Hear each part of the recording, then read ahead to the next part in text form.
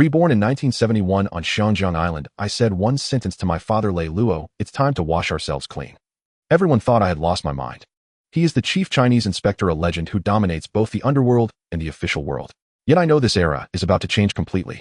So I make a decision that shakes the entire family to abandon the Grey Empire and step onto the path of legitimate capital. Mining the stock market, laying out real estate, building a film and television empire, waging financial wars.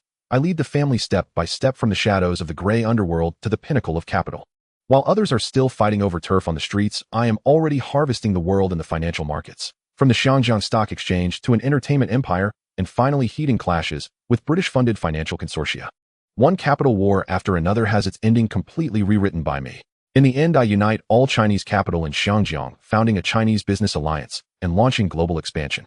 In this life, I will not be a fearsome overlord. I will be the one who sets the rules. February 16, 1971, Spring. New Year's Eve night.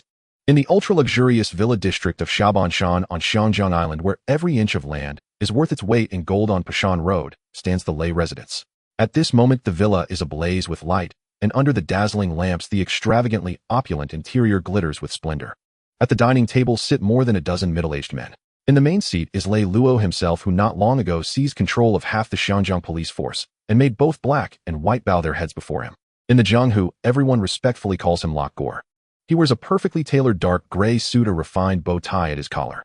His features are steady, and between his brows there is a natural aura of authority that needs no anger to inspire fear. A cigar rests between his fingers. With the slightest lift of his hand, the laughter and chatter around him unconsciously soften. Meanwhile, in the living room, someone says, "Tings, I look at your daddy. Quite impressive, isn't he?" Sitting beside Lei Shaoting, Zhu Yuzai Feng Jichuan points toward the dining room.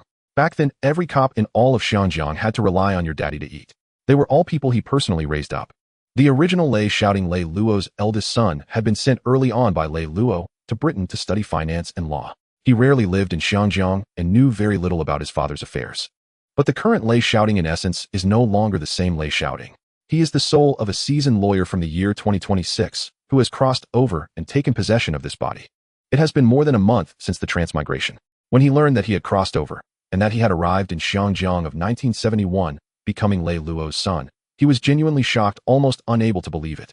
He spent a full 2 weeks confirming and accepting the fact of his transmigration, adjusting his mindset. Taking advantage of the new year, he rushed back to Xiangjiang. As a man from the future, he knows all too well what Lei Luo and the Lei family will face. Now that he has become one of the Lei clan, he naturally refuses to let history repeat itself. He intends to change the family and alter his father's fate.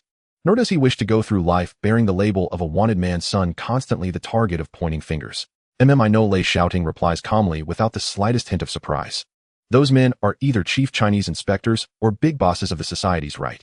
All of them are following my daddy to make a steady living, aren't they? At these words, the three men in the living room all turn to look at Lei Shaoting, their faces filled with shock and puzzlement.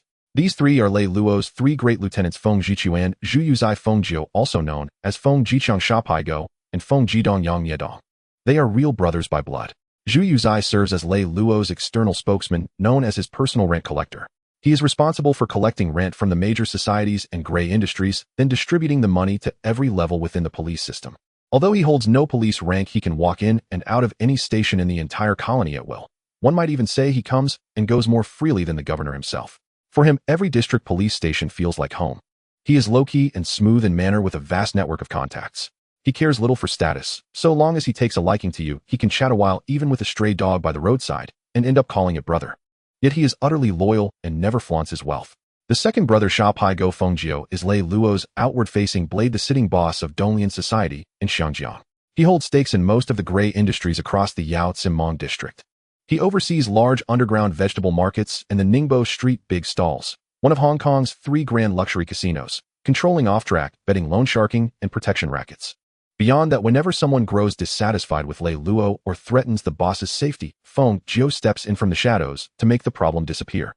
He is ruthless, domineering, socially adept, and ostentatious, yet just as unwaveringly loyal to Lei Luo. The youngest, Yang Miedong Feng Dong, is the big bookmaker behind the dog and horse races, managing underground soccer betting, dog tracks, horse racing, and small gambling stalls, while assisting his 2 elder brothers in bookkeeping and handling the underlings.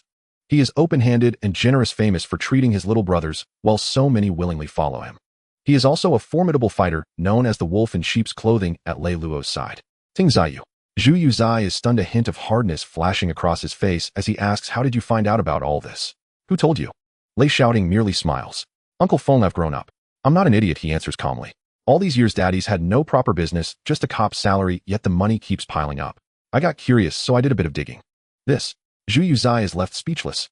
Lei Luo is strict in educating his children and has laid down rules whether abroad or in Xiangjiang his children must never do three things. They must not touch the underworld, must not join the police, and must never tell others that they are Lei Luo's children. He has also set many family rules: no mixing with street thugs, no drugs, no life of decadent luxury and debauchery. His aim is to shield his children, not wanting them to learn too early what kind of father they have, or to burden them with that weight. He wishes to lead them onto the righteous path, to prevent them from relying on his status to act with impunity, and even more so from retracing his steps into this circle of sin. That Lei Shaoting now knows everything is something the three Feng brothers never anticipated. Seems Ting Zai really has grown up, Zhu Yuzai says, patting Lei Shaoting's shoulder. Since you know it all, how do you feel about it? Zhu Yuzai probes tentatively. He wants to gauge Lei Shaoting's true thoughts, whether learning what kind of man his father is has affected him and in what way. He also needs to report back to Lei Luo in time so that the boss can be prepared to comfort and guide his son. Lei Shaoting does not answer him heeded. Instead, he points toward the dining room. Uncle Feng, why don't you tell me who each of them is? Zhu Yuzai glances toward the dining room and sighs as if making some inner decision. Then he begins to introduce them to Lei Shaoting. Lei Shaoting listens while watching the scene unfold. On the left side sit the upper echelons of the police force, chief Chinese inspectors, district heads, and even foreign superintendents, all present. Each is impeccably dressed, their expressions respectful, constantly rising to toast Lei Luo, their words full of flattery and dependence. Lei Shaoting cannot deny that he is deeply impressed by Lei Luo. These high-ranking figures who usually speak with unquestioned authority outside now display nothing but the deference of subordinates before a superior. After all, the entire corrupt framework and chain of interest within the Xiangjiang police have been constructed by Lei Luo alone. Within the Chinese ranks of the police system, he is the undisputed man who calls the shots. On the right side sit the dragonhead bosses of Xiangjiang's major gangs and the spokesman of the societies, the boss of Kowloon Walled City, an elder of Sun Yan, and the helmsman of the New Territories factions.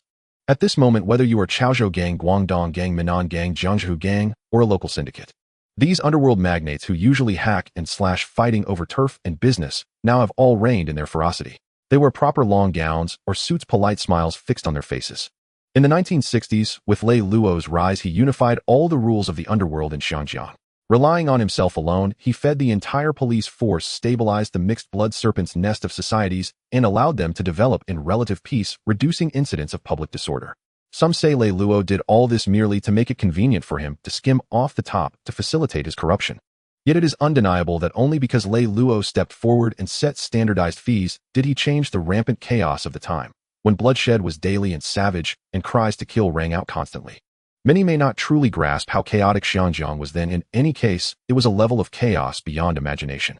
A classic line from Xiangjiang Triad films is no lie. In those days, Xiangjiang belonged to the British by day, to the societies by night, and to the cops in the dead of night. That is no exaggeration. Such was the situation then. The more Lei Shaoting learns about Lei Luo, the more he admires him. Whatever the reasons, in an era so chaotic, to bring black and white together and keep everything running with such order is no small feat. To be a man and achieve such success, status, power, and wealth all in his grasp, there is hardly any man who would not wish to become someone like him. It was a little after 10 at night. The guests who had come to their home had all taken their leave. Ever since Lei Luo had become the chief Chinese inspector, every New Year's Eve he would invite those closest to him over for a reunion dinner. Even now that he had stepped down and no longer held the post of chief Chinese inspector, he still, as always, invited that circle of intimate friends to gather and reunite. Just then Lei Shaoting's mother returned from outside with his younger brother and sister after they had had their fill of play, shouting, "Come help mommy carry these things." His mother held his little sister with one hand, while the other was weighed down with several large bags. There were 8 siblings in total. He was the eldest son, 23 this year. His mother, Kai Zhen, was the only daughter of Kai Yunchang, former chairman of the Chaozhou Chamber of Commerce, born into a distinguished family. Lei Luo's present status could not have been achieved without his father-in-law Kai Yunchang's early assistance, smoothing the way, giving him the opportunity to climb upward step by step. His second younger brother Lei Xiaohua was 20 this year, and likewise studying in Britain, but he had not returned. The rest of the siblings were almost all spaced 2 years apart. The youngest sister Lei Sini was only 6, having just entered primary school. She was the treasured pearl of the Lei family, though at home, even Lei Luo sometimes had to give way to her demands enough to show how dearly she was doted on. It was only natural. That generation favored the youngest, and all the more so when 7 sons had been born first, and only then a daughter, the baby of the family. How could she not be the one uniquely pampered? Lei Shaoting rose and walked over at an unhurried pace. Mommy, is there anything there for me? He asked with a broad smile as he took the bags from his mother. Big brother, these are all mine. He had barely spoken when little Lei Sinny pride opened their mother's hand, darted over, and shielded the goods as though defending a treasure. At her words, Lei Shaoting fondly ruffled her silky hair. Then, could Sinny give big brother a little something? Look, I've got nothing at all. Lei Sinny tilted her head, her round eyes blinking. After a moment of reluctant hesitation, she fished out a neatly wrapped milk candy from the bag and popped it into Lei Shaoting's mouth. For big brother. Mommy says this one is the sweetest, but I can't give you too many. With the candy on his tongue, warmth rippled through Lei Shaoting's eyes. He reached out to gently pinch her soft cheeks. Our Sinny loves big brother the most. At that moment, his other younger brothers wandered over, wanting to imitate Lei Shaoting and teasing their little sister, only to make the little princess cry, convinced her brothers were all coming to snatch her sweets.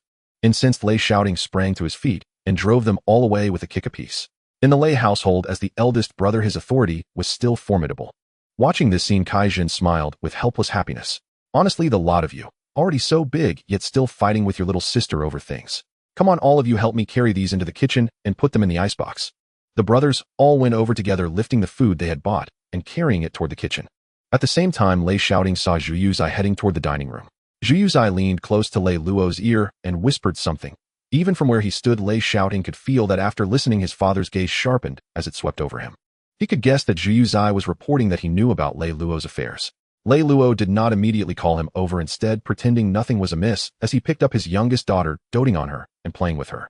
The little princess was soon laughing with delight. To be honest, this display from Lei Luo filled the other sons with envy, for none of them had ever received such indulgence from their father. After a round of playful interaction with his daughter, Lei Luo led Zhu Yuzai and his two brothers up to the study. This sort of thing no longer surprised Lei Shaoting. Ever since his father's rise, it had always been like this. He would often talk with Zhu Yuzai and the others late into the night.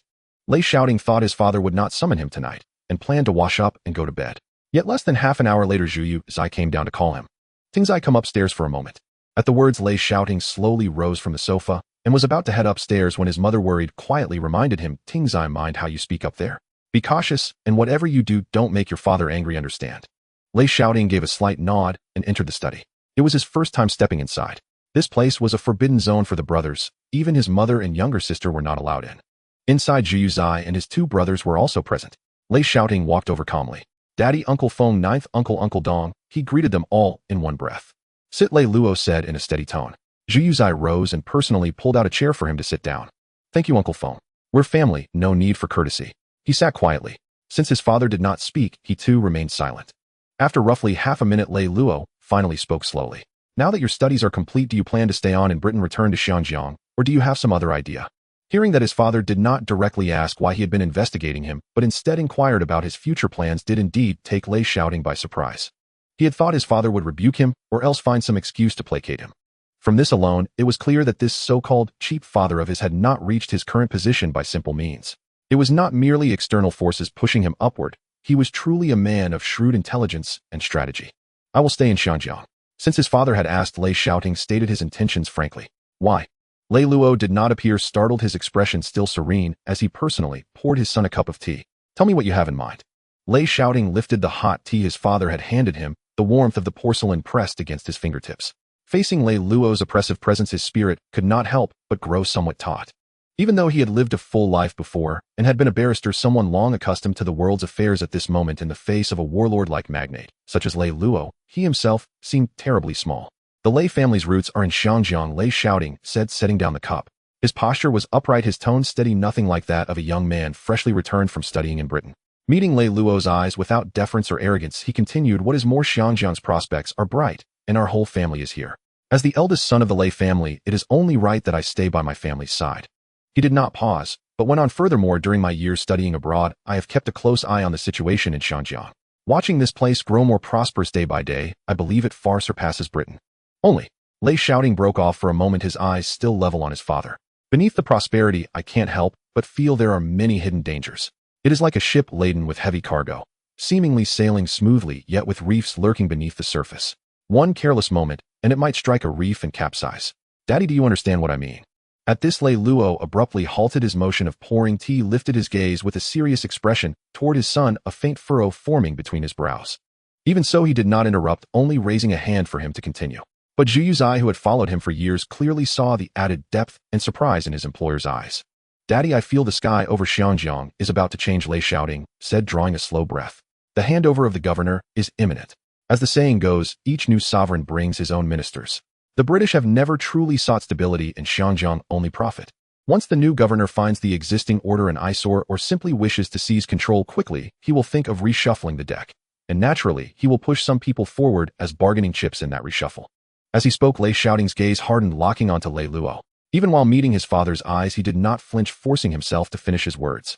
At his words, Zhu Yuzai's expression shifted, and he was just about to speak when Lei Luo stopped him with a single look. Lei Shaoting had already prepared himself to be harshly berated by his father, ready to be scolded as a brash youth who knew nothing and told he had no idea what he was talking about. Yet in order to warn his father to change the Lei family's fate and alter his father's future, he had no choice but to veil these words and speak them out. In that moment, however, he did not sense any anger from his father. Instead, a faint glimmer of gratification flashed in Lei Luo's eyes, leaving Lei Shaoting unexpectedly taken aback. In the study, with Lei Shaoting's words spoken, the room fell into a long silence. Although Lei Luo's expression remained calm, his hands were in constant motion, revealing his deep contemplation. Or rather, he was grappling with the meaning behind Lei Shaoting's earlier statement. "Did you come up with this yourself, or did someone teach you?" Lei Luo's tone remained flat, as if everything was under his control, without a hint of fluctuation. "Dad," Lei Shaoting spoke with determination, his voice steady. "I have a female classmate named Sylvia at Oxford. Her father is MacLehow, a Scottish nobleman serving as the ambassador to Denmark. During a graduation party, my classmate mentioned that she knows I am from Hong Kong, and let slip that she would soon meet me there, as her father would be reassigned to Hong Kong, and she would come to live there. Afterward, I delved deeper into the matter. Given his status and the imminent change of the Hong Kong governor, I believe the next governor is very likely to be him." At this moment, Lei Luo's expression finally changed, and even his brows furrowed. Without waiting for them to speak, Lei Shaoting stood up and said, "Wait for me a moment." He dashed quickly to his room. "Boss Tingzi." Zhu Yuzi wanted to say something, but Lei Luo raised his hand again, stopping him. Tingzi seems to have grown up. Lei Luo no longer bore the imposing demeanor from earlier, instead showing a kind and amiable expression.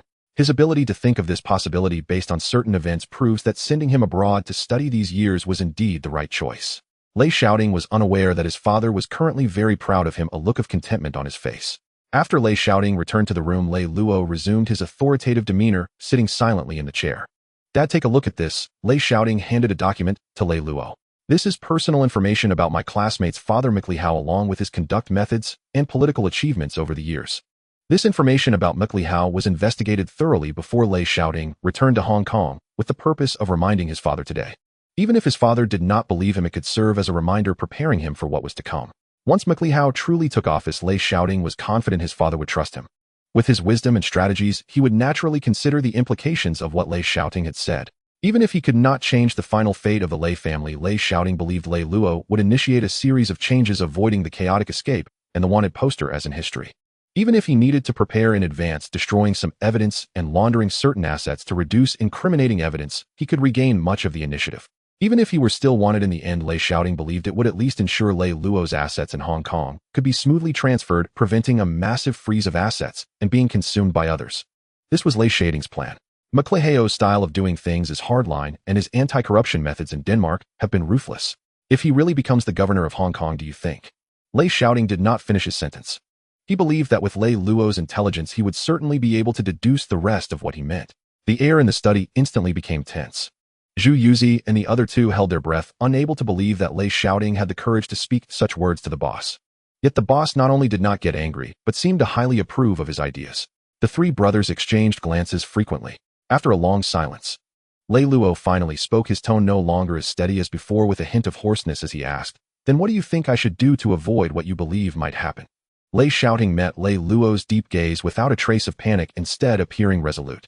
Pointing to the page in the document detailing MacLeho's anti-corruption achievements, Lei Shaoting spoke with certainty and calmness. "Dad, if the new governor is truly MacLeho, you must understand that sacrifices are necessary to preserve the greater good and avoid upheaval. You have cultivated your relationships in Hong Kong for decades, building a network of connections in both the underworld and the police, all of which you established yourself. These will become the first targets to be eliminated. What I mean by understanding sacrifices is to cut off any relationships that need to be severed and cease all interactions. Erase all evidence that can be erased. Any incriminating evidence must be destroyed, leaving no handles for the next person to grasp. Assets should be laundered as quickly as possible, ensuring none flows through your personal accounts, whether through sales transfers or setting up overseas companies for relocation.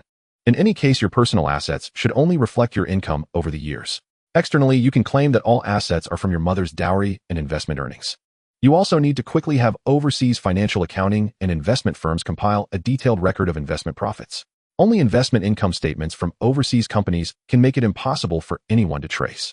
Establishing a good public image requires participating in charity activities such as donating goods to help society, providing assistance to those in need, and engaging with the media to let the public know about your good deeds, thus changing your reputation.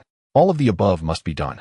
This speech by Lei Shaoting was clear and logical, each step precisely addressing the crisis, every plan focusing on the future of the Lei family completely beyond what an ordinary young person could conceive. Astonishing Lei Luo. The look in Lei Luo's eyes shifted from earlier appreciation to confusion.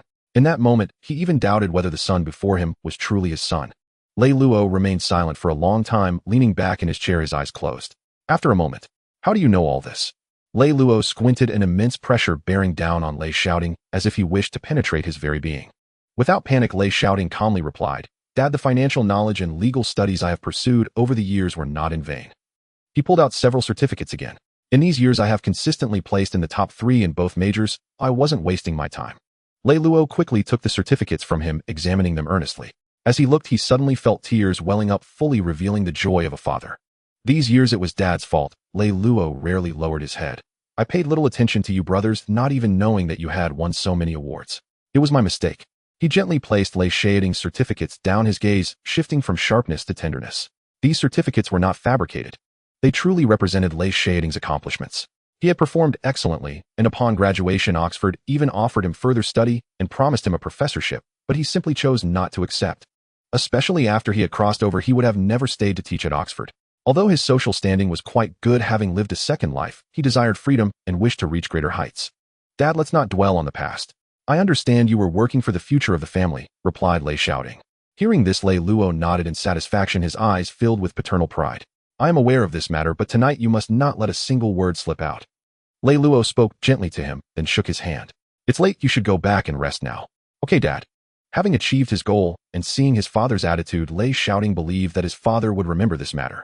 Even if he would not act immediately, he trusted that with his father's personality, he would prepare accordingly. Therefore, he left quite decisively. After he left, "What do you think?" Lei Luo looked at Zhu Yuzi and the others and asked, "What are your thoughts on what Tingzi said?" After exchanging glances, Zhu Yuzi stood up to respond. After all, among the 3 of them, Zhu Yuzi was the quickest thinker. The other 2 were more suited for brawling than cerebral tasks. "Boss, this is a significant matter. I think we should investigate first." Zhu Yuzi took a deep breath and continued, "If it is indeed as Tingzi said, we must execute it, as he just mentioned." Upon hearing this, Lei Luo nodded.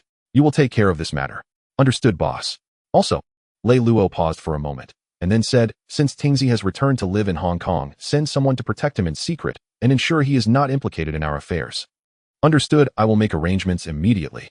After speaking, Lei Luo waved his hand again, and Zhu Yuzi and the others left the study. However, after the 3 left, Lei Luo's eyes gleamed sharply again, and his expression held a hint of vigilance. Could it truly be as Tingzi said? Will Hong Kong really change? Will I truly become a target for upheaval? Lei Luo asked himself 3 questions in succession. The next morning, Lei Shaoting woke up with dark circles under his eyes. Not only did his father Lei Luo not sleep all night, but he didn't either, as he had spent the entire night contemplating various issues. Since he had decided to stay in Xinjiang for development, he must also pave the way for his future. Even if one day his father and the Lei family could not escape being wanted by the British Hong Kong government, he needed to leave a way out for himself to develop steadily. Besides this, in 1971, Xinjiang was truly a land of gold. The establishment of the Chinese-funded stock exchange was recent, coinciding with a bull market in Xinjiang, and numerous Chinese-funded companies would be listed during this period.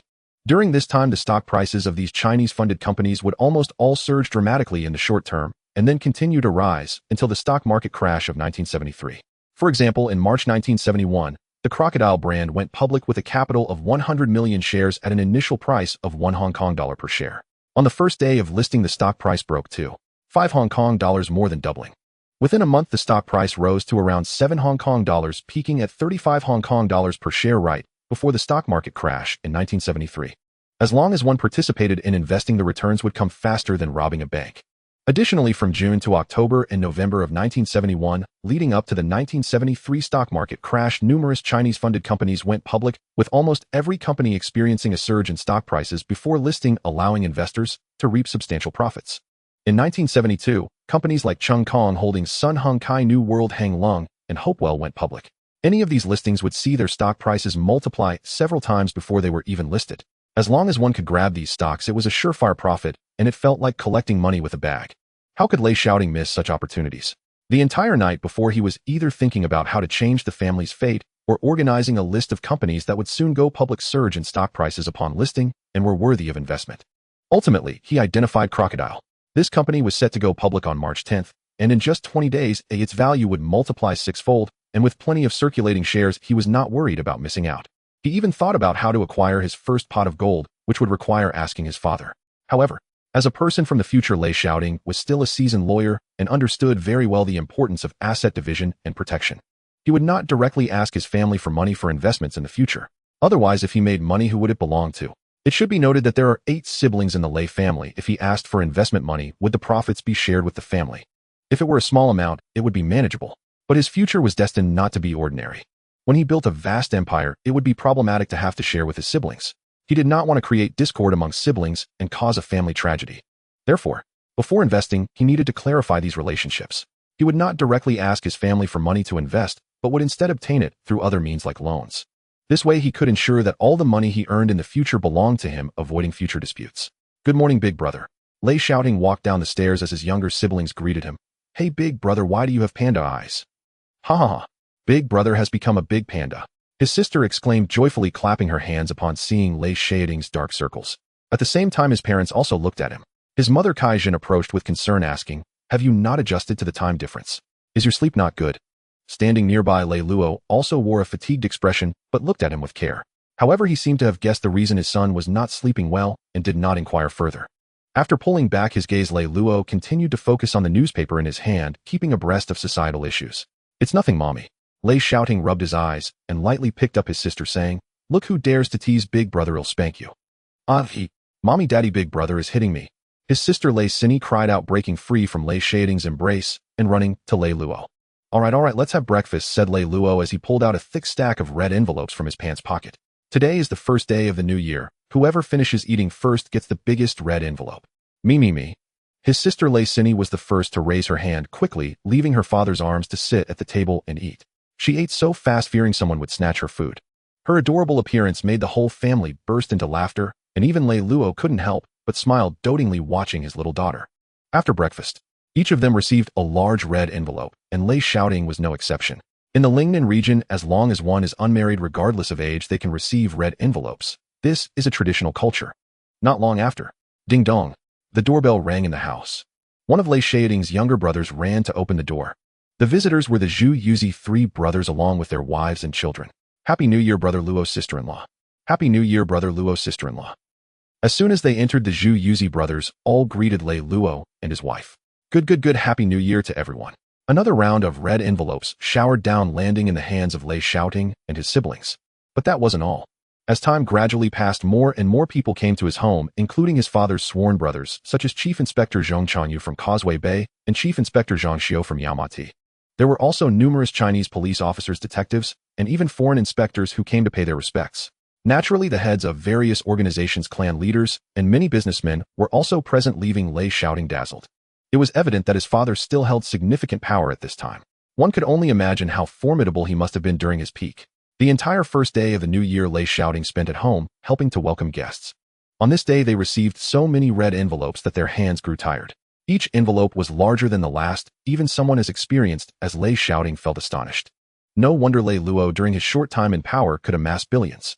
Sometimes it truly was understandable. Sitting in this position, countless people would come vying to give him money, and refusing would be impossible. So how could his assets not accumulate? On the second day of the new year, his siblings followed their parents to visit their grandfather's home in Kowloon, Hong Kong, to pay their respects. They collected a considerable number of red envelopes again. Although his grandfather had no sons, only his mother as the sole daughter, his grandfather's elder brother and younger brother lived together with him to help manage the company. Lei Shaoting was quite unfamiliar with his grandfather, having lived overseas for many years, sometimes not seeing him for years at a time, especially since he was no longer the original host. There was even less talk of familial affection. Shouting you are staying in Xinjiang after completing your studies, right? His grandfather Kai Yunchang suddenly asked him in the living room. Lei Shaoting nodded. Yes, Grandpa, I have completed my studies and will stay in Xinjiang. After the new year, I will look for a job. Oh, what do you plan to do? Kai Yunchang's eyes sparkled with interest. How about coming to work at my company and laying a solid foundation? In the future, my assets will also have a share for you. Hearing this, Lei Shaoting was indeed tempted. However, he still shook his head. He had said it before, the Lei family had many siblings and he remembered the direction of his development for the next few decades, so he was not worried about lacking a path. Thus, he had no need to cling to the family business to fight for inheritance. He wanted to create a business myth of his own and stand at the top. Thank you, Grandpa. I have my own plans, Lei Shaoting politely declined. For now, I want to rely on my field of study to gain some experience before considering this matter further. Upon hearing this, Kai Yunchang nodded in approval. He did not pursue the topic further, and the family happily chatted, cherishing this moment of reunion. In the blink of an eye, it was early March. After the new year, the bustling excitement of Xinjiang had faded, returning to a state of calm. During this new year, the citizens had already spent what they needed to, and those who had to return to work were back at their posts, toiling away for their daily bread and sustenance. As March arrived, the temperature in Xinjiang gradually warmed, and the gentle spring light bathed the entire city. Around 10 in the morning, Lei Shaoting asked his family driver to take him to the Far East Exchange. Agwe, go find a clerk for me. I have some questions to ask him. Sure, young master. Agwe was the family driver and bodyguard who had always followed his father. Now that his father had retired and rarely went out, he was assigned to accompany Lei Shaoting. After Agwe left, Lei Shaoting curiously looked around. It was his first time experiencing the bustling trading floor in person. In his previous life, he had dabbled in stocks, but that was all done with a computer. He had never seen live trading. The exchange officially opened in 1969, founded by Li Fuzhou, He Tian Lin Bingyan, and several other Chinese business tycoons. From the moment the Far East Exchange opened, it quickly became the most vibrant and bustling trading venue in Hong Kong, solving the problems faced by Chinese businesses in listing. The establishment of the Far East Exchange effectively paved a golden path for Chinese businessmen in Xinjiang to reach higher stages. It was also from 1969 that Xinjiang's financial industry officially entered its peak, ushering in an era of fervor where everyone talked about stocks and riches were everywhere. Thus began a super bull market in the Xinjiang stock market that lasted for 3 years, whose intensity was unprecedented in history. In 1970, the stock market surged uncontrollably and investors were smiling from ear to ear. In 1971, those who earned significantly even filled burlap sacks with their profits. By 1972, classic phrases such as abalone makes fishballs Tianzhou wings for dipping and big bulls lighting up became legendary, illustrating the wealth generated by the stock market. It can be said that since the establishment of the Far East Exchange, the Xinjiang stock market experienced unprecedented prosperity. Of course, where there is benefit, there are drawbacks. At that time, Xinjiang's infrastructure, commerce, finance, trade, and industry were still in their infancy. The sudden influx of large amounts of capital could not be supported by the real economy, and under various pressures, a massive stock market bubble quietly formed. Additionally, the newly founded Far East Exchange was eager to achieve results and attract companies to list, intending to surpass the old British trading houses, which led to a loosening of standards akin to a no-class distinction policy. As long as the paperwork was complete, a company could be listed. Whether a company had real industry support, whether its revenue met standards, or whether its size was adequate were not considered issues at that time. If a company wanted to go public, everything was negotiable. Because of this, over the years, many shell companies and fraudulent institutions flooded into the Far East Exchange, with some companies having nothing but a business license, lacking real industry, and being listed solely based on a concept. This chaos indicated just how many bad companies lurked in the stock market.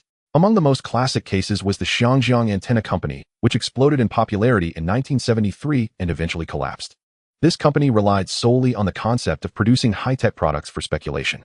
At that time, when information was scarce and technology was just starting, the public blindly revered the term high-tech. Under the joint efforts of the media and speculators, antenna stocks quickly became coveted. Even before the company had officially started production, and with no physical factory fully established, it was still wildly pursued by the public, becoming increasingly mythical, completely riding the wave of hype. Once the stocks were listed, the initial price was only $1 Hong Kong per share, but it was immediately snapped up, multiplying several times on the first day with astonishing turnover. In less than half a month, the stock price skyrocketed to over $35 Hong Kong per share, still with demand exceeding supply, making it incredibly hard to acquire.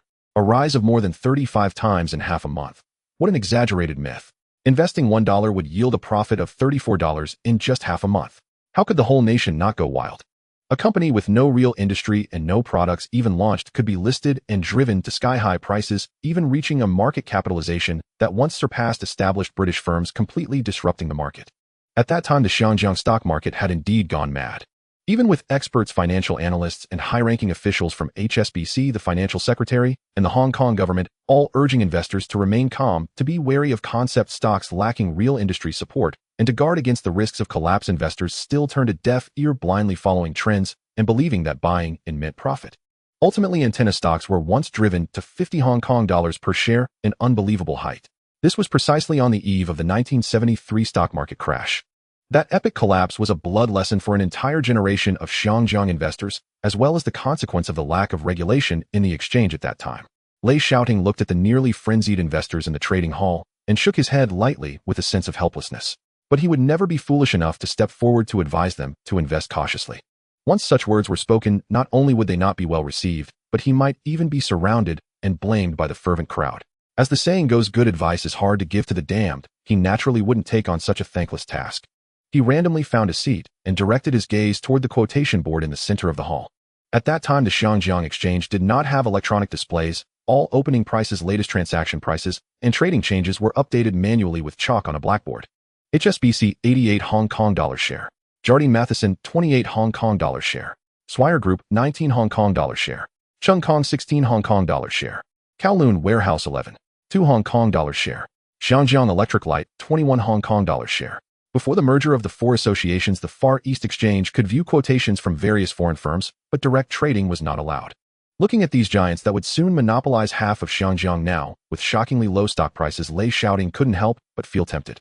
If he had ample funds at hand, he could buy in large quantities at this moment.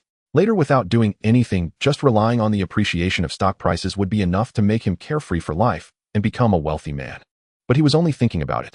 If he truly had such thoughts of lounging about in comfort, he might as well go home and wait to inherit his family estate or manage the properties under his grandfather's name. Wouldn't that be much easier? Young master. At that moment, Ah Gui returned, followed by a middle-aged man with a round belly and slick-back hair. This is Manager Mo from Merrill Lynch Securities.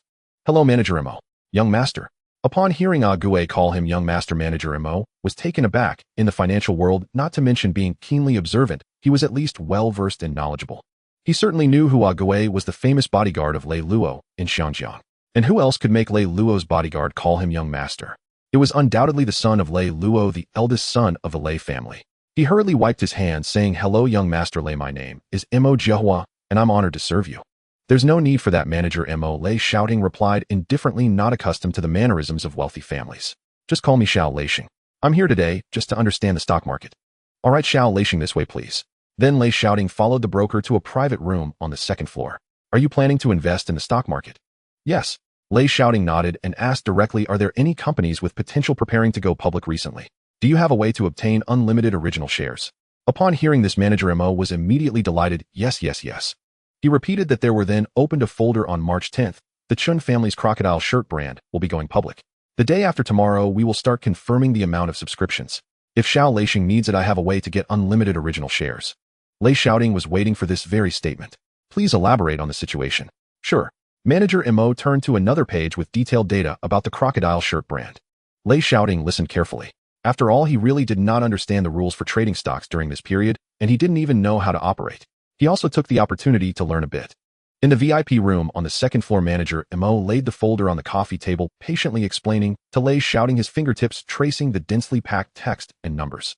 Wherever Lei Shaoting had any doubts, he would delve deeper to clarify and explain. "Young Lei, please take a look."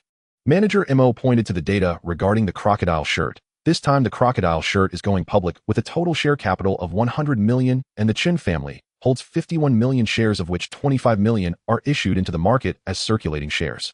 The remaining 24 million shares include 10 million shares held by various minor shareholders and company executives, which are time-restricted and cannot be traded within a year. Even if one wishes to trade, they must inquire within the Chun family if someone has the priority to purchase, and only after obtaining consent can they sell.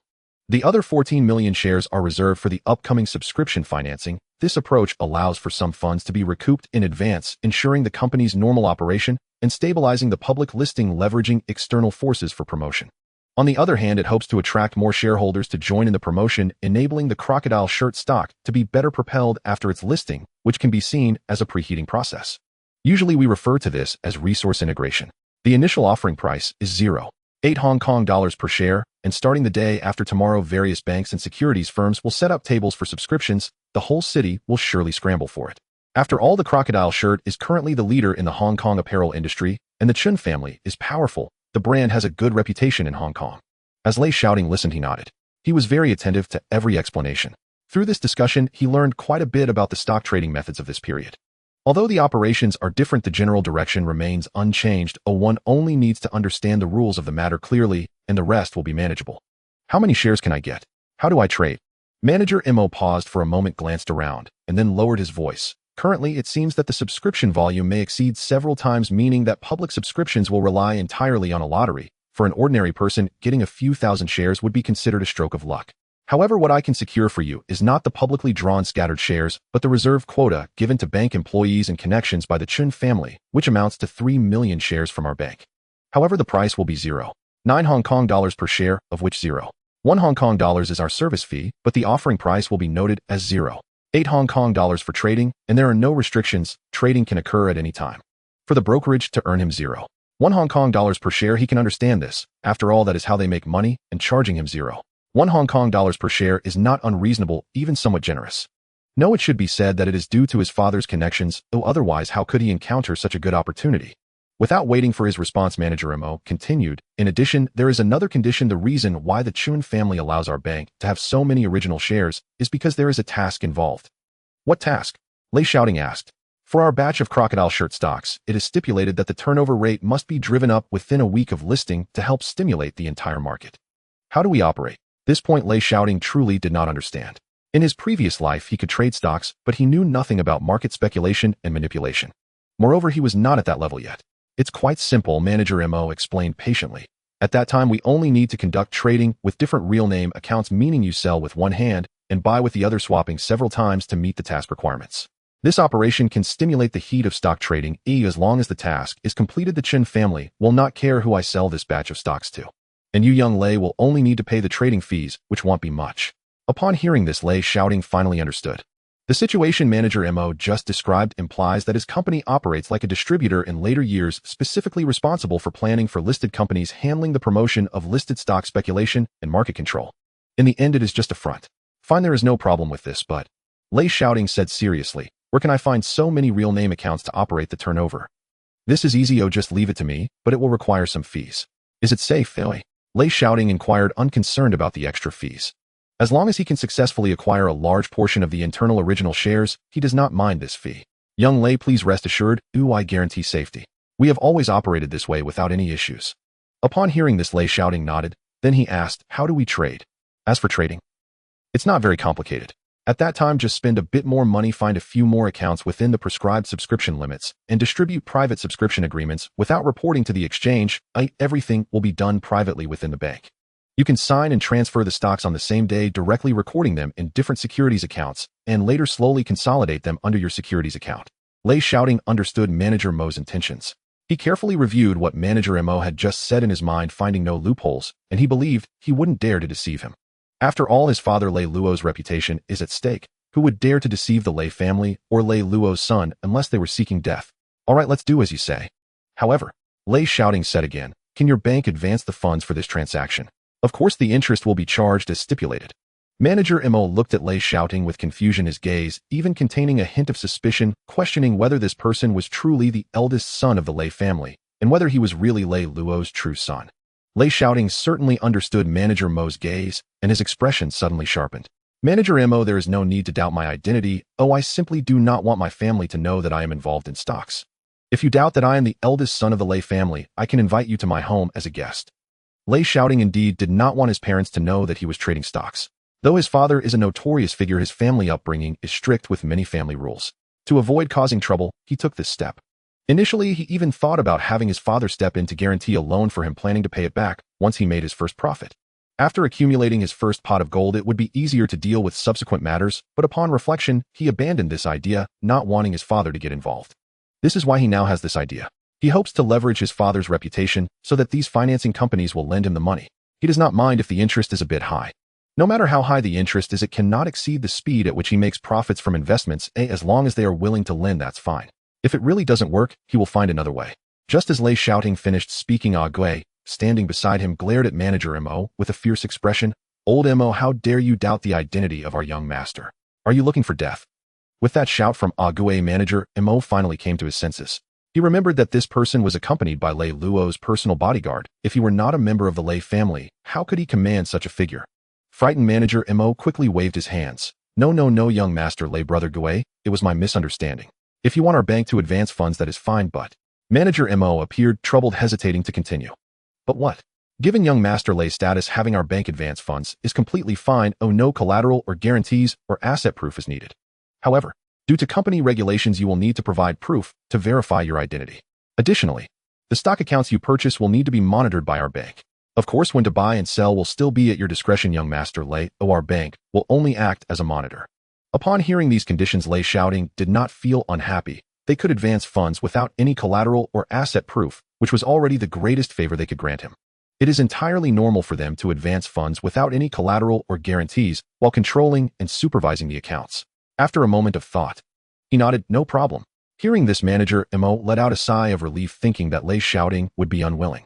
He had already pushed as far as he could within his maximum authority. If Lei Shaoting was still unwilling, he would not know what to do. Facing someone of Lei family status, he truly could not afford to offend. During Lei Shaoting's contemplation, he was already extremely anxious. All right, when the Shao family starts the subscription the day after tomorrow, I will immediately take care of it. Fine, let's continue discussing it in detail. Lei Shaoting and manager Mo then engaged in an in-depth discussion as he needed to understand the entire operational process. They chatted for over half an hour. Then let's confirm these 3 million shares, Lei Shaoting decisively stated after understanding the entire process. He calculated in his heart, acquiring 3 million shares at a price of 0.9 Hong Kong dollars per share would amount to 2.7 million Hong Kong dollars. He was quite satisfied with obtaining this many shares and hoped to seize a few million more through the secondary market at the lowest possible price. In his plan, holding 5 million shares would be sufficient. After half a month, he could earn 6 Hong Kong dollars per share, then sell them off easily, making a profit of 30 million Hong Kong dollars. Manager Mo, noticing Lei Shaoting's silence, assumed he was dissatisfied with the amount of stock, and his heart sank. He quickly added, does Xiao Lei feel that 3 million shares are too few? Hearing this, Lei Shaoting's eyes lit up. Oh, do you have a channel to acquire more shares? Manager Mo gritted his teeth and nodded slightly, appearing troubled. I can only secure this amount. But if Xiao Lei wants more original shares of Crocodile Shirt, I know a brokerage that has quotas available. Which brokerage? Hang Seng Securities. Hang Seng. Yes, Hang Seng has a close relationship with the Chen family, so they can obtain more quotas than my firm, at least 5 million shares. Upon hearing about the 5 million shares, Lei Shaoting felt a surge of excitement. It would be unrealistic to not want them. If he could also acquire the 5 million shares from Hang Seng Securities, he could then buy an additional 2 million shares in the secondary market, totaling 10 million shares. He could sell them at the peak and make 60 million on the flip side. Just thinking about it made him very excited.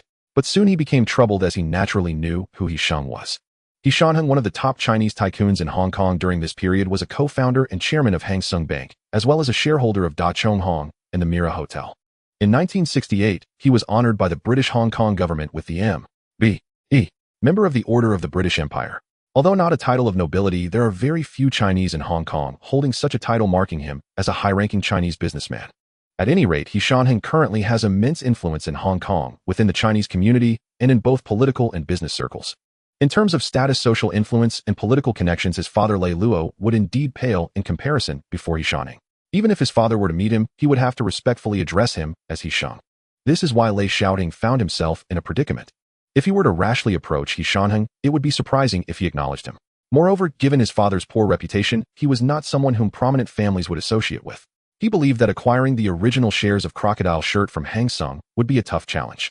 Even if He Sheng were willing to give him the original shares of Crocodile Shirt held by Hang Seng, he currently did not have enough money to make the transaction. It was impossible to operate like manager Mo. He Sheng would hardly even consider him. Sigh. Lei Shaoting sighed softly. Xiao Lei, is something wrong? Manager Mo, Lei Shaoting adjusted his mindset and spoke softly. It seems quite difficult to obtain the quota of original shares from He Sheng, doesn't it? Manager Mo breathed a sigh of relief upon hearing this, thinking it was nothing serious.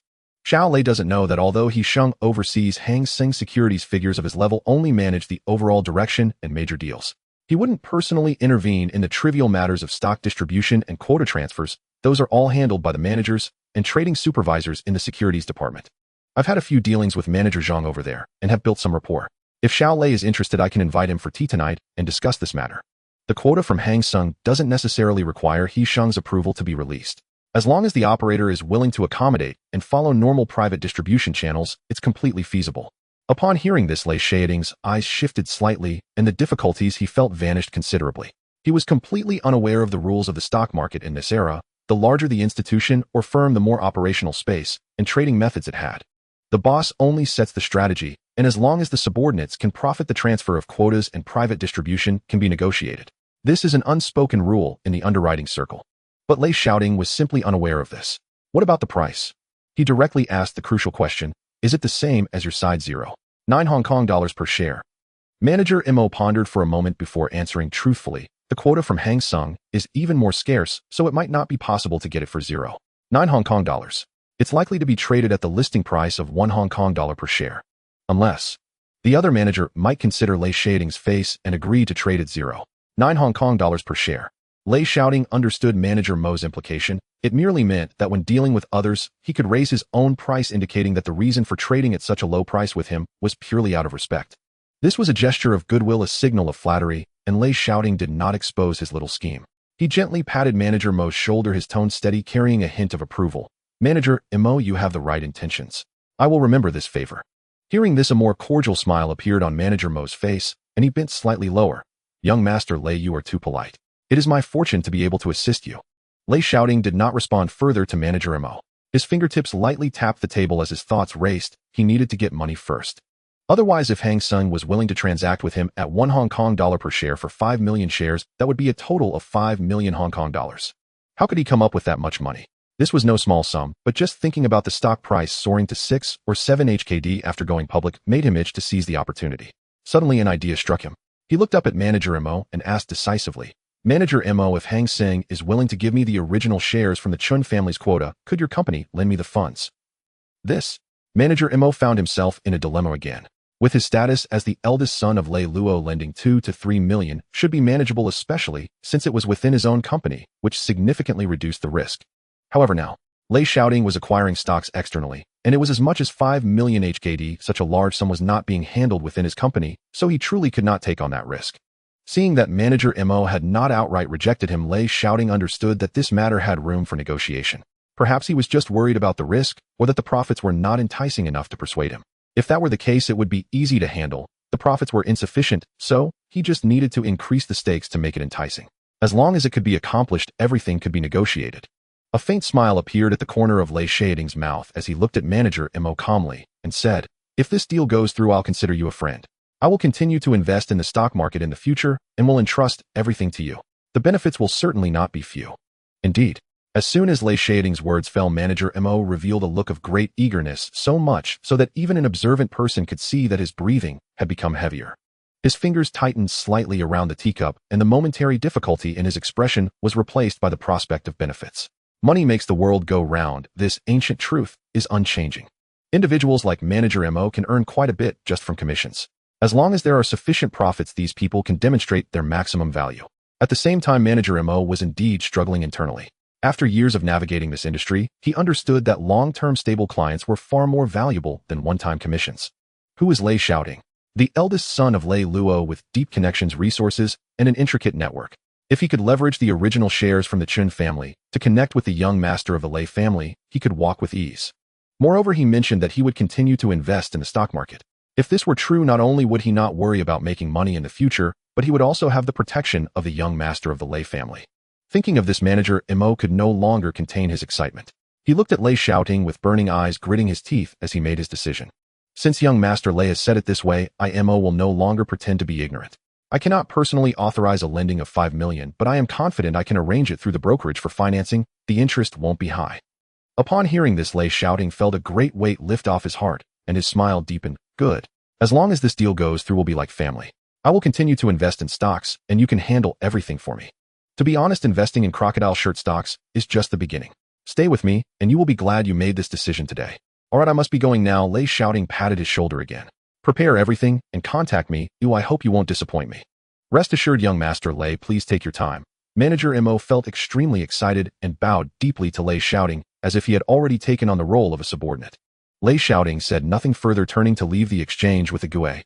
Meanwhile, in the study of Lei Luo, the room was shrouded in smoke with a multitude of documents and several all-English newspapers spread across the table. Boss, Zhu Yuze said respectfully, there are rumors outside that the director of the governance office will take over as the next governor of Hong Kong, but there is absolutely no word or gossip about Sir MacLehose from either the public or within the British Hong Kong government. Perhaps there was a misunderstanding in the court. He paused before continuing, or maybe Tingzai just wants your attention too much, which is why. Zhu Yuze did not finish his sentence. Lei Luo showed no reaction, continuing to examine the English newspaper in his hand with great scrutiny. Since hearing his son Lei Shaoting's words on New Year's Eve, Lei Luo had sent Zhu Yuze to investigate this matter and confirm the truth. He was always very cautious in his actions. He would rather work hard for nothing than fail to prepare for anything, and deep down, he believed his son's words and agreed with his son's analysis. If this possibility were true, it would greatly impact him, and he had to handle it with care. Seeing that the boss had not spoken, Zhu Yuze remained silent, patiently waiting for his orders. A few minutes later, Lei Luo slowly set down the newspaper in his hand and said in a hoarse voice, continue investigating and try to get in touch with higher-ups in the British Hong Kong government. He flicked his cigar and said firmly, I trust Tingzai's intuition, and if this matter is true, it will have a huge impact on us. We absolutely cannot be careless. Upon hearing this, Zhu Yuze nodded repeatedly. Okay, I will go investigate immediately. Wait. Just as Zhu Yuze was about to leave, Lei Luo called him back. Tingzai has been going out every day, coming home late. What has he been doing? This. Zhu Yuze shook his head. I sent a Gue to follow him. I haven't been paying attention. All right, you go ahead with your work. After Zhu Yuze left, Lei Luo began to sift through the pile of materials that Zhu Yuze had investigated. After leaving the Eastern Trading Company, Lei Shaoting did not return home. He walked out onto Central Street, wandering around, savoring the flavor of Hong Kong in that era. Standing on Central Street, the crowd bustled about, busy and vibrant. However, in 1971, there was only one skyscraper in Central, the HSBC headquarters, which was an old stone building 70 meters tall with 13 floors. The future Jardine Matheson headquarters Kowloon building was still just a blueprint and construction site, not yet realized. The Chung Kong Center was still in its infancy. The Bank of China building was also an old building, only 16 floors and 76 meters tall, lacking the imposing presence of the new buildings that would come later. However, the Mandarin Oriental Hotel remained unchanged, considered a landmark building at that time in Hong Kong, standing at 91 meters and consisting of 25 floors, quite luxurious. The only building in Hong Kong that surpassed 100 meters was the newly completed Pearl River building in Causeway Bay, standing at 109 meters with 34 floors. At that time, Hong Kong was not yet regarded as an international metropolis, nor was it one of the four Asian tigers. He stepped out by the sea, gazing across Victoria Harbour to the opposite shore, where the Kowloon coastline was still far from the density that would later evoke a sense of claustrophobia. The sea breeze carried a faint salty moisture, and Lei Shaoting stood by the shore, hands clasped behind his back, looking at Central and the still somewhat sparse Kowloon coastline, a smile unconsciously creeping across his lips. It was a time of true golden opportunities, yet also fraught with undercurrents. The laws were lenient, regulation was lacking, the stock market was frenzied, finance was thriving, the property market was just beginning, land was scarce, while the population was dense, and both the underworld and the legitimate world flourished together. As long as one could catch the rhythm and ride the wave of development, in just a few short years one could transform from an unknown nobody into a billionaire tycoon. Lei Shaoting stared blankly at the sea, but in his heart, he was actually calculating. The Chun family's crocodile shirt company was about to go public, as long as he could smoothly acquire 10 million shares of the original stock, which had no expiration date and could be traded at any time. Then he could just wait for the stock price to soar and sell to cash out, securing his initial capital. The road ahead would then be much easier. Such a great opportunity is destined to enable him to achieve a remarkable career and create a commercial legend. With money, he can begin to lay his plans. Taking advantage of the real estate market not having completely skyrocketed, he quietly acquired several plots of land in Central Causeway Bay and Tsim Sha Tsui and purchased some potential companies that could develop in the long term, laying a solid foundation. As for his father Lei Luo, Lei Shaoting no longer pressed the issue, for he had already given the warning that if he could not change his fate, he would have to carve out his own path. Lei Shaoting let out a soft whistle. He felt particularly cheerful, though at this moment, he even sensed that crossing over to this era might not be a bad thing, but rather a blessing. This gives him the chance to step into the elite ranks. Let's go, Gue. Sure, young master. After getting in the car, Lei Shaoting headed straight home, as he had no friends in Hong Kong, and he wasn't in the mood for shopping. He had just returned home. Tingzi, come up for a moment. It seemed his father Lei Luo was waiting for him. As soon as he entered the door, he was called. Entering the study, he asked, Dad, what's the matter? Lei Shaoting thought his father had found out about his visit to the stock exchange, and he felt a bit panicked after all the person opposite him was Lei Luo. What have you been doing these days? Didn't you plan to find something to do after the new year? Hearing this, it was not about his visit to the stock market, and Lei Shaoting felt much more at ease. Well, I've been observing the market outside these days, trying to understand the current business situation in Hong Kong. Indeed, he had spent many days outside with the aim of grasping the current situation in Hong Kong, only visiting the stock exchange today. Understanding the business situation. Are you planning to venture into commerce? Didn't you want to pursue a career in academia? How come you're thinking about going into business? Lei Luo asked him several questions in succession, his expression resembling that of a father genuinely inquiring about his son's recent life, yet it also felt like he was testing him. Nevertheless, Lei Shaoting found it hard to decipher his father. Before he could respond, Lei Luo continued, "If you plan to engage in business, why didn't you accept your grandfather's invitation the other day?" Lei Shaoting smiled lightly. "Dad, after all, my grandfather's company belongs to him." His tone was very resolute. "I want to venture out on my own first. Even if I fail in the future, it will be experience accumulated. Since you have your own ideas, I don't want to interfere too much. If you need startup funds, I can support you." "All right, I need someone who can open their mouth for me." Lei Shaoting did not refuse. He also didn't want to close off his options. If he turned down the offer, now manager Mo might not be able to handle it. At that time, he would have to ask his father for help. So he didn't want to risk losing face. For now, he agreed, and whether he would ask his father for money later would be determined then.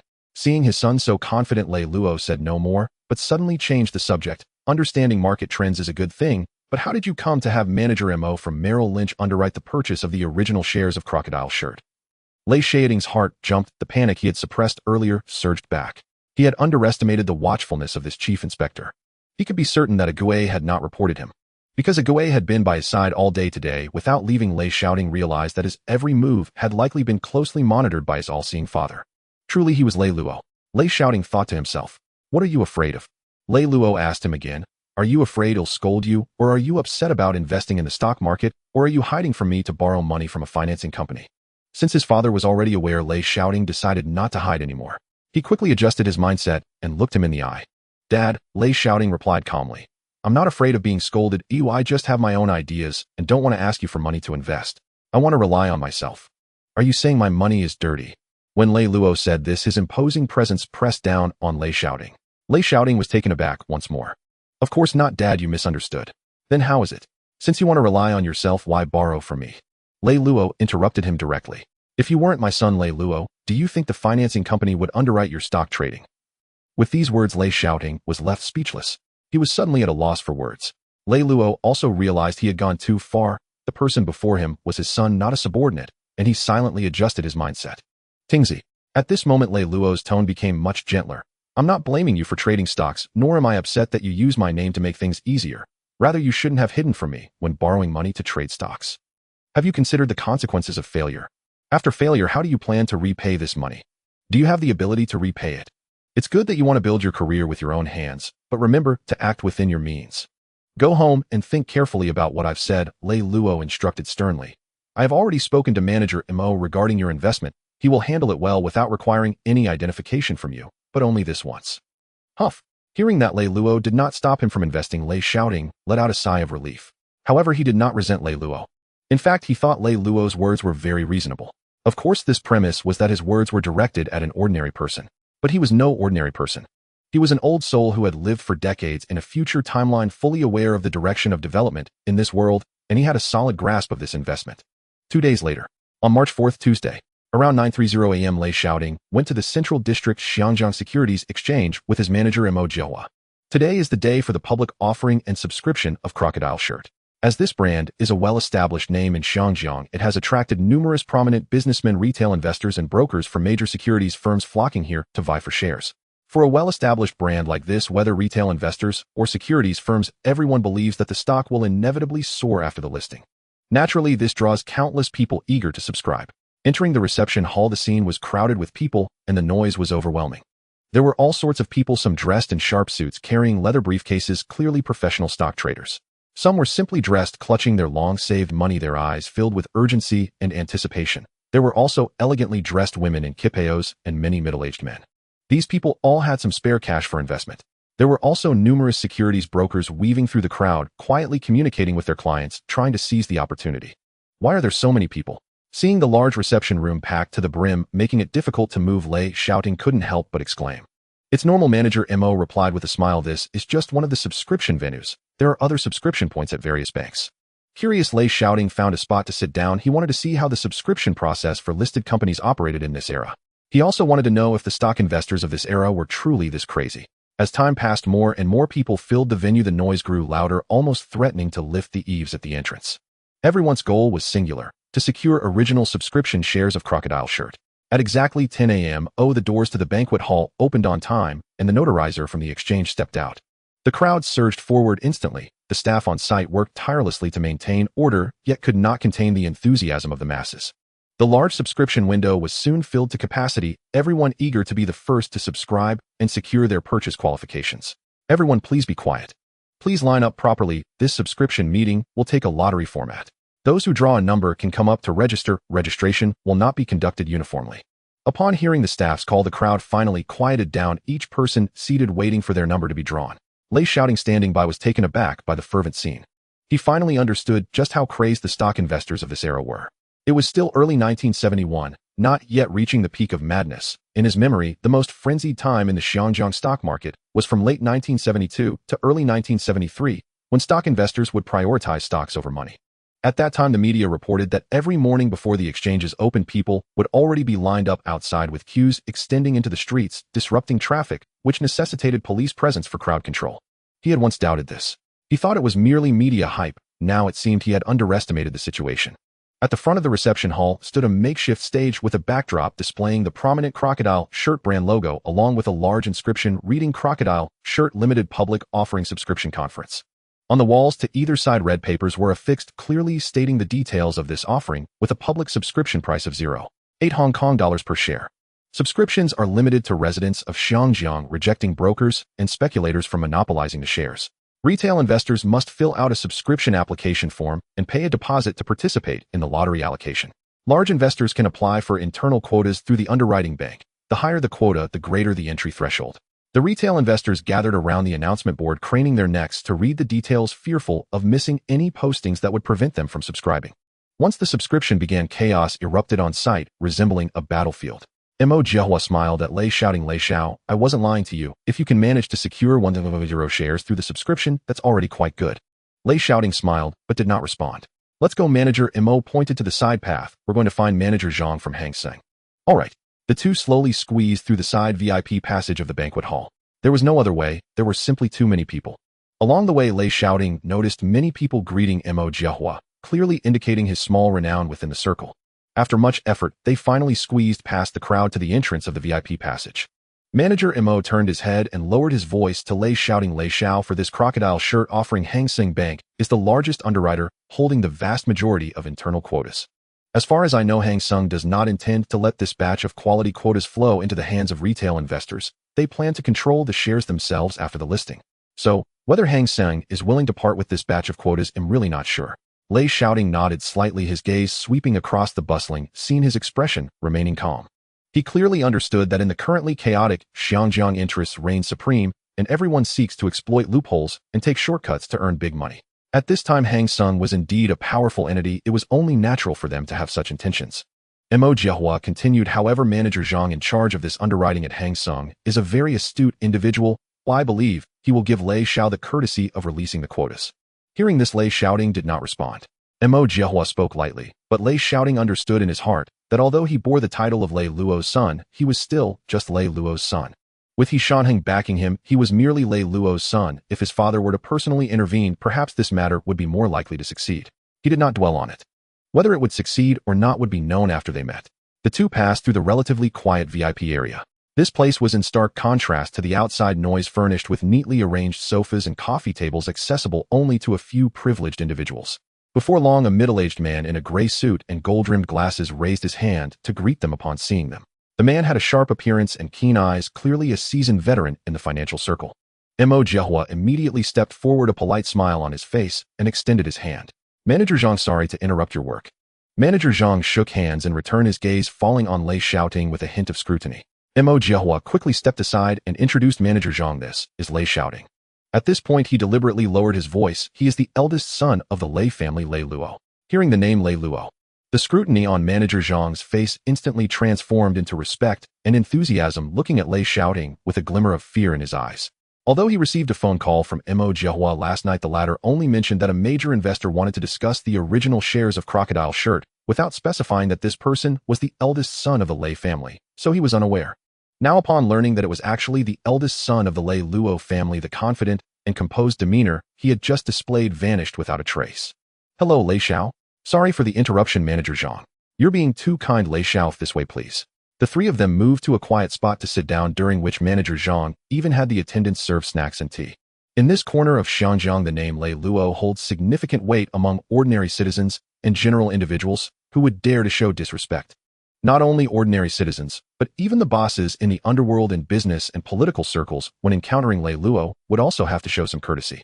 His title as the chief inspector is no exaggeration, although his official rank is not high. His immense power allows him to command great influence. Manager Zhang, having deep roots in the central district financial circle for many years, naturally understands the power and status of the Lei family. At this moment, Manager Zhang faced Lei Shaoting with great caution, fearing that he might offend him and thus provoke Lei Luo's anger. After exchanging some pleasantries, Manager Mo immediately understood and got straight to the point. Manager Zhang, young Master Lei is here today to discuss the allocation of original shares of the crocodile shirt held by Hengxing. Manager Zhang, just about to take a sip from his teacup, quickly put it down and waved his hand with a smile. Manager Mo is joking. If young Master Lei is interested in the stock of crocodile shirt, I will naturally make arrangements. Manager Zhang agreed without hesitation, but inside, he was bleeding profusely.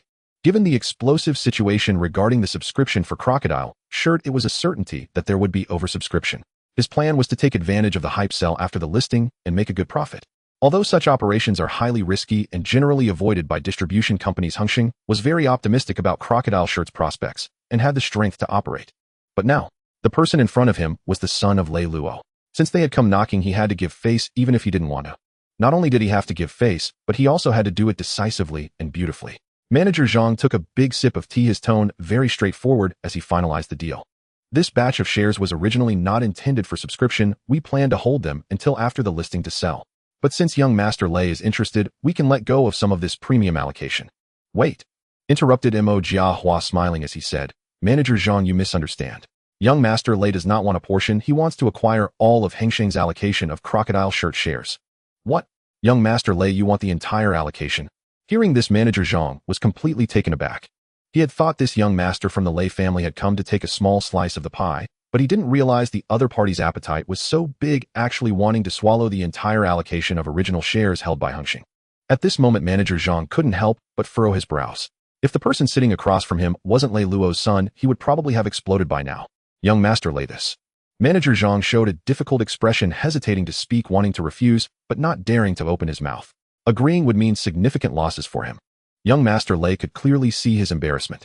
He was not the type to bully others with power, nor was he ignorant of the situation. Manager Zhang, don't be anxious, young Master Lei said calmly. I will not let you suffer. As long as you are willing to give me the entire allocation of crocodile shirt, you will receive your due benefits. Young Master Lei understood that in order to enjoy the good meat, he must first satisfy those who provide or seek out the good meat for him. This way everyone would be happy. Otherwise, if he only understood to bully others with power, no matter how famous his father was, it would end badly. After all, even a cornered rabbit can bite. He certainly understood this principle. Sure enough, upon hearing young Master Lei's words, a glint of light flashed in Manager Zhang's eyes, and the change in his expression was noticed by young Master Lei. He thought to himself, there's a chance. Before Manager Zhang could respond, young Master Lei revealed the benefit he had prepared for the other party, 1 million. Young Master Lei raised a finger. As long as Manager Zhang is willing to transfer all of Hengxing's allocation of crocodile shirt shares to me, this reward will be yours regardless of the outcome. Upon hearing about the 1 million reward, Manager Zhang couldn't help but swallow hard and loosen his tie at his neck. He was tempted. After all, 1 million was a staggering amount. In 1971, 1 million was absolutely astronomical for an ordinary person. Even as the head of Hengxing Securities, Manager Zhang found it difficult to resist the allure of 1 million, longing for it deeply. Manager Zhang, are you dissatisfied? Young Master Lei noticed he hadn't responded, and seeing that he was clearly tempted, he didn't want to give him too much time to think. He needed to strike while the iron was hot. After all, when faced with immense temptation, people are more likely to make impulsive decisions. If given enough time to think it through, the other party might cool down, which could lead to an opposite outcome. Young Master Lei did not want to miss out on this batch of shares. It should be noted that this was a full 5 million shares. Even if he only made 5 Hong Kong dollars per share, that would still amount to 25 million. He didn't mind giving the other party a mere 1 million. No. Under young Master Lei's pressure, Manager Zhang quickly shook his head. While gritting his teeth, he made his decision. All right, I agree. Hearing this, young Master Lei smiled faintly. Very good. He immediately looked at Mo Jiahua, signaling him to discuss the next steps. Mo Jiahua understood right away, adjusting his position to face Manager Zhang. Manager Zhang, what is the transaction price? Now that Manager Zhang had agreed to young Master Lei's proposal, he no longer had the awkwardness he had before and stated directly. The subscription price will be based on the official underwriting price of 0.8 Hong Kong dollars per share, but the actual transaction will be at 0.9 Hong Kong dollars per share. Otherwise, I will not be able to fulfill my obligations. I believe Manager Mo understands this point. Young Master Lei and Mo Jiahua both nodded in agreement. This price was of course acceptable to him. Seeing young Master Lei nod, Manager Zhang felt a lot more at ease and continued. Additionally, the transaction operation requires purchasing certain accounts for operation, which incurs certain costs. Moreover, this batch of original shares comes with prerequisites and multiple trades will be required to meet the requirements for the hot market of the listed company, which will incur various fees. I need to clarify all of this with young Master Lei beforehand. If he can accept it, I will go back to prepare, and after the listing I will proceed with the transfer. Manager Mo has already informed me about all of this, and I have no issues. But regarding the subsequent subscription, I will need you to notify me of what I need to prepare. The follow-up subscription procedures and contract signing will all be handled by my designated personnel. You won't need to go through any processes, just wait at home for the results. That sounds like a lot of work for you, Manager Zhang. Don't worry, once the stocks are in my account, the money will be transferred immediately. Manager Zhang quickly smiled back. Young Master Lei, you're too polite. It's just a small effort, it's my honor to serve you. Then Manager Zhang immediately took out the exclusive large account subscription agreement. The agreement clearly states that young Master Lei would subscribe to 5 million shares of Crocodile Shirt's original shares at a price of 0.8 Hong Kong dollars per share, with a deposit to be paid within 3 days and the remaining amount to be settled according to the subscription process. Young Master Lei carefully reviewed the agreement and, finding no issues, signed his name on the spot. Manager Zhang, holding the signed agreement, carefully stored it away, repeatedly assuring that he would complete all procedures promptly and ensure the allocation was securely locked under young Master Lei's name. In just about an hour, while others were scrambling to get a few thousand shares of Crocodile Shirt's original shares, young Master Lei effortlessly secured them, thanks to his father Lei Luo's influence and connections. After signing the agreement, young Master Lei did not linger at the subscription conference site. Once in the car, young Master Lei looked at the agreement in his hand, filled with confidence about the path ahead. This investment would be his opportunity to earn his first pot of gold. With this money, he could pursue various major listed companies' original shares without reservation, heavily investing and reaping rewards. Young Master Lei, do you have any further instructions? Manager Mo driving asked. Just let me know if you have any requests. I will be at your service 24 hours a day. This was an overt display of goodwill. Upon hearing this, young Master Lei smiled knowingly. For talents like Mo Jiahua, being able to utilize him was the best option. At this moment, he needed a licensed broker and a seasoned finance expert to help him manage. Let's wait for Crocodile Shirt to go public first, young Master Lei replied blandly. You first go and set up multiple accounts. When Crocodile Shirt's circulating shares enter the secondary market, buy them for me with full force. Still need to buy. Upon hearing this, Manager Mo was also taken aback. With the 3 million shares allocated to his company, plus the 5 million shares from Hengxing, young Master Lei already had a total of 8 million shares, yet he still wanted to acquire more in the secondary market. Could it be that young Master Lei wants to take the opportunity to acquire the Crocodile Shirt brand? Manager Mo pondered to himself. However, he quickly dismissed this thought. The Chen family held a controlling interest of 51% in the Crocodile Shirt brand. No matter how much young Master Lei tried to acquire externally, he could not shake the Chen family's grip, so he believed this possibility was unfounded. Okay, I understand. Unable to make sense of it, Manager Mo decided not to think about it anymore. He would just follow orders and get things done. The next day, Saturday. After finalizing the quota for the Crocodile Shirt, with Hang Seng Securities, Lei Shaoting did not venture out anymore. Rarely having a leisurely day, he decided to stay home and rest. There are still a few days until the Crocodile Shirt officially goes public, scheduled for March 10th. Everything has been arranged, so there is no need for him to be bustling about. Waking up in the morning, Lei Shaoting went to the rooftop and leisurely began his exercises.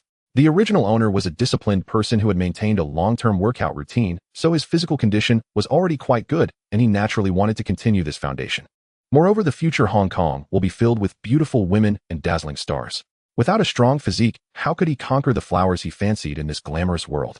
In this new life, what he desired was not just to become a giant in the business world. He wanted immense achievements, a top social status, endless wealth, and power. He wanted it all. Beautiful women, moreover, are an indispensable embellishment in life, a tonic for living. He aimed to be the most elite diamond bachelor in Hong Kong, the envy of all, as a national husband, and his physical fitness was of course fundamental. After half an hour of exercise with beads of sweat forming on his forehead, he finally stopped. Lei Shaoting turned back to his room, took a warm shower, changed into clean casual clothes, and then slowly went downstairs to the dining room. As soon as he sat down, a crisp voice sounded, "Oh, big brother, you didn't go out today." His little sister Lei Xin looked at him with wide eyes full of surprise. Usually Lei Shaoting would leave early and return late, often missing breakfast as he hurried out. Today, however, he was at home, which astonished her. Lei Shaoting raised an eyebrow, walked over, and hugged his petite sister.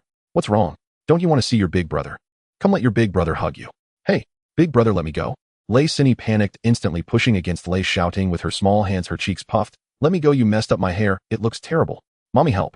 She struggled free, disdainfully tidying her hair, then pouted and ran to her mother Kaijun, pretending to complain. Mommy, look at my hair. Big brother bullied me again. Kaijun came out from the kitchen holding breakfast just made by the maid and smiled helplessly. You child, your big brother is fond of you. That's why he gets close to you. You're complaining instead. I don't want him to like me like that, home. Lei Xin pouted, looking unconvinced. You little girl, truly ungrateful. Lei Shaoting shook his head with a smile. Seeing her angry look, he stopped teasing her. He knew her character best. If he continued to tease, she would cry, and he would be the one to get scolded. Just as the family was about to start eating, slow footsteps were heard coming from the staircase. Lei Luo walked down slowly from upstairs in loose pajamas. His demeanor was still the usual calm, exuding an air of authority without anger. Good morning, Dad. Morning, Dad. The children all looked up and greeted him obediently. Lei Luo nodded slightly, his voice low. Eat up, no need to wait for me. He walked to the main seat at the dining table, casually glancing at Lei Shaoting, and asked, busy today, did you not go out? Lei Shaoting put down the cup he was holding and quietly replied, I've handled everything on my plate, just resting at home today. Lei Luo did not ask further. He was always like this, never discussing business matters too much in front of family or children. Breakfast proceeded quietly with only the faint sound of clinking bowls and chopsticks. Half an hour later, just as Lei Shaoting finished the last bite of his breakfast and put down his utensils, Lei Luo suddenly set down the newspaper he had been reading and said, Shaoting, come to the study with me. Lei Shaoting was slightly taken aback, but nodded. He stood up, wiped his mouth, and followed Lei Luo upstairs to the study. The other brothers remained silent, their eyes filled with pity as they looked at Lei Shaoting. Even the previously angry little sister, Lei Xin, looked the same. They all thought that their big brother would surely be lectured by their father again. Entering the study, Lei Luo closed the door behind him and sat down at the desk. He looked up at Lei Shaoting, who stood across from him, his gaze deep and somewhat scrutinizing. Lei Shaoting stood quietly, waiting for his father's next words. Lei Luo lightly tapped his fingers on the table, his tone serious, carrying a hint of admonition. I know you've grown up, have your own ideas, want to go out and make a name for yourself and build your own connections and capital. This is not a bad thing. But the stock market is inherently risky and capital gains are never easy. A slight misstep can lead to total loss, not only financial loss, but also trouble. Do you understand this? You are my son, Lei Luo, and you need not worry about food and clothing. There's no need to take unnecessary risks. Lei Luo spoke consecutively, but Lei Shaoting sensed that his father was not angry. He was teaching him. Don't worry, Dad. Lei Shaoting replied calmly, I understand all of this. Seeing his son's confident demeanor, Lei Luo did not react much and asked, let me ask you, why did you specifically choose Crocodile Shirt and insist on buying its initial shares? If you are merely impulsive, wanting to prove yourself and following the crowd to speculate, then it's best to stop early. I don't want you to go down the wrong path. Lei Luo's words remained smooth without harsh reprimands, each word reflecting the teachings and concerns of an elder. Indeed, he feared that his son, being young and eager, might want to prove himself too much, seeking his attention and making impulsive decisions, blindly investing, and ultimately falling into trouble. Lei Shaoting sensed his father's intentions, raised his eyes to meet Lei Luo's gaze with determination, not dodging at all. He slowly began, Dad, I am not blindly following the crowd, nor am I being impulsive. I chose Crocodile Shirt after in-depth investigation and consideration. First, Crocodile Shirt is a well-established local clothing brand in Hong Kong, with a solid reputation, widely recognized among audiences ranging from ordinary white-collar workers to middle-class families. Its business spans Hong Kong and Southeast Asia with stable cash flow and minimal operational risks. Second, the garment industry in Hong Kong is currently booming, with both foreign trade and local sales skyrocketing. As an industry leader, Crocodile Shirt has a bright future and is well regarded by citizens. After going public, its stock price will surely soar. Third, this time its recruitment for stock subscriptions was oversubscribed by dozens of times, and the market enthusiasm is unprecedented. I received the initial shares at a very low cost, and after going public, the profit margins will be enormous. What I am doing is not speculation, but recognizing the solid foundation of Crocodile Shirt and the promising future of the Hong Kong market, which is why I dared to invest. His words were delivered steadily and logically, without a trace of youthful impulsiveness. Lei Luo sat in his chair, listening quietly, and the scrutiny in his eyes gradually faded. In its place was a subtle surprise, which then slowly transformed into recognition and relief. He had initially thought that his son was merely young, wanting to achieve results following the crowd and making random investments based on family reputation. However, he had not expected that his son could see things so clearly with such thorough considerations, and his analysis of the market and industry was precise and mature. In fact, the reason Lei Luo allowed him to continue investing in Crocodile Shirt, and even personally called Mo Jiahua to guarantee for him, was that he had previously instructed Zhu Yuze to investigate Crocodile Shirt's brand foundation and also deemed it worthy of investment, which is why he let him proceed.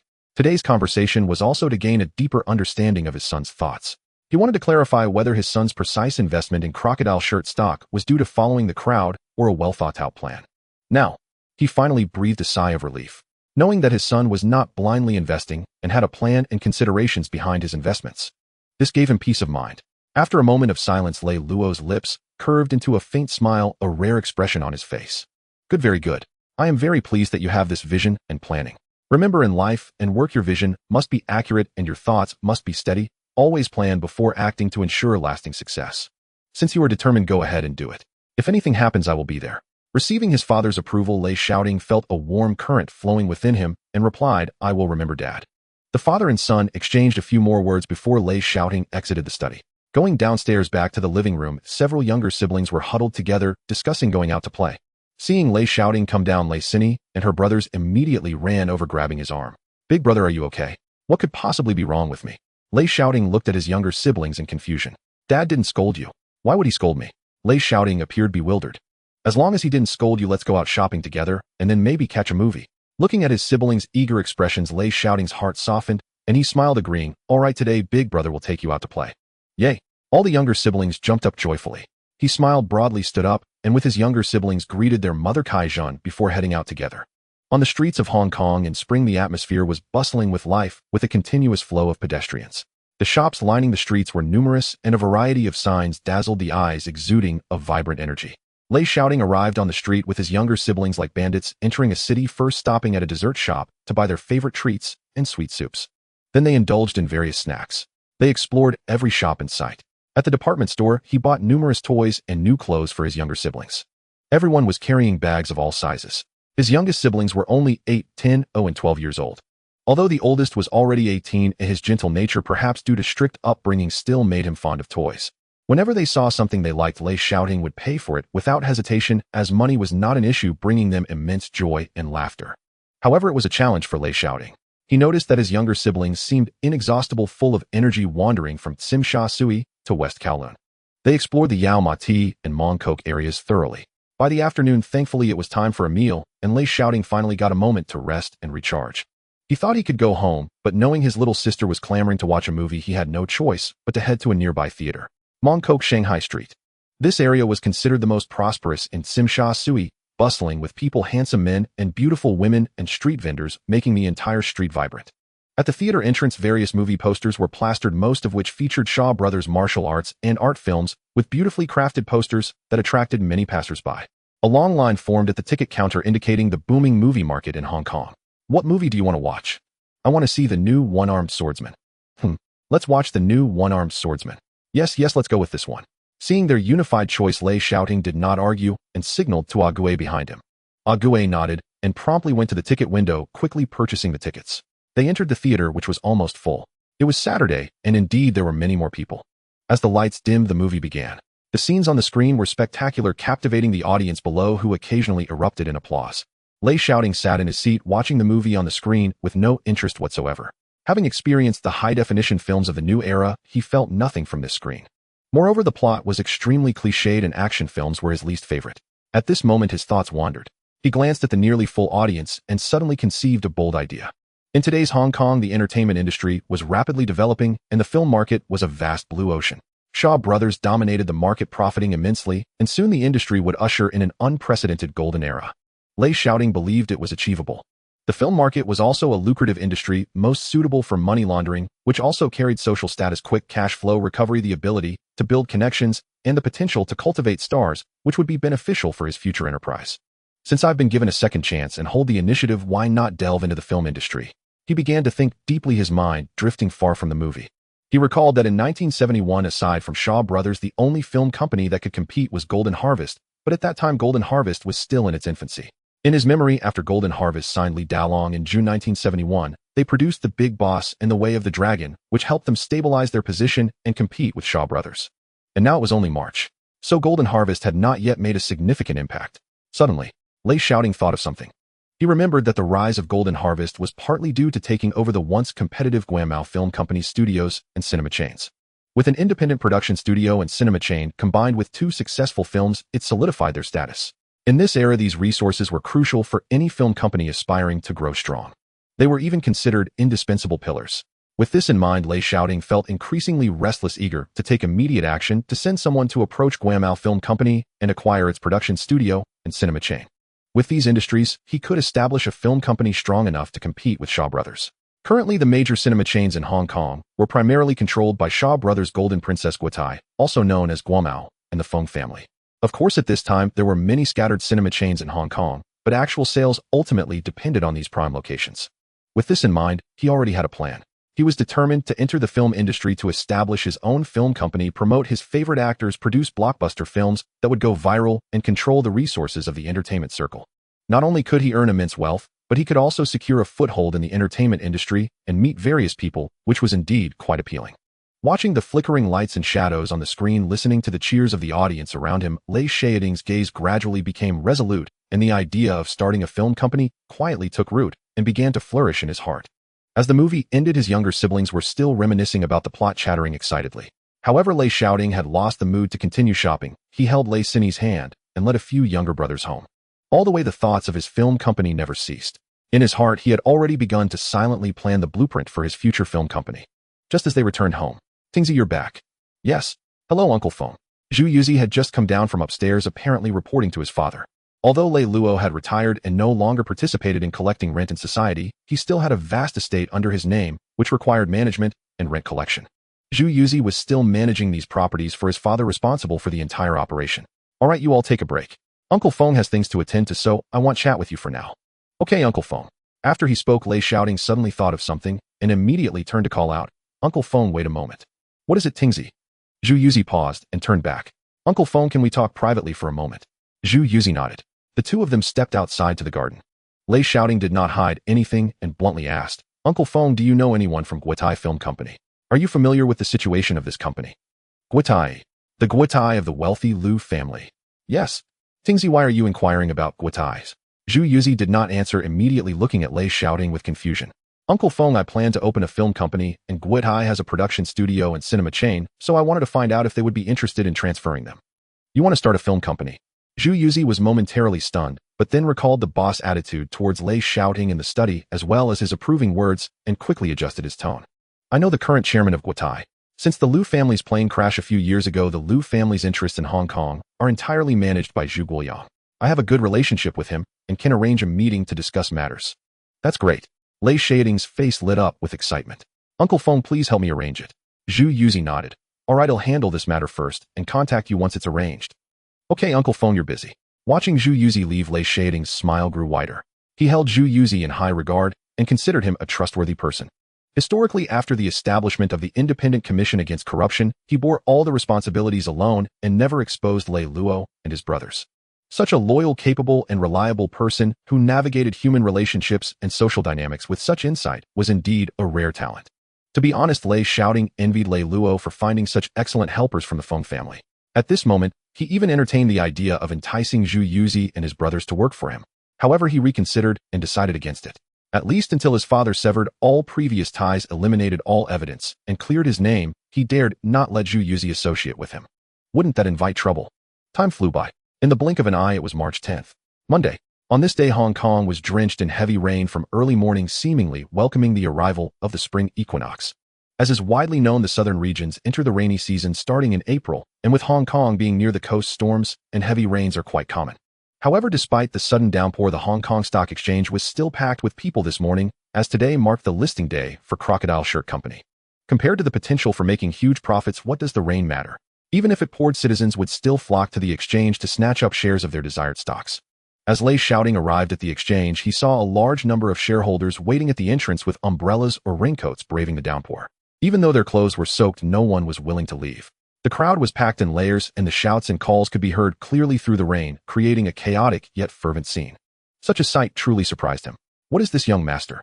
The driver, A. Gue, replied. "Last year, when the Mira Hotel went public, the scene was even more terrifying. Shareholders started lining up at midnight to grab stocks, and after the market opened, it was impossible to even squeeze into the exchange. This is insane. Lei Shaoting muttered helplessly. At this moment, he even imagined what the scene would be like in '72 when the Hong Kong stock market was at its most frenzied.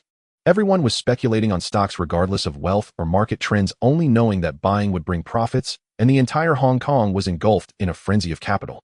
Without further thought, he instructed a Gui to take him directly to the underground parking lot. Manager Mo prepared a VIP pass for him, allowing him to use the VIP entrance without having to squeeze through the retail crowd. At 9:45, Lei Shaoting arrived at a private VIP room on the second floor of the Hong Kong Exchange. The room was spacious and bright, with floor-to-ceiling windows facing the trading hall capturing the frenzied scene below. On the table were a phone, a quote sheet, and dedicated traders on standby, exuding the convenience and privilege of a high-value client. This VIP room was indeed nice, offering ample privacy, convenience, various snacks, and beverages, even complimentary red wine. However, it came at a cost. The rent was not low. Even the most basic VIP room cost 50 Hong Kong dollars a day, while the one Lei Shaoting was in now cost 100 Hong Kong dollars a day. Who could afford that? 100 a day adds up to 3,000 Hong Kong dollars a month. How many ordinary workers earned only a few hundred to 1,000 back in 1971? 3,000 Hong Kong dollars equated to several months' wages for many ordinary people. Only capitalists in the financial market could afford such luxuries. Mo Jiahua had been waiting in the room. Upon seeing him enter, he quickly stepped forward to greet him. "Young Master Lei, you're here." Lei Shaoting nodded and immediately walked to the window to look down. The trading hall had not officially opened yet. It had just unlocked its doors, but it was already overcrowded. Retail investors were desperately pushing towards the trading counters, tiptoeing with cash or account details in hand, waiting for the market to open. The noise was deafening, causing pain to one's eardrums. The faces of everyone displayed eagerness and greed, as if investing was guaranteed to yield profits. Lei Shaoting shook his head again in helplessness. "How's the preparation going?" Lei Shaoting withdrew his gaze and looked at Mo Jiahua. Mo Jiahua, excited yet seeking to take credit, replied, "Young Master Lei, rest assured multiple accounts are ready and can start trading at any time." Upon hearing this, Lei Shaoting nodded in satisfaction. However, Mo Jiahua shifted the conversation. "As far as I know, there are quite a few major investors, speculators, and brokers outside also eyeing this stock. After all, it was oversubscribed by dozens of times during the IPO. I believe the opening will be a bloody storm. Then have your people stay alert." "Understood, young Master Lei." Just then the phone in their VIP room rang, and Mo Jiahua quickly answered it. "Who are you looking for? Please speak." "Manager Mo, Mr. Chen Jun, the chairman of Crocodile Shirt Company, has contacted all distribution companies stating that 25 of the circulating shares will be released in 6 batches: 10 a.m., 11 a.m., noon, and 2 p.m., 3 p.m., 4 p.m., with 4 million shares each time. Additionally, he instructed all distribution companies to release their allocation of stocks half an hour after each time period to increase the turnover rate. "So what time are we?" Mo Jiahua asked with a frown, his tone serious. "We are in the 2 p.m. time frame." "Got it, I understand." After hanging up, Mo Jiahua quickly ran back to Lei Shaoting and said, "Young Master Lei, Mr. Chen from Crocodile Shirt will not be releasing all 25 circulating shares at once in the morning. They will be released throughout the day in 6 batches. Mo Jiahua reported the news he had just received from his colleague. "Released in 6 batches. Haha, is Mr. Chen lacking confidence, or does he have bigger plans?" Typically, when a company goes public, it is mandated to release 25 of the circulating shares to the secondary market for public trading. However, prior to the 4 meetings and 1, that is before 1986, the Hong Kong Securities Regulatory Commission did not explicitly require that all circulating shares be released at once. This was entirely up to the company. Many company chairpersons lack confidence in their stock and fear that the share price will not rise, wanting to generate more hype. Or they may want to avoid large purchases by investment banks, speculators, and brokers, which could lead to a low turnover rate and hinder the rise in stock prices, opting instead to distribute circulating shares throughout the day. This not only prevents speculators and brokers from hoarding stocks, but also incites retail investors to scramble, thus increasing the turnover rate. Combining what Mo Jiahua just mentioned about having their distribution companies release their allocation of original shares half an hour after each time period, Lei Shaoting could infer that Chen Jun, the chairman of Crocodile Shirt, was not lacking confidence in his company, but rather had larger ambitions. "Manager Mo." Lei Shaoting turned to Mo Jiahua and asked, "Do you have confidence in achieving the target with the Chun family's staggered release of circulating shares?" "Young Master Lei, please rest assured." Mo Jiahua replied confidently. "In fact, the staggered release of circulating shares by Crocodile Shirt is better for us. At least this way it is less likely to draw attention to you." "That's good." Lei Shaoting acknowledged with a nod. Distributing purchases across multiple accounts makes it less likely for them to be scrutinized, appearing as if retail investors were trading. If a single account were to make a large transaction, it would easily attract attention. Making money in the stock market, especially with large profits, requires discretion above all. He did not want to expose himself too early and attract unwanted attention. Distributing account operations and quietly amassing wealth was the safest choice. Remember, after the market opens, the target is 2 million shares. Buy as much as you can and then exit. Yes, young Master Lei Shaoting did not want more. Holding 10 million shares was sufficient. If he were to acquire more and the market did not have enough stocks circulating, the turnover rate would drop, only suppressing the stock price from rising. He had already taken his fill. One must leave some for others. If he consumed everything, who would play with him, and how could the stock price rise? He was not greedy and knew when to stop. As the two conversed, time gradually approached 10 o'clock. Bang, bang, bang. As the bell for the market opening rang, the scene instantly erupted. Exchange employees began to quickly record the latest quotes of major listed companies on the blackboard. Meanwhile, on the new stock pricing board, a multitude of shareholders and brokers crowded around, fixated on the employees revealing the selling prices. Today's new listing code HK00360 Crocodile, shirt listing price, $1 per share, first batch of 5 million shares now on sale. After the redcoat employee revealed the prices, the trading hall plunged into madness. Buy 100 shares of Crocodile, shirt, give me the ticket now, hurry up. I want 50000 shares. Hurry. 3,000 shares, quick to register. Don't push, I shouted first. Ouch, my foot, get off. The shouts instantly broke through the roof as the crowd at the trading counter surged forward like mad. The staff were overwhelmed with the transaction volume of Crocodile shirt rapidly decreasing on the pricing board, 5 million shares dwindling bit by bit. Meanwhile, another employee in the trading hall was focused on the main control panel, announcing, price change, the latest quote for Crocodile shirt is 108 Hong Kong dollars. He immediately updated the latest price on the blackboard. I want 108 Hong Kong dollars, place my order. Don't compete, quickly change the price to 108 Hong Kong dollars, just the same, 100 shares. In just a few minutes after the opening at a listing price of 1 Hong Kong dollar, the price of Crocodile shirt had already fluctuated, rising to 108 Hong Kong dollars per share. Yet, even so, the buy orders continued to pour in without any impact on the shareholders' frenzy. In addition to the shareholders in the trading hall scrambling, there were still many investors outside on the second floor VIP rooms, and even outside the exchange, who were placing orders over the phone after receiving information through their radios. The exchange's over 100 phones were all busy. As soon as one call ended, another immediately rang. Honestly, watching this scene from the second floor, Lei Shaoting felt his blood boiling. This is just too thrilling. He couldn't help but exclaim, his eyes shining with excitement. Inside his VIP room, after the market opened, Mo Jiahua's phone had not stopped ringing, either signaling the brokers on the trading floor or giving instructions to the trader on the other end. Account number 8, confirm 150000 shares. Go confirm the order immediately. Account number 6, 200 shares, failed, overlapping order number, purchase invalid. Damn, keep seizing, hurry. Yes. Account number 22500 shares, failed, overlapping order number, purchase invalid. Are you all idiots? Another failure. Be smarter and grab the later numbers. Account number 3, confirm 20000 shares. Alright, go sign the order quickly. Yes. A series of precise instructions were issued. 8 accounts were activated simultaneously, but due to the lack of computer data control in this era, everything had to rely on manual registration, making precise purchases a very challenging task. Sometimes phone orders would overlap with the on-site order numbers, requiring quick reflexes to see who could confirm at the trading desk first. Once confirmed valid, they could proceed to the next steps. Only by confirming the documents at another window within the designated time and paying the amount could it be considered a true successful transaction, leading to issuing stock orders. As time passed second by second, within half an hour of the market opening, all 5 million shares of Crocodile shirts circulating stock were completely absorbed, reflecting the extreme frenzy of the stock market. After such a round of frantic grabbing, the stock price of Crocodile shirt rose from the initial listing price of 1 Hong Kong dollar to 12 Hong Kong dollars per share, an increase of 12 Hong Kong dollars, an increase of 11. Those who had successfully grabbed Crocodile shirt stocks were all jubilant, happily chatting with one another. Of course, there were also many investors with gloomy expressions, looking disheartened because they couldn't grab any shares. Lei Shaoting stood aside, quietly observing the scene, and Mo Jiahua tallying the orders, his expression calm and unperturbed. Since this was just the first batch, he wasn't anxious. There were still 5 more batches of Crocodile shirt stocks to be released. Although the price would rise with each subsequent batch, it wouldn't increase drastically, and he didn't mind this minor loss. Before the merger of the 4 exchanges, the regulations of Hong Kong securities were still incomplete. On the day of a new stocks listing, if one chose to invest in batches of circulating stocks, they could deviate from the fixed issue price and buy new stocks as the stock price rose. Have you finished the tally? Lei Shaoting asked Mo Jiahua casually. Did we manage to grab 500 shares? Yes. Mo Jiahua took the final tally from the broker and quickly ran to Lei Shaoting.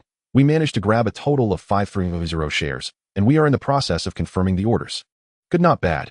He nodded in satisfaction, but it would be best to complete the target by this morning as the prices will be higher in the afternoon. All right, I will arrange for it immediately. Go. He understood that Crocodile Shirt, being a leading local clothing brand in Hong Kong, had solid performance and a strong reputation, and the later one bought the higher the price would be. Every share purchased early would reduce higher costs and increase his income. Although he didn't mind this minor loss, who wouldn't want to spend less and earn more? As time slowly passed, soon it was approaching 11 o'clock. Mo Jiahua was on high alert the entire time, constantly communicating with the personnel below using hand signals, adjusting the pace of the stock acquisition to avoid being too slow and missing confirmations, thus failing the task. HK00380 Crocodile Shirt Company's second batch of 4 million shares is officially listed. With the loud shout of the clerk in a red coat, the blackboard was unveiled, and the trading floor fell into madness again as investors rushed to the trading desk. In the entire VIP room, Mo Jiahua was in the same state, with thunderous commands echoing through the phone, creating a tense and oppressive atmosphere. Lei Shaoting did not disturb him. After understanding the phenomenon of this frantic stock grabbing, he knew that sometimes being a second late could mean missing out on a good stock. He simply looked down at the trading hall. The investors were still in a frenzy. Some were anxiously jumping up and down due to missing out on stocks, while others who had successfully bought were ecstatic, revealing their thirst for wealth. He even saw many elderly people in their 60s among the crowd, including women, pushing alongside those men towards the trading desk. People die for wealth, birds perish for food. Lei Shaoting sighed softly in his heart. How many did you say? Manager account number 2 confirmed purchase of 600 shares, requesting immediate order confirmation. Good, go confirm the order and deduct the fees immediately to avoid any mishaps. Yes. Account number 3 confirmed failure for 250,000 shares. Account number 6 confirmed failure for 20,000 shares. Account number 8 confirmed failure for 15,000 shares. Just when Mo Jiahua was still celebrating the confirmation of grabbing 600 shares, 3 accounts reported failures in succession, instantly filling him with rage. He clenched his teeth and looked at the personnel on site, continually gesturing for them to push harder, insisting that they must secure the stocks. Lei Shaoting remained silent, quietly observing the trading hall. Another half hour passed. As the clerk announced that the second batch of Crocodile Shirt's original stocks had been completely snapped up, Mo Jiahua finally put down the phone, let out a long sigh of relief, and turned to Lei Shaoting, revealing a pleased expression. Young Master Lei, this time we did quite well. Lei Shaoting nodded. He wasn't deaf and had just heard the report, so he could roughly guess that the number of shares purchased was considerable. A few minutes later, 25 million shares. We managed to grab a total of 25 million shares, totaling 78 million shares. Mo Jiahua excitedly reported to Lei Shaoting. Upon hearing this, Lei Shaoting's lips curled into a slight smile. Then half of the people can go grab more, and the others can arrange to split the allocated shares, quickly completing the turnover task. But isn't this the afternoon session? Yes, it's the afternoon session, but Lei Shaoting replied casually with a smile. While the fire is burning strong and market demand is high, we might as well throw more fuel onto the fire to drive the price even higher. Oh, Mo Jiahua instantly understood Lei Shaoting's meaning, nodding as he went to make arrangements. The first step is firmly secured. After Mo Jiahua left, Lei Shaoting began to mutter. His gaze turned once again to the bustling crowd below, observing the still fervent investors, his eyes deep. These people frantically grabbing stocks were merely following the crowd blindly. If they were lucky and knew when to take profits, they too could partake in the feast. If one is overly greedy, even if they profit this time, they could end up in ruin next time. In this period, the rules were still imperfect, and the stock market was entirely a world of capital, where the ones who made significant profits were always the big players, those who invested large amounts of capital to create a pigsty. These people could make a stock rise or fall at will, while blindly following the crowd. The investors were merely their fattened pigs. Once they had fattened you up, they would come with a knife. Soon Mo Jiahua returned. Young Master Lei, I've already made arrangements. A small portion of the turnover will take place in the morning, and when it comes to our special session in the afternoon, it will be swapped all at once. Good. Lei Shaoting replied softly. You handle the concentrated accounts matters. His tone changed, becoming hoarse. Hold the shares steady and wait for the right moment. Mo Jiahua nodded repeatedly, looking at Lei Shaoting with fervent eyes. While everyone wanted to obtain shares of the listed company, as they were low-priced and high reward. However, not every listed company would see its stock price rise and guarantee significant profits. In fact, newly listed companies posed greater risks. Any hint of bad news about the company could lead to their stocks becoming worthless, languishing in the market with prices plummeting beneath the floor. And it could even be directly announced as dead. If the circulating shares are unwanted, wouldn't your batch of allocated original shares be stuck in hand? Such occurrences happened frequently before. Hong Kong had experienced many such events in the 50s and 60s, with companies going public and their stocks flooding the market, causing numerous distribution companies and individuals who rushed to grab original shares to lose everything. Therefore, the boldness of Lei Shaoting in securing so many original shares ahead of time and continuing to purchase circulating stocks after the listing earned his admiration. But considering he had the backing of the Lei family's power, Imo Jiahua felt relieved. A sum of several million Hong Kong dollars might seem astronomical to an ordinary person. However, to the Lei family, it might just be a drop in the bucket hardly worth mentioning. Time passed minute by minute. The rain continued to pour, but the fervor within the exchange showed no signs of being extinguished by the downpour. The stock price of Crocodile Shirt continued to climb steadily under the frenzied purchases of investors. Meanwhile, Lei Shaoting had already achieved his target and held the most lucrative chips, quietly watching the madness unfold patiently, awaiting the moment of harvest. The next day, Tuesday, morning sunlight streamed into the Lei residence's living room. A servant gently placed a stack of that morning's newspapers on the coffee table. When Lei Shaoting came downstairs after waking his younger siblings had already left for school, only his parents remained in the dining room. Daddy, Mommy. Good morning. Lei Luo glanced at the paper and gave him a slight nod, though he said nothing. A subtle, almost imperceptible look of approval shone in his eyes. Good morning, come and have breakfast. Lei Shaoting's mother slid the breakfast she had set aside for him toward him. Thank you, Mama. He sat down, snatched a roll wrapped in cellophane, and shoved it into his mouth, then picked up the top newspapers, Mingbao and Gongshang Rebao, and began to read. The front pages of both papers were uniformly devoted to news of Liu Lok's listing. Seeing this, a faint smile tugged at Lei Shaoting's lips. The headlines were striking in bold type. Liu Lok soars on debut, shares double in half a day. Hong Kong stocks welcome another bull run. Liu Lok becomes March's hottest new stock, retail investors flock. He flipped through other reports. Almost every article concerned Liu Lok's IPO. Even Daging Bayo covered the story. Chinese-funded apparel stocks ignite the market. Liu Lok surges from $1 to $2. 1. Across every paper, each line chronicled yesterday's listing spectacle. Either the exchange had been jammed with crowds, or buy orders flowed incessantly. Liu Lok shares leapt from the $1 opening and raced upward, closing at $2. 1. A rise of 110%. Shareholders saw their paper holdings double in a single day. The entire Hong Kong market was in an uproar, every headline crafted to seize attention and quicken the pulse. Reports also mentioned heavy institutional funds pouring in. Free float shares frantically snapped up, hard to obtain a single lot. Lei Shaoting read the news with a composed expression, unsurprised. Yet inwardly he marveled at the stock market's capacity for windfall profits. In a single day, his holdings of 10 million Liu Lok shares had already yielded a paper profit of 10 million. Such windfalls explained why Xiangjiang investors had gone mad, who would not long to become rich overnight. If he had not been a time traveler privy to the future and had merely invested by chance, achieving such sudden fortunes would have tempted him into further blind bandwagon investing as well. Greed is hard to restrain. After reading, he set the paper down, the curve of his smile never fading. Unbeknownst to him, every motion had been observed by his father at his side. At that moment, Zizai hurried into the Lei home, his face bearing its customary shrewdness and deference. Boss, sister-in-law. Good morning. Good morning, have you eaten? Thanks, sister-in-law, I have. As he replied, Zizai glanced almost furtively at Lei Shaoting, as if he had something to say. Lei Luo, who knew Zizai well, could tell by the man's little shift that he had news. Let's go up to the study to talk. Lei Luo set the paper down and rose his voice, even then added, shouting, you come up too. They both followed Lei Luo up. In the study, Lei Luo regarded him with composed mien. Shouting, he said calmly. You asked Feng Shu to arrange a meeting with the Guotai chairman. Do you intend to start a film company? Upon hearing this, Lei Shaoting was not startled. From the moment he had asked Zizai to arrange the Guotai meeting, he had anticipated his father's awareness. Zizai would never conceal anything from Lei Luo, especially not matters concerning the family. Yes, father, Lei Shaoting replied without timidity, his tone resolute. I am optimistic about Zhangjiang's film industry. The movie market will be promising.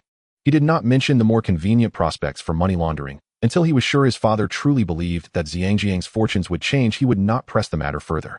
Otherwise it might backfire. Lei Luo was somewhat surprised at his son's frank admission. He had expected excuses, an apology, or pleading to be allowed to start a film company. Zizai, who had his finger on the public pulse, stepped forward. Liu Lok's shares have surged. Congratulations, Shaoting, you've got a keen eye. Thank you for the compliment, Uncle Feng. Lei Shaoting looked up at him and nodded lightly. He knew Zizai was deflecting to steer his father away from further questioning about films. But Lei Luo was not someone to be trifled with. He folded his hands on the table, shot Zizai a glare that silenced him, then fixed a penetrating gaze on Lei Shaoting. The study fell instantly silent. Lei Shaoting straightened his spine and met his father's scrutiny with calm. He knew this was a test he had to pass. Fear would avail him nothing. Lei Luo spoke slowly. His voice was low but bore unquestionable authority. Start a film company, he repeated with a hint of wry amusement. What do you know of film? Lei Shaoting drew a deep breath, collected his thoughts, and replied softly. Father, I do not know cinema per se, but but I understand markets and the currents of the times. At present, the Xinjiang film market is dominated by Shaoshi, who control nearly all the theaters and distribution. Their films are formulaic, almost entirely martial arts fare, and audiences will inevitably grow weary. What I intend is to break that tradition and make films with fresh novel themes. I do not dare claim I will surpass Shaoshi, but I am confident I can establish a foothold. Besides, paths are forged by those who walk them. Easy to say. Lei Luo's expression carried a trace of anger. If it were so simple as you claim, Xinjiang is not short of wealthy, capable people. Why have they not intervened in the industry? At that, Lei Shaoting did not wish to continue the dispute. He found it pointless. He paused, then, eyes shining, tried another tack to persuade his father.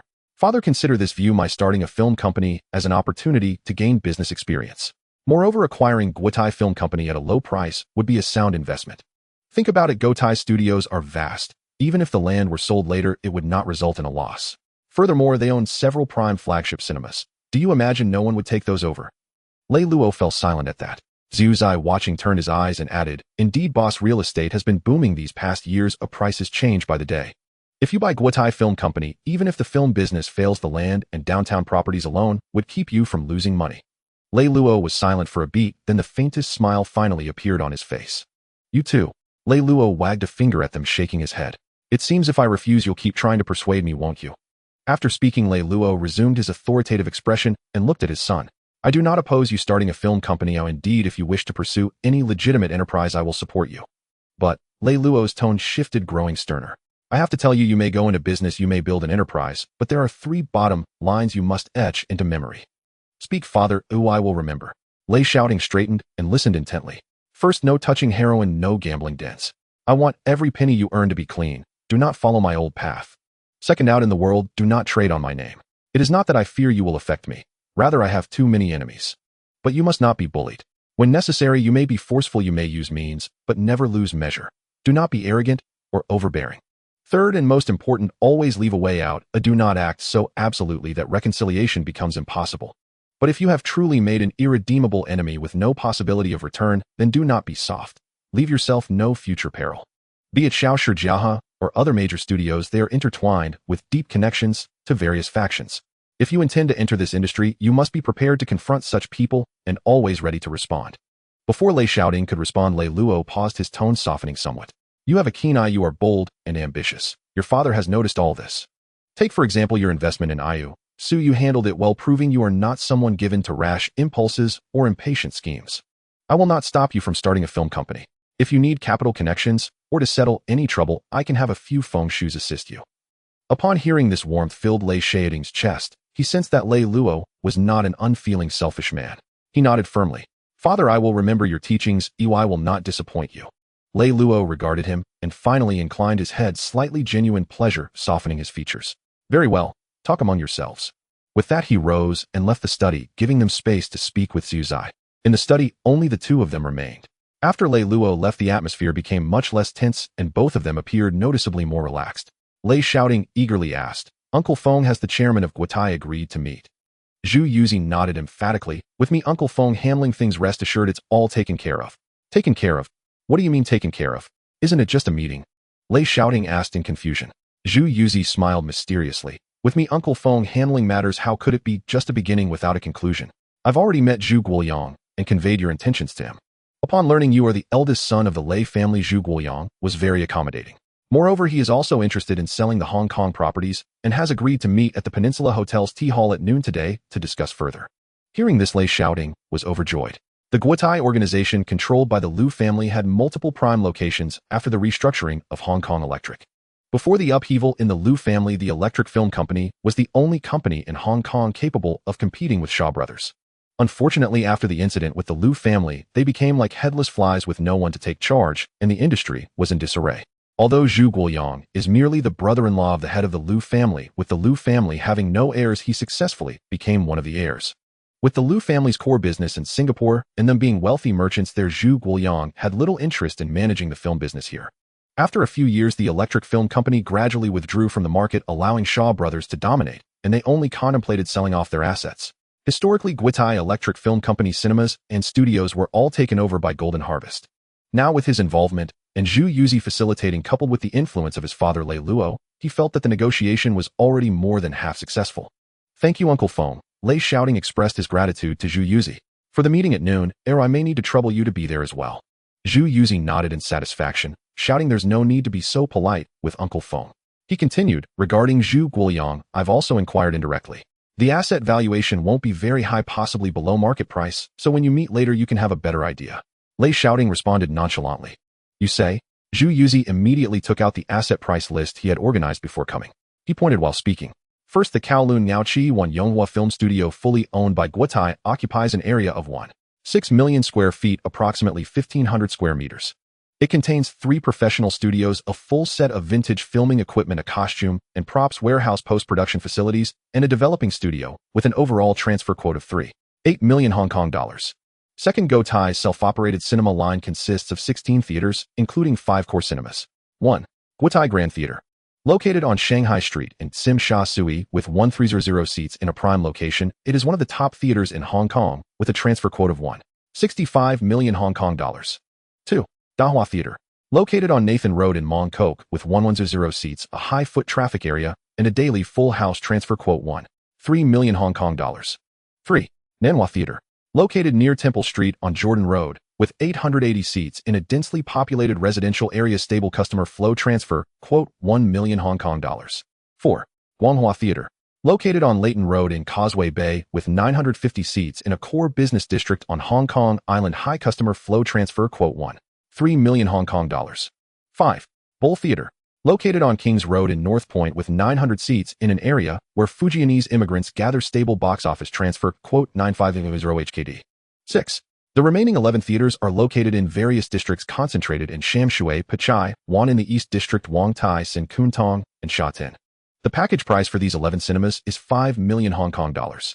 Third, additional assets related to the cinema line to be transferred concurrently: film distribution rights, Southeast Asia region, existing equipment, in cinemas renovations, and contracts package, quote, 800 HKD. Fourth, the overall asset package, the total amount is 15.8 million Hong Kong dollars, with a full package price of 13.8 million Hong Kong dollars. After reporting everything, Zhu Yuzi looked at Lei Shaoting and added 13.8 million Hong Kong dollars. This price is Zhu Guoliang's significant concession, considering the boss reputation, far below market value. However, the condition is that the payment must be made in one lump sum. After hearing this, Lei Shaoting already had an idea in his mind. He truly believed this price was not expensive. Moreover, it was very worthwhile. Acquiring this set of assets would allow him to have a complete cinema line studio's distribution channels, enabling him to immediately launch his own film layout. He wouldn't have to start from scratch. The only difficulty was that the other party required a lump sum payment, and currently he had no funds. He intended to pay a deposit first, and then settle the full amount after cashing out stocks. This immediately put him in a dilemma. Seeing this, Zhu Yuzi asked in confusion, shouting, do you still think it's expensive? Lei Shaoting quickly shook his head. No, Uncle Feng, the price is reasonable, I have no issues. Then he hesitated for a moment, but it needs to be paid in one lump sum, making him feel awkward. Noticing this, Zhu Yuzi smiled. Don't worry about the money, Zhu Yuzi said with a smile. Actually, your father has long prepared for you. As long as it's suitable, it's fine. Upon hearing this, Lei Shaoting felt reassured. At the same time, he felt a warm sense of gratitude toward his frugal father. It was noon. In the private room of the Peninsula Hotel, the environment was quiet and elegant, and Lei Shaoting and Zhu Yuzi arrived punctually. Zhu Guoliang was already waiting in the private room. Lei Shaoting looked at him in his 40s, wearing a suit with a refined demeanor. Upon seeing them arrive, Zhu Guoliang immediately stood up and was very courteous. Young Master Lei, I've long admired your name, and am fortunate to meet you today. He took the initiative to shake hands with Lei Shaoting. Chairman Zhu, you're too polite. After a brief exchange of pleasantries, both parties took their seats, and the hotel staff began serving tea and snacks. Without unnecessary small talk, Zhu Guoliang took the initiative to speak directly, getting to the point. Young Master Lei, Mr. Feng has already explained your intentions to me. Guotai's cinemas and studios in Hong Kong, we indeed plan to sell them all. As for the price, Mr. Feng should have informed you, they are all genuine prices. Now that the Hong Kong film market is gradually booming, this set of assets at this price is truly not worried about lacking buyers. To be frank, Mr. Zhou Wenhui from Golden Harvest has also approached me and is in discussions. However, since it is the Lei family that wants it, we are willing to offer a discount and prioritize the transfer. Zhu Guoliang spoke sincerely, which made Lei Shaoting feel very comfortable. At the same time, it made him realize that in this small piece of land in Hong Kong, power and status are indeed very important, often more useful than money. Lei Shaoting raised his teacup, took a gentle sip, and spoke with a steady tone, neither servile nor overbearing. Chairman Zhu, I am aware of the quote, and I understand the intention for a low-price transfer. Paying the total amount in one lump sum is not a problem, but I have only one request. All procedures must be completed within a week with a clean transfer, leaving no hidden risks. Upon hearing this, Zhu Guoliang's eyes flashed with surprise. He had thought that Lei Shaoting would leverage his father's identity to continue bargaining. Unexpectedly, it was so straightforward, which made him develop a favorable impression of this young master of the Lei family. He immediately nodded. Young Master Lei is indeed straightforward. Oh, as long as the funds are in place, we will fully cooperate with the procedures. At the same time, I can guarantee that the assets are free of liens and disputes. You can rest assured. Lei Shaoting placed his teacup down, his gaze firm. If that's the case, then let's finalize it. The overall package price is 13.8 million Hong Kong dollars. Today, I will pay a deposit of 3.8 million Hong Kong dollars, and once the procedures are completed, the remaining 10 million Hong Kong dollars will be paid in one lump sum.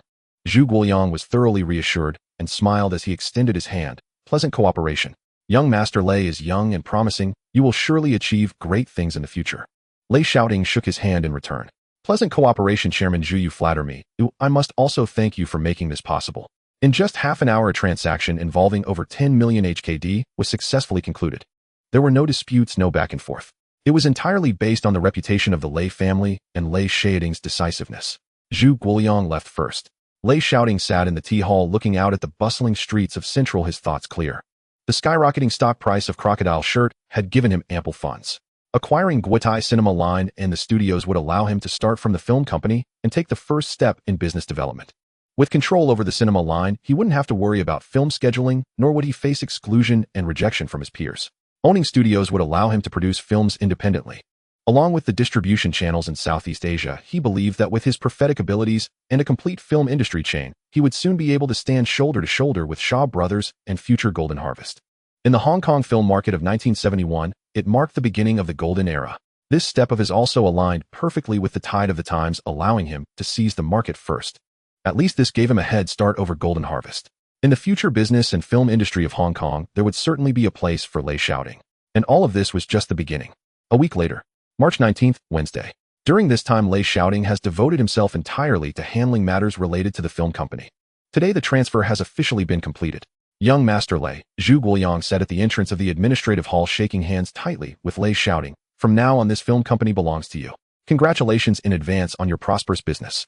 Thank you, Chairman Zhu. Lei Shaoting smiled as he shook hands with Zhu Guoliang. I appreciate your kind words, and also thank you for your generosity. Young Master Lei, you are too polite. It's getting late. When your film company opens, let's gather again and drink to our heart's content. All right. Chairman Zhu, take care. All right. Young Master Lei, no need to see me off. After parting ways with Zhu Guoliang, Lei Shaoting had a Gui take him to the film company. The office of Jianmao Film Company is still located in a commercial building on Broadcasting Road, owned by Guitai Institution. Although the film company has changed hands, it will continue to rent this space for the time being. Lei Shaoting has also prepared a new office building, but it is still under renovation. On the day he reached an agreement with Zhu Guoliang that evening, Lei Shaoting, without hesitation, proposed to his father to use Mingxian Mansion on Lok Road in Causeway Bay as the office. Of course, it wasn't for free. He signed a loan agreement with his father for the amount used to purchase Jianmao Film Company, clearly stating that this money was a loan and not funds taken from the family. Once again, Lei Shaoting did not want to create confusion between the assets he built and those of his family. This was a step he had to clarify. After about 20 minutes, they arrived at the film company in Kowloon Tong, with the car stopping at the base of Guitai Commercial Building. Lei Shaoting looked up at the 7-story old building, its exterior a pale yellow with rusted iron windows. Both the entrance and the top floor displayed a faded sign that read Jianmao Film Company. This place was once the heart of Hong Kong cinema, a hub for Chinese films during the era of Liu Yuntao. Now it was left with only the remnants of its former glory. A Gui. Lei Shaoting turned to the driver in the car and said, "Park the car properly and wait for me inside, no need to come up." "Understood, young master." With that, Lei Shaoting adjusted his suit and stepped into the lobby of the building. The old elevator shook slightly as it ascended. Upon reaching the 3rd floor, the entire floor was once the office of Jianmao Film Company. Only a few scattered personnel were working with an open office space, several old desks, metal file cabinets, and outdated film posters and schedules plastered on the walls. Currently, Jianmao had stopped filming, and its business mainly involved production processing and renting out spaces, as well as lending out artists for filming. Fortunately, many directors and behind-the-scenes staff were still present. Moreover, there were still quite a few actors. This was the current state of the film company. In recent days, Lei Shaoting had visited several times and had already met some of the current staff. Upon the arrival of the new boss, everyone present stopped their work and turned to look at him. "Good morning, Lei Sheng." "Hello, Lei Sheng." Everyone greeted him simultaneously. Good morning, everyone." Lei Shaoting responded politely. He then looked at the current management of the film company Zhong Qiwang and said, "Is everyone from each department present?" In response to Lei Shing, "Everyone is here." "Then let's go in and have a meeting." Inside the conference room. In the large conference room, there were only about 30 people, including management directors, behind the scenes teams, actors, and regular staff. Lei Shaoting's gaze was steady as he scanned the crowd, and the room was silent. "Everyone, my name is Lei Shaoting, and from today onwards Jianmao will be taken over by me. From now on you can call me boss or Lei Shang." At this point, I would like to ask the manager Zhong Qiwang to introduce himself and everyone else in detail. "Understood, Lei Shang. Lei Shing, my name is Zhong Qiwang, and I hold the position of general manager responsible for overseeing all company operations. Lei Shing, my name is Zhou Haitao, and I serve as the director of the production department. I am one of the long-standing employees of Jianmao, managing factory affairs, budgeting, and on-set coordination. Lei Shing, my name is Yu Puqing, the manager of the distribution department responsible for the promotion of new films, overseas distribution, and other promotional activities. Lei Shing, my name is Zhang Xingza, a director of martial arts films. I won the Best Director Award at the Golden Horse Awards for the film Lu Ku and Dao Ku. Hello, Lei Shing, my name is Wu Jiaxiang, and I am responsible for directing comedies and art films. Hello, Lei Shing, my name is Jin Fei, and I am a contracted actor with the company. Hello, Lei Shing, my name is Xiaoping. Hello, Lei Shing, my name is Chun Yanyan. Hello, Lei Shing, my name is Wang Lai. Hello, Lei Shing, my name is Xinghui. Hello, Lei Shing, my name is Zhou Ping." These 6 individuals are the currently contracted actresses of Jianmao. Although Lei Shaoting did not know them, and they were not particularly attractive, he didn't mind, as the focus of Hong Kong cinema at this time was on art and acting. Appearance was a secondary concern. On the male actor's side, Lei Shaoting recognized by Biao, having seen many of his films in the previous timeline. There was also Zhu Jiang, a young actor signed by Jianmao, whose youthful appearance evoked much sentiment in Lei Shaoting. There were also Zhang Yang, Shi Tianqin, Jun Li, Pingfei, Wu Hui, Jiang Nan, and Gao Luchuan, but Lei Shaoting did not recognize them. Currently, the total number of signed artists in his company was not more than 10. The introductory session took over 20 minutes to complete. Very well, Lei Shaoting took out the documents he had prepared from his briefcase. "I am aware that the company recently announced a halt in filming, a reduction in production, and rumors of bankruptcy, making life difficult for everyone and creating a sense of anxiety among you all. As for the directors and artists whose contracts had expired, those who should leave have left, while the remaining individuals are either waiting for their contracts to expire or have no good alternatives. But I am here to tell you that since I have taken over the film company, I will not let it perish. I will continue to make it flourish and surpass its former glory." As soon as the words fell, there was a slight pause in the air of the conference room, and the faces of the crowd showed skepticism. They all knew that Jianmao was no longer the glorious company, it was under Lu Yuntao's leadership. Since Zhu Guoyang took over, the company has produced a series of poor films and has suffered considerable losses. Relying on production services and post-production processing for outside films, and renting out the Yonghua production company's facilities, while also lending signed artists to other crews for a meager commission, they barely managed to stay afloat. Directors and artists with any experience either left for Shaw Brothers after their contracts expired or switched to the newly established Golden Harvest. The 30 or so remaining were mostly left with no options or clung to their last bit of hope. Now that there is a new boss, they still cannot believe that the film company will regain its former glory, let alone surpass its peak. Lei Shaoting observed the apprehension and doubt in the eyes of the crowd, maintaining a calm demeanor as his fingertips lightly tapped on the table. He spoke slowly. "I understand that mere words cannot convince you, and I am aware of the concerns in your hearts." Lei Shaoting wasted no time. He knew that without making some changes and achieving results, it would be difficult to alter the views of these people. He distributed several documents to Zhong Qiwang, Zhou Haitao, Yu Puqing, and other key management staff. The documents clearly outlined the capital injection plan, company restructuring proposal, and detailed renovation progress for Mingxian Mansion. "First, I have already injected startup capital into the company account. The salaries that have been owed to everyone for half a month will be fully paid by the end of the workday today. Furthermore, the salary structure will remain unchanged. As long as you do your job well, there will be performance bonuses at the end of the month, and if the company is profitable by the end of the year, everyone will receive dividends." As soon as these words were spoken, the employees below stirred, whispering among themselves, and the previously dim expressions in their eyes finally brightened with a glimmer of hope. In truth, any motivational speech would be hollow. What they cared about more was their income. The film industry at this time was different from the future. Whether actors or directors, they earned a fixed salary with no profit sharing. Lei Shaoting understood that the issue of unpaid salaries was a heavy burden on everyone's mind. Now that he has taken over, he must resolve this problem. Only then can he reignite their motivation and provide them with some reassurance. Lei Shaoting raised his hand to calm the room, once more continuing to speak. "Secondly, regarding company operations, starting today, we will cease merely renting out spaces and lending artists. We will restart production and create films that belong to our own company." As soon as he said this, the room erupted in an uproar. Zhong Qiwing suddenly stood up, his expression a mix of excitement and concern. Lei Shang, that is absolutely not possible. Currently, Shaw Brothers monopolizes the martial arts film market, and Golden Harvest is just rising rapidly. Restarting production would require a massive investment, and competing with these two giants for market share, which is too risky. Moreover, the company has been halted from filming for a long time, and the equipment and crew are not up to par. Recklessly restarting production to make films, I fear. Lei Shaoting raised his hand again, interrupting Zhong Qiwing. He had already made plans. Taking over the film company was not a joke for him, and he would not develop it slowly. What he wanted was rapid ascension. He aimed to seize Shaw Brothers' market share and encroach on Golden Harvest territory. If he wasn't aiming for the elite, he would not even bother, or else it would be a waste of his existence as a time traveler. In the conference room with Lei Shaoting's announcement, discussions erupted among the crowd. Although there were some controversies, it was clear that everyone's eyes were filled with light. Unlike the initial stage when everyone was dejected and lacked motivation. After Lei Shaoting interrupted Zhong Qiwing's suggestion, his gaze became sharp and his tone resolute as he continued. I am aware of the risks, but clinging to cold remnants will eventually lead the company to shut down. My acquisition of this company is not merely due to having excess funds. Now I announce 3 matters. First, renovate the film studio, repair what needs fixing, and procure the latest equipment to replace the useless props and equipment. Clear them all without exception. Second, recruit talent. Whether directors, artists, or relevant behind-the-scenes staff or talents needed for various departments of the company, bring them all in, no matter who they are. Additionally, I have an accurate list here. Zhong Lao, I entrust this matter to you. Be sure to bring them in. Third, release news and acquire scripts.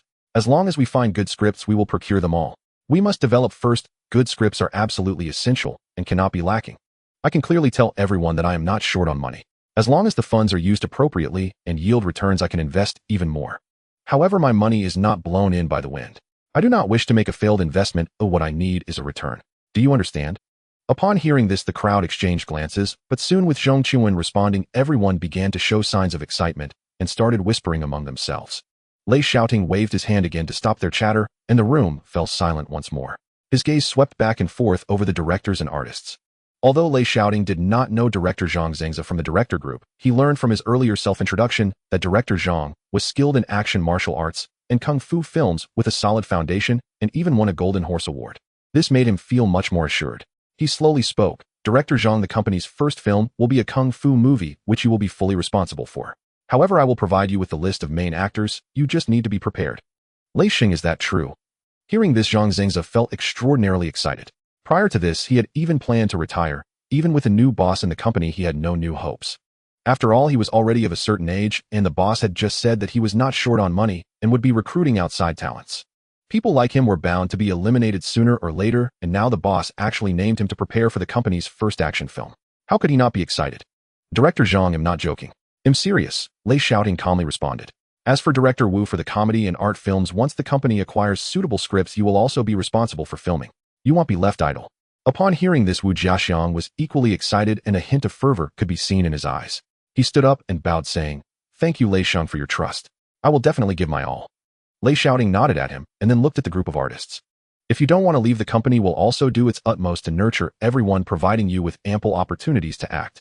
As long as you are willing to work hard, I guarantee you can establish your footing on screen. Let me reiterate, I am not short on money. As long as there are valuable people who can generate profits for me, I will fully nurture them. Hearing this, the artists were equally thrilled and began to whisper among themselves.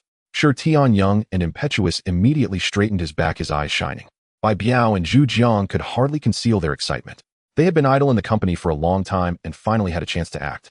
Jin Fei and others even felt their eyes moisten during the most difficult times for Dian Mao. It wasn't that they didn't want to leave, but they had no way out. Now they had finally awaited a turning point. Lei Shaoting did not stop their discussions. He spoke again, throwing out one last major announcement. Additionally, the entire Mingxian building on Lockhart Road in Causeway Bay has been designated as the new headquarters of the company. It is currently undergoing urgent renovations, and we will move out of here within a month at most. At that time, we will settle into a brand new office space. The filming studio, editing room, artist training areas, artist lounges, and makeup rooms will all be upgraded to provide everyone with the best working environment. Before the crowd could recover from their shock, Lei Shaoting continued, Lastly, let me say one more thing. He slowly stood up, his gaze sweeping over everyone present, his voice resonant and powerful. Although the past Dian Mao has closed its curtains, starting today, we will create an entirely new film company. I do not care how down and out the previous company was, nor do I care how pessimistic the outside world is about us.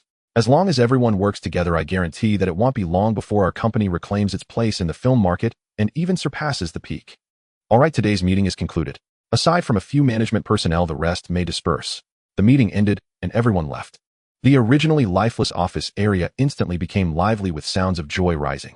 In the conference room, only Lei Shaoting, Zhong Qiwen, Zhou Haitao, and Yu Puqing remained. Everyone, Lei Shaoting's tone became serious. There were too many people earlier for me to speak freely. You are all the backbone of the company, so I will lay it all out here. For the company to reopen the market, we must produce a high-quality film. This is essential for us to establish a foothold and open up the situation. I have already identified a script and am currently in discussions. We will meet again shortly.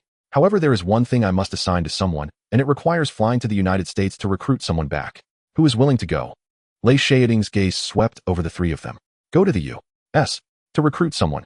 This immediately caused Zhong Qiwen, Zhou Haitao, and Yu Puqing to exchange surprised glances.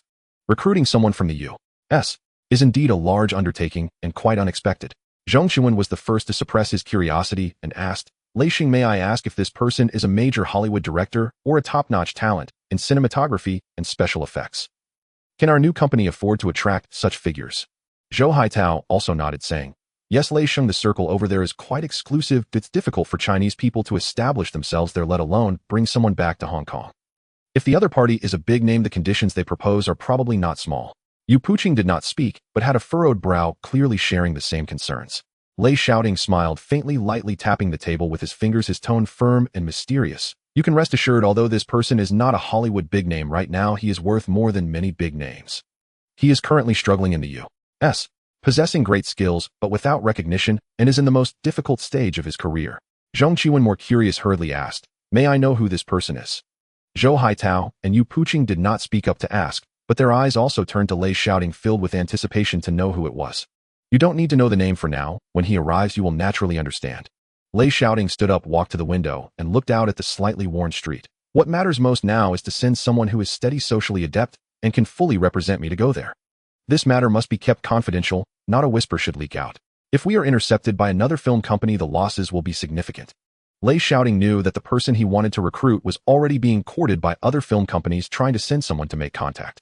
He did not disclose the name of the person to be recruited, not out of distrust for Zhong Qiwen and the others, but out of concern that they might inadvertently leak this matter to the opponent. Yu Puqing hesitated for a moment and immediately raised his hand to express, Lei Xing, I will go. I am full of confidence, as I have always been responsible for overseas film distribution and frequently travel, which gives me more experience. Lei Shaoting nodded with satisfaction, a glimmer of approval in his eyes. Good. Then, manager, you will personally go to the U.S. Here is the personal information of the person to be recruited and his current address. When you meet the person to be recruited, be sure to be humble in your attitude. The treatment can be flexible, as long as he is willing to come, he can set the terms.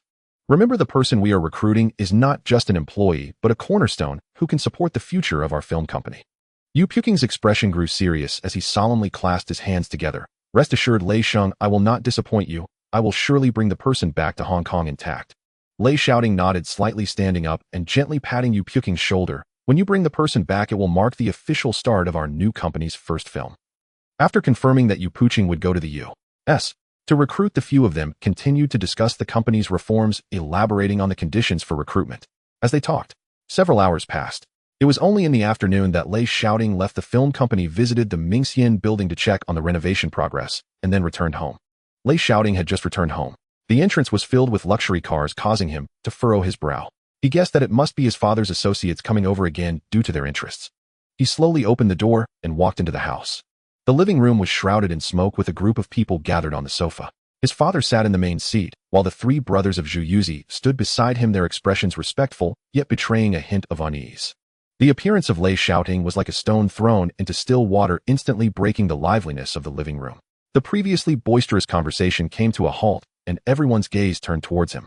Lei Shaoting showed not the slightest hint of fear. Immediately a chorus of greetings rose. Shaoting is back. That I'm back. Since you're back, why not head to your room first? I have important matters to discuss with your uncles.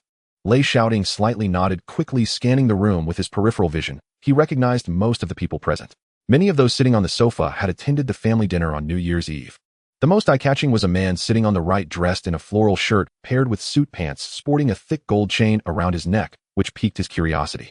This man had sharp eyes and a habitual smile at the corners of his mouth, but his grin felt insincere, eliciting an indescribable sense of dislike in Lei Shaoting.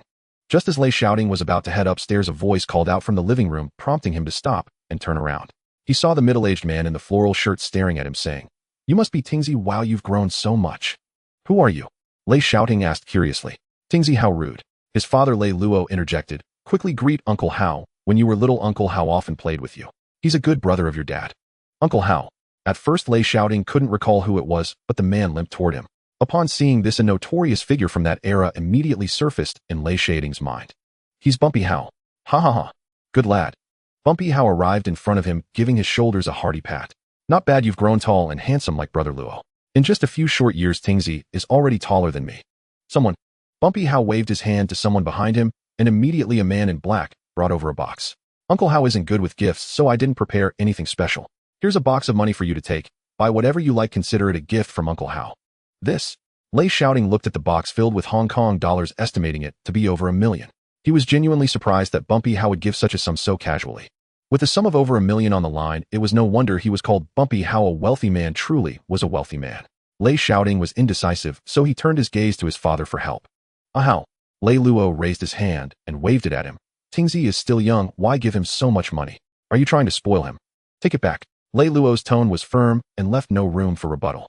Seeing this, Bumpy Hao had no choice but to take back the box and return to sit on the sofa. At that moment, Lei Shaoting remembered that Bumpy Hao's relationship with his father Lei Luo had not yet reached the point of enmity. They were still good partners. But that would soon change. Historical records indicated that starting from mid-1971, after Lei Luo stepped down, his power and influence gradually waned, while Bumpy Hao grew stronger, leading to a rupture in their relationship. It seemed that Bumpy Hao had overstepped in his business dealings, recklessly encroaching on the territories of other organizations, prompting Lei Luo to step up as a mediator. Lei Luo had always operated on a principle of shared stability and was opposed to anyone overstepping their boundaries. Therefore, he publicly chastised Bumpy Hao. At that time, Bumpy Hao was powerful with both wealth and people at his disposal and thought Lei Luo was outdated. Being publicly reprimanded by Lei Luo made him feel humiliated. From that point on, their relationship became one of mutual hostility.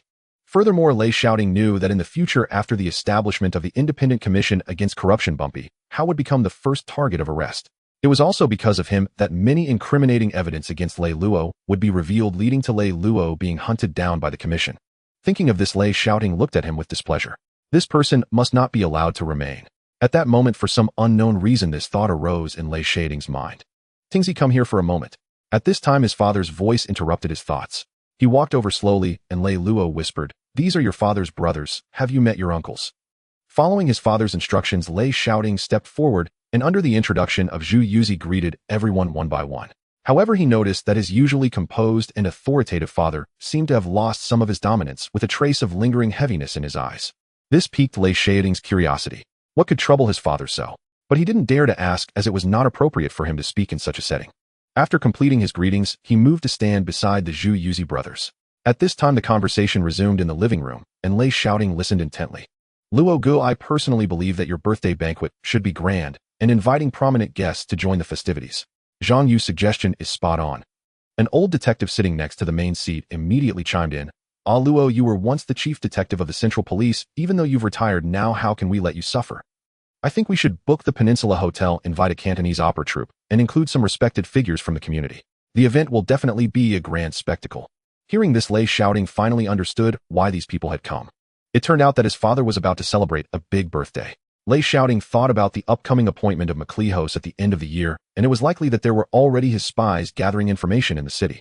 If his father were to host a grand banquet at this time, inviting the heads of various organizations along with detectives from all districts, foreign inspectors, and police officers collecting gifts from everyone, would only serve to provide more leverage to MacLehose. Thinking of this, Lei Shaoting furrowed his brow once more, but in that moment, he didn't know how to break the deadlock. Zhu Yuzi beside him seemed to sense Lei Shaoting's unease and quietly asked, "Tingzi, are you feeling unwell? Why don't you go to your room and rest?" "No," Lei Shaoting shook his head. He glanced at Zhu Yuzi and suddenly had a bright idea, leaning in to whisper, "Uncle Feng, trust me, find a way to stop my father from hosting this banquet." This. Upon hearing, Zhu Yuzi frowned. He was hesitant to stop Lei Luo from hosting the banquet, especially in front of the heads of various organizations and senior detectives. He truly did not dare to do so. He even felt that he had no place to speak here. Outside, he was indeed Lei Luo's spokesperson, but here he was an insignificant character, not even qualified to sit. How could he dare to speak up? Seeing Zhu Yuzi hesitate and noticing his father's unwilling expression, Lei Shaoting gritted his teeth and stood up saying, "Dear uncles," Lei Shaoting politely cupped his hands. "My father has been working hard over the years, so he promised my mom and me a long time ago that during his birthday they would go on a honeymoon and enjoy some time alone together. Therefore, dear uncles," Lei Shaoting cupped his hands once more, "please don't press my father, let them have a proper outing." Understanding the situation, Zhu Yuzi immediately stood up after Lei Shaoting finished speaking, saying, "If Tingzi hadn't mentioned it, I would have almost forgotten about this matter. Everyone let Luo go on his honeymoon this year. He deserves a good rest." The group exchanged glances. Although Lei Luo did not speak, Lei Shaoting could sense that the look of difficulty he had just displayed had completely vanished. "All right, everyone." As the crowd murmured, Lei Luo finally stood up and said, "Tingzi is right, tonight my birthday banquet will be cancelled. I should spend some quality time with my family. It's getting late, everyone please disperse." With Lei Luo issuing the order to dismiss the heads of the organizations, and the detectives ceased their discussions, stood up and began to leave one after another. Not Luo Gut. At this moment Bumpy Hao looked unwilling, saying, "If you don't host your birthday banquet, how will all the brothers pay their respects?" "Enough, Hao." Lei Luo interrupted him, "Just go home. We have hosted birthday banquets for so many years, and now that I'm stepping down, whether we hold it or not is no longer important." Zhu Yuzi see them off. After finishing, Lei Luo took Lei Shaoting upstairs, heading straight to his study, leaving behind a reluctant Bumpy Hao wide-eyed and leaning on his cane, watching as the father and son ascended the stairs until they disappeared from view. In the study, Lei Luo sat in the boss chair staring at Lei Shaoting with a calm expression, making it hard to discern whether he was angry or not, which made Lei Shaoting feel uneasy. "Daddy," Lei Shaoting said in a low voice, "please don't look at me like that. Just say what you want to say." "Oh, I feel very uncomfortable." Lei Luo let out a cold laugh. "Now you know what discomfort feels like, right?" He reached out to light a cigar. "Weren't you quite comfortable making decisions for me just now? Speak up, why did you do that?" "Daddy." Lei Shaoting did not cower, replying firmly, "I've already mentioned that my Li Hao is likely to become the new governor of Xinjiang. Perhaps his spies are already watching the various forces in Xinjiang. And you throwing a banquet and inviting all these forces, aren't you just walking into the line of fire?" "That's just your speculation," Lei Luo retorted. "How can you be so sure that my Li Hao will take office? Even if he does become governor, how can you be so certain that he will initiate a reshuffle?" Without hesitation, Lei Shaoting stood up and responded, "Daddy, this is not a random guess, but an analysis based on the situation concluded from his personal style." Lei Shaoting's voice was not small, and the Zhu Yuzi brothers, who had just entered the study, glanced back and forth between Lei Luo and Lei Shaoting. "Tingzi, how can you speak so loudly to your father?" Zhu Yuzi hurriedly pressed Lei Shaoting down. "Sit down and talk." After sitting down, Lei Shaoting felt a wave of fear in his heart and quickly adjusted his emotions. Just now, in a moment of excitement, he had forgotten that the person opposite him, although his father, was also someone who made all the forces in Hong Kong tremble with fear. If he truly angered him, life would definitely become difficult, and it might even be more severe. He cautiously observed his father from the corner of his eye, and seeing that he was not angry, his expression normal and calm, he let out a sigh of relief. Lei Luo took a deep drag from his cigar and slowly exhaled a cloud of smoke before finally looking at Lei Shaoting. "Daddy is not blaming you," Lei Luo said in a very calm tone. "In fact, I'm quite pleased that you just helped me out stopping the birthday banquet. I also don't want to hold the banquet anymore." At the same time, Lei Luo's tone became serious. "Regarding your statement that my Li Hao might become the new governor, I actually believe it too. Recently, I have asked Uncle Feng to investigate this matter." "But," Lei Luo tossed a stack of documents in front of Lei Shaoting. "Uncle Feng has been inquiring outside, and even from many foreign officials, he couldn't glean any hints. How can I believe this? If there's no solid evidence to prove this, do you know how many interests will be involved if I take action? How enormous the impact will be? It could even be said that the entire underground order of Xinjiang would be thrown into chaos." Lei Luo's words were indeed not false. If it weren't for his support over the years, the underground order of Xinjiang would not know how chaotic it would have become. It was clear that in the 2 years after his withdrawal, his prestige had diminished. Many organizations in Xinjiang were already restless, obedient on the surface, but stirring beneath. Lei Luo was well aware of this.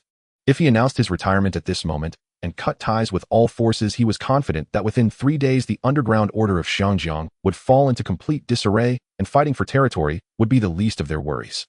Fighting, injuries, robberies, crimes, and bloodshed would surely ensue, and at that time the entire Xinjiang would be in turmoil, with everyone in panic. As for relying on the Royal Hong Kong Police, in Lei Luo's mind they were all a bunch of useless people, neither impressive nor effective. Even the stationed British troops in Hong Kong were just a bunch of good-for-nothings in Lei Luo's eyes, entirely ineffectual. Thus Lei Shaoting had delayed taking action, continuously having Zhu Yuzi investigate this matter. Lei Shaoting picked up the thin stack of documents from the table, gently brushed over the cover, and his gaze instantly became sharp. He quickly flipped through a few pages, and a meaningful smile crept onto his lips. Daddy, you asked Uncle Feng to investigate my Li Hao, yet he hasn't found any clues. Isn't that the most obvious hint? Lei Luo raised an eyebrow, exhaled a puff of smoke, and remained silent, quietly waiting for him to continue. According to the historical practices of the Hong Kong government, if a new governor is to be promoted internally, it should be announced early on and the media would report it. Yet now, Lei Shaoting continued. The rumors that this chief secretary will become the governor are spread by some common folk and minor figures within the Hong Kong government. Daddy, which of those big shots in the Hong Kong government dares to assert that the new governor is the chief secretary? Lei Shaoting gently placed down the documents, his voice steady, and assured the fact that you can't find anything doesn't mean this matter doesn't exist. From the beginning I believe this is all a trap set by my Li Hao. What makes you so sure? Lei Luo lowered his voice a few notches, his fingertips unconsciously tapping on the table. Because of the wind direction, Lei Shaoting extended a finger, his tone resolute. Daddy, you've been navigating the waters of Xinjiang for half your life. You should understand better than I do. Hasn't the police force recently appointed a new chief? Aren't they rigorously investigating criminal activities and money laundering? Aren't many foreign firms and officials quietly consolidating their assets? Each of his points struck Lei Luo's heart, making his expression become grave. Daddy, all of these are omens. Lei Shaoting continued, perhaps this new police chief is just the vanguard for my Li Hao. At the door, Zhu Yuzi stood in shock, suddenly realizing that the boy he had seen grow up in front of him had unknowingly matured so quickly, and his perspective on issues far surpassed his own. The things Lei Shaoting had just said could be considered half-truths. The falsehood was that the analysis he presented was entirely fabricated, aimed at making his father believe and prepare in advance. The truth was that the newly appointed police chief was indeed someone my Li Hao had arranged in advance, but after taking office, he found it difficult to control the complex police system in Xinjiang. Half a year was insufficient. Before my Li Hao could take office, he was deliberately set up and ousted, replaced by the deputy police commissioner Xue Jifu, who had long been entrenched in the Xinjiang police force. Moreover, there was more. My Li Hao did not just arrange for one person to come over, the police chief was merely one of them. There was another person who was secretly gathering information on the various forces and criminal events in Xinjiang. This person later became the first commissioner of the Independent Commission Against Corruption, serving as my Li Hao's right-hand man, specifically tasked with investigating the internal system. As someone from the future, Lei Shaoting was naturally well aware of all these details. Lei Luo remained silent for a long time. The cigar had burned down to the end, and he casually extinguished it in the ashtray before slowly speaking. You're right, the police force has indeed undergone a change recently.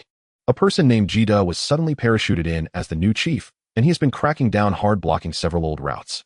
Lei Luo said, "This is it." Lei Shaoting smiled slightly. This Jida is not someone directly promoted by the Hong Kong government. He was parachuted in, which indicates many issues. By the way, Daddy, wait a moment. He stood up, walked to the bookshelf, pulled out a thick book titled Organizational Structure of the Hong Kong Government, and spread it open on the table. Daddy, look. Lei Shaoting pointed to one of the pages. Since 1969, the British mainland has begun implementing the colonial reform program, aiming to eliminate corruption and professionalize management. From this, many issues can be discerned, and as the largest port in the Far East, Xinjiang is bound to be at the forefront. At this moment, even Zhu Yuzi walked over to take a look. This book had been distributed internally by the British Hong Kong government back in 1970, but neither Lei Luo nor Zhu Yuzi had ever taken a close look at it, and were completely unaware of its contents. Now, upon seeing this regulation, both Lei Luo and Zhu Yuzi changed their expressions dramatically. He looked up at Lei Luo, sensing that his father had been touched, and continued to intensify his argument. I've been researching my Li Hao lately, and based on his character and style, if he is indeed the new governor of Xinjiang, he definitely wouldn't act hastily. We still have time to prepare. Silence. The study was enveloped in silence. Whether it was the steady and calm Lei Luo or the clever and cunning Zhu Yuzi, both were deeply shocked by Lei Shaoting's words at this moment. Compared to the last time Lei Shaoting said the governor would be parachuted in, possibly conducting a deep investigation into corruption and bribery in Xinjiang, they were not affected much. Because at that time it was only speculation. But now, after Lei Shaoting's well-reasoned analysis, both Lei Luo and Zhu Yuzi began to believe.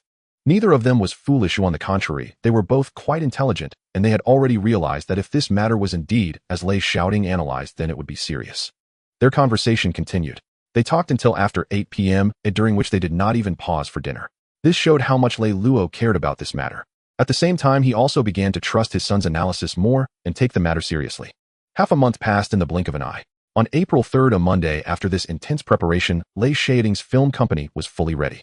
The entire film studio's outdated equipment was replaced, and the few remaining usable devices were carefully inspected and maintained looking brand new. According to Lei Shaoting's explicit instructions, the 5-core cinemas under his company completely replaced the old wooden benches and thin cotton cushions with thickly padded seats, elevating both quality and comfort to several levels. It is worth noting that previously only the Emperor Theater in Causeway Bay had the audacity to invest such costs in high-end, thickly padded seats.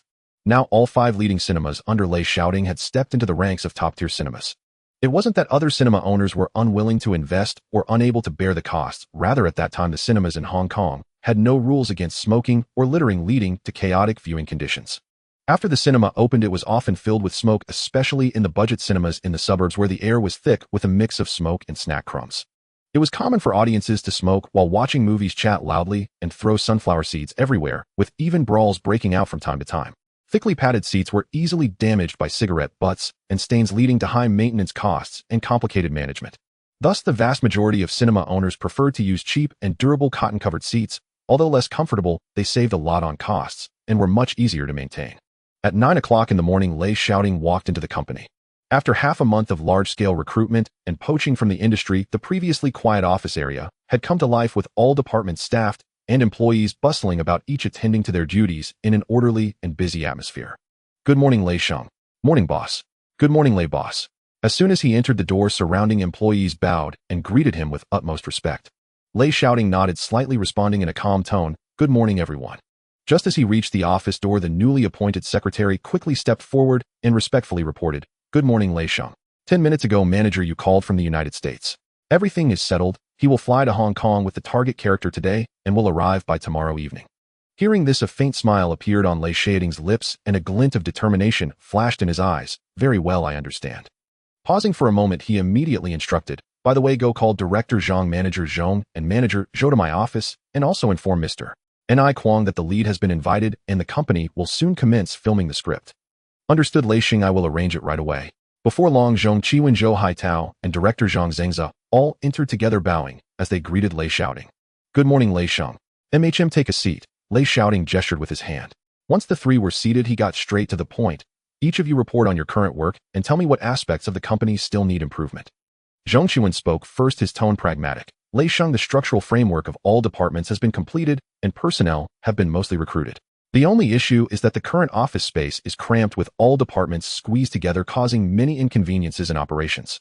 Furthermore, we have recently brought in many artists, backstage staff, and directors from the industry, and currently there isn't enough office and rest space.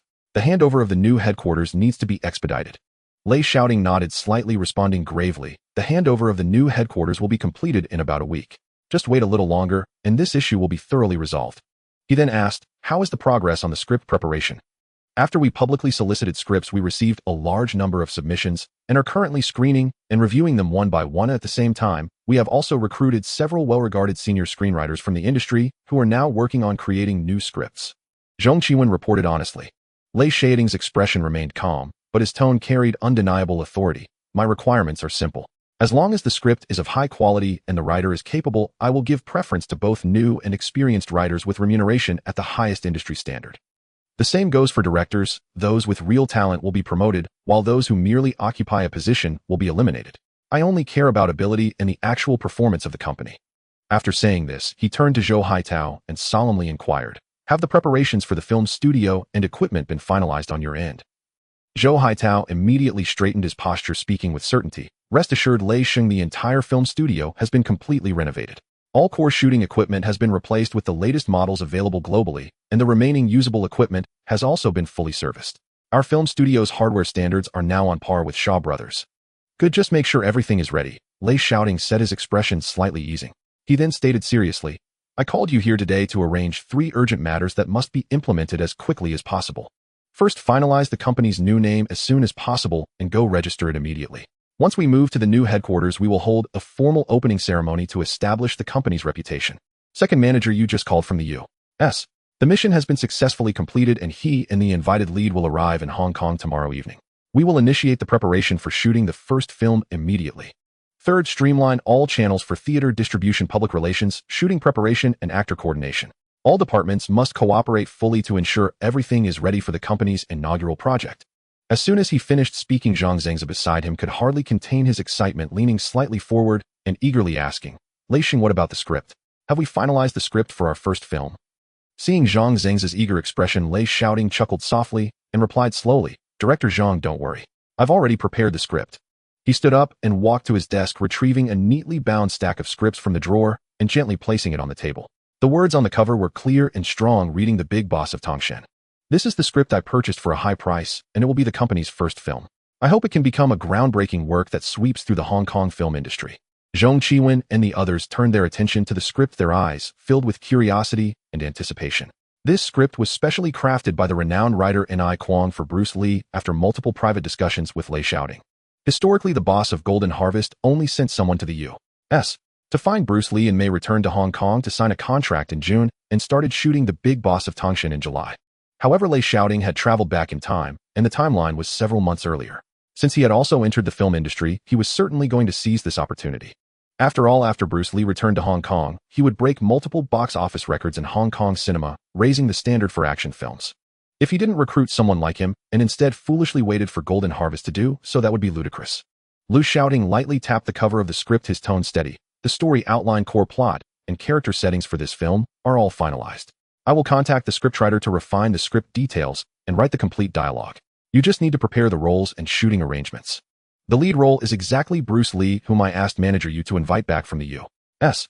Once he arrives in Hong Kong, Director Zhang, you must immediately connect with him regarding the script, communicate the shooting details, and let him fully lead the design of the action scenes to ensure they align with his fighting style." Upon hearing this, Zhang Zeng's eyes instantly lit up. He had also heard about Bruce Lee's fame in Hollywood and knew that he was a highly skilled martial artist. He nodded vigorously, saying, "Rest assured, Lei Sheng, I will do my utmost to cooperate and will not make any mistakes." Lei Shaoting looked at the three of them, his gaze sharp and his tone filled with conviction. "What I want is not just to make a movie, but to ensure that our film breaks the box office records in Hong Kong, snatching the market directly from Shaw Brothers. From now on, there must be a place for us in the Hong Kong film industry. In the future, for theater scheduling, film studio space, and crew coordination, you three must cooperate fully. If there are any issues, come directly to me. I will fully support you with resources and funds."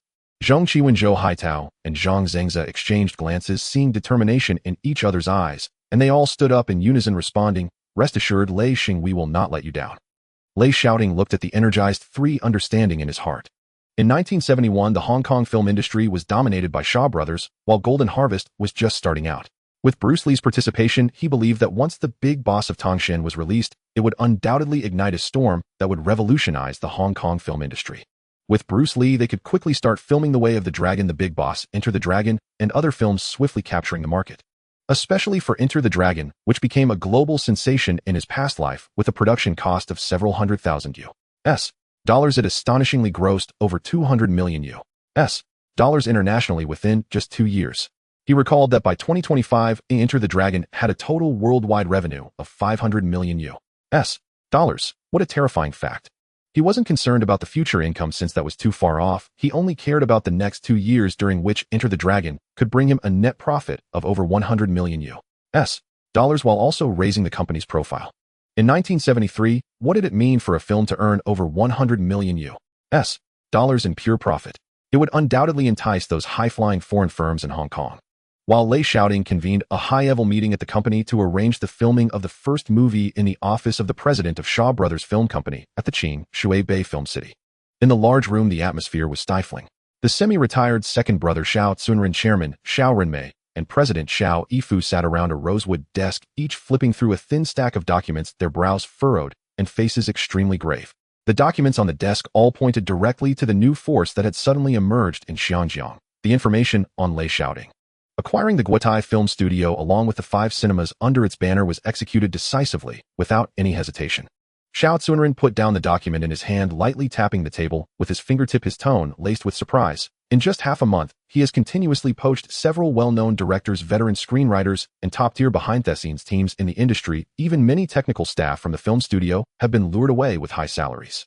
He's offering huge rewards for quality scripts with remuneration twice that of ours at Shaw Brothers, and promises additional bonuses for best-selling scripts. Now even our own screenwriters at Shaw Brothers are secretly sending their scripts over. Xiao Renmei raised his eyes, looking at his younger brother, Xiao Yifu, his voice deep. The cinema circuit in Nanyang has also received news. This new company is already in contact with overseas distribution channels, clearly aiming to compete with us for the market. Xiao Yifu slowly set down the documents. His eyes, seasoned by the ups and downs of the business world, were devoid of panic, instead revealing a cold scrutiny. His fingertip brushed over the line in the document reading, Lei Shaoting, 23 years old, Oxford graduate, arrived in Xiangjiang from the UK, last year, family background unknown, a hint of amusement flashing in his eyes. An unknown background, yet able to invest heavily in acquiring film studios, renovating cinemas, and poaching talent. Either there's a powerful family backing him, or he has a solid financial chain. He is certainly not just a young upstart appearing out of nowhere. His voice was steady, carrying an air of calmness. Shaw Brothers has dominated the film industry in Xiangjiang for over a decade. Not just anyone can easily take a slice of our pie. I am also curious about which big player is backing this young man to take charge. The surname Lei, could he be a descendant of the Lei family from Kowloon Bus? The semi-retired second brother of Shaw murmured softly. Only this Lei family has such deep pockets while also having a solid foundation in the industry. Xiao Yifu seemed to share the same sentiment, responding in agreement. If it is indeed the Kowloon Bus Lei family acquiring Guotai combined with the cinemas they already own, they could truly become our formidable rival. The third brother of Shaw spoke with an even more serious expression. When soldiers come, we shall meet them. When water comes, we shall dam it. Shaw Brothers has been deeply rooted in Xiangjiang for many years. How could a newly established company threaten us? He immediately made arrangements, his tone resolute. First, stabilize all our directors, artists, and behind-the-scenes teams. Raise salaries appropriately and renew long-term contracts. We cannot allow the other side to poach our people anymore. Second, release news externally and increase the procurement of scripts, prioritizing high-quality scripts from the industry, blocking the other side's script channels. Third, closely monitor the movements of this new company, including their filming plans and lead actor selections, reporting every detail. Fourth, select several quality scripts to prepare. Once the other side begins filming, immediately launch the quality scripts for production to achieve simultaneous releases and block their path entirely in advance. Xiao Yifu laid out 4 arrangements in succession. Relying on a wet behind Thier's youngster to shake the status of Shaw Brothers, the people behind him must be overly ambitious. The second and third brothers of Shaw exchanged glances and nodded in agreement with Xiao Yifu's arrangements. In their view, even if this new company was aggressive, it would still be no match for the deeply rooted Shaw Brothers. With just a little suppression, it could be crushed in the cradle. This was their confidence in their foundation. Meanwhile, on the side of Golden Harvest Film Company, Zhou Wenhui, He Guanchang, Luo Wei, and others were also gathered together, the table similarly strewn with investigative materials about Lei Shaoting's newly established film company, the atmosphere equally tense. Even more so than at Shaw Brothers. Especially Zhou Wenhui, his face darkened as he looked at the materials in his hand, his expression solemn. Who exactly is this Mr. Lei moving too quickly, having acquired Guotai Film Studio and cinemas? This is truly a miscalculation. Zhou Wenhui expressed his frustration at learning that Guotai Film Studio and cinemas were taken over. He had long set his sights on this piece of meat, even viewing Guotai Film Studio and cinemas as the cornerstone for Golden Harvest's future to compete with Shaw Brothers. He had already sent people to contact Zhu Guoyang, but his funds were insufficient, and they had never reached an agreement on price. Now being preempted by someone else, how could he not feel immense pain, sighing repeatedly? He Guanchang also frowned, feeling downcast. Without Guotai Film Studio and cinemas, what can we talk about competing with Shaw Brothers? Facing this aggressive new film company, we might not even measure up. Luo Wei, as a director-type technician, understood the importance of talent in the industry. His thoughts differed from Zhou Wenhui and the others. Knowing that this new film company was continuously poaching talent, and with the team Golden Harvest had just built, if they kept losing people, it could easily fall apart. Zhou Sheng He Sheng, Luo Wei said solemnly, we must plan ahead and quickly bring in heavyweight leading actors to stand by, produce influential films to capture the market and stabilize our existing team. We cannot let the other side disrupt our pace. Zhou Wenhui lightly tapped the table with his fingertip, his gaze deep. He understood this better than anyone. Shaw Brothers had a solid foundation, and Golden Harvest had always been targeted by Shaw Brothers struggling to survive in the cracks. Now, with a new financially strong opponent emerging, the situation was becoming increasingly severe. It looks like we need to lay out that move in advance, Zhou Wenhui said, looking at He Guanchang.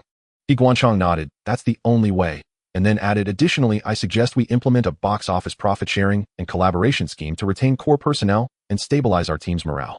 Zhou Wenhui nodded slightly, speaking in a low voice. I will find out who is backing this Mr. Lei, and for now we will observe the situation, ascertain his details and next steps before responding. For now, we can only temporarily avoid his sharp edge. Meanwhile, not only Shaw Brothers and Golden Harvest were involved. The entire Xiangjiang film industry, due to Lei Shaoting's sudden emergence, had plunged into a tense conspiracy, viewing him as the greatest potential threat, laying down defenses in preparation for this sudden industry upheaval. With a film company suddenly emerging that had its own production studio and cinema chain, aggressively poaching talent, buying scripts, replacing equipment, and renovating cinemas, how could these ambitious film company bosses not be alarmed? All the major film companies were plotting against him, yet Lei Shaoting was completely unaware. At this moment, he had arrived at the Xiangjiang Stock Exchange. Inside the exchange, there was a cacophony of voices. Stock traders crowded around the trading counters, shouting and discussing. The entire trading hall was filled with a fervent atmosphere. With the sound of the bell, the stock market opened. Lei Shaoting also eagerly looked at the latest price board, his gaze fixed on the pen in the clerk's hand. HSBC's quote. Jardine's quote. Xiangjiang Electric's quote. As the strongest firms' quotes were announced, only then did the general company's quotes come out. When the quote for HK00380 Crocodile shirt was announced, seeing it open at 6.89 Hong Kong dollars per share, Lei Shaoting's lips curled up slightly, unable to hide his inner delight. Simultaneously, the trading hall erupted in huge commotion as the price of 6.89 Hong Kong dollars per share was announced, with traders cheering.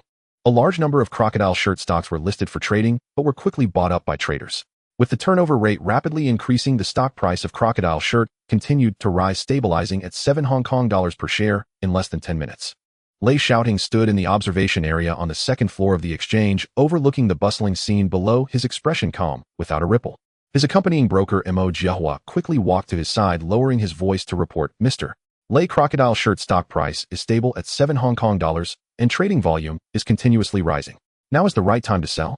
Lei Shaoting nodded slightly, his tone calm, yet carrying an undeniable directive: sell in batches, cash out slowly, without causing market panic or alarming the operators behind the scenes. Act smoothly. Do you understand what I mean?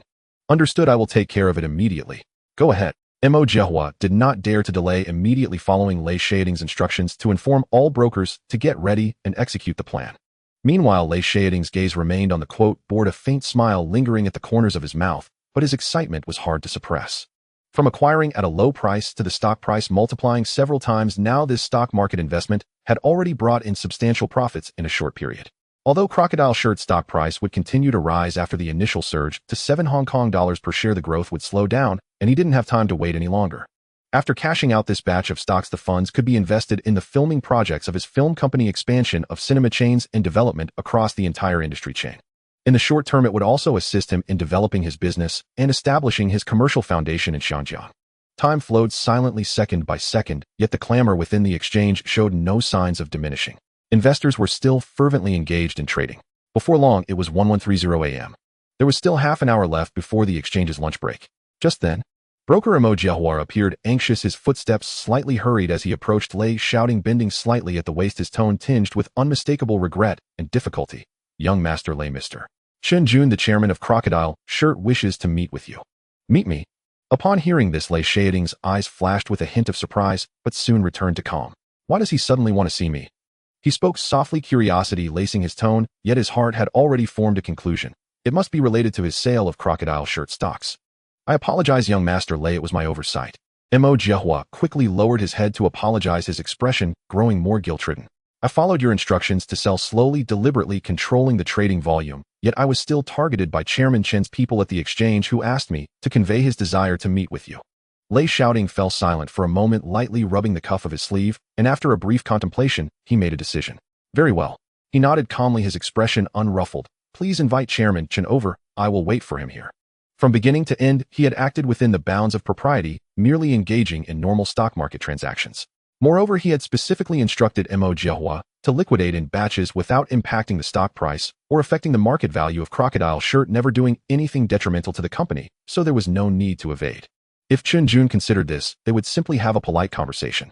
However, if the other party sought to provoke trouble and make things difficult, Lei Shaoting was certainly not a soft persimmon to be squeezed at will, and he had the confidence to respond. Before long, Mo Jiahua returned, leading a middle-aged man in a dark suit with a steady demeanor. The man stood tall, his features radiating the competence and authority of a business mogul. It was Chairman Chen Jun of Crocodile shirt. "So you must be young Master Lei. I've long heard of your esteemed name." Chen Jun extended his hand with a polite tone showing no trace of arrogance. "I am Chen Jun, and I hope you will forgive my presumptuous visit." "You are too kind, Chairman Chen." Lei Shaoting shook hands with him, his demeanor calm and respectful. "May I ask what brings you to see me?" "I dare not presume to instruct you." Chen Jun smiled, speaking frankly. "I came here knowing that young Master Lei holds a considerable amount of my company's stocks, and I wanted to meet you. The second reason is that I heard you are reducing your holdings in Crocodile shirt stocks, and I had some doubts, so I came to ask a few questions with no intention of causing any trouble." Before coming, his people had reported to him that Lei Shaoting's selling methods were extremely restrained. Not only had he not crashed the market, but he had also made trading smoother, even indirectly stabilizing the stock price, which was far from malicious short selling. This was what allowed him to remain calm. However, he worried that Lei Shaoting's continuous selling might have ulterior motives, prompting him to come and investigate. Upon hearing this, Lei Shaoting responded in a calm tone, "Chairman Chen, you worry too much. I am merely liquidating my investments normally to free up funds for other business ventures. This does not reflect any lack of confidence in Crocodile Shirt's development, so please rest assured." "Oh, I see. Yes, Chairman Chen, please rest assured," Lei Shaoting continued. "I personally have very high hopes for Crocodile Shirt stock. I believe the stock price will continue to rise. It is just that I am in urgent need of liquidating for other investments, which is why I must sell." "However, I understand the rules," Lei Shaoting said indifferently. "I will never sell in large quantities to affect your company's stock operations." Hearing this, Chen Jun let out a sigh of relief. After their exchange, the conversation flowed smoothly, and after understanding Lei Shaoting's situation, Chen Jun's previously anxious heart completely settled.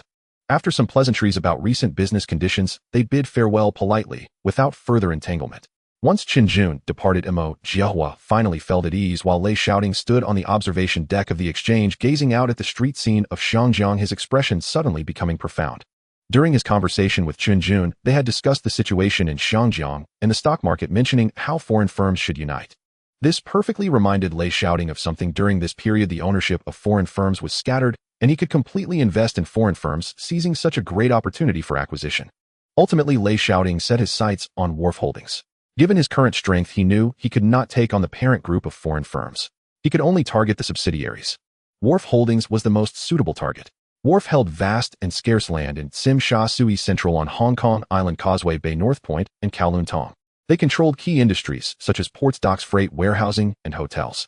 They were one of the few British-funded giants in Xinjiang with substantial assets and a deep-rooted foundation, and would become a core target for future competition in Xinjiang's business community. Most importantly, Wharf Holdings owned so many quality assets, yet their stock price was only 11 Hong Kong dollars.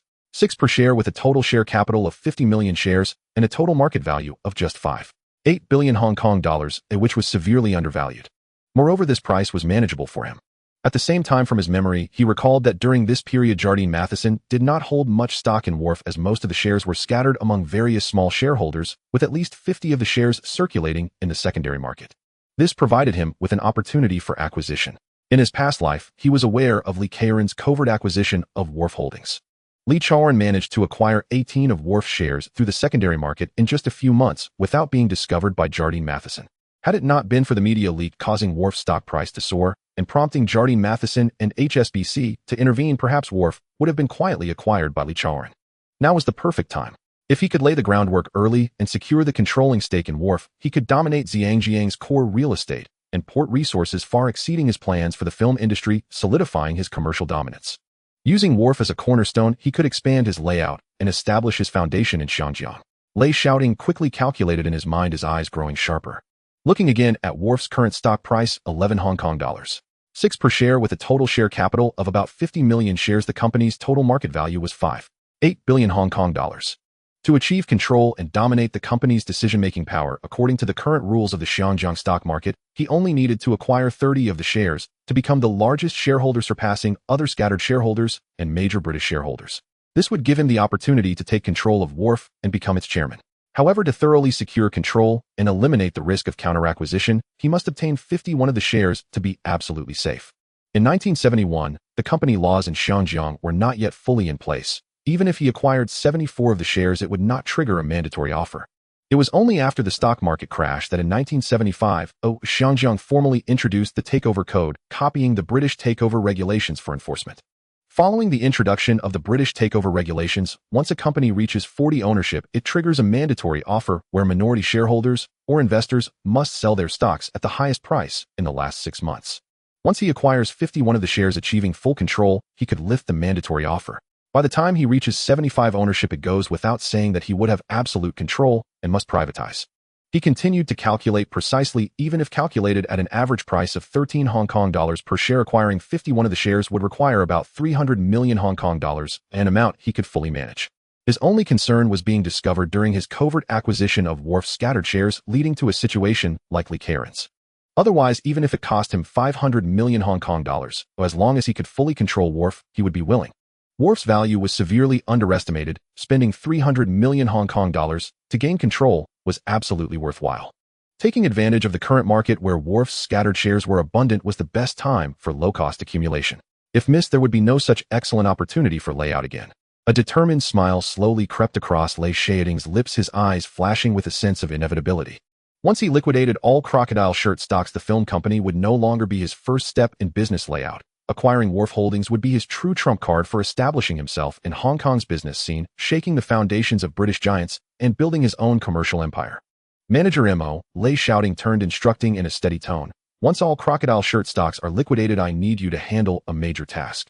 Mo Jiahua was momentarily taken aback upon hearing this, but without a hint of hesitation, he responded firmly. Yes, young Master Lei. It was now 4 p.m. The Xiangjiang exchange officially closed. Mo Jiahua immediately took over the documents of stocks sold by other brokers for settlement, taking about 20 minutes.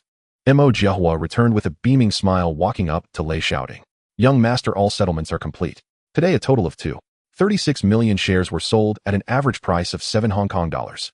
1 per share, totaling 16 Hong Kong dollars. 756 million in cash. Lei Shaoting was very satisfied with this outcome. At this rate of liquidation, he would only need 3 more days to clear his holdings. On the evening of the 6th, around 9 o'clock, the Kai Tak airport in Kowloon was still brightly lit and bustling with people under the night sky. A passenger plane which had transferred from the Treasure Island to Hong Kong slowly taxied down the runway and came to a stop with the cabin door opening as passengers gradually walked out of the terminal. Yu Puqing carried a simple suitcase, leading his assistant forward, and beside him walked a tall and robust man dressed in stylish casual attire. With broad shoulders and a narrow waist, the man exuded a vigorous spirit, and it was none other than Bruce Lee, who had traveled all the way from America. As Yu Puqing stepped out of the arrival hall, his gaze quickly swept over the crowd, swiftly locking onto the tall and distinguished Lei Shaoting not far away. Bruce Lei Sheng personally came to pick you up, Yu Puqing said to Bruce Lee. Meanwhile, over at Lei Shaoting's side, Zhong Qiwen and others also spotted Yu Puqing. Lei Sheng, they have arrived, Zhou Haitao quietly reminded, and Lei Shaoting nodded slightly with a warm smile, stepping towards the three. Bruce, welcome to Hong Kong. Lei Shaoting took the initiative to step forward, extending his hand towards Bruce Lee with a relaxed and enthusiastic tone. I am Lei Shaoting, the owner of Thunder Film Company. Thunder Film Company was the final name confirmed for Lei Shaoting's film company. It utilized a homophone of Thunder from Lei Shaoting's name, and the name was generally internationalized, thus gaining unanimous approval. Looking at the overly young Lei Shaoting before him, Bruce Lee was instantly filled with surprise. He instinctively took the other's hand and couldn't help exclaiming, "Oh my God, you are Mr. Lei." Previously, when Yu Puqing communicated with him, he only mentioned that the owner was a powerful figure in Hong Kong with an impressive background. He never expected that the owner of this new film company would be so young, looking nothing like a veteran in the business. Yes, it's a genuine deal. Lei Shaoting replied with a smile, his tone natural and friendly, showing no airs of a boss. You've had a long journey, the car is ready outside. Let's head to the hotel to settle in before discussing our cooperation in detail. Bruce Lee, suppressing his surprise, felt a bit more fondness for Lei Shaoting and nodded in agreement.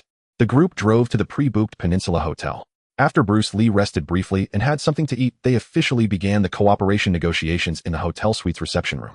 Without unnecessary pleasantries, Lei Shaoting directly took out the prepared contract and pushed it in front of Bruce Lee, stating straightforwardly, Bruce, I know about your previous negotiations with Shaw Brothers and your achievements in Hollywood. I also recognize your martial arts skills and acting talent. Thunder Film Company will offer you sufficient sincerity and respect. Bruce Lee picked up the contract, carefully reviewing it word by word. The more he read, the more shocked he became. The conditions Lei Shaoting offered were far more generous than he had anticipated, even exceeding what he had previously proposed to Shaw Brothers. He had asked Shaw Brothers for a filming fee of $10,000 for each film signing for more than 10 films. Now Thunder Film Company offered him a filming fee of $1,200 per film, a full $2,000 more than he needed. He greatly enjoyed this feeling of being respected. He was also aware of the situation in the Hong Kong film industry in 1971, where the usual actor's fee was merely a few thousand Hong Kong dollars. Even for major stars, the fee wouldn't exceed $2,000 Hong Kong dollars per film. However, his $1,200 based on the current exchange rate of 6.06 amounted to $7,000 Hong Kong dollars, a fee considered top tier in Hong Kong, several times that of a top actor. In addition, he noticed that each film would also provide an additional 1 share of the box office in Hong Kong, which further surprised him. In Hollywood, it was quite normal for actors to have box office shares, but only big stars enjoyed this treatment. Ordinary stars, especially someone like him, a Chinese actor, would never be entitled to a box office share. Now, the other party had actually broken the convention of only paying fixed fees without sharing box office profits in Hong Kong, willing to offer him a share, albeit only one, but he truly relished this feeling. He suppressed his excitement and continued reading. More importantly, the contract stipulated that as long as Bruce Lee completed 10 films for Thunder Film Company, the company would provide funding and resources to support him in independently establishing his own film studio, with future collaborations being revenue-sharing models, and the creative control of the studio would entirely belong to Bruce Lee. The fees shares creative freedom and independent studio. Every single item hit precisely on Bruce Lee's demands. What he wanted was never just a filming fee, but a platform to showcase his martial arts philosophy and have absolute say. This truly delighted him. Lei Sheng are these conditions. For real. Bruce Lee set down the contract, his tone unable to hide his excitement, looking at Lei Shaoting with disbelief and full of anticipation. Of course it's real. The contract is in black and white and carries full legal effect. Lei Shaoting lightly tapped the table with his fingers, his tone firm. I value your abilities and believe you can uphold the banner of Thunder Film. I offer you the utmost sincerity and respect. I only ask that you fully devote yourself to the filming and present your martial arts philosophy on screen. There are no burdensome long-term contracts, no unreasonable creative interventions, only substantial benefits and absolute trust. Bruce Lee had no hesitation whatsoever. He immediately stood up, reached out his hand towards Lei Shaoting, and with a determined gaze said, Lei Sheng, I agree. I will sign with Thunder Film Company. Ha ha ha. Wonderful, wonderful. However, Bruce, you must understand the penalty for breach of contract is as high as 10 million Hong Kong dollars. Do you not need to reconsider? No need, but it's just 10 films. I can shoot 5 a year, and it will be settled in 2 years. Bruce Lee confidently patted his chest. Hearing this, Lei Shaoting was pleased. Pleasant cooperation. The two shook hands again, this time without the initial shock, only mutual recognition and understanding. That night, both parties officially signed the performing arts cooperation contract, making Bruce Lee the first and most core-signed lead actor under Thunder Film Company. The reason Lei Shaoting offered these conditions was not because others were foolish with money, but merely a copy of Golden Harvest's approach, slightly increasing the filming fee by $2 to prevent Golden Harvest from employing underhanded tactics to poach talent. He was indeed a bit worried that Zhou Wenhui would attempt to poach Bruce Lee, as that guy was not as frugal as Uncle Shaw, and he was willing to spend money. If Bruce were to be poached, he would be quite distressed. This is also why he set the breach of contract penalty at 10 million Hong Kong dollars, believing that at this time no one would produce 10 million Hong Kong dollars to bail Bruce Lee out unless there was another time traveler or reincarnator like himself. The next morning, Bruce Lee arrived at Thunder Film Company early. Lei Shaoting had already been waiting in the office. Upon seeing him, he smiled and stood up. Bruce, I will take you to meet someone. Our first film will be starting up soon. Okay, let's go. Leading Bruce Lee into the production meeting room, a middle-aged man immediately stood up, who was the director Zhang Zhengza that Lei Shaoting had secured in advance. Director Zhang, this is Bruce Lee. Bruce, this is our company's director Zhang Zhengza, who will direct the upcoming film The Big Boss. Lei Shaoting introduced briefly. After exchanging greetings and pleasantries, Lei Shaoting placed the first draft of the script for The Big Boss on the table, speaking seriously. This is our company's inaugural work, and also your first film in Hong Kong, The Big Boss. The core framework of the script has been determined, and the details, dialogue writing, and action sequences will be entirely designed by you, Bruce. As long as they align completely with your fighting style, we will do our utmost to cooperate with your rhythm, and all resources of the crew will be directed towards you. Bruce Lee picked up the script with satisfaction, quickly flipping through it. The story's intense and hardcore martial arts scenes, and its passionate core advocating for the Chinese people filled him with excitement. This was exactly the film he wanted to make. Soon after finishing reading, he stood up excitedly. Rest assured, Lei Sheng, I will not disappoint your trust. Bruce Lee clenched the script, his eyes filled with anticipation and excitement. Zhang Zhengza quickly expressed his commitment to fully cooperate, promptly finalizing the crew's foundation and preparing for the start of production. Looking at the creative team that clicked so well together, Lei Shaoting's lips curled into a confident smile. The era of kung fu that belonged to Bruce Lee in the Hong Kong film industry of 1971 was finally about to arrive. Originally, all of this was initiated by Golden Harvest, but from this moment on, his Thunder Film Company would take center stage, and his film empire would officially set sail, with the Big Boss shaking the entire landscape of the Hong Kong film industry. With the contract for Bruce Lee finalized, Lei Shaoting finally felt a significant matter fall into place, allowing him to free up energy to plan other affairs. In the following days, his schedule was packed to the brim. Every morning, Lei Shaoting arrived punctually at the film company to oversee the preparation of the set team, assembly, location scouting, script polishing, and character selection. At times, he would rush to Mingxian Building to urge the renovation process to speed up. In the afternoon, he would head to the Hong Kong Stock Exchange, without fail closely monitoring the stock trends of crocodile shirts, methodically executing his selling plan. On the afternoon of April 9th, just before the stock market closed, Lei Shaoting held 10 million shares of crocodile shirt stock, with an average price of 7 Hong Kong dollars, 2 per share. He successfully sold all the shares, cashing in a total of 72 million Hong Kong dollars. After deducting the margin loan from Merrill Lynch along with various taxes, transaction fees, brokerage commissions, margin interest, and bonuses for relevant personnel, the final net profit that landed in his account was over 60 million Hong Kong dollars. This astonishing wealth was entirely earned without any initial capital from him. From start to finish, Lei Shaoting had not put forth a single cent, relying solely on his father Lei Luo's connections to leverage a substantial amount of funds. In just over half a month, he had made over 60 million Hong Kong dollars. If this news were to leak out, it would undoubtedly explode the entire business community in Hong Kong, shocking everyone. With this initial capital in hand, Lei Shaoting's confidence in expanding his film empire in Kowloon was further bolstered. On the morning of April 10th, as the first light of dawn broke, while Lei Shaoting was still asleep, there was a hurried yet cautious knock at his bedroom door, breaking the tranquility of the room. "Shaoting, wake up, hurry," came the hushed voice of Zhu Yuzi, laced with urgency and panic. Startled awake, Lei Shaoting rubbed his brow and sat up, still groggy and slightly raspy. He asked, "Who is it? What's the matter?" "The boss wants you in the study immediately. It's a matter of great urgency. We can't delay for a moment." Zhu Yuzi's voice grew increasingly frantic. At the words, Lei Shaoting paused, his sleepiness instantly dissipating. Without washing up or changing out of his pajamas, he stepped barefoot onto the carpet and opened the door, heading straight to his father Lei Luo's study. As he reached the study door, he sensed the oppressive atmosphere within. Upon opening the door, he saw Lei Luo sitting behind a rosewood desk. Usually calm and authoritative, his face was now etched with seriousness and anxiety, holding a half-burnt cigarette between his fingers, forgotten as ash gathered along the desk's edge. Standing beside him, Zhu Yuzi looked pale, cold sweat beading on his forehead, hands clenched unconsciously, completely devoid of his usual composure, eyes filled with panic.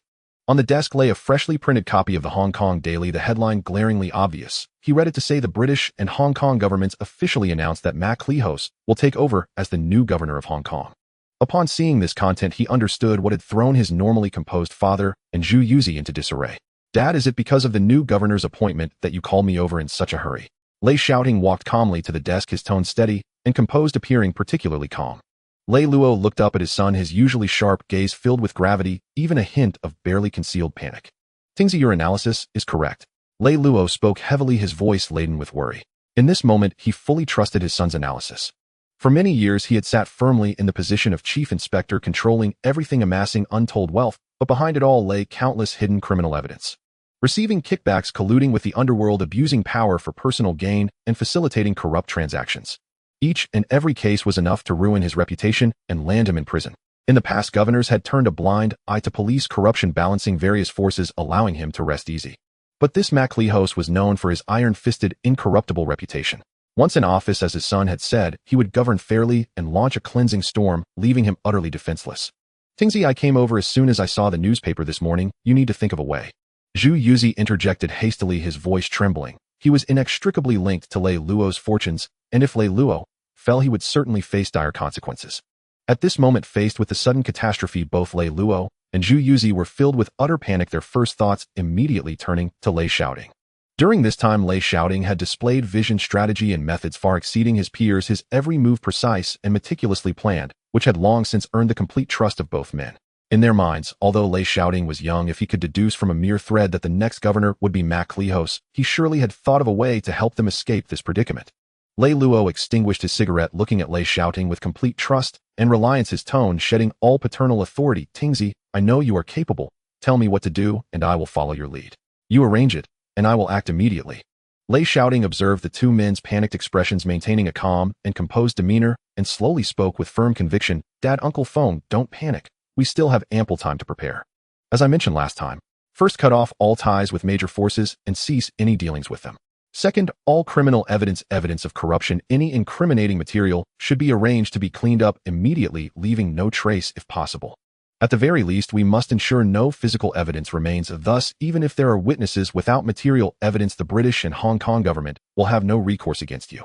Third, Dad, you need to establish an investment company overseas under someone else's name, transferring all Hong Kong assets into different financing companies through trading transactions, but remember, it absolutely cannot be transferred under your name.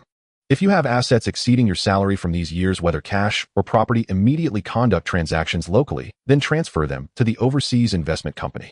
Later, we will transfer all assets through these investment companies into the overseas company we register, allowing us to launder the assets. However, this approach will incur significant transaction and tax fees.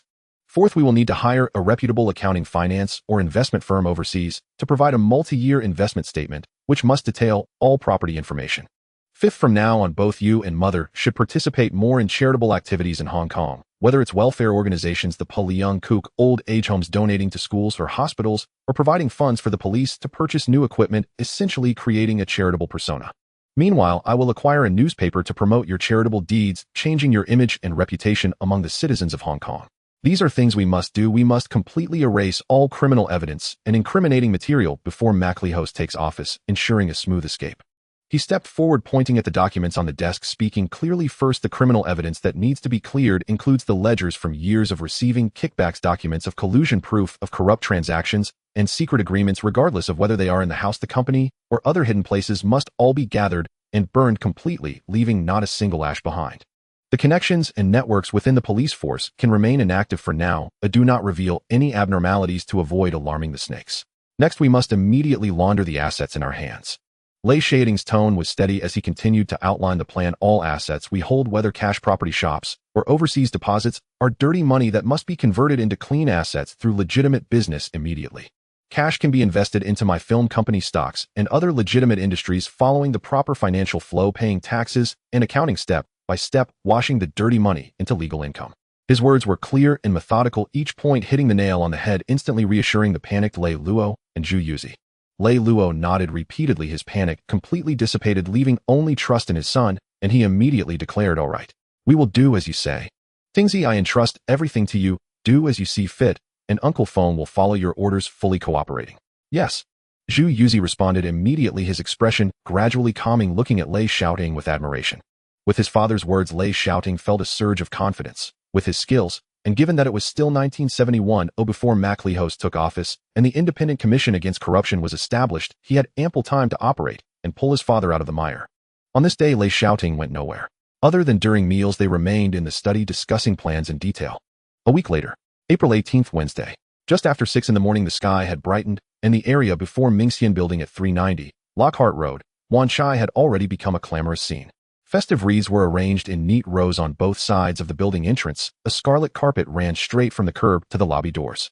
From the rooftops, several red banners drooped, their gilded characters proclaiming congratulations on the opening of Leitang Ingye, bathing the morning light in celebratory warmth. Beside them, the lion dance troupe was in position. Gongs and drums stood ready, awaiting the auspicious hour to begin the performance. The lobby on the first floor had been cleaned until it gleamed. Hotel staff were busily unloading trays of exquisite pastries and assorted delicacies from the delivery truck and arranging them with practiced orderliness. Today marked the opening day of Lei Shaoting's company, Leitang Ingye. Lei Shaoting had originally planned to use the opening as an occasion to have Zhu Yuzi invite prominent figures from Hong Kong's various circles to lend support, thereby launching Leitang Ingye's reputation and establishing it upon the island's film scene. But in recent days, major media outlets had broken the news that my Li Hao had been confirmed as the next governor, and the story spread throughout Xinjiang. His father, Lei Luo, had accordingly entered a phase of strict low-profile and careful reputation rehabilitation. To avoid implicating his father and preventing the Lei family's influence from being tied to his film enterprise, thus attracting the attention of the Ganjian government and other quarters, Lei Shaoting immediately discarded all plans for a high-profile celebration. For the opening ceremony, he did not invite any prominent business or film figures. He only informed his father Lei Luo privately and did not ask him to attend, making a clean break between the Lei family and Leitang Ingye and keeping the event as simple and low-key as possible. Those who did attend were uniformly Leitang Ingye insiders, the newly recruited behind-the-scenes crew, recently hired artists, administrative staff, and production logistics personnel. Even Li Xiaolong, who had arrived from Miguo, was present. A few of the newly recruited actors surprised Lei Shaoting because he already knew them. They were people whose future achievements promised to be considerable. Among them were Su Guanwen, Su Guanjia, and the young Hong Jinbao Chenglong and Lin Jingying. Securing these talents had truly surprised Lei Shaoting and lent greater depth to his fledgling company. With a little cultivation, these performers would be capable of carrying leading roles in 2 or 3 years. The original 30-odd staff bustled back and forth, each brimming with energy and festive cheer. The only note discordant with the low-key atmosphere was the early gathering of a dozen local Xinjiang media outlets at the building entrance, and in the lobby, newspaper reporters and radio writers had all assembled, cameras set up and notebooks in hand, waiting quietly. It was clear they had responded to Lei Shaoting's advance invitations and come specifically to report. At the auspicious hour, Lei Shaoting stepped forward in a well-cut, white suit, his posture erect and his bearing composed. He offered no lengthy opening or empty pleasantries. He spoke plainly and with precision.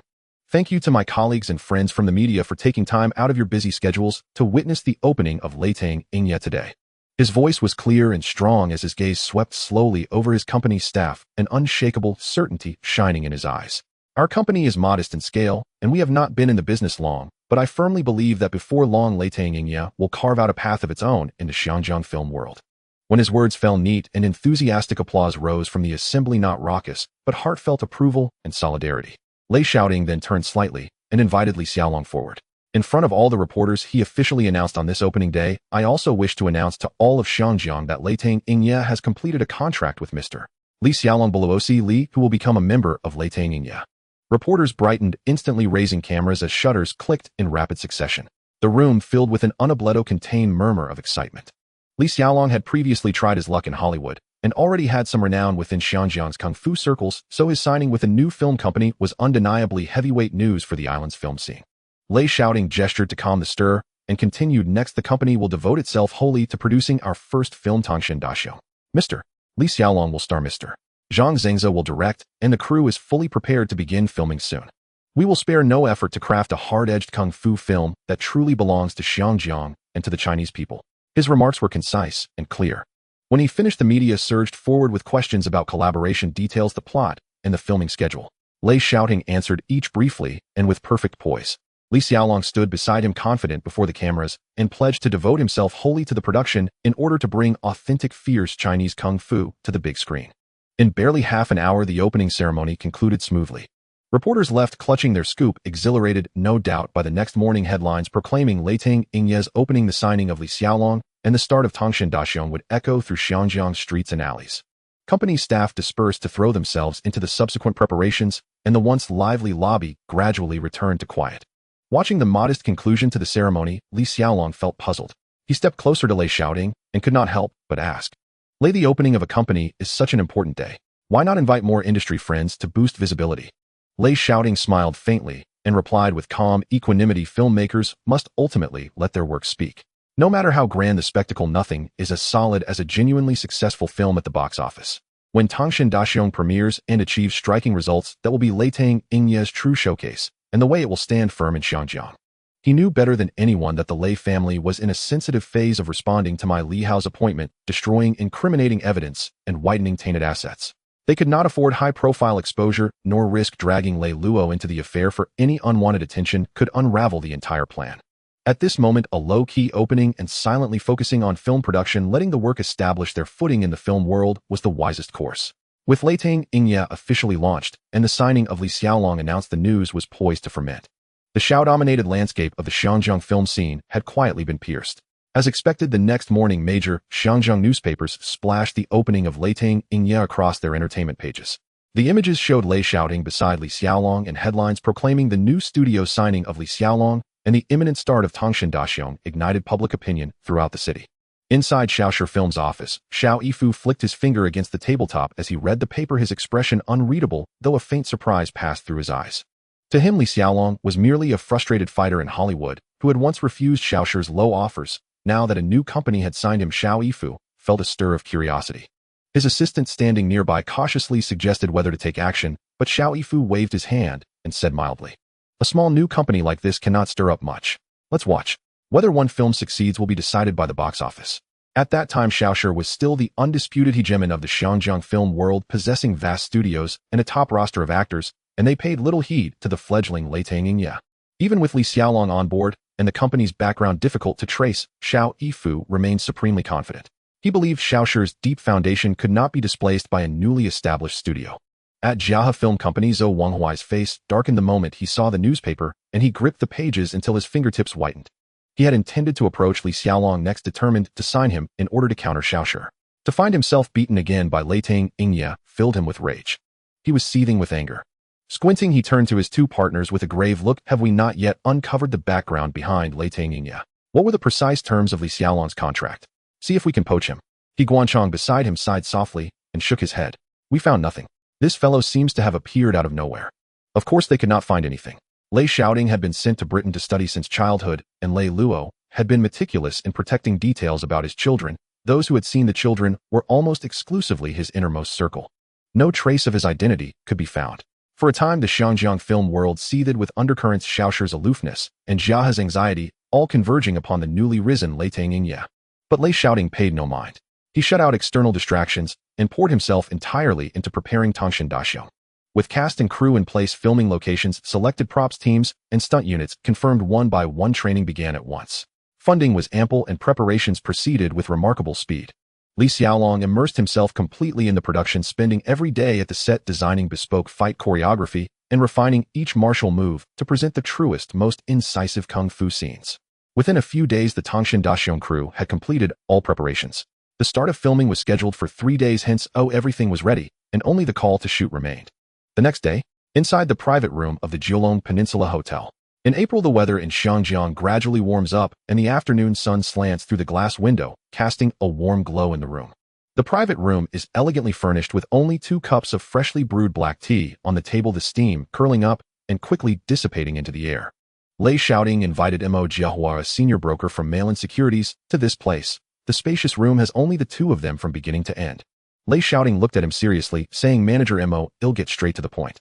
I called you here today because I have a matter of utmost importance that I need you to handle. This matter is crucial and must be approached with the utmost caution. There can be no mistakes whatsoever." Without waiting for Mo Jiahua to respond, Lei Shaoting continued, "At the same time, I must make it clear that once you take on this task, you will be completely tied to me and the Lei family. We will rise together or fall together. If you wish to back out midway, it will be challenging. You can ponder this carefully. However, once you agree, both benefits and risks will coexist, and the profits you can gain in the future will far exceed everything you currently possess." Upon hearing this, Mo Jiahua's eyes darted around, his expression serious, as he quickly analyzed the implications of Lei Shaoting's words in his mind. He was weighing the pros and cons, hesitating over whether to bind himself to the Lei family. Once he tied himself to the Lei family, he could soar to great heights. In this small corner of Xiangjiang, he could truly walk with pride, easily acquiring wealth and status.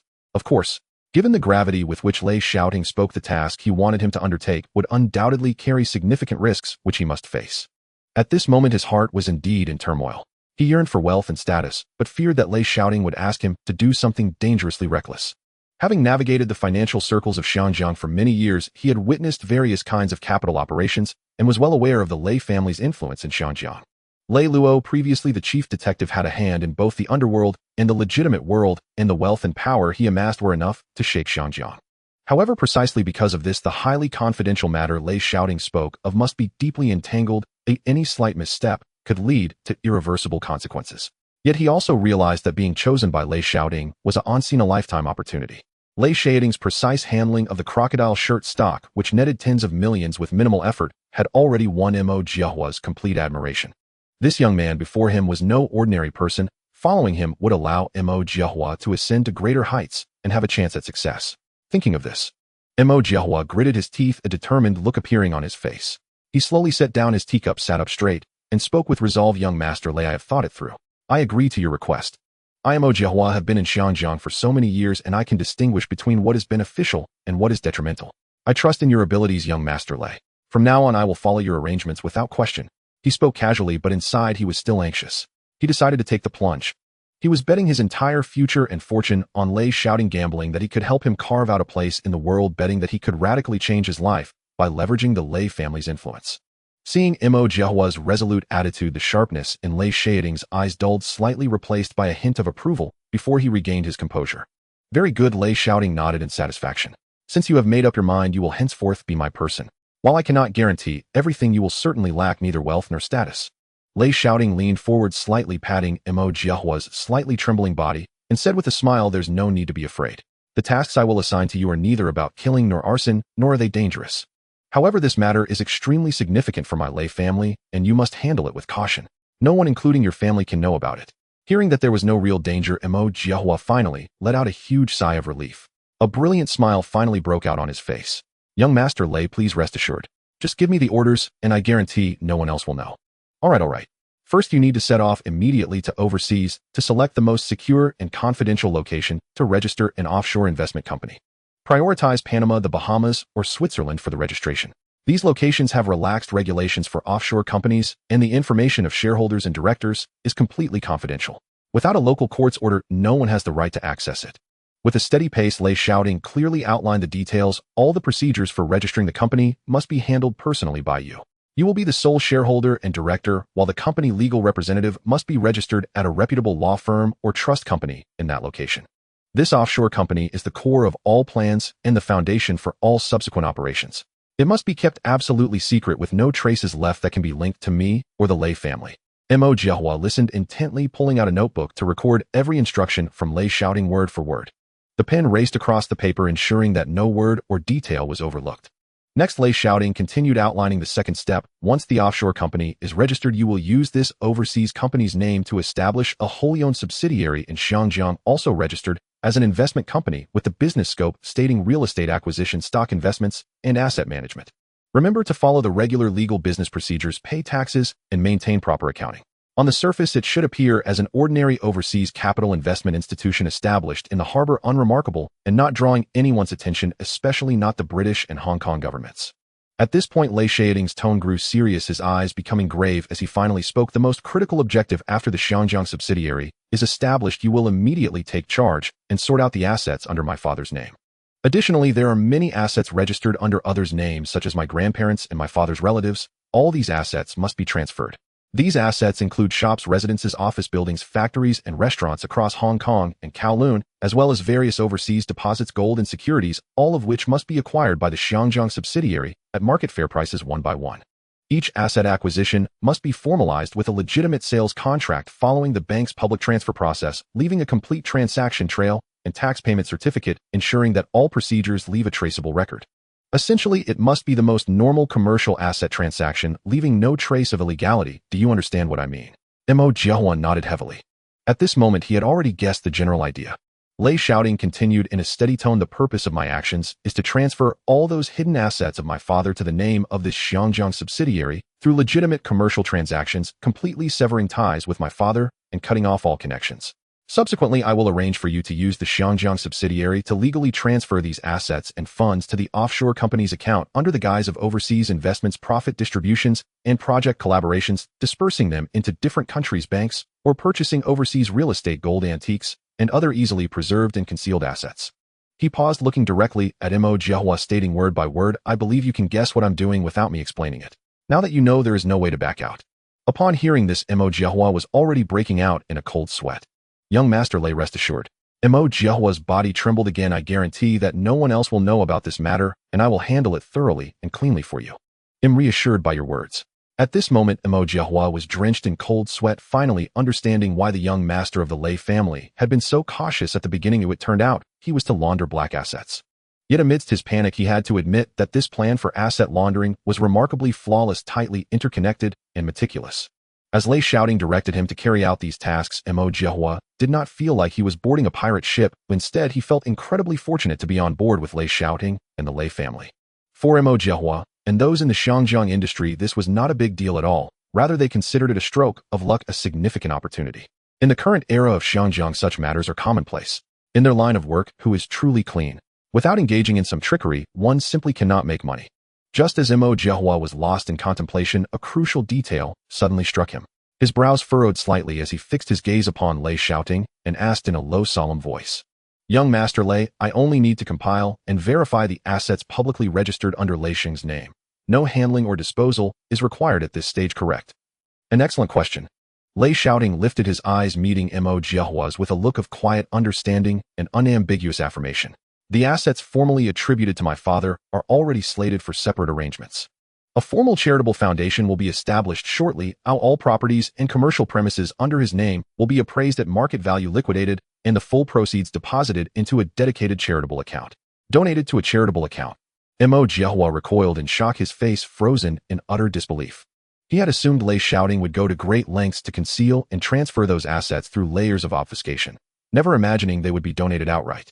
Precisely, Lei Shaoting affirmed, his tone unwavering. I shall personally engage every major Hong Kong newspaper and radio station to ensure full transparency. Media witnesses will accompany every step of the process. He paused briefly, then added coolly, that said, the assets publicly tied to my father are relatively modest. I estimate their total value at approximately 20 million Hong Kong dollars. This idea had crystallized just 2 days earlier, a sudden decisive insight. Though surrendering 20 million Hong Kong dollars represented a tangible loss for Lei Luo, what it secured far outweighed mere currency. First, it would completely rehabilitate Lei Luo's tarnished public image across Hong Kong, from a widely reviled corrupt detective superintendent to a magnanimous philanthropist who had renounced personal wealth for the greater good. Second, and more critically, it would permanently sever the investigative pathway for the Independent Commission Against Corruption (ICAC). With his expertise, Lei Shaoting could easily have laundered or concealed those publicly listed assets through clandestine means, rendering them nearly untraceable. So long as the operation remained sufficiently discreet, even if the ICAC later turned its scrutiny upon his father, the absence of concrete evidence would leave them powerless. Yet that very ambiguity, the unresolved origin of Lei Luo's substantial fortune, would remain an open wound, perpetually drawing ICAC attention and marking him as their primary target. It was far wiser, therefore, to act decisively, liquidate every visible asset before the entire Hong Kong media, donating the proceeds to charity. Once reported, the entire city would know Lei Luo had relinquished all personal wealth for benevolent causes, leaving no hidden fortune behind. Even if the British Hong Kong government and the newly appointed Governor Murray MacLehose privately understood Lei Luo's history of corruption, the fact remained every traceable asset had been lawfully donated, leaving nothing to investigate, no funds to pursue. To persist would make the administration appear vindictive and unjust. Thus, Lei Luo's incriminating evidence would vanish entirely, and future ICAC investigations would find themselves utterly thwarted. This dual objective, restoring some measure of dignity to his father while diverting official scrutiny away from him, ensured Lei Luo would not become the ICAC's inaugural high-profile target. This, then, was the true purpose behind Lei Shaoting's instructions to Mo Jiahua to audit the assets and establish the charitable foundation. Mo Jiahua stood rooted in place, absorbing the implications, his mind roiling like a storm-tossed sea. He was no fool. He knew precisely what kind of man Lei Luo was, and yet Lei Shaoting's strategy left him utterly confounded. Before he could dwell further, Lei Shaoting spoke again, his voice calm, measured, and laden with a second revelation so seismic it would reverberate across Hong Kong's financial elite.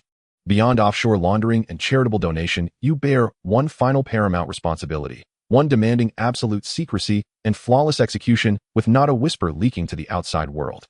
Please proceed, young Master Lei, Mo Jiahua replied instantly, composing himself and bowing respectfully. Once your offshore holding company is registered overseas, you will establish an investment subsidiary here in Hong Kong operating under its name. Lei Shaoting's fingertips tapped the tabletop, steady, deliberate, resonant. You will personally select the team, utterly discreet, impeccably vetted, with spotless backgrounds, ironclad discretion, and zero entanglements, answerable solely to you. A trading team. Mo Jiahua frowned, perplexed. Indeed. A flash of razor-sharp intent flickered in Lei Shaoting's eyes. This team will quietly accumulate circulating shares of Wharf Holdings on the stock exchange until we secure controlling interest. Mo Jiahua's pupils contracted sharply. Wharf Holdings. That was the crown jewel of Jardine Matheson, a century-old British conglomerate deeply entrenched in Hong Kong, commanding vast port facilities, warehouses, hotels, and prime land across Hong Kong Island and Kowloon, effectively dominating half of Hong Kong's real estate and shipping sectors. In this era, British trading houses reigned supreme. For Chinese capital, even to acquire minority stakes required exhaustive vetting, let alone seizing control. Having served over a decade as a financial broker, Mo Jiahua had never done more than facilitate small-scale purchases of such stocks for clients, reaping modest dividends. He had never even brokered a single Chinese shareholder into a British firm, much less dared conceive of acquiring one outright. Yet Lei Shaoting, without hesitation, aimed straight for absolute control. Ignoring Mo Jiahua's stunned silence, Lei Shaoting continued, remember, use dispersed accounts, execute small staggered purchases, absorb shares gradually. Under no circumstances must the share price fluctuate abnormally, or alert Jardine Matheson or other British financial interests. His tone grew weightier still. Gather every available share held by retail investors and floating in the market. Acquire them bit by bit. I require Wharf Holdings' controlling stake, without a soul suspecting a thing. Whether I become the first ethnic Chinese to acquire a British trading house rests entirely upon you. This task is equal in gravity to asset laundering, yet infinitely more perilous. Should word leak, Wharf Holdings' share price would skyrocket, multiplying acquisition costs exponentially, and provoke a coordinated counteroffensive from Jardine Matheson and the entire British business establishment. The moment would be irrevocably lost, perhaps forever. A cold sweat broke out across Mo Jiahua's back, yet deep within a fierce, exhilarating surge of adrenaline ignited. His mind raced ahead. Should Lei Shaoting truly succeed in taking control of Wharf Holdings, becoming the first Chinese to acquire a British trading house, Mo Jiahua, as his most trusted lieutenant, would ascend beyond mere aspiration into Hong Kong's innermost elite. Without hesitation, he nodded firmly, engraving each word into memory, and swiftly jotted down every instruction. Young Master Lei, I have recorded everything. I swear to oversee every detail, personally guard this secret with my life, and execute flawlessly leaving no trace, fulfilling your trust without fail. Mo Jiahua rose, his voice resolute, his resolve absolute. Lei Shaoting placed a light hand on his shoulder, calm yet imbued with both solemn promise and quiet authority. Manager Mo, I never betray those who stand with me. Once these 2 missions are complete, I guarantee you lifelong security entry into Hong Kong's highest echelons and the enduring respect that comes with wealth and stature. But let me be unequivocal. His voice cooled, his gaze sharpening like a blade. Should this plan leak, or should your loyalty waver, you understand fully the reach of the Lei family across Hong Kong. His words were soft, yet Mo Jiahua felt a visceral chill pierce his core. Young Master Lei, rest assured. I pledge my life to your service with no shadow of betrayal. I depart immediately to arrange my passport and depart for overseas registration, launching the plan without delay.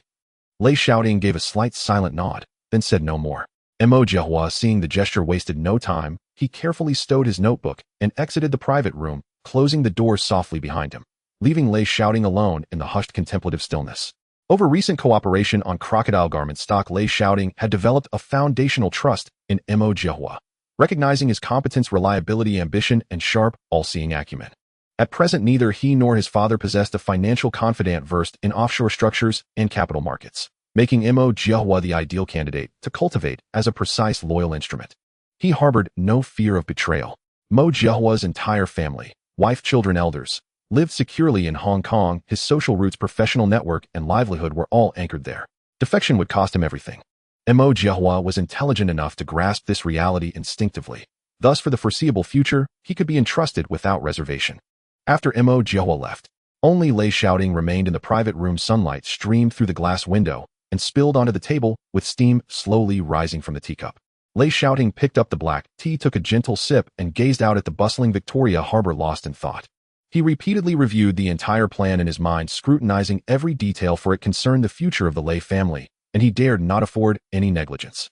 As long as everything was laid out smoothly, once Ma Lihui officially took office, no matter how stringent or ruthless this new governor was, without solid evidence, he would be powerless. Perhaps his father's fate of being wanted and fleeing in panic in this life could truly be rewritten. Of course, Lei Shaoting never dared to be the slightest bit careless, nor would he confidently assume that such operations could succeed without a hitch. His father had been entrenched in the police force for many years, wielding immense power with tangled webs of black money and connections. Who knows how many unknown pieces of incriminating evidence were overlooked and how many levers of power were secretly held within the British Hong Kong government by those foreign officials. What he could do was to make every effort to transfer and destroy all corrupt assets left in Xinjiang, eliminating all crucial evidence that could substantiate charges of corruption. As long as the most significant evidence ceased to exist, the tragedy and possibility of being wanted and fleeing would become negligible. With these thoughts, Lei Shaoting withdrew his gaze from the window, lightly tracing the edge of the teacup with his fingertips, his expression growing increasingly resolute. The plan for asset laundering had already been entrusted to Mo Jiahua to push forward. At this moment, the most crucial step remained to have his father sever all ties with grey industries organizations and corrupt police. This was something he could not intervene in. Only his father could personally take action to cut off all connections to eliminate future troubles. That evening, Lei Luo's study was brightly lit, and the atmosphere was solemn. Lei Luo sat in the main seat of the living room, holding a cigar between his fingers, but not lighting it for a long time. The usually imposing expression on his face was less sharp, revealing a bit more solemnity. Lei Shaoting sat opposite his father, reporting in detail the first 3 plans he had discussed with Mo Jiahua word for word. Of course, he did not inform his father about the plan to secretly acquire Kowloon warehouse, as mentioning it at this crucial moment would only cause unnecessary worry. Dad, how are things on your side? Lei Shaoting asked straightforwardly. We must sever all ties and relationships before Ma Lihui takes office. All arrangements need to be completed to minimize risks. Lei Luo showed a troubled expression. This matter cannot be rushed. The relationships and interests involved are extensive and intricate, not something that can be clarified in a short time. Dad, Lei Shaoting guessed his father's thoughts. Just publicly announce that you are unwell and need to rest, and from now on you will no longer participate in any matters of the police force or the underworld, completely withdrawing. There is no time to delay. Lei Shaoting knew very well how complicated the relationships were, and he feared that his father would hesitate and miss the best opportunity. Lei Luo looked at his son, his tone returning to calm. If I suddenly withdraw, it would leave behind more handles for others. I need some time to gradually destroy some evidence. He had spent half his life in Xinjiang, climbing from a small detective to the chief detective, building this gray-black chain single-handedly. He was well aware of how many levers of power remained. If he wanted to withdraw safely, he had to destroy all this evidence. Otherwise, Lei Luo knew that even if his assets were transferred and laundered, troubles would still be endless. After a moment of silence, Lei Luo forcefully extinguished his cigar, speaking in a deep voice. At most half a month, I am confident I can handle this matter. Hearing this, Lei Shaoting was momentarily speechless and could only nod. Half a month. It was not impossible to wait. It was only early April now, while Ma Lihui would not arrive until October and would officially assume the governor's position in November. There were still 6 months left. Lei Shaoting calculated in his heart. There was still ample time, and he could only nod in agreement. In fact, he had no choice but to agree. He understood that if his father left too much incriminating evidence, all his arrangements would be in vain. Indeed, he had thought too anxiously. Historically, after Lei Luo was prosecuted by the Independent Commission Against Corruption, the direct evidence pointing to him had about 320 pages, including bank transactions, property deeds, records of gang contributions, corrupt police division accounts, witness statements, etc. Among them, the evidence directly incriminating him consisted of over 280 pages, including testimonies from Bo, Hao Wu Shihua, statements from over 100 involved police officers, and original records of various gang members. During Lei Luo's tenure, the evidence accumulated was like a web intricately woven through every corner of the police force, gangs, and gray industries. If any evidence were to be destroyed carelessly, even the slightest trace could be used by the ICAC to nail Lei Luo in the future, so he truly could not be hasty. Most importantly, records of accounts, transaction documents, property gifts, corruption, and bribery must be dealt with to ensure greater safety. As for the protection, umbrella, collusion, and abuse of power, those were trivial matters. Dad, the matter of destroying evidence cannot be handled by you, nor can it involve anyone from the police force. Lei Shaoting frowned slightly, his tone particularly serious. Make sure to find the most trusted and tight-lipped individuals without alarming anyone, especially those foreign superiors and treacherous subordinates. Lei Luo understood the stakes just as well, speaking firmly. I know what to do. I will have Uncle Feng and a few others handle this. No one else can do it properly. Hearing this, Lei Shaoting felt reassured. He had great trust in Zhu Yuze, Feng Jiao, and Yang Dongmi. Historically, these three brothers had been interrogated countless times by the ICAC. Even though Zhu Yuze was convicted, he was the only one who never betrayed Lei Luo. That very night, Lei Luo summoned Zhu Yuze and the other two. The study door, tightly closed, smoke swirling, and the atmosphere inside was oppressive to the extreme. The three brothers stood in front of the desk, watching the stern-faced Lei Luo, each holding their breath, not daring to slack off in the slightest. Lei Luo took a set of keys from the hidden compartment of the desk, pushed them in front of the three, and with eyes sharp as blades scanned each of them, speaking in a low voice filled with unyielding resolution. Zhu Yuze, Jiao, Dong, you three have been with me the longest, and I trust you the most. Regarding the seriousness mentioned by Tingzi earlier, I believe you are all aware. If we want to withdraw unscathed and live in peace, we must clean up all the loose ends. Boss, our lives belong to you. Whatever you command, we will follow. Zhu Yuze shed his usual cunning demeanor, displaying a steadfast resolve to face death head-on. It's not that serious. Lei Luo smiled. You are the ones I trust the most, and the task of destruction can only be entrusted to you. Destroy all evidence of our dealings over the years with various gangs, corrupt police, and foreign officials quietly, without leaving any trace or handle. Luo Gu, you can count on us. The three of us will do our utmost to ensure nothing leaks. Zhu Yuze stood tall, his tone incredibly resolute, while Feng Jiao and Yang Dongmi nodded in agreement without a hint of hesitation. Lei Luo slowly rose and walked up to the three, gently patting their shoulders. Every district police chief has accounts, receipts of black money submitted by various gangs, and notes of communication regarding benefits with foreign officials. Also, all rental records and private benefit agreements from gray industries must be found and destroyed. Remember, it must not be done in a high-profile manner. Look for suitable reasons and excuses. If that doesn't work, find another way. In any case, these pieces of evidence must be destroyed. Boss, we have it all noted. The three spoke in unison, responding earnestly. That night, Lei Luo and the others spent another sleepless night. The next morning, Lei Shaoting saw Zhu Yuze and the other two brothers leaving his house. In the following period, the three brothers had clear roles both openly and covertly. Zhu Yuze had always been Lei Luo's spokesperson. Handling the accounts and evidence from various police districts was most suitable for him. Only he could manage this. After all, he moved freely among all the police districts.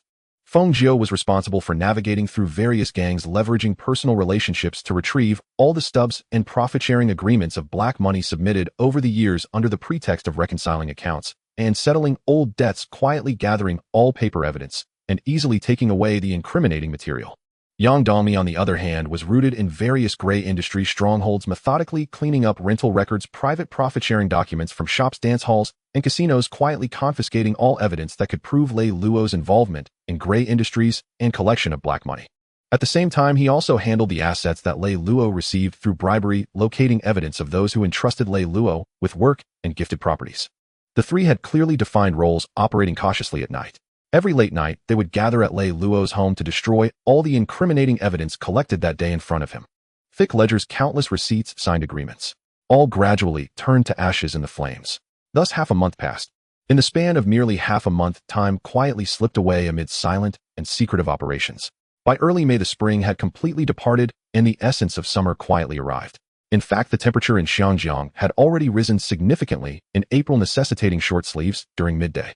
In the study of Lei Luo, Lei Shaoting, and the three brothers of Zhu Yuzi were all present. Compared to the tension and heaviness of half a month ago, they all seemed revitalized, including Lei Luo.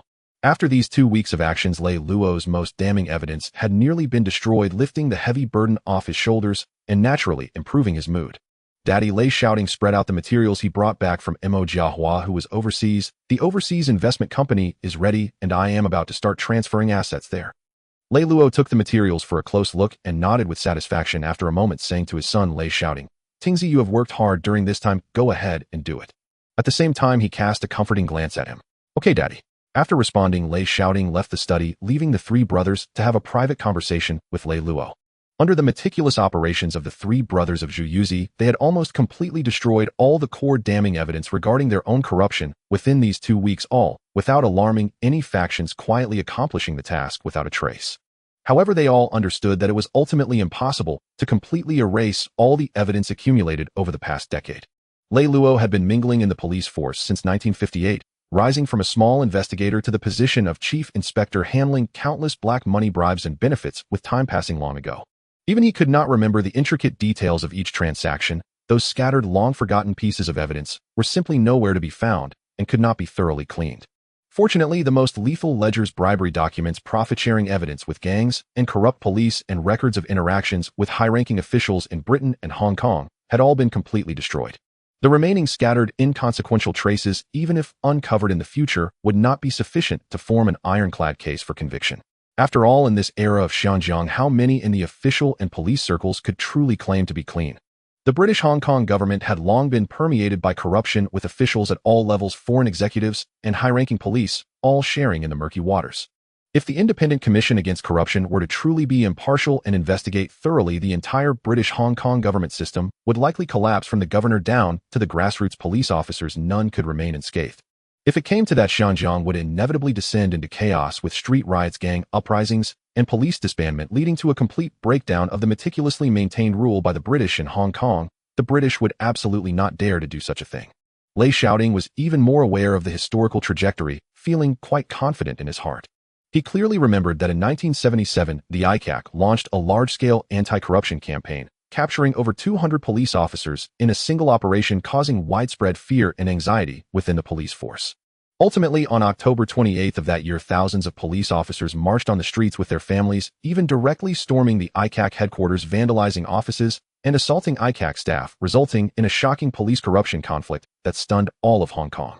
It is worth noting that with over 20,000 armed police officers in Hong Kong, if they were truly pushed to a desperate situation and collectively went on strike or rebelled, the order in Xinjiang would instantly collapse, especially with various gangs taking advantage of the chaos.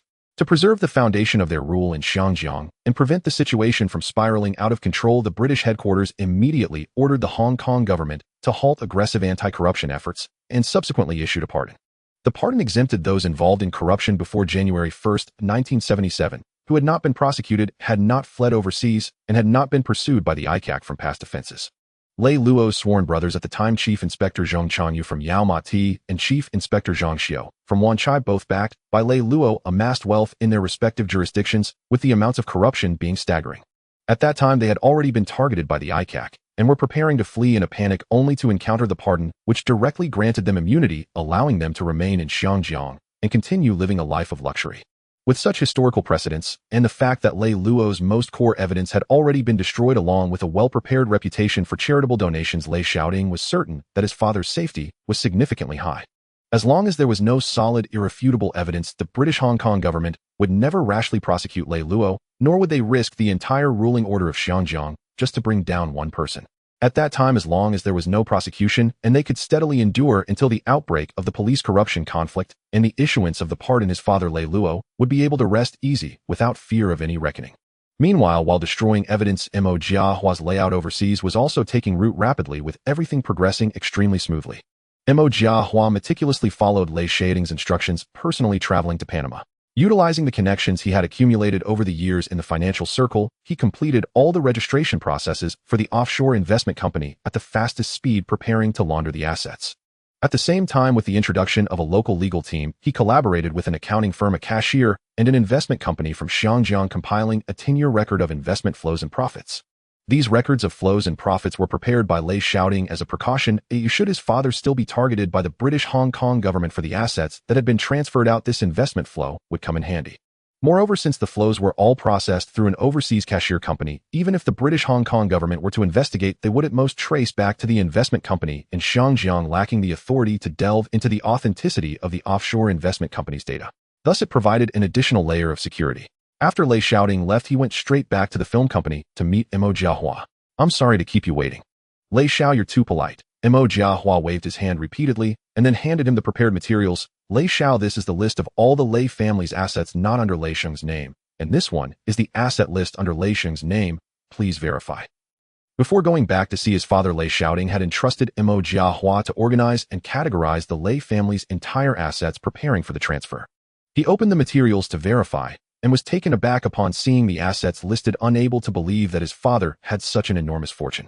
To be honest, before this, Lei Shaoting was not even clear about the total assets of his father, Lei Luo, as many properties, shares, and industries were under the names of relatives. Now that they were organized clearly, he truly understood the terrifying scale of Lei Luo's corruption. 299 Shao Ki Wan Road. The entire old building was purchased in the 1960s for approximately $3 Hong Kong, and now in 1971, its market value was about 5 million Hong Kong dollars. The entire ownership of 290296 Lockhart Road in Wan Chai, as well as some units and shops in the Jiaxin Mansion. In Kuntong, there were 3 6-story Tonglu buildings suitable for both commercial and residential use, along with 4 shops and 3 residential units. Shatin also had Tonglu building, shops, and land, though the numbers were somewhat fewer.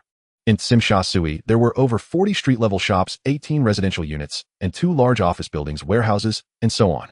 In Causeway Bay, there were also over 10 shops, as well as residential units, Tonglu buildings, and warehouses. Additionally, he held shares in 3 nightclubs and bathing centers in North Point, Kowloon, with multiple gangs from which Lei Luo received dividends. As for villas, there was the old residence, now located on the mid-levels, 2 in Repulse Bay, and 1 in Sha Tin Tai Po, with the latter occupying over 5,000 square feet, complete with walls, gardens, and attics. Continuing to read on in Tsimsha Sui and Xinjiang, he also had fully owned restaurants, multiple mahjong parlors, etc. In Taiwan province and overseas in Singapore, there were also villas, which Lei Shaoting skipped over. Turning to another page, he was even more shocked. There were 1,000 kilograms of gold reserves, and he was too lazy to count the luxury watches, jewelry, diamonds, and jade. There were simply too many to bother. In addition, there were shares in restaurants, nightclubs, and underground casinos, which Lei Shaoting also did not bother to examine closely, as the details were dense. Picking up a few passbooks from HSBC Malaya and Standard Chartered banks, the account names were his grandparents', and upon seeing the amounts, he was once again dumbfounded. A staggering 150 million Hong Kong dollars. Finally, seeing the cash, which recorded over 70 million Hong Kong dollars, completely left him in shock. It took over half an hour for Lei Shaoting to meticulously peruse line by line the densely packed asset inventory under his father Lei Luo's name. The moment he closed the ledger, his fingertips tightened ever so slightly, and a profound shock surged through him like towering, unrelenting waves, refusing to subside. He fell into a near-numb daze, his heart brimming with indescribably complex emotions. So it is true, he mused silently, that later generations dubbed father the 500 million inspector. Not a shred of exaggeration. A quiet sigh resonated deep within him, his thoughts still turbulent. Before laying eyes upon this inventory, though he knew his father had amassed wealth through corruption, a sliver of doubt had lingered. Folk rumors he'd thought were surely inflated. He had assumed his father's fortune capped at no more than 100 million Hong Kong dollars. 500 million seemed utterly implausible. After all, this was Hong Kong in 1971. No, even the most prominent ethnic Chinese tycoons had yet amassed fortunes numbering in the hundreds of millions. At this time, Li Ka-shing's Cheung Kong properties had not yet taken shape, his company remained unlisted, and his personal wealth barely reached 100 million HKD. Though Cheung Yutong controlled Chao Sang Sang Jewelry and New World Development, his conglomerate was still unlisted, and his combined jewelry assets and industrial valuations placed his personal net worth at no more than 300 million HKD. The 3 swordsmen of Sun Hung Kai properties had already emerged as formidable figures, but prior to their group's listing, each held personal wealth ranging between 100 and 200 million HKD. Only Y.K. Powell, the shipping magnate who reigned supreme over maritime trade, had through his vast fleet and booming shipping empire edged past 1 billion HKD, standing unchallenged as the undisputed titan among ethnic Chinese capital. Yet all these men had risen from nothing, forging empires through relentless grit, tangible industries, and decades of hard-won experience in the cutthroat arena of commerce. And Lei Luo, with nothing but his authority as a police officer, and through bribery, illicit commissions, and systematic exploitation of gray market enterprises, he had accumulated hundreds of millions in mere decades. Such staggering speed of wealth accumulation left Lei Shaoting trembling inwardly. In Hong Kong of 1971, an ordinary factory worker earned barely over 1,000 HKD per month, just enough to sustain a family, while white-collar professionals earned less than 2,000. Even respected professionals, teachers, police officers, doctors, earned only around 3,000 HKD monthly. By stark contrast, Lei Luo's fortune of hundreds of millions stood like heaven beside earth, a scale of wealth so immense it could reshape Hong Kong's entire capital landscape. No wonder historically the Independent Commission Against Corruption singled out his father as its top target upon establishment. Such astronomical illicit wealth would command the undivided attention of the entire British colonial administration. Lei Shaoting drew a deep, steadying breath, forcibly suppressing the tremors within and slowly regaining emotional composure. Lifting his gaze toward Mo Jiahua, who stood respectfully opposite him, he asked, voice low and deliberate, "Where do the registration procedures stand for the Hong Kong investment firm?" "Young Master Lei, all registration documents have been submitted. Final review is underway across the Commerce and Taxation departments. At the latest, full official credentials will be issued tomorrow morning. Upon receipt, we may immediately commence all asset operations." Mo Jiahua stood tall and spoke with unwavering certainty. For days he had moved without pause, each step executed flawlessly. Lei Shaoting gave a slight nod, a glint of approval flashing in his eyes before issuing his orders calmly. "Excellent. From now on, full operational authority over this investment firm rests entirely with you. No need to seek approval for every decision. Act boldly. I trust your capabilities implicitly." "Thank you, young Master Lei, for your profound trust. I shall devote myself entirely, never failing your confidence." A flush of elation brightened Mo Jiahua's eyes as he bowed deeply, his voice thick with gratitude and resolve. Such sweeping delegation marked him unmistakably as a trusted confidant, his future prospects now boundless. Lei Shaoting said nothing further, instead turning his gaze to another sealed dossier upon the desk. He picked it up gently and looked up at Mo Jiahua. "This is the transaction ledger prepared by the overseas finance firm, correct?" "Yes, young Master Lei. All materials are fully compiled and ready for your review." Mo Jiahua stepped forward promptly and bowed slightly in deference. Lei Shaoting nodded once, then lowered his eyes and began reviewing the documents page by page with meticulous care. Mo Jiahua had spared no effort, shuttling repeatedly between Hong Kong and overseas jurisdictions, working tirelessly day and night. Before departing for overseas, he secured office space for the investment firm and oversaw interior renovations, then flew immediately to Panama. There he swiftly finalized arrangements for legitimate office premises and expedited the offshore company's registration while simultaneously launching recruitment efforts. Not a single moment was wasted, every detail planned with surgical precision. This only deepened Lei Shaoting's esteem for him. Who would not value such competence? He read with extraordinary focus, cross-checking every fund transfer, scrutinizing every revenue certificate, verifying every transaction contract. This investment ledger was pivotal, not merely financial record-keeping, but the very linchpin safeguarding his father Lei Luo's safety in the years ahead, the definitive instrument for laundering illicit assets demanding absolute rigor. As Mo Jiahua had earlier reported, the ledger had been crafted exclusively by a globally respected multinational treasury and finance firm headquartered in Panama, with established authority across Europe and the Caribbean. After signing a binding confidentiality agreement, the firm leveraged its Hong Kong branch and multiple local small investment entities to integrate vast volumes of authentic market investment data, seamlessly weaving fabricated asset transfers with genuine investment gains and losses. Truth and fiction intertwined so perfectly that no seam remained visible, a modus operandi widely practiced in Hong Kong during the 1970s and 1980s. So long as bank headers were verifiably legitimate and financial statements matched fund flows precisely, even if British colonial authorities harbored suspicion, they lacked both jurisdiction and capacity for cross-border forensic audits, rendering any flaw impossible to detect. What surprised Lei Shaoting most was that every transaction was registered under his mother, Madame Lei, complete with a meticulously forged investment history encompassing overseas stock trading, Hong Kong real estate transactions, foreign equity dividends, and commodity trading. Even corresponding tax returns were fully prepared, compliant, comprehensive, and legally sound. Every fund movement bore an auditable trail, though every return carried a plausible documented source. Thus, Lei Luo's shadowy, ill-gotten wealth was wholly recast as his wife's legitimate overseas investment income, eradicating any suspicion of unexplained origins and purging all taint of illegality at its root. Another half-hour passed before Lei Shaoting completed his thorough review of the thick ledger, leaving him once again awash in profound reflection. In his past life, he had possessed considerable expertise in financial accounting. Yet confronted with this ledger flawless in its artful ambiguity, he could only admit his own inferiority. To fuse offshore shell structures, authentic local investments, and live stock market data into a seamless, logically impregnable whole, this level of professional mastery far surpassed his own capabilities. With this impeccable ledger in hand, even a full-scale ICAC investigation would yield no incriminating evidence, bolstering his confidence in securing his father's exoneration. Well done. This ledger is executed flawlessly, beyond reproach. Lei Shaoting closed the dossier, his tone rich with genuine approval. It pleases me greatly to know young Master Lei is satisfied. A radiant smile spread across Mo Jiahua's face, pride swelling within him. His arduous labor had at last received its highest validation. The offshore entity is now fully operational. Going forward, manage overseas capital operations remotely, no further travel required. Remain stationed at the Hong Kong branch to oversee all matters centrally. Lei Shaoting issued the directive firmly.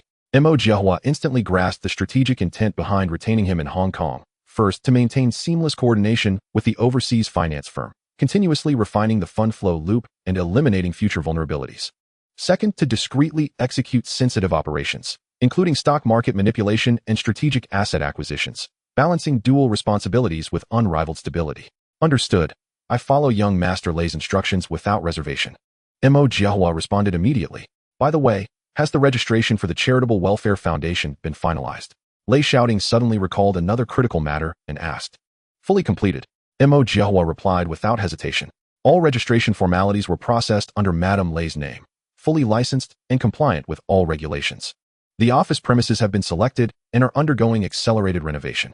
The chief executive has also been appointed, a seasoned industry professional. All subsequent hiring and daily operations fall entirely under his purview, requiring no further intervention from us.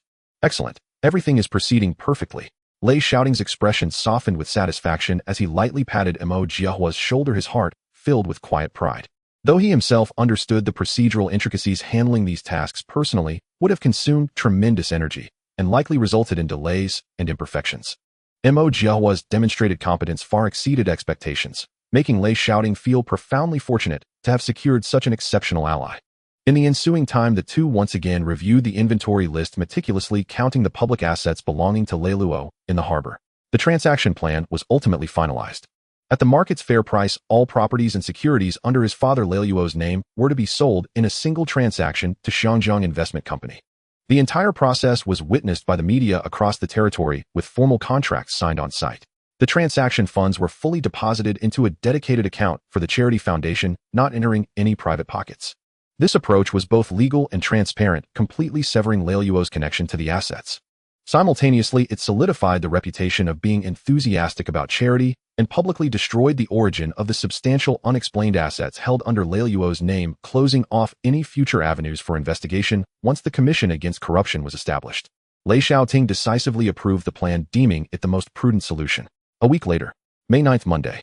3 days prior, the licenses for the investment company and the charity institution had all been approved. The office renovations were nearing completion and the recruitment of personnel was also progressing well, with full operations expected to commence within a few days. Before other matters could be deployed, Mo Jiahua led his newly formed trading team to begin laying out plans for the Kowloon warehouse at the VIP room on the second floor of the Shangjiang Stock Exchange. Inside sat 8 brokers, all part of the new team meticulously recruited by Mo Jiahua over the past few days. Among them were some of his old subordinates, as well as licensed brokers poached from other companies. Before forming this team, Lei Shaoting had set stringent requirements for Mo Jiahua. Integrity and confidentiality must be top-notch, while ability was secondary. This was because the matter of secretly maneuvering the Kowloon warehouse could not be leaked, even a hint. Once a rumor leaked, even if he could secure the Kowloon warehouse, it would entail a substantial price to pay, potentially resulting in complete failure. However, given the Liu family's current wealth, directly confronting the Jardine Matheson was akin to striking a stone with an egg. In this era, to contend against British trading firms, it required more than just money. Profound backgrounds and meticulous planning were also necessary. Therefore, the character and discretion of this group were paramount, while everything else was secondary. Ladies and gentlemen, Mo Jiahua stood before the 8, his tone grave, reiterating, "Let me emphasize once again. The consequences of violating the confidentiality agreements and protocols can be severe, and I believe I need not elaborate further. So keep your mouth shut." Every matter that occurs here must not be disclosed to anyone outside. Not to your wives' lovers or anyone in your families, not a single word can be uttered. The 8 brokers wore solemn expressions nodding in agreement. Although signing the confidentiality agreement came at a high price, equally the salaries and various benefits that Lei Shaoting provided them were also quite generous. Mo Jiahua's gaze was sharp, commanding the room's atmosphere. Since we are all clear on this, next you will be assigned different accounts. Remember, each account is only responsible for small sporadic batch purchases. I will privately send you trading instructions daily. You need not inquire about the reasons, nor should you discuss work matters among yourselves. Those who violate this will equally breach the confidentiality agreement, and there will be no mercy. You do not need to make predictions, you only need to execute as instructed. Closely monitor stock price fluctuations, market movements, and developments from the trading firms. Should you detect any anomalies, you must report them immediately. The 8 brokers nodded once more, their faces devoid of any ease. Though they had not previously participated in such trading methods, they could guess that it was undoubtedly a significant covert acquisition. All right.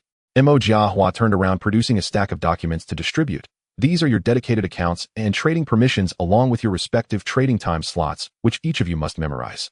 This is the inventory list for Phase 1 of the acquisitions. From this moment on, we will take the time to gradually nibble away at the designated targets, circulating shares. I remind you once again, you must exercise caution. We must not act too hastily, nor allow any rumors to leak, nor trigger even the slightest market volatility, and absolutely must not alert the listed company. Lei Shaoting sat quietly to the side, watching Mo Jiahua deploy his strategies without interjecting. He trusted Mo Jiahua's capabilities. As Mo Jiahua organized the 8 brokers, they each took their positions and got to work. Lei Shaoting rose and walked to the window. The sky today was overcast, and the humid air hung like a thick veil over the city. However, the weather outside had no bearing on the hustle and bustle of the stock exchange. In 71, the Shangjiang stock market had already entered the early stages of a bull market with favorable conditions prevailing. The crocodile shirt stock, which Lei Shaoting had invested in earlier, had not seen a significant price increase, yet it was slowly rising, indicating a promising outlook. Simultaneously, the Hang Seng Index had been climbing steadily, rising from 205 points at the beginning of the year to 221 points now. Although the increase was not substantial, as long as the Hang Seng was rising, it indicated that the market was stable. The layout for the Kowloon warehouse was just the first step. It was merely the cornerstone for his establishment in Xinjiang. For a long time to come, his primary source of income would undoubtedly revolve around investments. After all, he held the developmental direction for the coming decades, and in this era, making money in the stock market was the fastest and most convenient method. Naturally, the real industry would also develop simultaneously. However, his true battlefield in the future would not be the Xinjiang capital circle, but rather the overseas market. No matter how Xinjiang operated in Lei Shaoting's view, it was merely small-scale skirmishes. To rapidly develop into an international business giant, one must venture forth and seize opportunities overseas. Chain supermarkets in the future, he must intervene in the supermarket model like Walmart, creating his own brand and developing globally. Additionally, industries such as hotels, oil and energy, the automotive industry, other heavy and light industries, pharmaceuticals, ports, real estate, and telecommunications must be mastered. Yet to truly globalize these industries, the required funds would be astronomical. He could only frantically rake in money from the stock market with no time for slow development. Otherwise, once the best opportunities were missed as various regions developed and industries became monopolized, it would be challenging for him to grow. In the future, if he wished to rival the super conglomerates like Morgan, Rockefeller, Child, and DuPont, it would be even more challenging to achieve. However, those matters were still far off. What he needed most at present was to firmly establish himself in Xinjiang and resolve his father's issues. Uncertain how much time had passed, Lei Shao, Mo Jiahua approached, speaking softly. Everything has been arranged. Lei Shaoting turned his gaze calm. Good. Just proceed according to plan. We are not in a hurry, we will take our time. However, do pay close attention to the movements of Jardine Matheson and Kowloon Warehouse. Do not be greedy. Mo Jiahua nodded. I understand. The two exchanged a knowing glance, both revealing a steady smile. Until around 3 p.m., Lei Shaoting only left the stock exchange. Throughout the day, the number of scattered shares purchased in Kowloon Warehouse was not much, only a few tens of thousands of shares, accounting for less than 0.5% of the total equity. However, the covert acquisition of Kowloon Warehouse would be a lengthy endeavor, and he was not anxious. It is known that Li Chaoren took 9 months to lay out for Kowloon Warehouse, only managing to covertly acquire 20 million shares, accounting for just 18% of the total equity. And it was now only 71, while the tycoons of Huazi were all busy with their own developments. Even if they noticed the dispersion of foreign firm shares and the severe undervaluation of assets, they lacked sufficient capital to act, or even dared not to act. Therefore, it can be said that he had ample time. The next day, the sky was just beginning to lighten and faint voices could be heard from downstairs. In a deep slumber, Lei Shaoting slowly opened his eyes, still carrying a hint of drowsiness. He listened carefully and discerned that it was the voice of an elder from his family, and then quietly turned over and got out of bed. After tidying up his clothes and finishing his morning routine, he stepped down the stairs. "Big shot, you're awake so early." Just as he reached the corner of the staircase, a crisp and sweet female voice suddenly rang out. It was his younger sister Lei Shaoting. She was sitting at the dining table holding a steaming bun in her hand, her big eyes sparkling mischievously as she looked at Lei Shaoting, filled with disbelief. In her view, at this hour, she and her other brothers would usually be getting ready to leave for school, while her big brother would still be snuggled up in bed sound asleep. Today, however, he had surprisingly woken up this early, which piqued her curiosity. Lei Shaoting approached her and lightly tapped her forehead with his fingers, his tone laced with mild affection. "Less chatter. Hurry up and eat your breakfast, and after you finish, go to school obediently. Children shouldn't concern themselves with adult matters." "Umph, useless big brother." Lei Shaoting pouted her pink lips and muttered in dissatisfaction, then turned away and took a big bite of her bun, looking adorably petulant. Lei Shaoting chose not to tease her further and turned his gaze towards the living room. Lei Luo's parents, his grandparents, were sitting on the sofa surrounded by several people who looked respectful. They were all close relatives of the Lei family, as well as a few trusted cousins of his father. "Grandpa, Grandma, when did you come back?" Lei Shaoting quickly walked over, greeting them respectfully. Grandma's eyes instantly lit up with a smile as she hurriedly got up and approached him, tightly grasping his hand, her tone filled with unshakable affection. "It's my dear Tingzi. Did Grandma's loud voice just now wake you up?" Grandpa also immediately set down the newspaper he was holding and quickly stood up to echo, "It's all my fault for not controlling my volume and disturbing my good grandson's rest." "No, Grandpa and Grandma." Lei Shaoting gently shook his head, his tone calm and steady. "I usually wake up at this hour to exercise. I naturally woke up and wasn't disturbed by you." "Hee, that's great. Early morning exercise is a wonderful thing." Grandpa nodded repeatedly, his eyes filled with warmth and love as he looked at Lei Shaoting. The others in the living room also turned their attention to Lei Shaoting. "Hello, uncles and aunts." He greeted them politely with a nod. Before long, Lei Luo, dressed in a loose plain long shirt, walked down from the study on the second floor. Usually sharp and authoritative as the chief detective of the police, he now appeared more gentle and casual with a softer demeanor that completely transformed his aura. "Dad, Mom, uncles, younger uncles, brothers, why are you all here so early?" Lei Luo greeted everyone with a smile in his native Teochew dialect as he walked over to sit beside the sofa. Lei Shaoting took a seat next to his father. He already understood in his heart that his grandparents' visit today was definitely not for a family gathering, but rather for the important matter of asset transfer. After Lei Luo settled down, he first exchanged pleasantries with his parents and relatives. During this time, Lei Shaoting also confirmed with his father that his grandparents were here today specifically for the asset transfer. Lei Shaoting immediately contacted Mo Jiahua. Before Lei Shaoting returned to Hong Kong, his grandparents had gone to stay with relatives on the Treasure Island. Lei Luo had long intended for the two elders to retire on the Treasure Island since his relatives, including his uncle and aunt, were all settled there. As people grow older, they desire to be surrounded by familiar faces and loved ones, making life more lively and stable. It was also for this reason that his grandparents were not in Xinjiang during the new year, and now with the transfer of significant assets involved, numerous procedures required their signatures, prompting them to bring them back. After the family chatted for a while, as the time grew late, Lei Luo slowly gathered his smile and got down to business. "The reason for calling everyone here today is to discuss an important matter. I plan to consolidate all the assets scattered under your names into one entity. They will be transferred to a dedicated investment company for professional management, ensuring the integration and standardized management of the assets." The relatives nodded in agreement without any dissent. Although Lei Luo had quite a few assets under their names, those present had all benefited greatly thanks to Lei Luo's assistance. Therefore, no one dared to entertain even the slightest greedy thought. They were well aware of Lei Luo's power, methods, and connections in Xinjiang, not to mention coveting these assets. They wouldn't even dare to show any negligence. Everyone understood each other without asking for more details, quietly awaiting the subsequent arrangements. By around 9 in the morning, a commotion was heard outside as Mo Jiahua arrived at the Lei residence with 2 senior lawyers. Under the lawyers' guidance, Lei Luo's parents and all relatives signed an asset agency disposition agreement. Once this agreement was signed, Mo Jiahua would be able to directly transfer all the assets scattered under the names of relatives through the investment company using his legal authorization. After all the relatives successfully signed the agency agreement, Mo Jiahua hurriedly took the documents and left, immediately set to work on the intricate matters of asset transfer. Lei Shaoting did not intend to get involved in this series of professional affairs related to assets and legalities, fully entrusting it to Mo Jiahua. This way he could avoid personal troubles and unnecessary risks. By evening, under Lei Luo's arrangement, his family and relatives all drove to the pre-booked Wenhua Hotel for dinner. When they arrived at the private room, many people had already gathered inside. Lei Shaoting glanced around and saw his grandfather Kai Yunchang among them. He had just finished greeting his elders when he suddenly spotted a very familiar face, that of someone he had once admired greatly. Long Wu. Xiang Chong. What is he doing here? Soon he found the answer in the original owner's memory. It turned out that Lei Luo had a familial relationship with the Xiang family, albeit being distant cousins. The children of his father's uncle, who was Lei Luo's paternal uncle, were his grandfather's paternal cousins. Although Lei Luo was actually of similar age, he had to call them cousins due to the generational gap. Lei Luo's female cousin married Xiang Yin, the eldest son of the Xiang family, hence the kinship. Strictly speaking, Lei Shaoting had to call Xiang Yin cousin-uncle. Initially, this rather distant relationship would not warrant the Xiang family attending a gathering of the Lei family. The reason was that his father's uncle had also put many assets under Lei Luo's name, and when Lei Luo became the chief detective, he had collaborated deeply with the Xiang family, resulting in a good personal relationship. If it weren't for the original owner's memory, Lei Shaoting would truly have been unaware of this.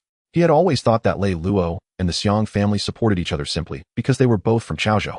So there's this layer of connection. Lei Shaoting mused to himself. However, at this time Xiang Chong was still a small character. Aside from being a member of the Xiang family, he had no status in Xiangjiang.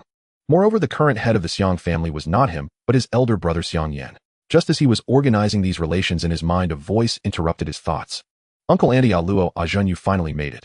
Upon seeing Lei Luo arrive, Xiang Yan immediately stood up with a smile and greeted him warmly, completely devoid of his usual sharp demeanor. Even his grandfather Kai Yunchang stood up to welcome Lei Luo's grandfather. Yin, take a seat quickly. Lei Shaoting's grandfather waved his hand gently, a serene expression on his face. You all arrived quite early, Lei Luo joked with Xiang Yin, smiling. We just got here too, Xiang Yin replied, glancing at Lei Shaoting standing beside Lei Luo. You are Tingzi. Cousin, uncle, cousin, and hello, Lei Shaoting greeted Xiang Yin and his wife with a smile. It really is Tingzi. Haha. Xiang Yin approached and patted his shoulder heartily. It's been years since we last met. Tingzi has grown so tall and handsome, truly charming the girls. Stop. What nonsense are you talking? The aunt standing aside swatted Xiang Yan's hand away and then approached Lei Shaoting, examining him closely. Of course my Tingzi is handsome, she said, shooting a glare at Xiang Yan. Don't teach Tingzi your ways from the underworld. He needs to be a gentleman, someone with grace. Annie, what about me?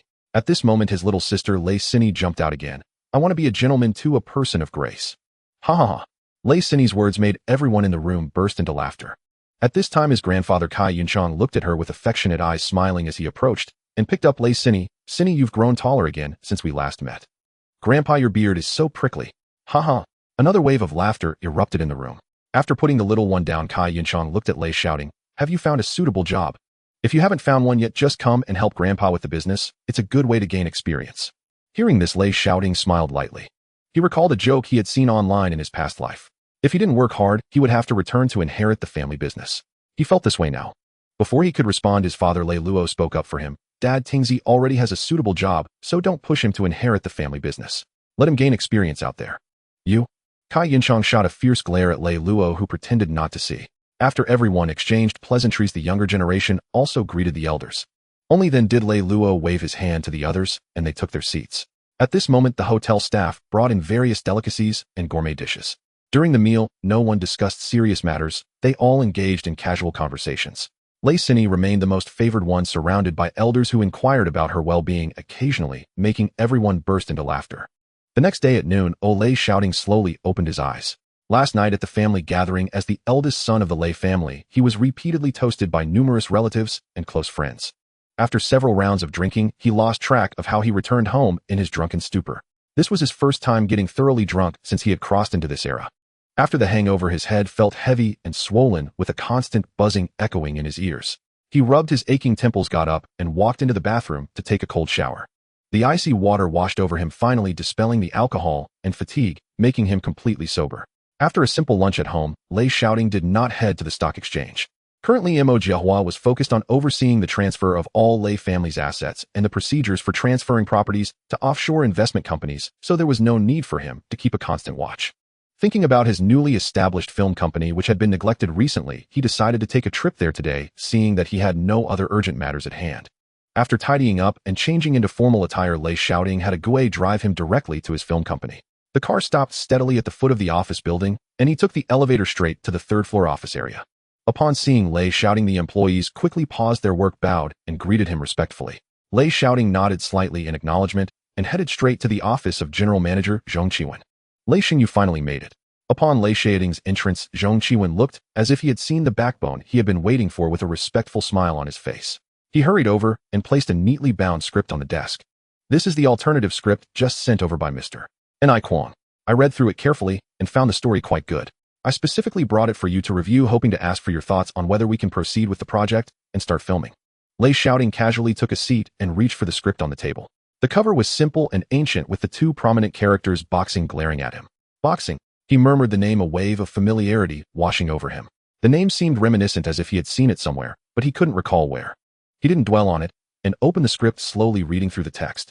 As the plot unfolded page by page, Lei Shaoting's eyes gradually lit up and the dusty memories in his mind instantly became clear. He remembered completely.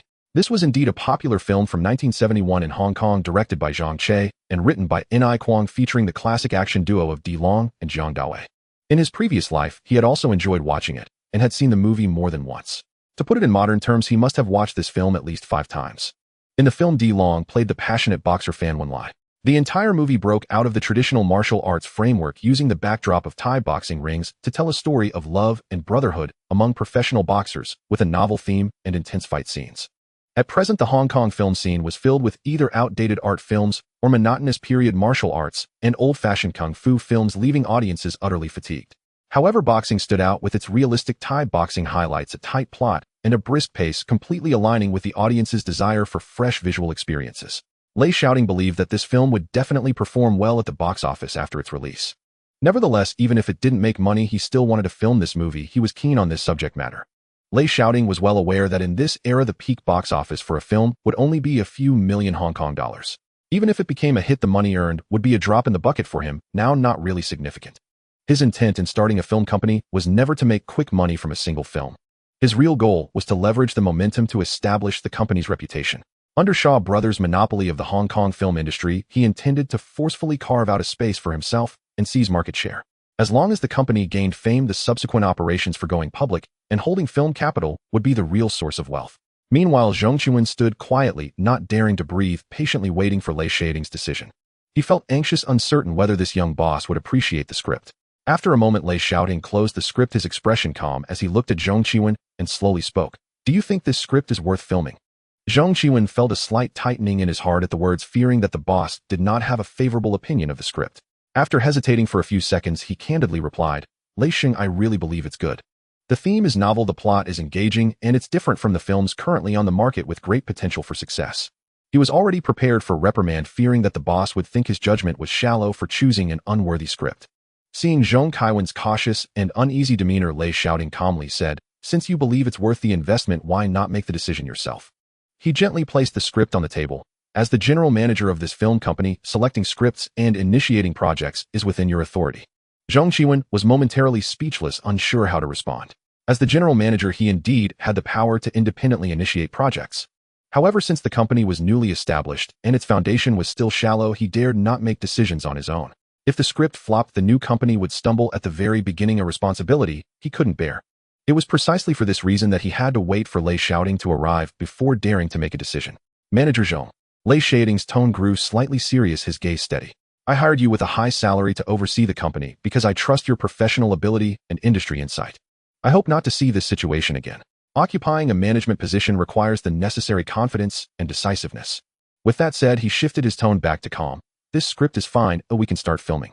A simple statement left Zhong Qiwen feeling both ashamed and deeply moved. He bowed his head and said, "Thank you for your trust, Lei Shang. I will definitely improve and make decisive decisions without hesitation in the future." Lei Shaoting nodded slightly. This was the management style he desired. He did not need someone who hesitated in moments of decision, nor someone who was timid. Even if occasionally misjudging a script led to failure, it was far better than someone who held power but was afraid to make decisions. Without determination and confidence, it was impossible to support a rising film company. "Go ahead," Lei Shaoting instructed. "Contact Ni Kwong and ask him to refine the script details, optimizing the logic and dialogues. Quickly assemble the crew, finalize casting, outdoor filming locations, and all arrangements regarding the shooting schedule." The company now lacks exposure, just in time to leverage Tongshan Daxiong for publicity with this film. "Let's directly confirm Di Long and Zhang Dawei as the male leads and personally send someone to negotiate the invitation. The supporting roles and various minor characters should be selected primarily from our own signed artists, giving newcomers some opportunities. You manage the budget well, and you are fully responsible for daily filming affairs. If you encounter any insurmountable difficulties, come back to find me. Zhong Kaiwen's face instantly revealed an excited expression, and he quickly responded, I understand. Rest assured, Lei Sheng, I will immediately push forward all the preparations, ensuring we stick to the timeline and not delay shooting or subsequent release schedules. Remember 2 points, Lei Shaoting reminded, strictly control filming costs while also ensuring the quality of the film. We can avoid excessive luxury, but absolutely cannot produce shoddy work. We are a new company, and we cannot tarnish our reputation. I have noted that. I will ensure every filming step is meticulously monitored. Zhang Qiwen solemnly agreed, filled with enthusiasm as he picked up the script, turned, and quickly left the office to convene a meeting for project initiation, casting, and crew assembly. Wait. After a few steps, Zhong Kaiwen's anxious demeanor prompted Lei Shaoting to smile gently. Manager, Zhong, don't rush. How is the filming going for the Tangshan Daxiong crew? Oh, right, Zhong Qiwen slapped his forehead. I almost forgot about this matter, he responded while jogging over to open a drawer, taking out a black vinyl tape. Lei Sheng, this is the promotional film for Tangshan Daxiong. The filming is going smoothly, and it will be completed in about a month. That's great. Lei Shaoting nodded in satisfaction. Since the promotional film is back, let's start making a promotional plan. I want comprehensive publicity. Alright, I will handle it all at once. Go ahead. The office quickly fell silent, leaving only Lei Shaoting alone. He leaned back in his leather chair, lightly tapping his fingers on the table, gazing out at the bustling streets of Hong Kong, his thoughts churning. 1971 was the period of explosion for Hong Kong kung fu films, with Bruce Lee about to burst onto the scene, with Tangshan Daxiong completely rewriting Hong Kong, and even the entire Asian film landscape. The deeply rooted film market of Shaw Brothers would also be disrupted with Bruce Lee's arrival. Originally, all of this belonged to the glory moment of Golden Harvest, but with his emergence, he truly had no idea what state Golden Harvest was in at present. Without Bruce Lee's involvement, and without the involvement of the electrical production studio and cinema line, would Golden Harvest in this timeline still rise? However, these were not his concerns. A faint smile curved the corners of Lei Shaoting's mouth, his eyes filled with the certainty of strategic planning. Whether it was Shaw Brothers or Golden Harvest or the future New Art City, the moment he stepped into the film industry, they were all destined to be trampled underfoot by him, becoming stepping stones for his rise. Time flies. On May 15th, the entire crew of the film Boxing was officially finalized. The director Wang Tianlin, who had left Dianzhou and was lured back by Lei Shaoting with an enticing offer, was confirmed, with Zhou Haitao serving as the producer. The 2 male leads were still set to be the popular stars Di Long and Jiang Dawei. Speaking of Wang Tianlin, at the end of last year, seeing Dianzhou's gradual decline and bleak prospects, he reluctantly switched to join Jiahe. After joining Jiahe, although not lacking in talent, the company was still small with insufficient funds, and only a few new films were in production directed solely by Jiahe's core directors. As a newcomer, he never received much recognition, with his skills going to waste. It was not until Lei Shaoting took over the former Dianzhou team and established Thunder Film, aggressively poaching talent across the Hong Kong film industry with generous offers, that this versatile director was brought on board. With Thunder Film just starting out and in dire need of high-quality works to break into the market and establish itself, Wang Tianlin, with his solid foundation and stable directing style, was the perfect fit to helm Boxing. After confirming the main creative team on May 17th, the crew began casting for supporting roles, and on May 20th, the opening ceremony for Boxing was held as scheduled, marking the official start of filming. By the 25th, the renovation of Mingxian building located on Lockhart Road in Wan Chai was successfully completed. Earlier, when the company had just settled in, only the first 3 floors had been handed over, while the remaining floors were still under intense renovation. Now the entire building was under the ownership of Thunder Film, no longer needing to cram various departments into small offices as before. The layout was instantly expanded. The building's floors were organized in an orderly manner. The first floor served as the main lobby of the company, grand and bright, welcoming guests and partners. The second floor was entirely dedicated to an employee cafeteria and recreational area, catering to daily meals and group activities. The third floor was designated as the administrative office area for various departments. The fourth floor was exclusively for artist activities, equipped with training rooms, lounges, makeup rooms, costume rooms, and professional performance spaces. The fifth floor was entirely entrusted to the directing team and behind-the-scenes staff, with prop rooms, filming studios, editing rooms, dubbing and subtitling studios, all fully equipped. The sixth floor housed various sized meeting rooms, a grand auditorium, and interview rooms for newcomers. The seventh floor was a 2,000 square meter space, designated as Lei Shaoting's private office area, quiet and secluded with excellent views. After all employees settled into Mingxian building, Thunder Film finally began to take shape, qualifying as a legitimate large film company. In terms of hardware and facilities, it was already on par with established giants like Shaw Brothers. The only gap remaining was an industry reputation, public recognition, proprietary cinema chains, and years of accumulated solid foundations. On the day the building was officially put into use, Lei Shaoting immediately issued orders for all 7 standby directors to commence work rapidly screening quality scripts and preparing for new films on multiple fronts. Soon several quality scripts were finalized. The newly signed versatile director and screenwriter Li Hanxiang began preparations for the Great Warlord, prioritizing the selection of male and female leads. Additionally, popular scripts like The Great Duel, The Heavenly Dragon, 8 Generals, and Nameless Hero, which were acquired from outside sources, were also put on the production schedule. Lei Shaoting was well aware that he must complete filming for this batch of films before 1972 and get them into theaters. By leveraging these films to gain exposure and build recognition, his goal was to successfully list Thunder Film by the end of 1972, officially joining the ranks of Hong Kong's top capital. In early June around 9 in the morning, the president's office on the 7th floor was particularly quiet. Lei Shaoting was reviewing the promotional plan for the brothers from Tongshan, checking which aspects of the promotion were still lacking. Currently, the promotional methods included full-page ads in several newspapers, bus stations, bus body ads, street advertising spaces, flyer distributions, wall posters, and television promotional clips, among others. At that moment, a series of urgent knocks echoed from outside the door. "Knock, knock, knock. Come in," Lei Shaoting replied without looking up, assuming it was a subordinate reporting work. The door swung open, and Mo Jiahua hurried in holding several neatly bound documents and walked straight to the desk. Hearing the sound, Lei Shaoting looked up and saw it was Mo Jiahua, a glimmer of brightness flashing in his eyes as he casually set down the documents in his hand. "What brings you here? Have all matters been handled?" "Yes, Lei Shao, all processes have been finalized and completed," Mo Jiahua replied, steadily laying out the documents on the desk one by one. Standing up, Lei Shaoting carefully began reviewing the documents, paying close attention as he flipped through each page. A few minutes later, he slowly closed the files, a contented smile appearing on his face. "Ha ha, well done. You've worked hard during this time." Mo Jiahua slightly bowed, saying, "It's all part of the job. Helping Lei Shao is no trouble at all." These documents were the transfer and settlement reports regarding all property, shops, office buildings, and valuable assets under the name of Lei Luo's relatives and the Lei family. All visible assets and hidden industries have now been sorted out with procedures clean and compliant successfully transferred out. On the surface, the Lei family now holds almost no assets in Hong Kong, and the next crucial step is to dispose of all of Lei Luo's visible assets to completely cleanse their name.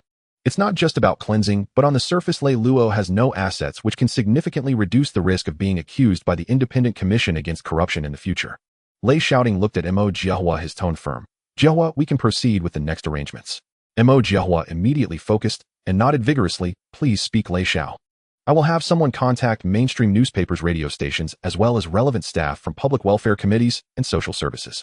3 days later, a public press conference will be held at the Central Grand Hotel. Upon hearing this, Mo Jiahua instantly understood his intention. "Lei Shao, you want me to attend the press conference as the head of the investment company signing the property transaction with Lei Sheng on site and transferring the funds to the charity account, right?" "Exactly." Lei Shaoting nodded. "At that time, my father, the charity organization's head, and you will all attend the press conference together, signing the transaction contract in front of the media and issuing a check to the charity organization." Hearing this, Mo Jiahua nodded. Although he did not understand why Lei Shaoting wanted to do this, he would not question it. He understood well that in doing things for the boss, some matters were not for them to inquire about. After receiving the instructions, Mo Jiahua hurriedly left Lei Shaoting's office to prepare for the press conference in 3 days. After he departed, Lei Shaoting picked up the phone to contact the head of the charity organization. About half an hour later, the head of the charity organization arrived at Lei Shaoting's office. "Hello, Lei Shao. Have a seat." Liang Shaodong, the current head of the charity organization, was about 40 years old, of respectable appearance, exuding integrity.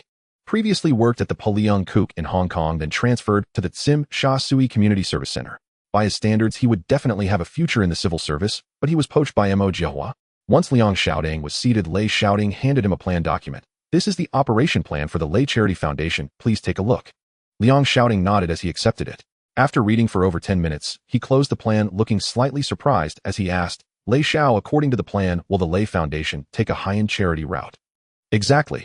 Lei Shaoting nodded. "The Lei Foundation will focus on education, healthcare, large elderly care facilities, and children's welfare organizations in the future.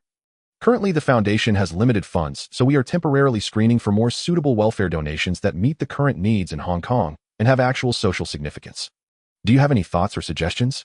Upon hearing this, Liang Shaodong displayed a very excited demeanor, taking out a document from his briefcase and handing it to Lei Shaoting with trembling hands.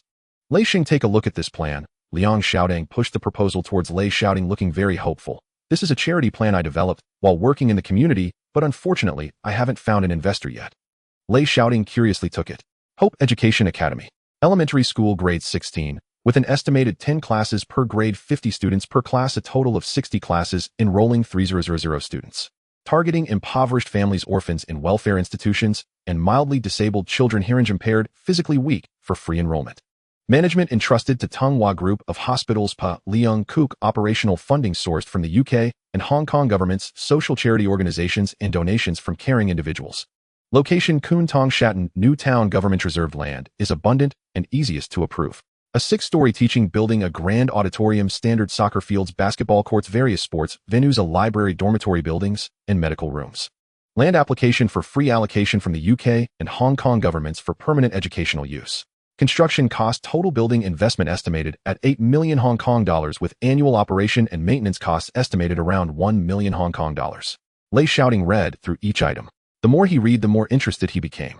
Initially, he was thinking about what charitable actions he should take after his father's money was donated to the charity account. Now, with Lei Shaoting's plan, which perfectly aligned with the charitable needs to enhance his father's social image, he was very satisfied. By noon, the blazing sun hung high above the harbor island, and the dazzling light streamed through the floor-to-ceiling windows, casting its glow upon the mahogany desk. In the closed office, the lengthy negotiations finally came to an end. Lei Shaoting and Lei Shaoting sat across from each other, having meticulously refined the details. They finalized the complete execution plan. Every step of the process, every risk control, and the pace of subsequent advancements were perfectly agreed upon by the two, and the plan was formally approved for implementation. With his anxieties settled, Lei Shaoting could hardly conceal his excitement. He had originally approached this long-cherished wish with a trial-and-error mindset, never expecting it to truly be accepted. Manager Lei Shaoting closed the plan and handed it to Lei Shaoting. Please prepare a detailed contingency plan, a breakdown of financial investments, and a complete project proposal for me as soon as possible in the next few days. I will thank you, Lei Shao.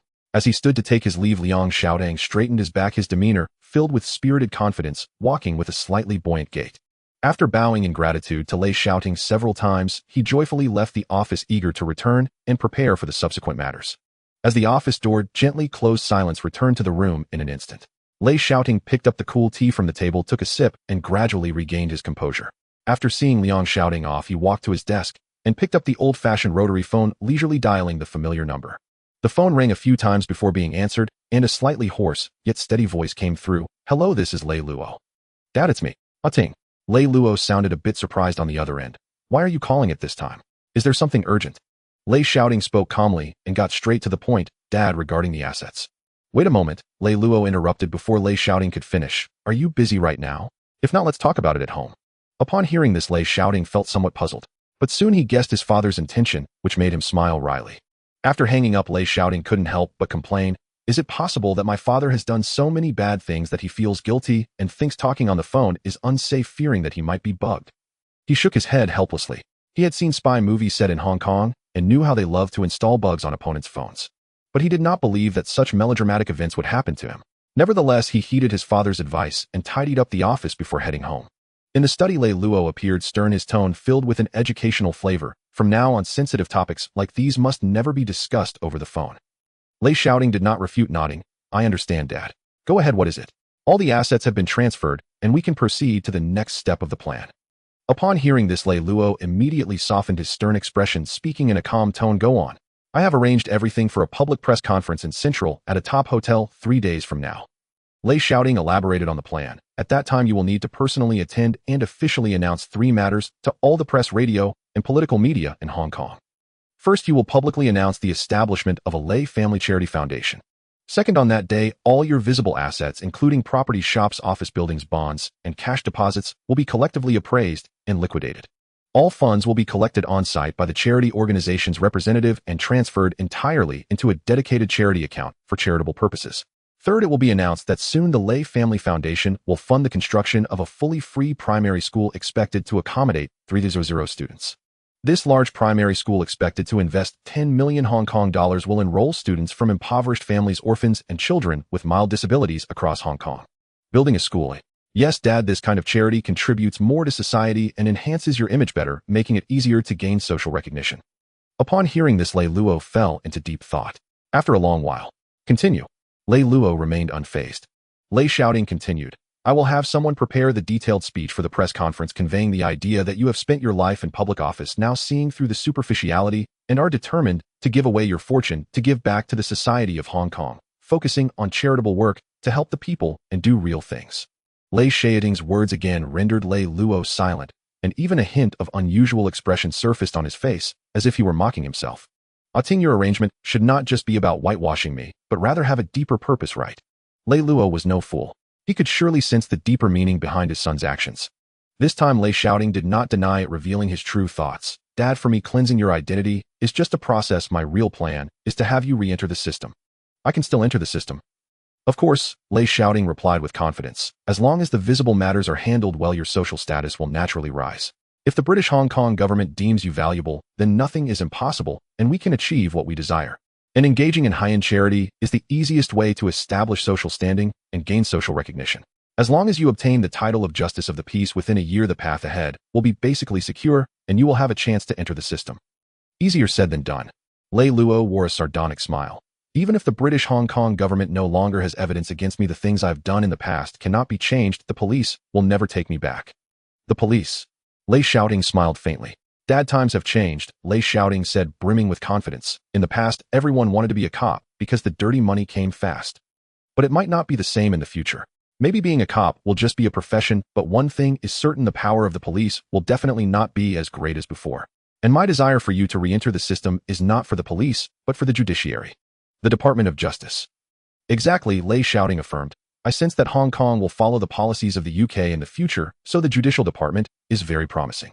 The power of the judiciary is significant, independent from the governor's interference, and has its autonomy. Lei Shaoting certainly would not explicitly tell Lei Luo that with the appointment of Mac Lehos, the days of the police having absolute power and corruption would no longer exist. And the police's power is limited to public security and crime, having absolute authority in those areas.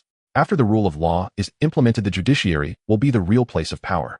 Even if everything is as you say and the judiciary is indeed that good, don't forget, Lei Luo said, while lighting a cigarette, I didn't even finish primary school, let alone have a lawyer's license. How can you expect me to be a judge? It's simple, Lei Shaoting remained confident. The foreigners won't pay much attention to these issues as long as you demonstrate enough utility. How everything else can be packaged. You can catch up on your education and obtain a diploma easily as long as you have enough experience. Getting a lawyer's license is even easier. Just attend a few night classes and take care of some connections. As long as you have the right contacts, getting a lawyer's license or even a pilot's license will be very simple. Dad, you can rest assured. However, I genuinely want you to go back to school, personally obtain a lawyer's license, and enter the judiciary to become a person of significant power. And I can also tutor you. Lei Luo glanced at Lei Shaoting, rarely showing a playful smile. You little rascal, you want to manage your old man. Dad, I'm not joking. Lei Shaoting's expression suddenly became serious. All right. Seeing his son slightly angry, Lei Luo put away his playful smile. I will consider this matter, but is it true that the future will be as you imagine it? Dad, you can trust me, it's definitely right. The father and son had a rare, relaxed conversation. The atmosphere in the room was very harmonious. The press conference has been settled. His father has also agreed to fully cooperate with all the plans, and Lei Shaoting's anxious heart has finally been set at ease.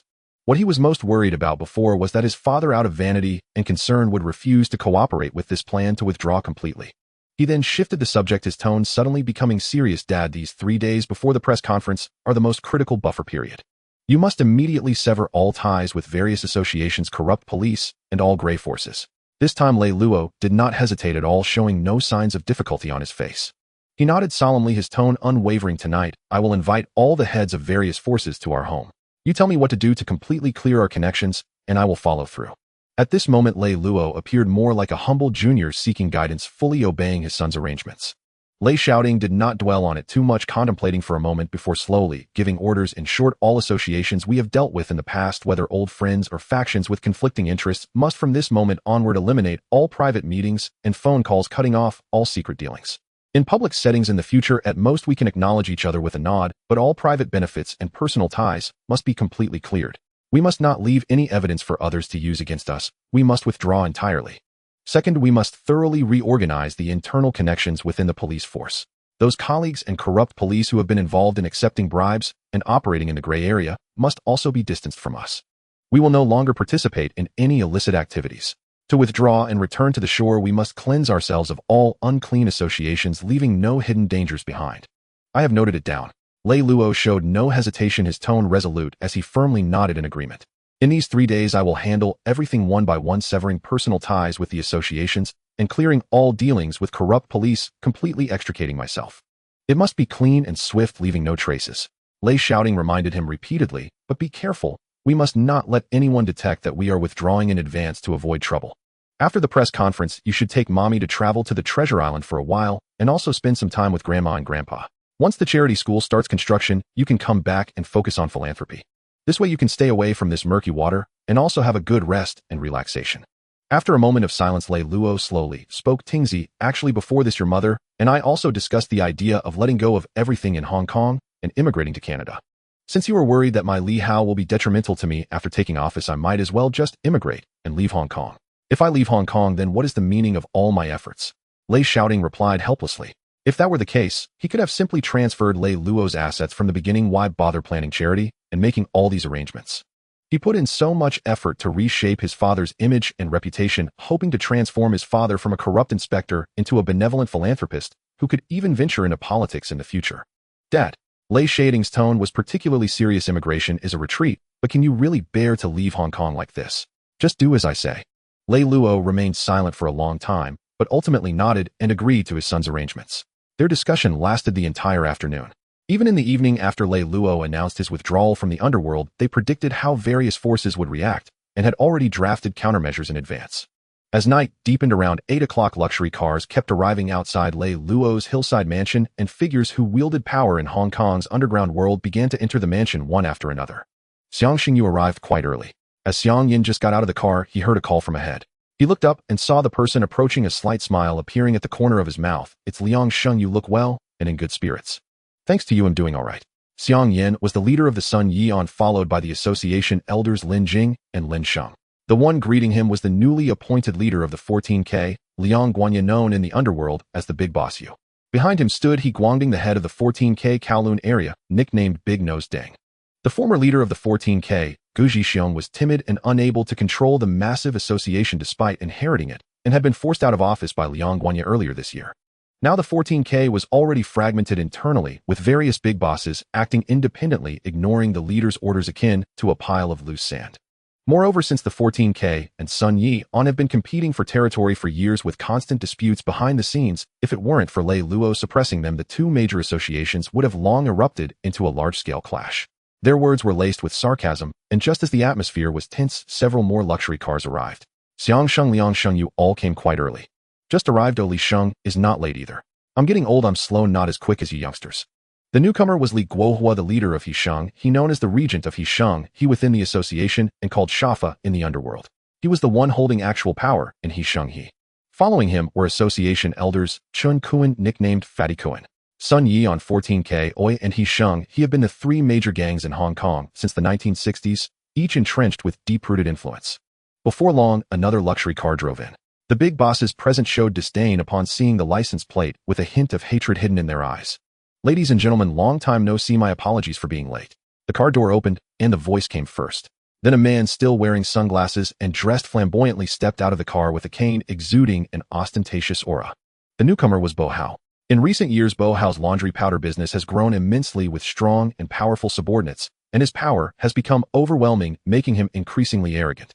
Especially after Lei Luo gradually faded from the core of the police force, he became even more unchecked, frequently encroaching on the territories of other associations and recklessly competing for profits. Now his control of Ikun and Kowloon City has made him even more unscrupulous, completely disregarding the other association bosses. Because of this, the leaders of various associations despised him, but feared his power and ruthless nature, not daring to easily confront him. Bo Hao. Xiang Yan's expression darkened as he coldly glared at him. A few days ago your men crossed into North Point and caused trouble. He'll settle this account with you later. Upon hearing this, Bo Hao let out a cold laugh. His bodyguards promptly offered him a cigar, which he lit, and took a deep puff, blowing the smoke directly towards Xiang Yan. You Bo Hao. Xiang Yan's veins bulged with anger, his fury boiling. I was giving you face by calling you Yan Gu. Oh, do you really think this city is your territory? Bo Hao wore a smug expression, his arrogant demeanor not only infuriating Xiang Yan, but also making Sha Fu and Liang Guanyin nearby grind their teeth in anger, glaring at him. Bo Hao can do business wherever I want. If you don't like it, feel free to come and try. As soon as Bo Hao finished speaking, several more luxury cars arrived, slightly easing the tense atmosphere outside, and everyone turned to look. Oh, everyone is here. Hey, even the cripple from Shek Kip Mei is here. For people stepped out this time, all figures of significant weight in Hong Kong's Chinese community. The ones daring to openly insult Bo Hao and make him hesitant to retaliate were certainly not ordinary individuals. The two walking in front were the Chinese inspectors Han Sun and Yin Xiong, who were gaining prominence in the police force after Lei Luo and Lan Gang's departure. Behind the two were the Ma brothers Ma Shiru and Ma Shizhen. The one who insulted Bo Hao was Ma Shiru. The Ma brothers and Bo Hao were both in the laundry powder business, and their competition had reached a point where they could not coexist, with the potential for deadly conflict at any moment. If it weren't for Lei Luo, Han Sun, and Yin Xiong suppressing the situation, the two sides would have long since escalated into an uncontrollable mess. "What are you all doing here?" Bo Hao asked, his anger boiling over with confusion. His question was the question of all the big bosses present, and they all looked towards Han Sun and the others, puzzled as to why they were here. It should be noted that Han Sun and Yin Xiong have always been in open and covert conflict with Lei Luo, and the Ma brothers were not Lei Luo's people either. Their appearance caused everyone to be filled with suspicion. Before Han Sun and the others could respond, another convoy drove in. Various Chinese inspectors and foreign officers from different districts began to arrive, making the scene even more grand. Only at this point did Lei Luo slowly walk out of the house. "Everyone is here, please come in." He actually already knew about the commotion outside, but had not intervened. He was very clear about the nature of this group of people. Each had a friendly face, but a hostile heart. Even while he was in a position of power, they still engaged in open and covert struggles, employing various schemes. However, as long as they did not cause a major disturbance, he would not interfere too much. In fact, their mutual checks and competition would be more beneficial for him to control and ensure more stable profits. Inside the Lei family's reception hall, opulent chandeliers bathed the room in brilliant light, yet the atmosphere hung heavy and subdued. The three most powerful triad leaders of Hong Kong, influential Chinese police superintendents from every district, corrupt senior officers loyal to Lei Luo, and even several British inspectors and superintendents, all sat solemnly in place. Not a whisper stirred in the vast chamber. Even the sound of breathing grew unnervingly distinct. Deep confusion clouded every pair of eyes. Glances flickered discreetly across the room, while unspoken doubts churned beneath the surface. Lei Luo's urgent summons in the dead of night to gather half of Hong Kong's underworld and the upper echelons of its police force was itself profoundly extraordinary. Even Han Sun and Yin Xiong, long-standing rivals who had stood toe-to-toe with Lei Luo, and the Ma brothers, sworn enemies of the crippled warlord Bo Hao, sat among them. This only deepened the collective bewilderment, leaving no one certain what the former chief Chinese detective intended. Yet all present were seasoned veterans, foxes of the underworld, masters of the police hierarchy. Though suspicion simmered within each heart, not a single soul dared break the silence first. They sat motionless, waiting in reverent stillness for Lei Luo to speak. At the head of the hall, Lei Luo sat upright, his expression serene and composed. Gone was the razor-sharp intensity and decisive ruthlessness of his tenure as chief Chinese detective. In their place bloomed a quiet, weathered grace, a calm born of having shed all pretense.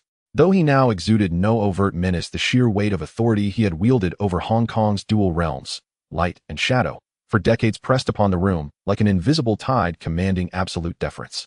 He slowly lifted his gaze, sweeping it calmly across every face before him. His voice, rich and resonant, broke the suffocating silence. "I asked you all here tonight, and I know full well that doubt weighs heavily upon your minds. No matter. There is no need to speculate. What I am about to say will be spoken plainly, before all of you, without omission or concealment." The hall remained utterly still. Every breath was held, every eye locked unwaveringly onto Lei Luo, awaiting his revelation. "I am growing old." Lei Luo rose slowly, smoothing the crisp collar of his tailored suit with steady hands. His tone was quiet, yet carried the unshakable certainty of finality. "I have long since relinquished my real authority within the police force. To continue claiming a share of profits, taking hard-earned money from those who labor, surely breeds resentment in your hearts. And so, rather than linger, I shall seek a peaceful path forward, for myself and space for you." His gaze sharpened, piercing the entire assembly as his words rang out clear and commanding. "Effective this day, I, Lei Luo, formally withdraw from the underworld and relinquish all involvement in gray area police affairs." The declaration struck like thunder. A collective gasp rippled through the room as every attendee stared at Lei Luo, eyes wide with stunned disbelief. Incredulity flooded their expressions, woven together with shocked suspicion, furtive elation, and raw anxiety. The scene froze, suspended in silent astonishment. Han Sun and Yin Xiong exchanged a fleeting glance, their eyes instantly blazing with barely suppressed triumph. For years they had lain low, constantly overshadowed by Lei Luo's dominance. Now his voluntary abdication amounted to surrendering half the police hierarchy's power and the entire underworld's gray market spoils to them outright. Henceforth no figure would stand above them in Hong Kong's dual realms. The vast landscape of influence and profit would be theirs to divide, power and wealth flowing freely. Their pulses quickened, though outwardly composed, inwardly they trembled with exhilaration. Yet they concealed their jubilation, steeling themselves to listen further. The Ma brothers shifted subtly, their eyes glinting with calculation and uncertainty. They could not discern whether Lei Luo truly intended to exit the game, or was setting a deeper trap. At the same time, both wondered if he withdrew in earnest, Hong Kong's underworld and police structures would inevitably undergo a seismic realignment. Their laundry powder smuggling empire would certainly face new dynamics. Without Lei Luo's restraining hand, their operations would face far fewer constraints, opening doors to expansion. For the Ma brothers, this was undeniably auspicious. Yet uncertain of Lei Luo's sincerity, they resolved to observe quietly and strike only when opportunity revealed itself. The Triad leaders seated around the hall likewise harbored private calculations. Some breathed a quiet sigh of relief. No longer obliged to hand over massive tributes to Lei Luo, their profits would flow entirely into their own coffers. Others felt profound unease. For years, Lei Luo had masterfully balanced competing factions, preserving order beneath Hong Kong's turbulent underworld.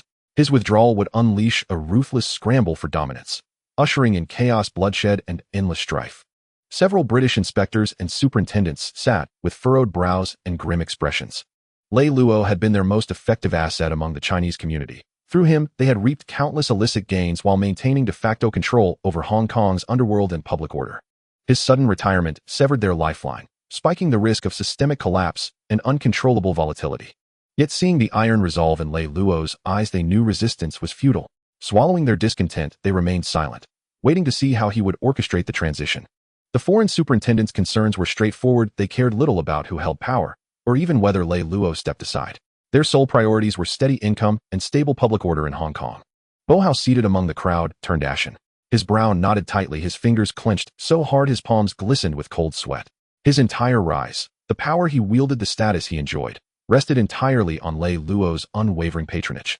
Across Hong Kong, only Lei Luo possessed the authority to reign in rival factions, and only Lei Luo would shield him. Now that Lei Luo had fully withdrawn, Powerhouse lost his paramount protector. Given his arrogant, combative conduct and the enemies he had made across the city, it would not take long before rival Triads closed in, dismantling his empire piece by piece. Nor would the police's emerging power brokers spare him. He would struggle not only to retain his domain, but even to ensure his own survival. Flooded with fury and dread, he longed to protest aloud, but Lei Luo's decades-deep authority held him paralyzed. He choked back, his rage muscles rigid with suppressed fury. Lei Luo observed every shift in expression, the flicker of hope, the flash of fear, the tightening of jaws, reading them all with quiet clarity. Yet he betrayed no reaction.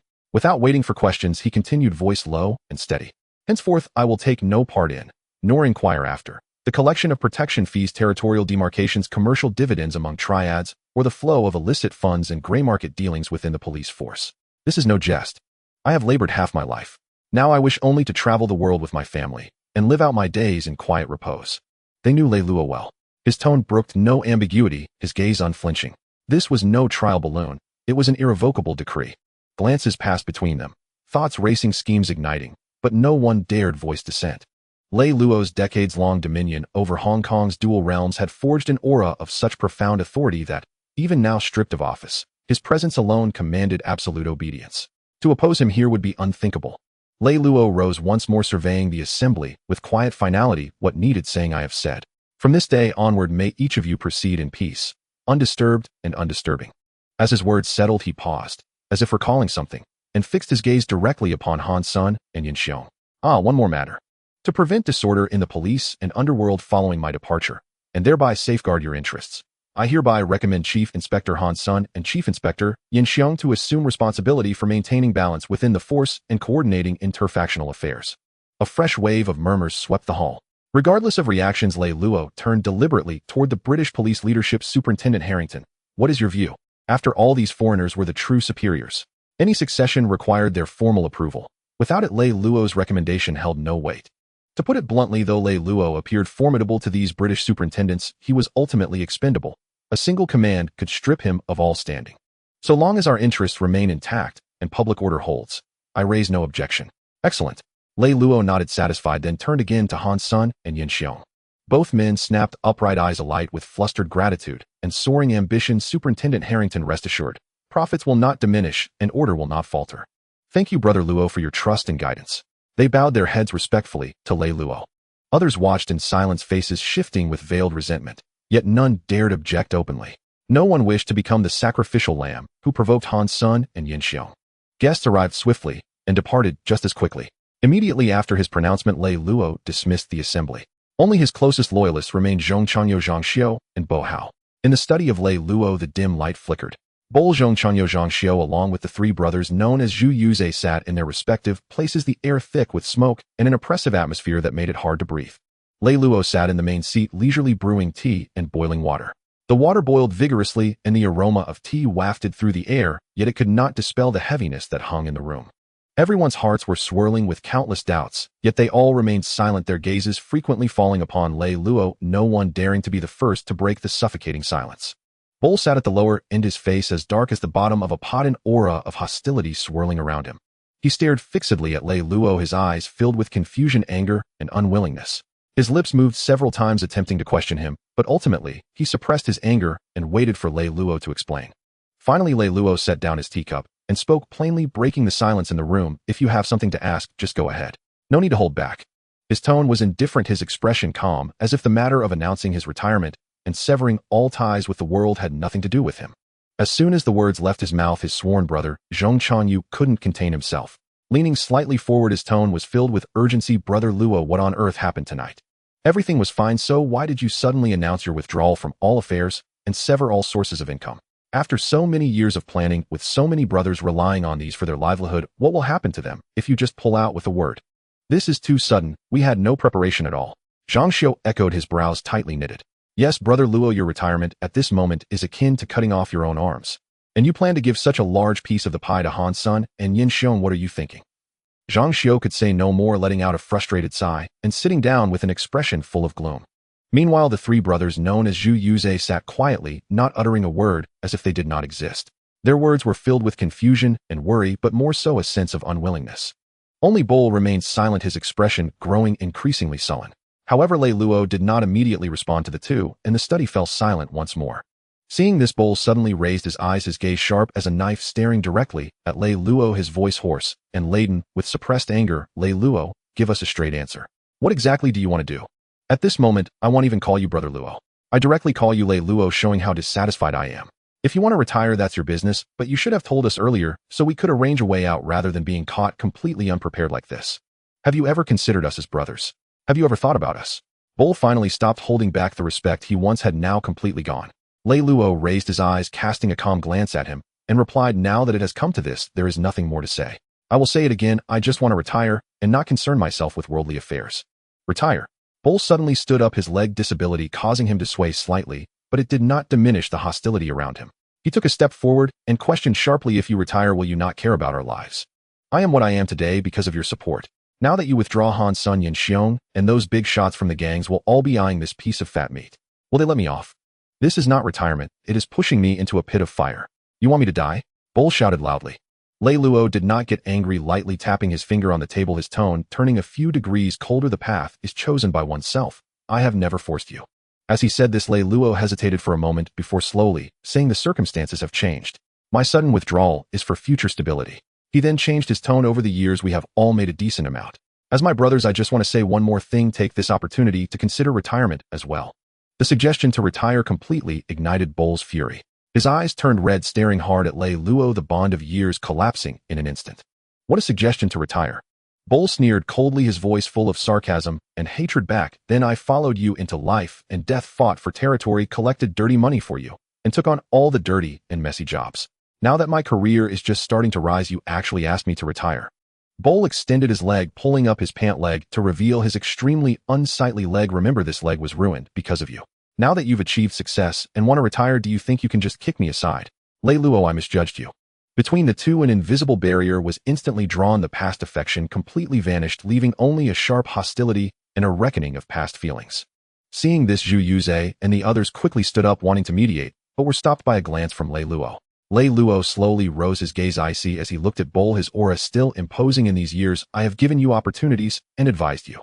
It is your own greed and lack of restraint that has created enemies everywhere. Since this is the case, from now on our ties are severed, and there will be no more entanglements. You walk your own path, and I will walk mine. From now on we will be unrelated. Upon hearing this, Bull trembled, all over anger and hatred intertwining. He stared at Lei Luo, gritting his teeth. Good. Ha ha. Lei Luo, remember what you said today. From now on, even if I die, I will never ask you for a single word. From now on we are completely severed. With those words, Bull abruptly turned and, leaning on his cane, staggered, yet resolutely left the study, slamming the door behind him. In the study, the remaining people exchanged glances, looking at the icy-faced Lei Luo, no longer daring to say anything as the room was filled only with endless silence and the chilling aura of severance. Zhong Changyu and Zhang Xiu exchanged a glance, their eyes filled with sorrow and lingering unease. The earlier rift between Bull and Lei Luo felt like a heavy stone pressing down on their hearts. Lei Luo slowly returned to the main seat, picked up the freshly brewed hot tea, his fingers brushing against the rim of the cup, his eyes downcast, remaining silent for a long time. He drove Bull away not out of coldness, but because Bull's nature was too fiery, his obsessions too deep, and his ambitions too great. Even if he pointed out the path ahead, Bull might not be willing to listen and could instead bring more troubles. It was better to cut ties completely and allow them to each find their peace. After a long while, he finally raised his eyes, his gaze settling on Zhong Changyu and Zhang Xiu, his tone losing the earlier coldness and gaining a hint of the warmth reserved for sworn brothers. You two have followed me the longest. From being nameless to today, I remember all the hardships we've faced together. Zhong Shanji's heart tightened, and he quickly bowed, saying, Brother Luo, we are brothers and should share the same heart and mind. However, I know that you must have your own difficulties or deeper meaning in today's matter. I know you are unwilling. Lei Luo gently interrupted him, his voice lowered, so only those present could hear. The sky over Xiangjiang still looks clear, but secretly the winds have changed. In a few years it may be a storm, we won't be able to hide from it. He did not mention the matter of my Li Hao, nor did he bring up the speculations about his son Lei Shaoting. We have too much gray on our hands. In the past it was a chaotic world, and we could stand firm. But now the world is about to change. The old paths can no longer be walked. The longer we go, the deeper we sink, and in the end we will only face utter destruction. Zhang Xiu and Zhong Changyu listened, their brows furrowed as they exchanged glances, and cautiously spoke. Brother Luo, do you mean?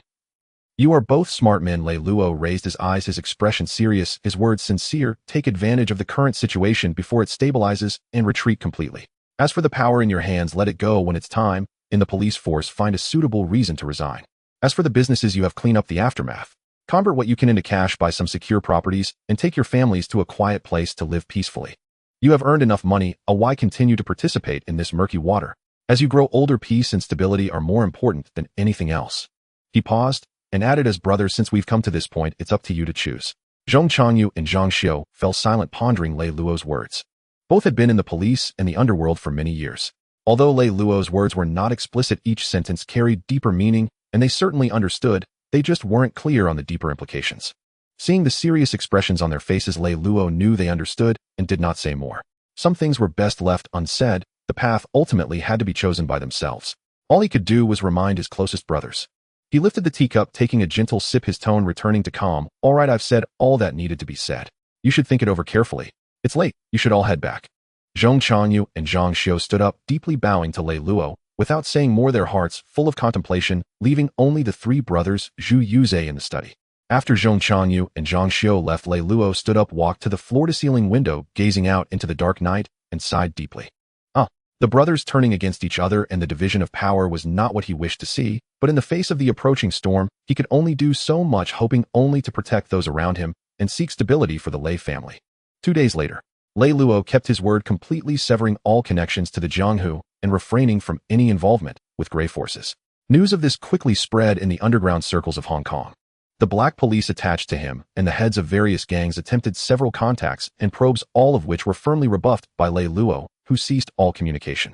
Lei Luo's decisive action sent shockwaves through the leaders of all the gangs in Hong Kong, who hurriedly recalled their core members for urgent discussions behind closed doors. Everyone understood that with Lei Luo, the longtime helmsman of both the underworld and the law, truly stepping back, the underground order of Hong Kong would inevitably be completely reshuffled, and the trillion-dollar gray industrial chain would no longer have a decisive suppressor. The small gangs and minor organizations that had previously been suppressed by Lei Luo were all eager to move, wanting to seize the opportunity to carve out territory and share the spoils. Established gangs were even more watchful, planning to expand their influence. The entire underground world of Hong Kong was rife with hidden currents, as if a storm was approaching. However, regardless of the uproar outside and the shifting sentiments, Lei Luo remained shut away, ignoring all inquiries and refusing to engage. He turned down all invitations, cutting off all connections, completely ignoring anyone who sought him out. He stayed at home in peace, waiting for the day of the press conference to arrive, completing the final step of his escape plan. At exactly 9 a.m. on May 19th, the top-floor banquet hall of the Peninsula Hotel was entirely booked by Lei Luo. There were no clinking glasses or feasting guests, The venue was neatly arranged with tables and chairs filled with recording equipment and cameras from various newspapers and radio stations. Journalists from dozens of mainstream media outlets in Hong Kong were all present, and the seats were fully occupied. At the press conference, in addition to journalists, there were also personnel from various factions. Those familiar with the underground forces of Hong Kong would immediately recognize that many prominent gang leaders were seated at the press conference. Even in inconspicuous corners, many foreign faces were paying attention to everything happening. The presence of these individuals was noted by Lei Shaoting, who was mingling among them. At this moment, a slight smile graced his lips, filled with joy. The press conference was arranged simply yet solemnly, with a red cloth covering the words beneath the backdrop. The venue had no excessive decorations, nor were there any refreshments emphasizing the formality. Zhu Yuzi and his team maintained security throughout the event, with security personnel positioned on both sides to uphold order, creating a solemn and serious atmosphere. At 9:10, Lei Luo, dressed in a dark formal suit, stood tall and composed, walking slowly onto the main stage of the press conference. He no longer possessed the fierce aura of the once dominant Inspector Zonghua. Instead, a sense of calmness and tranquility enveloped him. Even in the face of a sea of cameras, he remained poised and unflustered. Behind him, Mo Jiahua and Liang Shaoting followed him onto the speaking platform. After Lei Luo took his seat, the host briefly introduced the event and then handed the stage over to him. Lei Luo slightly leaned forward, nodding to the audience below, then picked up the microphone. His voice was steady and clear, resonating throughout the hall. "Thank you to all media friends for attending the press conference convened by me, Lei Luo. Today, standing here, I have two important matters to formally announce to the citizens of Hong Kong." His tone was calm, each word articulated clearly. The journalists in attendance held their breath, hurriedly taking notes and raising their cameras. As the most legendary figure of the 1960s, Lei Luo's press conference garnered immense attention from all Hong Kong reporters, all eager to discover what news he would announce. Regardless of what news Lei Luo announced at the press conference, anything concerning him would attract the entire city's attention, significantly boosting newspaper sales. This was the most crucial point for them. It was also the reason why reporters rushed to attend as soon as Lei Luo extended the invitation. Lei Luo's voice slowly echoed from the conference. "First, starting today, I, Lei Luo, announce that I will no longer concern myself with matters of the Jianghu or intervene in any affairs of the police. Second, the Lei Charity Foundation will officially be established today.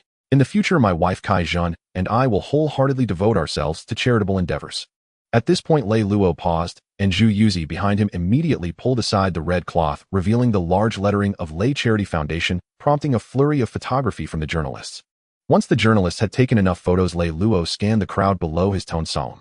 "Third, in the presence of all Hong Kong media, I announce that all assets under my name, including residences, shops, office buildings, real estate stocks, and all cash deposits across Hong Kong, will be uniformly valued and liquidated.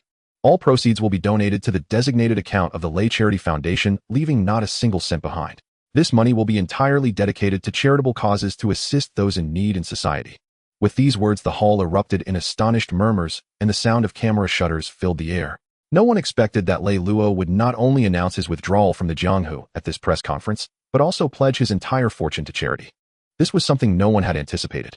It shocked not only the journalists, but even the leaders of various gangs, who were equally stunned and incredulous.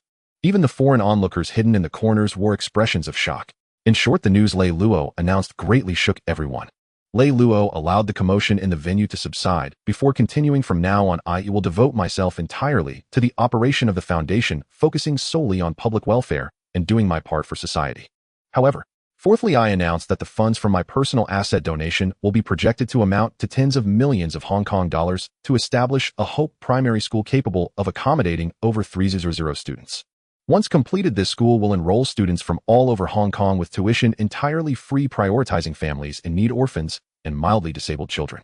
The school will be built according to Hong Kong standards, equipped with standard classrooms, teacher buildings, libraries, basketball courts, football fields, and various sports facilities, all using standard curricula. Additionally, the school will also provide dormitories for students, all free of charge. In the future, as long as the funds of the Charity Foundation are sufficient, conditions are met, and approval is granted by the relevant departments, there is no doubt that we will also build middle schools, high schools, and even universities. This will provide a comprehensive educational service, cultivating more talent for Hong Kong and society, while also offering opportunities for those from disadvantaged families, orphans, and children with minor disabilities who are unable to attend school. That is the main reason for my convening this press conference today. Thank you all." With that, Lei Luo concluded his declaration. Mo Jiahua immediately stood up and opened the documents in front of him for the journalists to see. "Hello, dear journalists and guests. My name is Mo Jiahua, head of the LT Investment Company's Hong Kong branch. By Mr. Lei Luo's commission, all his assets, including numerous properties, company shares, securities, stocks, gold, and jewelry, have been sold for a total of 14.65 million Hong Kong dollars. Along with over 5 million Hong Kong dollars in cash, the total amounts to 19.65 million Hong Kong dollars, which will all be donated to the Lei Charity Foundation account. This is the detailed data of Mr. Lei Luo's asset liquidation, which can be publicly verified. Once again, the journalists rushed forward to take photos, and after they finished, Mo Jiahua slowly put down the documents and took out a large check issued by Citibank for display. This is the amount from the liquidation of Mr. Lei Luo's assets. Now I will donate this check on behalf of Mr. Lei Luo to the Lei Charity Foundation. Lei Shaoting, the head of the Lei Charity Foundation, immediately stood up, taking the check from Mo Jiahua and displaying it to the journalists. Hello, dear journalists.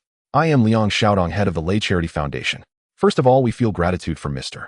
Lei Luo's great love. At the same time as establishing the charity foundation, he donated such a large sum for the benefit of society.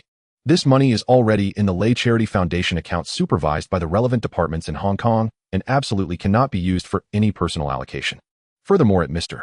Lei Luo's commission, the Lei Charity Foundation has already submitted an application to the relevant departments to establish a Hope Primary School and is currently in the process of securing land for the school. In the future, any funds used by the Lei Charity Foundation will be publicly disclosed through announcements, truly serving individuals and groups in need in society. Thank you, everyone. Applause erupted in the hall.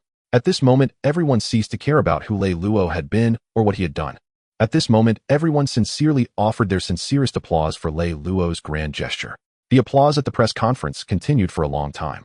In this moment, Lei Luo, sitting at the press conference, also felt the genuine applause and recognition from the social figures for the first time. This stirred different feelings within him. This feeling was something he had never experienced, even when he was supported by thousands and pursued by the masses. As Lei Luo announced the groundbreaking news of donating all his assets to establish the Lei Charity Foundation, the scene erupted in an uproar. Everyone was engulfed in immense shock, unable to regain their composure for a long time. The news was so astounding that it far exceeded everyone's expectations. After a full half-minute of stunned silence, the venue gradually filled with rising waves of discussion, the noise echoing throughout the banquet hall. Before long, the host signaled for silence, officially entering the journalists' questioning segment. As soon as the words were spoken, numerous reporters raised their hands in unison, eager to seize the opportunity to ask the first question, creating an intensely vibrant scene. The first reporter called upon stood up immediately with an urgent tone, barely concealing his excitement. Mr. Lei, may I ask why you suddenly chose to completely withdraw from worldly matters and donate all your life savings to charity? What prompted you to make such a decision? Having toiled for half a lifetime and seen through the world's vanity, wealth is but an external possession. One cannot take it with them in life or death. Lei Luo, seated at the front, responded with a calm demeanor and steady tone. In my youth, I was competitive, striving to establish myself and survive. I indeed did many things against my will. Though I have made mistakes, I have no regrets in my heart. Now that I am older, I only wish to return to simplicity, to use my life's accumulation to do meaningful things for society and the people as a way to atone for my past and give back to the community. As his words fell, another reporter stood up, hesitating for a moment before asking tentatively, Mr. Lei, can any question be asked during today's press conference? Hearing this, Lei Luo raised an eyebrow slightly, then revealed a calm and serene smile, nodding slowly. Of course, questioning is your right. As long as I can answer, I will speak candidly and exhaustively. Receiving this affirmative response, the reporter's eyes lit up instantly, putting aside his doubts, his tone turning sharp and direct as he asked, Mr. Lei, you have held a high position in the police force for many years, commanding the Hong Kong police. It has been widely rumored that during your tenure you exploited your power for personal gain and accumulated vast wealth through corruption. Do you admit to this? Today, by donating all your wealth, are you attempting to cover up these past actions and cleanse your image? This reporter's words detonated like thunder in the venue. The once noisy banquet hall fell into an immediate silence, as if the air had frozen, becoming icy and piercing. The photographer and companions beside him subtly moved aside after the question was asked, afraid that getting too close would draw Lei Luo's ire and result in resentment. Some reporters privately admired this colleague's courage, while others inwardly thought the reporter was truly reckless to dare to question Lei Luo in such a manner. All eyes were fixed on Lei Luo, holding their breath in anticipation of his reaction. Meanwhile, Zhu Yuzi, responsible for the security of the press conference, suddenly tensed up, cold sweat forming in his palms, filled with worry. He was well aware of Lei Luo's temperament. Having held a high position for many years, he had never been questioned so directly, fearing that Lei Luo might become enraged and act uncontrollably. Even Lei Shaoting, seated among the guests, slightly clenched his fists, unable to hide his anxiety, fearing that his father might become angry and disrupt the entire plan. Yet ultimately they all worried unnecessarily. Having navigated both the underworld and the upper echelons for over a decade, Lei Luo had witnessed countless storms and faced numerous situations. He had long mastered the art of controlling his own emotions, so how could he be provoked by a few sharp questions from reporters, much less lose composure easily? He remained calm, his expression unbothered, his gaze steady, showing no signs of evasion. Holding the microphone, he spoke earnestly. I admit that during my years in office I indeed did some things that were inconsistent with today's norms, or remember, they were inconsistent with the current rules and were things I should not have done. As soon as these words were spoken, the entire audience erupted in a stir.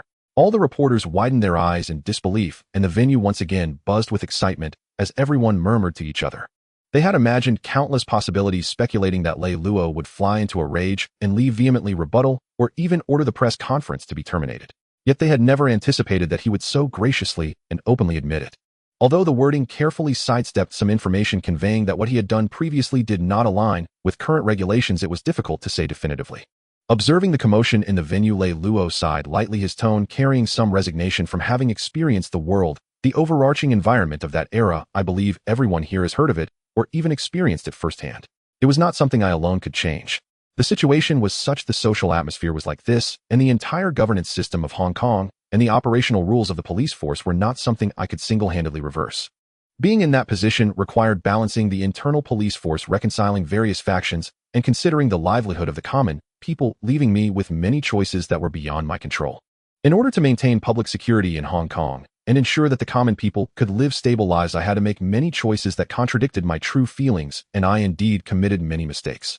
My gaze was sincere, my tone increasingly grave as I said, "It is precisely because I deeply understand the mistakes I have made in the past that I have resolved to donate all my personal assets today and establish the Lei Charity Foundation. I do this not to cover anything up nor to deliberately whitewash myself. Rather, I wish to use the remainder of my life and these external possessions to atone for my wrongs and assist those ordinary citizens who are struggling and in need of help. This is my way of apologizing to the citizens of Hong Kong for my past misdeeds and also seeking a measure of peace within myself. In the future, I, Lei Luo, will devote myself solely to charitable endeavors, abandoning any thoughts of power struggles, and I welcome all citizens of Hong Kong and media friends to supervise me, giving me an opportunity to make amends for my past. At the same time, I must clarify one point." Lei Luo shifted his tone, becoming serious, his words filled with affirmation. With the development of the times and the progress of society, the governance measures of the British Hong Kong government are becoming increasingly refined, and the police force is continually being reformed.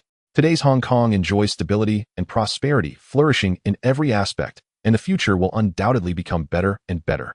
With this statement, Lei Luo candidly acknowledged his past mistakes while subtly indicating the objective factors of the era's environment, which could not be changed by individual effort. He even took the initiative to praise the current effectiveness of the Hong Kong government and police force, completely eliminating the possibility of his words being misinterpreted or used to slander the Hong Kong government and police, responding flawlessly and leaving no room for reporters to twist his words. What Lei Luo had just said was not an exaggeration, and during his tenure in the police force, the atmosphere in Hong Kong had long since become entrenched. As a police officer, if one were to wholeheartedly strive to be an incorruptible official, refusing to accept any illicit gains, they would be seen as an outlier, ostracized by colleagues and isolated by power, making it impossible to establish oneself in the police force. At that time in Hong Kong, from street vendors and local shops to various departments of the Hong Kong government, there were almost everywhere interests at play, and the police force had become an implicit protective umbrella for various factions. Over 95% of the police officers had participated in either passive or active bribery. The remaining 0.5% were either heavily injured and hospitalized or completely lost their ability to perform their duties. Only as long as they were still on duty and patrolling the streets, it was impossible to remain entirely untainted. Vendors would actively offer money. If you refused, they would become anxious day and night, fearing that no one would look out for them in the future, leading to constant troubles. Under such circumstances, individual integrity was utterly powerless. The questioning reporter stood in place, rendered speechless by this impeccable response, unable to find any further angle to pursue, only able to smile helplessly and silently return to his seat. After a brief silence in the venue, another reporter quickly stood up, throwing out a new sharp question. "Mr. Lei, how do you respond to rumors that during your tenure you controlled the distribution of illegal gains across Hong Kong and colluded with various factions to disrupt social order? Can your so-called atonement negate these past actions?" Lei Luo's expression remained calm as he replied, "I have held the Hong Kong Police Authority for many years, and my sole intention has always been to maintain the security of the lower classes in Hong Kong and prevent conflicts among factions that would harm ordinary citizens. What is called collusion is merely a reluctant balance in chaotic times. If we do not establish rules and restrain all parties, Hong Kong will only descend into chaos and ordinary citizens will have no stable lives. This is something that all citizens who have lived through that era can attest to. As for past gains and losses, I have never attempted to justify them. My donation of all my assets is not to negate anything, but rather to do tangible good for the people to the best of my ability. In the future, every penny of the Foundation's donations and every act of assistance will be transparent and open to public scrutiny, responding to all questions with action rather than words. Mr. Lei, may I ask, Mr. Lei? One sharp question after another, Lei Luo handled them all with composure. He neither evaded past controversies nor ever tarnished the reputation of the Hong Kong government and police, nor admitted to any involvement in accepting illicit gains or colluding with factions doing anything morally reprehensible. Each of Lei Luo's responses was reasonable, well-founded, and appropriate, leaving all reporters in attendance unable to find any flaws. The previously tense questioning segment gradually became more peaceful, with subsequent questions from reporters shifting toward the operations and assistance of the Lei Charity Foundation and other routine inquiries. The entire press conference proceeded smoothly in the direction that Lei Shaoting had envisioned. At this moment, Lei Shaoting in the crowd felt a considerable admiration for his father, who could respond to such sharp questions from reporters with such calmness and meticulousness. The entire city trembled. The next morning, just as dawn was breaking, the morning fog still enveloped the entire Hong Kong. Street vendors' shops along the road, docks, office buildings, and residential areas began to gradually receive their morning papers. Delivery vehicles traversed various locations in Hong Kong, and Kowloon swiftly distributing stacks of freshly printed newspapers filled with the scent of ink to every sales point and then delivering them to countless households. In one night, the news of Lei Luo's press conference at the Peninsula Hotel yesterday instantly spread across Hong Kong, filling the front pages of major newspapers. All major newspapers featured Lei Luo's news as their main story. The Ming Pao's front page boldly declared Lei Luo officially announces retirement from the world, establishes a private charity foundation, donating his entire fortune. The Hong Kong Daily's prominent headline read, "Former Chief Inspector washes his hands of the underworld, dispersing his wealth for good deeds. Is this a sudden awakening or a move to clear his name?" The Singtao Daily's explosive front page screamed city in shock. Lei Luo donates all his assets to establish a free school for the benefit of society. The Hong Kong Commercial Daily reported, having shed his power in the police force, no longer concerned with the black and white affairs of the world, Lei Luo officially retires to fully devote himself to charity work.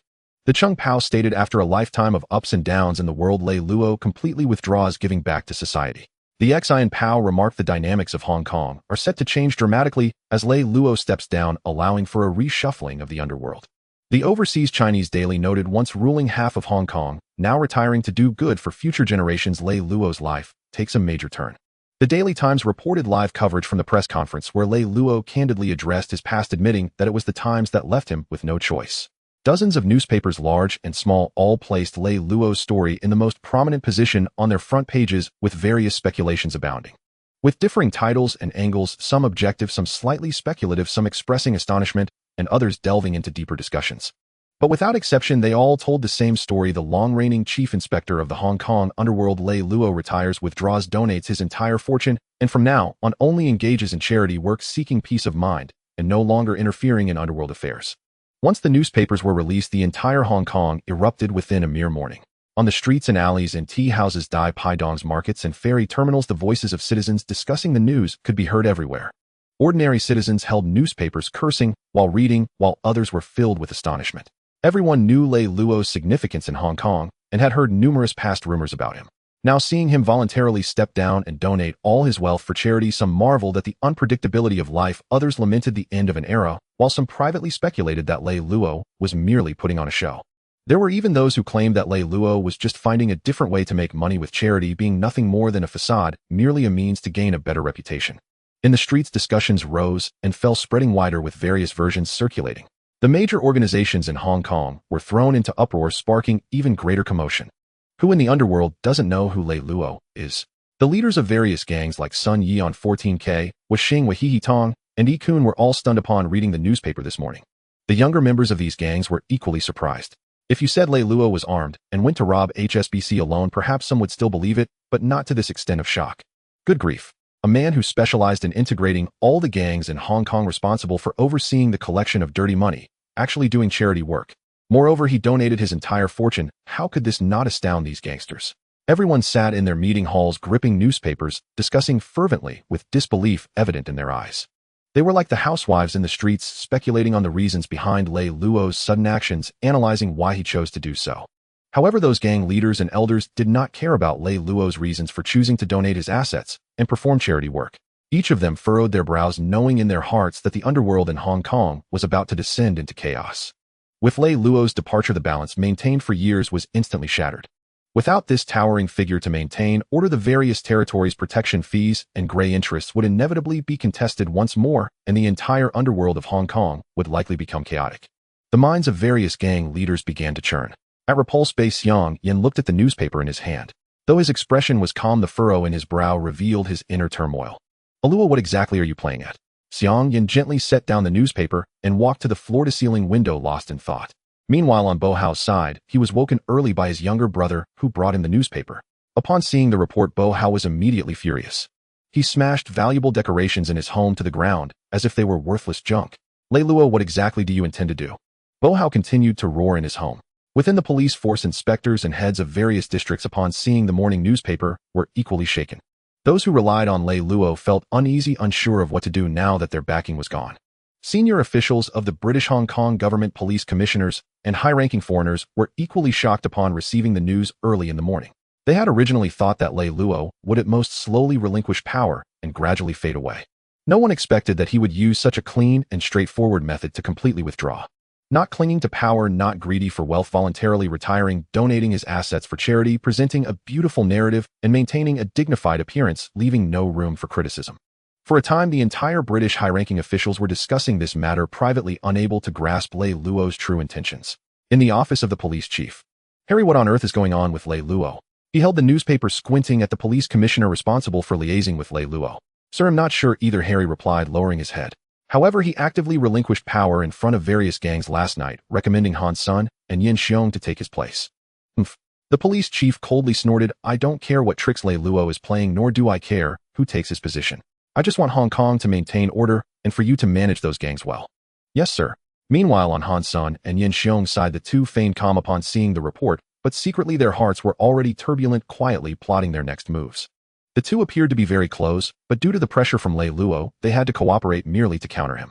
And now, with Lei Luo stepping back from the underworld, they both aspired to take over his position, becoming the new coordinators of the black and white worlds in Hong Kong. Far overseas, yet to officially take office in Hong Kong, McLeod also received an overseas call from his subordinate. On the other end of the line, his subordinate reported the entire process of Lei Luo's press conference and the headlines of various newspapers without missing a detail. After listening to the entire account, McLeod on the phone fell silent for a moment. Holding a cup of coffee, he stood by the floor-to-ceiling window, a meaningful smile slowly forming at the corner of his mouth. His tone was light, but carried a hint of intrigue and appreciation. "This Lei Luo is quite interesting. I just wonder if he is genuinely doing good deeds or using charity as a guise to make money. Having mingled in the underworld for half a lifetime with connections all over, how could he now so decisively extricate himself, cleanly removing himself from the game? He knows how to read the situation, understands when to advance and retreat, and knows how to leave himself an exit. This place in Hong Kong truly has hidden talents. I hope you are genuinely doing this for the good of Hong Kong. Perhaps in the future, I will leave you a way out." McLeod murmured to himself. He then walked to his desk, opened the drawer, and took out a large stack of documents, all containing information gathered by his subordinates in Hong Kong. These included not only information about various underground forces in Hong Kong, but also details of interactions and collusion between high-ranking officials of the British Hong Kong government and various factions.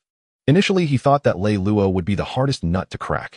Looking at the information on Lei Luo, McLeod gently tapped his fingers on the desk, and no one knew what he was thinking or what plots he was hatching. 3 days later, at Hong Kong's Kai Tak Airport, the early summer breeze swept across the runway, bringing a hint of coolness and rustling the flags outside the terminal. Lei Luo, accompanied by his wife and parents, walked slowly through the boarding gate, preparing to board the flight to the Treasure Island. Over the past few days, Lei Luo's news had dominated the front pages of major newspapers across the city. Even though there were no fresh updates, the newspapers continued to rely on digging deep into past events and various speculations. Constantly creating new topics to capture the public's attention, the newspapers sold out daily, and discussions in the streets never ceased. Meanwhile, various factions remained undeterred, with visitors coming in droves, and the home phone was bombarded with calls.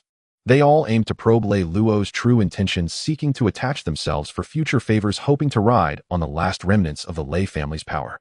Unable to bear the disturbance, Lei Luo ultimately decided to depart early, distancing himself from the turbulent waters of Hong Kong, heading to the Treasure Island for a peaceful recuperation, completely letting go of all mundane affairs here. Standing outside the terminal, Lei Shaoting quietly watched the airplane ascend into the sky, its body gradually shrinking until it vanished beyond the horizon before turning to board the waiting car with Zhu Yuzi and others. Inside the car, the atmosphere was subdued. As the vehicle smoothly departed from the airport and onto the city's main road, Zhu Yuzi spoke. First, his tone filled with respect. Tingzi, the boss, instructed me repeatedly before leaving that I would be with you around the clock during this time to ensure your safety. If anything comes up, just let me know. Lei Shaoting turned to look at him, the warmth in his eyes fading slightly, replaced by a sense of determination as he replied sincerely, then I must trouble Uncle Feng. You've been with my father for many years. I trust your capabilities. With you around, I feel much more at ease. He knew very well that Zhu Yuzi had followed his father for over a decade, being utterly loyal and adept in handling affairs, whether in negotiations or managing business. He was top-notch. With his assistance, many of Lei Shaoting's arrangements in Hong Kong would proceed much more smoothly. The car had just entered the Wan Chai area when it quickly arrived below his company. As Lei Shaoting stepped into the company lobby, he saw Zhong Qiwen drenched in sweat and a look of panic on his face, rushing over. Mr. Lei, you're finally back. There's been an incident. The crew filming at Wong Tai Sin was disrupted by local gangsters. Hearing this, the calm expression on Lei Shaoting's face vanished instantly, and a chill radiated from him as he said coldly, take your time and explain what exactly happened. Our crew was shooting outdoor scenes for the Great Warlord at the foot of Lion Rock in Wong Tai Sin. We had just set up the location in the morning when suddenly a dozen gangsters charged in, demanding protection fees. When the crew and staff confronted them, they were immediately beaten up. They not only assaulted people, but also damaged cameras and lighting equipment, ruining the entire set. The female stars and staff of the crew were publicly harassed and molested. Their attitude was exceedingly arrogant. Because they fear another attack, filming cannot proceed now. Upon hearing the details, Lei Shaoting's brows furrowed tightly and his eyes glinted with a cold light. They are truly asking for trouble. After a moment of silence, Lei Shaoting's voice turned icy, devoid of warmth, as he instructed Zhong Qiwen in a low tone, notify the set to return and fetch new equipment to continue filming. I will send someone to handle this matter. Zhong Qiwen nodded repeatedly and quickly turned to the front desk to make the call. Lei Shaoting turned his gaze to Zhu Yuzi beside him, his expression sharp and his tone resolute. Uncle Feng, please take care of this issue. They must be taught a lesson, otherwise anyone will come to cause trouble anytime. Do we still want to shoot our film? Lei Shaoting spoke calmly, but a fierce intent was etched on his face.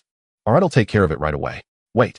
Zhu Yuzi had not taken a few steps when Lei Shaoting called him back. Find out who their boss is. I want to see who has the audacity to touch my people. Upon hearing this, Zhu Yuzi's expression darkened as he nodded and replied, understood Tingzi, don't worry, Uncle Feng will ensure everything is handled properly and give your people an explanation. Having followed Lei Luo for many years, Zhu Yuzi was well versed in the ways of the underworld and knew the bottom line of the Lei family. To dare disrupt the affairs of the Lei family's young master would be akin to slapping Lei Luo in the face. Such a matter, Zhu Yuzi would never allow it to happen. Even if Lei Shaoting chose not to pursue it, Zhu Yuzi would still find those responsible afterward and teach them a lesson. Lei Shaoting slightly nodded, but then added, be measured in your actions. After all, I am in legitimate business, and I cannot let this affect my father at this time. Just ensure no lives are lost. As for the rest, you can handle it. Rest assured, I will manage it well. Zhu Yuzi replied and turned to leave.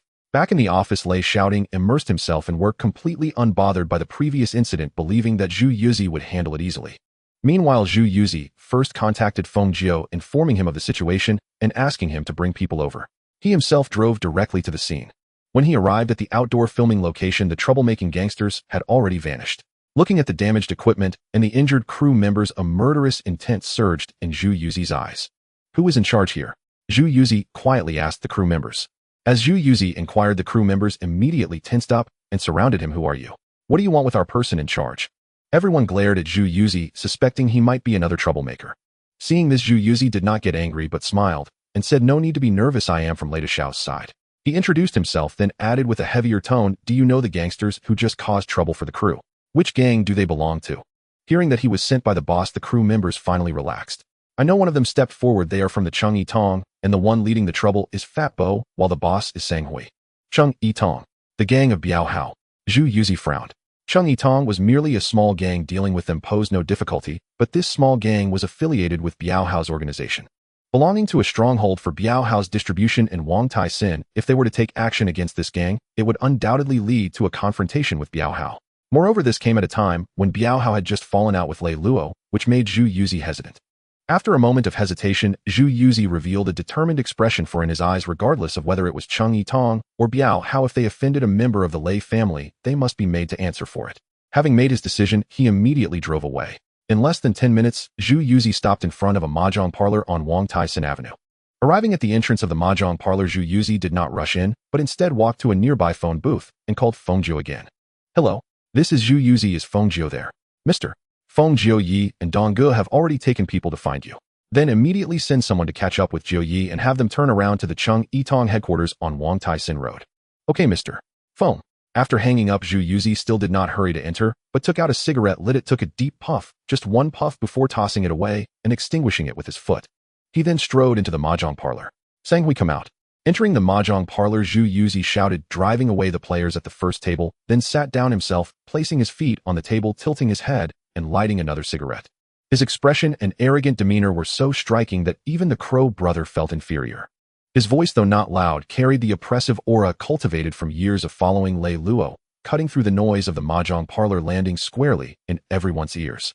The once lively parlor fell silent in an instant. All the gangsters turned to look, and when they realized it was Zhu Yuzi, everyone was taken aback, not daring to step forward to intervene. After all, who was Zhu Yuzi? The first horse of Lei Luo, the exclusive rent collector who didn't know him in the underworld. Who would dare to disrespect him or stand in his way? Inside the mahjong room, the smoke was thick and suffocating as 6 or 7 burly men tattooed with dragons and tigers sat around a square table. Stacks of Hong Kong dollars were piled on the table, and the players with red eyes were engaged in a game of high-stakes, gambling, their shouts and laughter echoing clearly through the door. Sang Hui was seated in the center. He had just pushed a large amount of chips forward, and his hand was utterly defeated. A belly full of anger brewed within him. Combined with the taunts of his companions around him, his face darkened like a burnt pot, and he cursed loudly, extinguishing his cigarette with a fierce pinch, wishing he could flip the table over. Brother Hui, something's wrong." Suddenly, there was a frantic knocking at the door, and a younger brother shouted as he crashed into the room. Sang Hui, already pent up with anger, was instantly ignited by fury. He slammed the table and raised his hand to deliver a resounding slap to his younger brother, sending him crashing to the ground. "What the hell are you panicking about?" Sang Hui glared fiercely, kicking at his younger brother. "Is the sky falling?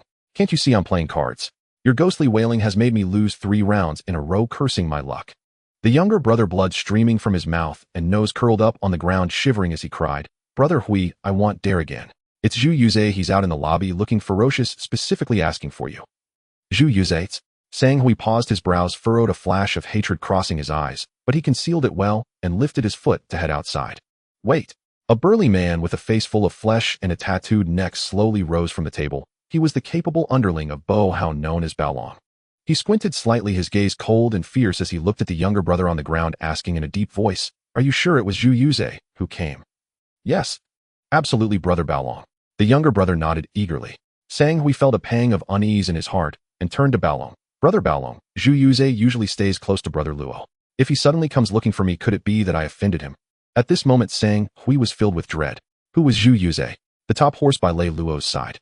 Offending him was tantamount to offending Lei Luo. How could Sang Hui not be alarmed? "What are you afraid of?" Bao Long scoffed, an imposing aura radiating from him. "A few days ago, Brother Hao and Lei Luo have completely torn their relationship apart, severing all ties of brotherhood." Bao Long's words were like thunder, leaving the group of men inside the room dumbfounded. "What? Brother Bao Long, what are you saying? Brother Bao Long, what happened? Brother Bao Long, please tell us more." Bao Long was indeed one of the trusted subordinates of Bo Hao, and he was highly regarded. At this moment, everyone was shocked to hear Bao Long say that Lei Luo and Bo Hao had fallen out. Who in Xiangjiang didn't know that Bo Hao and Lei Luo were sworn brothers? Before they could think further, Bao Long continued, "I didn't invite you here today just to play cards. Brother Hao issued the command from now on, if anyone from Lei Luo's faction causes trouble, whether it's Zhu Yuzi or any other riffraff, don't hold back, just kick them out." The crowd was completely stunned, their faces full of shock and disbelief, but seeing Bao Long's expression, they knew this was no joke. Sang Hui was dazed for a moment, then a surge of joy rushed to his heart, a flash of arrogance and domineering gleam in his eyes. In the past, he had feared Lei Luo's might. Even when bullied by Zhu Yuzi, he dared not say anything, always avoiding him, harboring deep-seated hatred. He knew that since Lei Luo left the police force, his power had long diminished. Just a few days ago, he announced his retirement and had a complete falling out with Bo Hao. Without a backing, what was there to fear from Zhu Yuzi? Recalling the days when he was bullied by Zhu Yuzi, his hatred surged. Determined, he thought that today he would take action against Zhu Yuzi, which would not only please Bo Hao, but also establish his reputation in the underworld, truly killing 2 birds with 1 stone. Sang Hui straightened his clothes, wearing a wildly arrogant smile, and strode out of the room, heading straight to the mahjong hall lobby. Zhu Yuze still had his feet up on the table, exuding a certain pressure, waiting for Sang Hui to appear. Upon seeing Sang Hui come out, Zhu Yuze's expression turned cold as he got straight to the point. Sang Hui, your underling Fei Bo, just smashed a movie crew over at Lion Rock, didn't he? He even assaulted people and harassed the female star. So how are you planning to resolve this? Zhu Yuze's presence was overwhelming. In the past, Sang Hui had always been polite to Zhu Yuze, but now learning that Lei Luo had retired and had fallen out with Bo Hao backing him, all that remained in his eyes was disdain and contempt. You want an explanation? Sang Hui scoffed, leisurely walking up to Zhu Yuze and looking down at him. Zhu Yuze, do you think you're still the once glorious collection agent? What do you mean by that, Sang Hui? Zhu Yuze half squinted, his eyes filled with a fierce intent, glaring hard at Sang Hui. Ha ha ha. Lei Luo and Brother Hao are no longer brothers. Do you still dare to come to Brother Hao's territory to show off? Besides, it's only natural to pay protection fees for a movie crew filming on my turf. If you don't like it, then don't shoot. Zhu Yuze's expression changed, and he barked sharply, Sang Hui, don't get too carried away. Some people are not to be trifled with. Ha ha ha. Sang Hui laughed loudly, his smile filled with mockery. The current Xiangjiang is no longer Lei Luo's world. You, a mere stray dog, dare to bark here. Before he finished his sentence, Sang Hui suddenly raised his hand and slapped Zhu Yuze hard across the face. Smack! Zhu Yuze was caught off guard, completely unprepared for Sang Hui. No, it should be said in the underground world of Xiangjiang that someone dared to lay hands on him. The crisp sound of the slap echoed throughout the noisy mahjong hall, and the entire room fell silent. In an instant, all the gangsters were astonished. Zhu Yuze was struck to the side, blood immediately oozing from the corner of his mouth, half of his cheek swollen, his eyes filled with disbelief and seething rage. Having followed Lei Luo for many years, moving freely between the black and white worlds of Xiangjiang, he had never suffered such a great humiliation. Sang Hui, you dare to hit me? Zhu Yuze gritted his teeth, fury radiating from every part of him. What's wrong with hitting you? Sang Hui's eyes were fierce, taking advantage, and he delivered another heavy slap, directly sending Zhu Yuze stumbling back a few steps. I warn you, get your men off my turf immediately. From now on, you are not allowed to set foot in Wang Tai Sin, even once. Otherwise, every time I see you, I will hit you once, breaking your legs. After saying that, Sang Hui waved his hand, signaling his men, throw this old thing out. Zhu Yuze clenched his fists tightly, his eyes blazing with anger, filled with humiliation and rage. He did not fight back, merely staring coldly at Sang Hui, gritting his teeth as he said, all right, a little brother of Bo Hao actually has this kind of ability. After saying that, Zhu Yuze turned around, his eyes filled with murderous intent, got in the car, and lit a cigarette. More than 10 minutes later, his two brothers Feng Jiao and Yang Dongmi rushed over with a dozen younger brothers. A Jiao Dong, get in the car. Zhu Yuze called coldly to the window. Feng Jiao and Yang Dongmi heard the call, and together they got into the car. Big boss, weren't you going to find Sang Hui to settle this? Was it resolved? Zhu Yuze did not respond immediately, taking a deep drag from his cigarette, tossing the butt away. He turned his recently slapped face towards his two brothers. Feng Jiao and Yang Dongmi saw the large red mark on Zhu Yuze's face and instantly exploded with anger. Big boss, what happened? Sang Hui and Bo Hao have intentions to kill, Zhu Yuze spoke in a chilling tone. But this matter needs to be reported to the boss to see what he thinks. But the boss is still on the plane. Feng Jiao suppressed his anger and gritted his teeth. Should I immediately gather people and clean up all of Bo Hao's stalls in Wang Tai Sin? Yes, let's take care of Sang Hui first. Yang Dongmi beside him was equally furious. Upon learning that their boss Zhu Yuze was humiliated by Sang Hui, the two brothers were filled with murderous intent, eager to take revenge immediately. But Zhu Yuze remained rational. Having followed Lei Luo for so many years, if he lacked this restraint, he would have long since turned into a pile of bones. Let's go back first. Zhu Yuze ignored the anger of his brothers. This matter must be reported to the boss for a long-term plan. Zhu Yuze understood clearly that for Sang Hui to dare to strike him, it was either due to his confidence or an intentional provocation aiming to incite his revenge, indicating some scheme. Thus, he could only endure this humiliation. He needed to investigate thoroughly before seeking revenge. He feared that if he acted impulsively, he would play into the enemy's hands, affecting his boss behind the scenes. That was all he feared. Feng Jiao and Yang Dongmi had always followed his instructions. No matter how furious they were at that moment, they had to obey, swallowing their anger and driving away. A sense of unease gripped him. At the same time, inside the private room of the mahjong parlor, Sang Hui had just played a winning hand, feeling exhilarated at first, but afterward a wave of dread washed over him. At this moment, his fingertips trembled slightly. The cigarette he held had burned down without him noticing, and his face still bore traces of unmasked terror. He looked at Baolong, his tone tinged with barely concealed anxiety. Brother Baolong, do you think Lei Luo will come looking for trouble later? He dared to shamelessly insult Zhu Yuze just now because of years of accumulated resentment, and after hearing that Lei Luo was retiring with the support of the limping, how he momentarily lost his head and struck Zhu Yuze. But when it came to Lei Luo, there was an ingrained fear deep within him. Even though Lei Luo had long since relinquished his position as the chief investigator, publicly announcing his withdrawal from the underworld and no longer meddling in affairs of black and white, he was still the underground king who once commanded both sides of Xiangjiang, instilling fear that had deeply rooted itself in people's hearts. In contrast, he himself was merely an inconspicuous figure in Xiangjiang's underground society, a lowly talker among the small factions. Let alone him, even his immediate superior, the leader of the loyal and righteous society, Zhu Rou, couldn't even secure a private meeting with Lei Luo. The gap between them was like heaven and earth. Sang Hui was all too clear that if Lei Luo truly became enraged and wanted to deal with him, even if the latter had already retired, with just a word, he could make him vanish without a trace, and even with Hao's intervention, his life would not be guaranteed. What are you afraid of?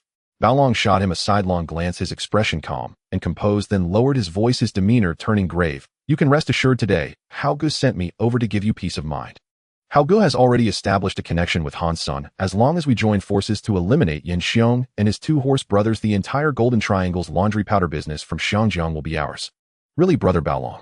The other 7 people in the room brightened at his words, their faces showing uncontainable delight, unable to suppress their excitement. These 7, apart from Sang Hui, the hall master of the loyal and righteous society in the Wang Taisin district, were all the hall masters of various small factions recovered by Hao. They were the hall masters from the 6 major districts: Shatun Tunmun, Tsin, Wansham Shui, Pakun Tong, and Saikong. These were all strongholds where Hao distributed his goods. Although these factions were small, together they formed a significant force. Just wait and see. Baolong's lips curled into a confident smile, speaking assuredly. Hao Gu has already met with your respective bosses. It won't be long before they notify you, and at that time our influence will only rise further. After hearing this, the last traces of anxiety on Sang Hui's face disappeared, completely replaced by a surge of excitement and joy. He even secretly regretted in his heart for having gone too easy on Zhu Yuzi. Had he known, he should have dealt a fatal blow and released the resentment that had been suppressed by Lei Luo's faction for so many years. Moreover, if he could completely deal with Zhu Yuzi once this matter spread, he would undoubtedly become famous in the underworld, and he could gain Hao's favor, paving his way to success. Inside the room, the various hall masters under Hao each harbored their thoughts, scheming to expand their influence, completely unaware that a devastating calamity was about to descend. On the other side, the bruised Zhu Yuzi, persuaded by Feng Jiao and Yang Dongmi, drove straight back to Lei Shaoting's company. In the office, Lei Shaoting was sitting at his desk handling documents. Upon seeing Zhu Yuzi and the others enter with dark expressions, he immediately noticed the clear palm print on Zhu Yuzi's face, and his aura instantly turned cold as he set down his work and spoke in a deep voice. Uncle Feng, what happened? Who did this? Zhu Yuzi lowered his head, humiliated, and reported verbatim how he had gone to Sang Hui's mahjong parlor to negotiate, how Sang Hui had arrogantly slapped him in public, and how he had threatened to hit him every time they met. At the end, Zhu Yuzi clenched his fists, his voice choked. Tingzi, I'm useless, I've lost face for the Lei family. This shocked Lei Shaoting greatly, leaving him in disbelief. Who dared to hit Zhu Yuzi? Who didn't know that Zhu Yuzi was under his father's protection?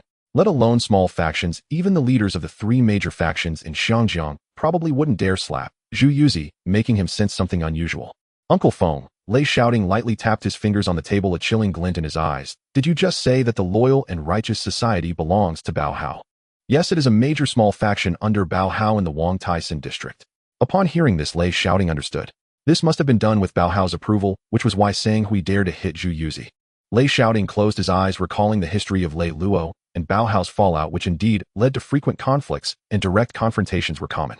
With this thought, he became clear.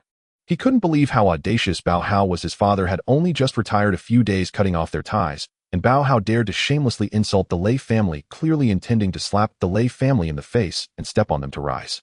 If he were to swallow this humiliation today, in the future all sorts of people would dare to ride on the Lei family's head, and the authority his father had built over half a lifetime would completely vanish. Without waiting for Zhu Yuzi to say more, Lei Shaoting suddenly raised his eyes, his tone resolute and unquestionable. Uncle Feng, this matter does not require my father's approval. My father taught me that when dealing with people, one should leave room for future encounters, but at the same time, if negotiations are impossible, one must eliminate future troubles. However, Lei Shaoting's tone shifted. Now is a critical period for my father to cleanse his identity. Oh, I cannot let this matter bring him trouble. After pondering for a moment, he then slightly smiled. The underworld is not only about fighting and killing to resolve issues. In my view, resolving enemies without resorting to violence is the best strategy. Zhu Yuzi and the others were momentarily stunned, glancing at each other, not understanding Lei Shaoting's meaning. Tingzi, you're speaking too cryptically. The reckless Yang Dongmi asked in confusion. The same went for Feng Jiu beside him, as both were not the sharpest except for Zhu Yuzi, who had an inkling of what was being hinted at. A ghostly smile appeared on Lei Shaoting's face, his eyes brimming with confidence as he said, "Using others' strength to destroy enemies this way, not only can we take revenge, but it also eliminates threats without affecting my father." Using others' strength. Zhu Yuzi thought of something and asked directly, "Tingzi, do you mean to let other factions jointly destroy Baohao's power?" "That's just one part of it. The three of you, Uncle Feng." Lei Shaoting's eyes flashed with a fierce intent, his tone firm. "You immediately gather intelligence on all of Baohao's laundry powder production, storage, and distribution points in Xinjiang for me." "Tingzi, you."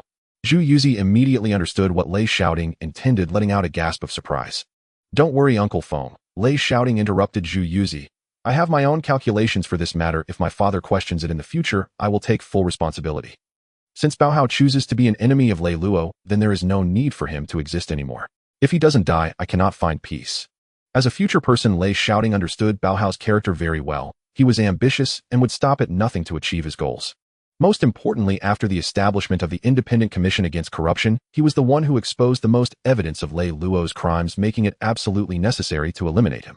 He had already planned how to deal with Baohao, this ticking time bomb. Now this gave him the perfect opportunity. Taking advantage of this chance, he would eradicate Baohao in one fell swoop and erase his existence. Thus in the future his father would be much safer. Days passed. After the incident with the film crew, in order to ensure that the filming would no longer be disturbed, the company aimed to complete each movie smoothly. Lei Shaoting arranged for Feng Jiu to mobilize the various leaders of the Liaonan Society, dividing them to guard each outdoor filming location day and night, strictly preventing any idle thugs from causing trouble. While the filming site settled down on the other side, the news of Zhu Yuzi being publicly slapped and humiliated by Sang Hui at the Wang Tai Sin Chung Hall spread like wildfire throughout the Hong Kong underworld. In just a few days, the streets, alleys, various factions, tea houses, and bars were all abuzz with discussions about this incident. Various rumors and versions emerged, growing increasingly absurd. Some said that Lei Luo had already fallen from grace, his influence waning, and that Zhu Yuzi, once his most favored aide, had now become a lost dog, easily bullied by any local thug. Some mocked that the era of Lei Luo was completely over, as the once feared Zhu Yuzi, who managed both the underworld and legitimate businesses for him, was now publicly humiliated by a small-time boss, unable to utter even a harsh word. Others sighed, recalling how the emperor of the Hong Kong underworld had retreated into obscurity, with his once loyal followers now scattered, losing their former glory and being easily manipulated. These discussions initially circulated wildly among various societies and gradually spread to the common people. Ordinary citizens, street vendors, dockworkers, and tea-house patrons all chatted about this matter. Everyone remembered the time when Lei Luo held sway over Hong Kong, dominating both the legitimate and the underworld. They also recalled Zhu Yuzi's former demeanor, walking alongside Lei Luo, respected by all. Now, having suddenly fallen into such a state, it inevitably evoked pity, and many lower-tier thugs felt restless, eager to take the opportunity to test the true depth of the Lei family's current situation. Outside, voices of mockery, disdain, and spectatorship surged and fell, yet Lei Shaoting remained calm and unperturbed, ignoring it all. "Tingzi, big brother," Yang Dongmei said with a fierce glint in his eyes and a hoarse voice, "are we really going to ignore the rumors outside?" "Third brother, be quiet." Zhu Yuzi shot a glare at his younger brother, always so impulsive. The boss said everything should be based on what Shaoting decides, follow his arrangements. Yang Dongmei, still unconvinced, looked at Lei Shaoting. "Tingzi, Uncle Feng knows you are well-read and like to reason." Then his tone shifted, "But now Baohao has already slapped the Lei family in the face. We must teach him a lesson." Zhu Yuzi was about to reprimand Yang Dongmei again, when Lei Shaoting gently raised a hand to stop him. "Uncle Feng, no need to rush," Lei Shaoting said confidently. "Just wait and see, the show will begin soon. Come closer." Lei Shaoting laid out his plans one by one. If he hadn't specifically instructed Zhu Yuzi's three brothers during this time to suppress their anger and temporarily endure, they might have already engaged Baohao in a fierce battle. Lei Shaoting understood better than anyone that this was a crucial period for his father Lei Luo, who was working hard to redeem his reputation and turn public opinion around through his charitable foundation. If Zhu Yuzi's three brothers couldn't hold back their anger and directly led people to attack Wang Tai Sin, bloodshed at the Chung Hall would undoubtedly provoke Baohao, leading to a reckless counterattack.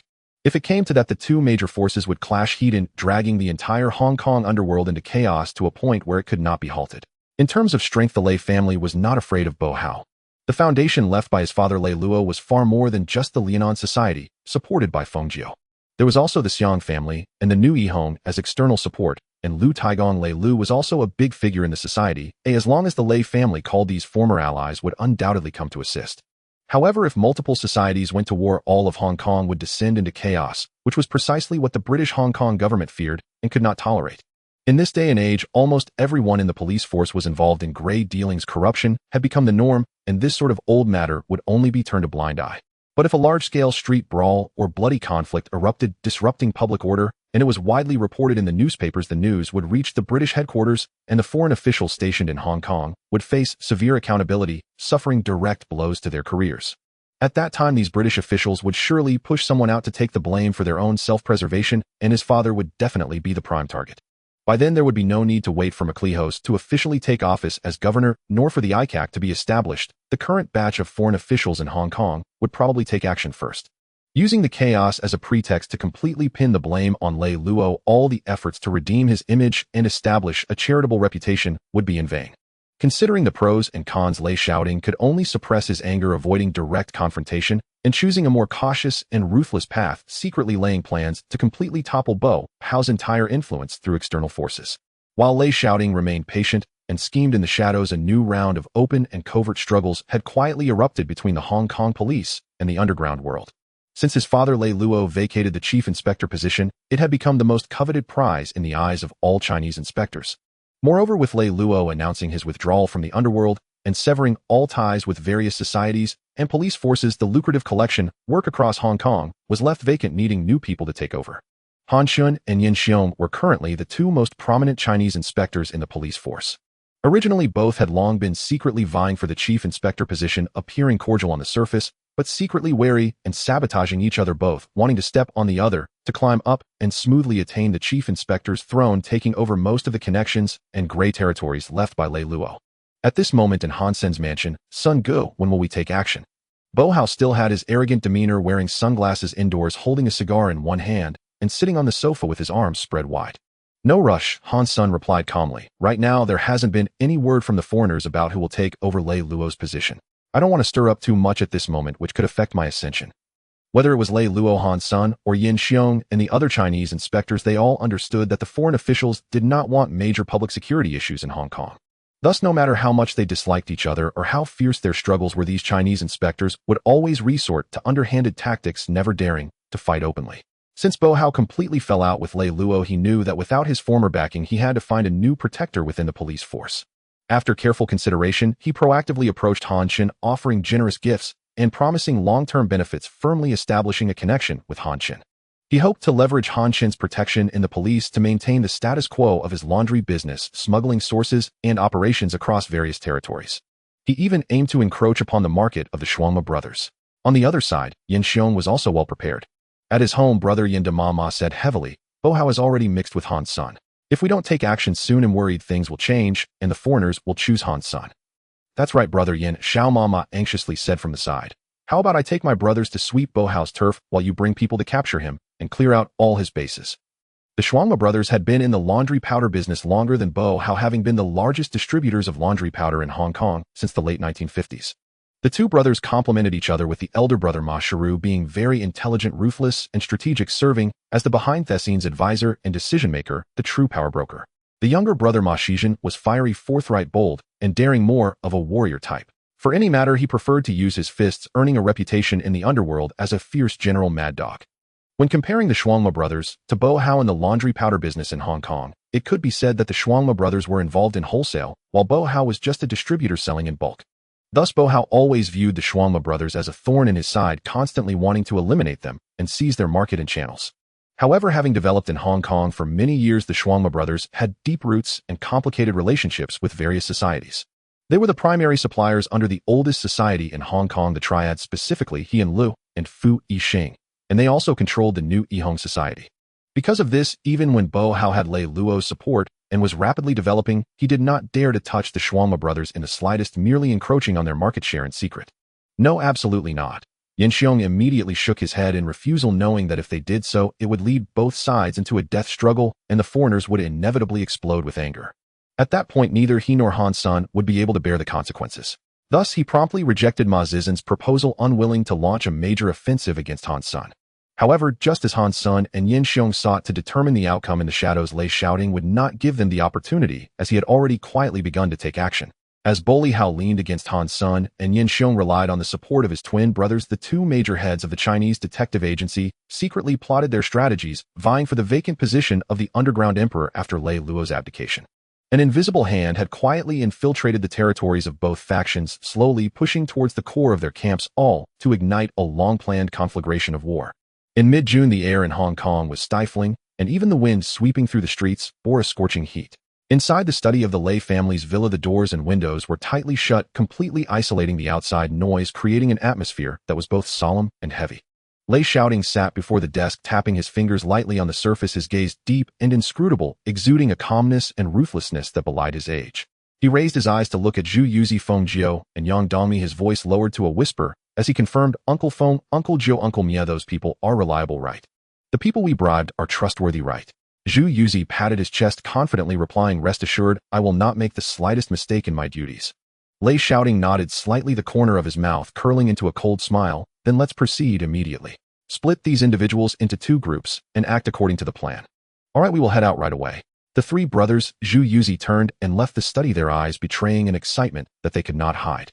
During these days, they had endured extreme frustration, their hearts heavy with suppressed anger. Even going out onto the streets meant facing the pointed fingers and cold jeers of others bearing endless disdain.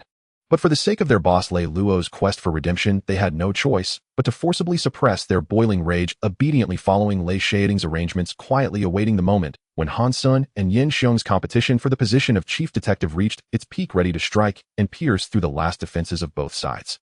Around 12 o'clock in the morning, at the abandoned warehouse in Kowloon and the abandoned factory in Causeway Bay, two groups gathered at the same time, preparing for the same task, yet with entirely different objectives. On the Kowloon side, Zhu Yuzi wore a mask, his sharp gaze sweeping over nearly 50 idle individuals before casually waving his hand. Behind him, his subordinates immediately opened 3 large wooden crates, revealing stacks of neatly arranged Hong Kong dollars, a total of 3 million, instantly igniting the flames of greed in the eyes of everyone present. "As long as you complete the task smoothly, this money will be yours." Zhu Yuzi paused, deliberately teasing their anticipation, then suddenly his tone grew serious. "Tonight, after you distribute the goods at the designated locations, you will receive your payment. But anyone who dares to embezzle the goods or run off with the money, you know the consequences. I won't waste my breath on that. During the operation, do not disperse too much. If someone tries to stop you, fight back fiercely to ensure the safety of the goods. Do you understand?" "Understood." The crowd responded in unison, their eyes filled with a yearning for wealth. On the Causeway Bay side, Feng Jiao and Yang Dongmi were fully in charge, issuing identical instructions, the only difference being their targets and identities. At 12:30 in the morning, in the Yao Ma Ti area of Kowloon, Zhu Yuzi's men began secretly distributing drugs. This territory was the core stronghold of the twin brothers. It was nearly impossible for outsiders to recklessly enter and sell drugs. If discovered, the consequences would be dire.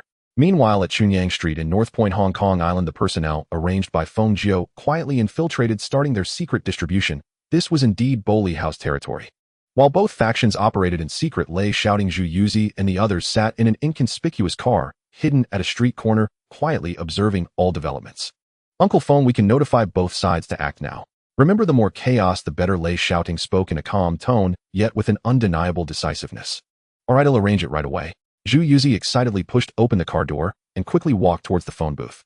Feng Jiao, full of curiosity, couldn't help but ask Tingzi, "Will your plan really work? Can it really provoke a complete conflict between Bolli Hao and the twin brothers?" "Of course it can." Lei Shaoting's lips curled slightly, his tone exceedingly certain. Han Sun and Yin Xiong have already reached a critical point in their competition for the position of chief detective, and neither is willing to give an inch. Moreover, the twin brothers and Bolli Hao have always been at odds. Neither wants to lose the chief detective position they rely on. Their conflict has long reached its peak, waiting only for a spark to ignite it. And we will be the ones to strike that spark. By encroaching on their business, deliberately provoking them, and initiating conflicts, smashing their operations, and injuring their subordinates, we will escalate the situation to an unbearable level, forcing a chaotic outburst. Afterward, we will continue to stoke the fire from the shadows, sending people to impersonate both sides, stirring up trouble. With the reckless and impulsive nature of the twin brothers and the arrogant ruthlessness of Bolli Hao, neither of them is the type to endure humiliation. A fight is inevitable. Once both sides are embroiled in a full-blown war, I will fan the flames from behind, creating public pressure and escalating the chaos in Hong Kong to the British mainland, forcing the colonial government to take serious action against Bolli Hao. In this way, I can completely obliterate Bolli Hao's power, eliminating future troubles without bringing any issues to my father Lei Luo. Feng Jiao and Yang Dongmi nodded repeatedly, filled with admiration, lamenting that a scholar's mind works wonders far more terrifying than the brutishness of mere thugs truly killing without a trace. Before long, Zhu Yuzi returned to the car in a hurry. Lei Shaoting softly asked, "Is it taken care of?" "Yes. Just wait to see the show unfold." Zhu Yuzi's face was full of confidence. He had already seen through Lei Shaoting's entire scheme and sincerely believed it was a brilliant plan, which is why he willingly complied with the arrangements without any intention of reporting to Lei Luo. Around 10 minutes later, while they sat quietly in the car, Lei Shaoting and the others suddenly heard a heated argument erupt nearby, and their gazes instantly turned towards the source of the noise. In no time, the two groups clashed violently, erupting into a fierce melee. Lei Shaoting and Zhu Yuzi exchanged knowing glances, both revealing a tacit smile. Among these two factions, he had intentionally spread misinformation, misleading everyone in Mongkok's distribution group to believe they were with the twin brothers, while the Yao Ma Ti personnel thought they were working for Bo Li Hao. Even if these individuals were caught on the spot, they would only assume that it was the opposing side's men trying to steal their business, never linking it back to the Lei family. In addition, Lei Shaoting had Zhu Yuzi spend a fortune to bribe the lower-tier leaders of both Bo Li Hao and the twin brothers, aiming for them to decisively assert that the ones trying to steal business were from their rival's side. This way, he could completely distance himself from the matter while achieving his own goals. Watching the escalating chaos in the streets, Lei Shaoting and the others could hardly suppress their smiles. Not long after, the shrill sound of police sirens grew louder, prompting Lei Shaoting to signal Yang Dongmi to drive away, leaving no traces behind. However, the scale of this conflict was not significant, nor did it cause much disturbance. Yet Lei Shaoting was convinced that after this incident, a thorn had already been planted in the hearts of both Bo Li Hao and the twin brothers. He had initially thought that with just a couple more provocations, both Bo Li Hao and the twin brothers would be unable to endure any longer, leading to a full-blown war. But what he never expected was that the next morning he had just gotten out of bed when he received an urgent report from Zhu Yuzi. The younger brother Ma Shizhen secretly led hundreds of younger brothers directly storming into Bo Li Hao's territory in Kowloon around 3 in the morning, sweeping through several locations. By 4 in the morning, Bo Li Hao learned of the situation and flew into a rage, immediately gathering several hundred brothers from the Kowloon city warlord to retaliate fiercely. First, they swept through all the drug stalls of the twin brothers in Mongkok. By the time Ma Shizhen arrived with his men, Bo Li Hao's forces had already retreated and headed straight for Boring Street, smashing various establishments of the twin brothers, injuring dozens of their men, seizing all the goods, and publicly declaring that they would completely ruin the twin brothers. When Ma Shizhen and his men hurried to Boring Street, the police also arrived just in time, preventing a direct confrontation, yet a blood feud had already been established.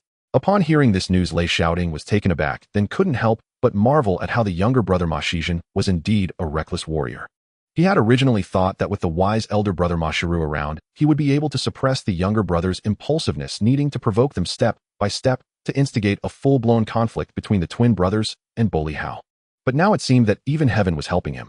This grand drama of the underworld had exceeded his expectations, developing in a direction that was even more favorable. Morning. The dawn was faintly bright, yet the entire Xiangjiang was still shrouded in the hostility of the previous night. The Ma brothers and the crippled Hao had spent the night awake, anxiety permeating the air with the scent of gunpowder lingering. Inside the Ma family's private residence, the atmosphere was suffocating. Yan Xiong strode in, enveloped in seething rage, his eyes red as blood, fixating intensely on the Ma siblings Ma Shiru and Ma Shizhen, while the air pressure around him felt dangerously low. "What the hell happened, Xiao Ma? You better give me a reasonable explanation." As soon as Yan Xiong arrived, suppressing the boiling fury within, his voice was as cold as ice as he immediately questioned Ma Shizhen. If it weren't for his reliance on the Ma brothers' influence to intensify his bid for the position of chief investigator and to earn more money, he would have loved to cripple Ma Shizhen on the spot. Right now was a crucial moment for him and Han Sun as they competed for the chief investigator position, aiming to replace Lei Luo as the underground emperor. Yet at this critical juncture, Ma Shizhen caused such a significant upheaval in the underworld, completely derailing his entire plan. He knew all too well that the foreign officials in the British Hong Kong government were most wary of rampant crime and bloodshed in Xiangjiang. Once this matter was investigated, he would completely lose his eligibility to compete for the chief investigator position, and his future would be ruined, something he absolutely could not tolerate. It was important to note that the competition for the chief investigator position in Xiangjiang was not limited to just him and Han San. There were others like Zhong Chanyu and Zhang Xiu who were slightly less experienced. All the chief investigators had been eyeing the chief investigator position, waiting for an opportunity to seize it. Now how could Yan Xiong not be furious? Facing Yan Xiong's murderous gaze, Ma Shizhen showed no sign of fear. Instead, he nonchalantly curled his lips in disdain and replied indifferently, "What else could it be? Hao's men openly crossed the line and robbed my business, injuring dozens of my men. I merely retaliated." Ma Shiru, witnessing this, suddenly changed expression, standing up and kicking Ma Shizhen hard, sharply reprimanding him. You little brat. How do you speak to Chief Investigator Yan? Kneel down and apologize this instant. Ma Shizhen was filled with defiance, looking at his elder brother in disbelief, but under his brother's furious gaze he relented. He could disregard Yan Xiong's wrath, but dared not disobey his elder brother's command. Thud. He knelt heavily on the ground, gritting his teeth and suppressing his anger, cupping his fists towards Yan Xiong, his voice hoarse. I apologize, Chief Investigator Yan. It was my ignorance that caused you trouble. I hope you can be magnanimous and not hold it against me. At this point, even if Yan Xiong's fury was boiling, he could only force himself to suppress it. If he completely enraged the Ma brothers and lost this support, he would have no capital to contend with Han Sen, only able to watch helplessly as the position of chief investigator fell into someone else's hands. Meanwhile, inside Hao's headquarters there was equally thunderous fury. Han Sen rushed in angrily, and as soon as he entered he began to berate Hao loudly, his voice shaking the entire hall. How, what on earth are you doing? Causing such a huge mess? Do you want to get me killed? Han Sen, like Yan Xiong, was filled with rage, his eyes fierce, wishing he could crush Hao on the spot. Yet Hao's temperament was far more arrogant and tyrannical than Ma Zizen's. Even when facing Lei Luo, he dared to stand firm, let alone with Han Sen. He looked up at the furious Han Sen, showing no sign of fear, instead adopting a nonchalant attitude, his tone tinged with sarcasm. Chief Investigator Han, are you questioning me? My territory has been invaded, my face trampled on the ground. Should I not retaliate? As Hao finished speaking, a dead silence fell in the room. Han Sen's face turned ashen, yet he was helpless. He too needed Hao's gang influence to profit and vie for power. Even with his heart full of anger, he could only temporarily endure. However, this turmoil did not subside under the suppression of the two detectives. Instead, it escalated. Ma Shizhen knelt on the ground, appearing to submit, yet the anger and defiance within him were growing wildly. He was inherently reckless and combative, just forced to apologize by his elder brother, and now receiving Yan Xiong's cold stare. The resentment inside him had already reached its peak. He firmly believed that he was merely retaliating, having done nothing wrong, so why should he suffer such humiliation? Once Yan Xiong and Ma Shiru left, Ma Shizhen immediately called over his trusted subordinates, his eyes cold and voice resolute. Bring a group of brothers, and tonight quietly infiltrate Hao's territory, seize his powder supplies, smash his places, fight anyone you see, create chaos, without showing any mercy. I want to see what Hao can do to me, Xiao Ma arrogantly declared. Xiao Ma this. As Xiao Ma saw one of his underlings dare to contradict him, he had just taken a puff from the lit cigarette, and suddenly threw it at the underling's face. You are defying my orders. Do I need you to teach me how to handle things? No, the underling quickly bent down. Big Ma just instructed not to, with a loud bang. Before the underling could finish his words, Xiao Ma kicked him away and then lifted a wooden stool, smashing it heavily onto the underling. This was not over, continuing to punch and kick until the underling was bloodied and barely conscious before stopping. Take him to the hospital. Xiao Ma's expression was emotionless, his cold voice echoing. Two of his subordinates immediately came over and carried the weak underling away. Then Xiao Ma looked at another underling, his cold voice ringing out again. Immediately gather the brothers, and tonight, come with me to cause chaos. Yes, I will handle it right away. Wait. Xiao Ma called the underling back, a sinister look on his face. If my boss finds out about this, you won't need to exist anymore. Rest assured, Xiao Ma, I won't say a word. Faced with Xiao Ma's threat, the underling dared not refute and quickly left the villa. As for Hao, he was instead persuaded by Han Sen to temporarily prioritize the bigger picture and not to seek trouble with the Ma brothers. Hao was arrogant and somewhat overbearing, but he was not reckless like Xiao Ma, someone who would leap into a fight at the slightest provocation. Originally, he did not plan to continue entangling with the Ma family, choosing to endure for a moment of peace.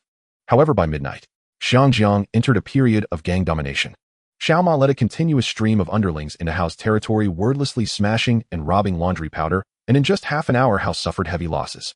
When the news reached Hao's ears, he who had just suppressed his anger was completely enraged, instantly losing all sense of reason. That little brat Ma Shizhen. Does he really think I'm easy to bully? Hao slammed the table, his eyes bloodshot, and immediately ordered all the core underlings of Yichun to gather their weapons and to cripple the Ma brothers. He completely disregarded Han Sen's advice, his mind filled with vengeance and ruthlessness. Since Ma Shizhen was unwilling to back down, he would thoroughly subdue him, even uprooting the Ma family's influence.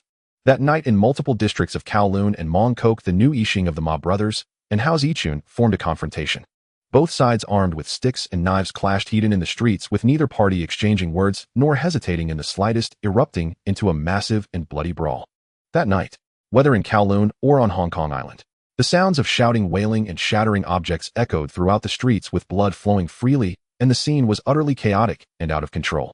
The large-scale brawls occurring in various places, even if happening late at night, quickly reached the ears of various forces unable to be concealed any longer, directly alarming the foreign officials of the British Hong Kong government. The foreign officials were called back to headquarters for an emergency meeting, especially the chief of police and the commissioner of police, both of whom kept their heads down throughout the meeting.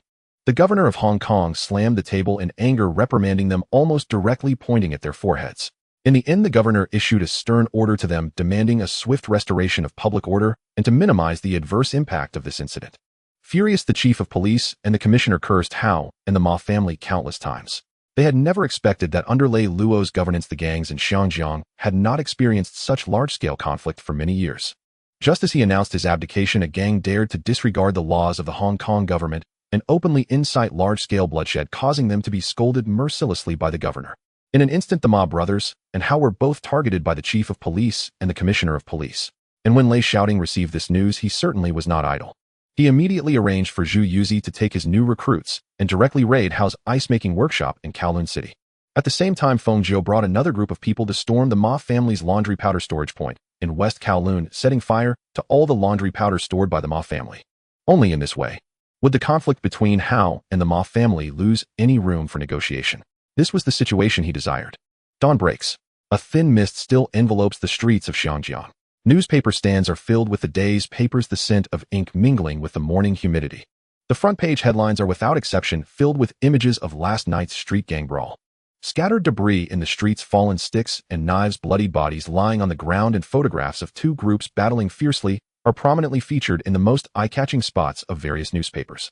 Major news agencies compete to publish sensational headlines, each with their own emphasis, causing a citywide uproar. The Xinhua Daily's front page declares in bold letters, two major laundry powder factions clash violently at night, territorial disputes escalating. The Ta Kung Pao comments with Lei Luo's resignation, the black and white dynamics of the port city are in turmoil, leading to a large-scale gang battle at dawn. The Sing Tao Daily reports, after years of silence, gang conflicts erupt on the streets, public order collapses, and citizens live in fear. The Chung Pao provides an in-depth report in Yau Ma Ti, Hong Kong Island, and other areas. Group fights break out as two major Teochew factions vie for territory, leading to an irreconcilable conflict. The Ming Pao's social section states Chief Inspector Zhonghua's final showdown. The balance of power in the underworld spirals out of control, and the night in Xinjiang becomes a battlefield. The Hong Kong Times offers an international perspective with Lei Luo gone. Public safety in the Xinjiang colony plummets, and gang violence may become the norm. Copies of newspapers spread throughout the streets, in tea restaurants, docks, and office buildings, with everyone discussing the chaos of last night. News spreads quickly across Hong Kong, leaving the populace anxious.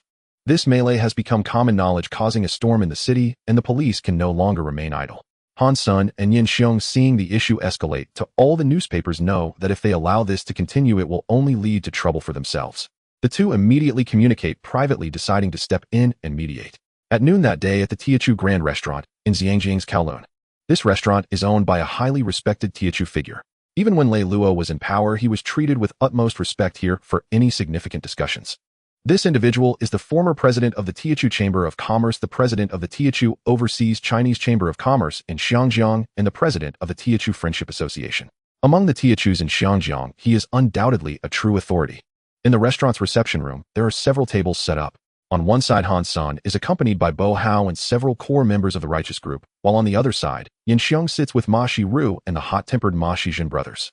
Both factions gather in the restaurant's private room, intending to sit down and negotiate, each taking a step back to temporarily suppress the conflict lest it escalate and jeopardize their ambitions for the chief inspector position. Among them, Han San, Yin Xiong, Bo Hao, and the Ma brothers sit at the forefront. In the main seat sits the restaurant's founder, Zhuang Shiji. At 90 years old, he has been retired for many years. After Lei Luo stepped down as chief inspector, he announced he would no longer involve himself in any underworld matters. However, Han Sun and Yin Xiong earnestly pleaded with him to come out of retirement. They understand that whether it is Bo Hao or the Ma brothers, they are all Teochews, and only by inviting this figure can they gain credibility and room for negotiation. Otherwise, allowing both sides to continue their feud could jeopardize not only the chief inspector position, but also their own roles. Everyone please speak up, Zhuang Shiji surveyed the group, speaking calmly. The underworld is not solely about violence. Sometimes cooperation can lead to mutual benefits. For example, Zhuang Shiji patiently advised, when Inspector Lei was in power, didn't everyone prosper by working together? Bang! At that moment, Bo Hao suddenly stood up, slamming the table. Don't mention Lei Luo to me. He glared at Zhuang Shiji without regard for his status, saying, I am not Lei Luo. Do I want fall for your tricks? Just save your breath. As soon as Bo Hao's words left his mouth, the entire room fell silent. Even the usually arrogant Xiao Ma looked at Bo Hao as if he were a fool. Who was this person? A respected elder among all Teochews. Even Lei Luo wouldn't dare to insult him, yet Bo Hao dares to speak to him like this. It should be noted that this elder could cause all the businessmen in Xiangjiang, even all the overseas Teochew businessmen, to unite against anyone with just a word. Although they are involved in the underworld rather than business, his connections can sever any supply or sales channels in moments. Seeing this, Han Sun quickly pulled Bo Hao down and repeatedly apologized to the elder. I'm sorry, Elder Zhuang. Han Sun bowed, continually apologizing. Bo Hao was just frustrated and spoke without thinking. No need for that. The elder showed no emotion nor any anger as he slowly stood up. I am old and I truly should not meddle in the affairs of the younger generation. After speaking, Zhuang Shiji picked up his cane, and with the help of the steward he left without hesitation, ignoring any pleas. Ha ha ha. What a brainless person. Once Zhuang Shiji was far enough away, Xiao Ma immediately burst into laughter, directly insulting Bo Hao. Crash! With a loud bang, Bo Hao flipped the table without saying a word, sending fragments everywhere. The Ma brothers stood up angrily, and the group of followers who came with them also glared furiously at Bo Hao and his group. Bo Hao's followers were no exception, nearly all standing up at the same time, tension rising as both sides prepared for a potential clash. What are you doing? Sit down. Han Sun and Yin Xiong both drew their guns, and the accompanying ordinary officers followed suit. Bo Hao, what exactly do you want? Yin Xiong angrily questioned Bo Hao. Han Sun echoed him, his tone threatening as he shouted at Bo Hao. Bo Hao, don't think you can act recklessly. If this continues, believe me, I will wipe out all your forces and send you to Stanley Prison. Hearing this, Bo Hao's anger surged, his gaze unwavering as he locked eyes with Han Sun. He came today not wanting to negotiate peace with the Ma family, for he returned last night to find his headquarters ice factory severely damaged, all equipment, raw materials, and finished products destroyed. This brought him massive losses. While the losses could be discussed, the destruction of the headquarters was something Bo Hao could not tolerate. Inspector Han, Bo Hao's voice was icy. If you have the guts, give it a try. Let's see who ends up in Stanley first, me or your entire family. With these words, the room fell silent once again, the air growing cold. Han Sun, burning with rage, gripped his gun tightly, wishing he could shoot Bo Hao right then and there. But he dared not. While Han Sun and Bo Hao were at a standstill, the calm and restrained Ma Shiru slowly spoke. Bo Hao, if this continues, it will be detrimental not only to us, but also to the two inspectors. You are a smart man. How about we call it a day? Ha ha ha. Bo Hao, upon hearing this, laughed maniacally. Big Ma, oh Big Ma, Bo Hao said with an extremely crazy smile, looking at Ma Shiru. Your people destroyed my Kowloon walled city workshop, and now you think a simple statement can just brush it under the rug. All right, fine. Bo Hao paused for a moment, unhurriedly lit a cigar before continuing. 50 million, compensate me 50 million, and this matter will be over. What the hell? Are you out of your mind for money, Bo Hao? Your people burned my warehouse, and I haven't even settled the score with you, and now you want us to pay. Are you crazy? Xiao Ma, don't speak. Big Ma yelled at Xiao Ma. Xiao Ma, furious, shook his head in anger over the burning of the Ma family's warehouse. The destruction of Bo Hao's Kowloon walled city workshop was of course the work of Lei Shaoting. He knew that if this matter remained hidden, it would definitely raise suspicions on both sides, so he had Zhu Yuzi notify the people he had bribed on both sides to admit to the incident and take credit. In this way, both Bo Hao and the Ma family would believe it was their own people who destroyed each other's warehouses and workshops without suspecting the Lei family. Bo Hao, your workshop was destroyed and my warehouse was burned. We both suffered greatly. But if we keep fighting, our losses will only increase, and it will be even worse for the two inspectors, benefiting others without advantage to us. Big Ma didn't want to eliminate Bo Hao, nor was he unbothered by the burning of the warehouse. He thought about things far more long-term than Xiao Ma and Bo Hao. What he said now was sincere, his patience was far beyond that of ordinary people. Ha ha ha. Bo Hao laughed again. He was already arrogant and domineering, self-assured in his strength, unwilling to back down. What are you? If you want to negotiate, then serve tea, admit your mistakes, and pay me 50 million, and this matter will be over. With these words, Big Ma squinted his eyes, looking at Bo Hao with anger. Beside him, Xiao Ma Shizhen, impulsive and reckless, felt his anger surge and slammed the table, retorting violently, unwilling to give an inch. One was dismissive, the other hot-tempered and confrontational. After just a few exchanges, the argument escalated, and neither party was willing to back down, nearly igniting an all-out battle. Ultimately, it was the two inspectors and the officers drawing their guns that controlled the scene. This negotiation, originally aimed at calming tensions, ended up completely breaking down amidst the confrontational standoff. The events occurring in the Grand Tavern of Chaozhou soon reached Lei Shaoting's ears.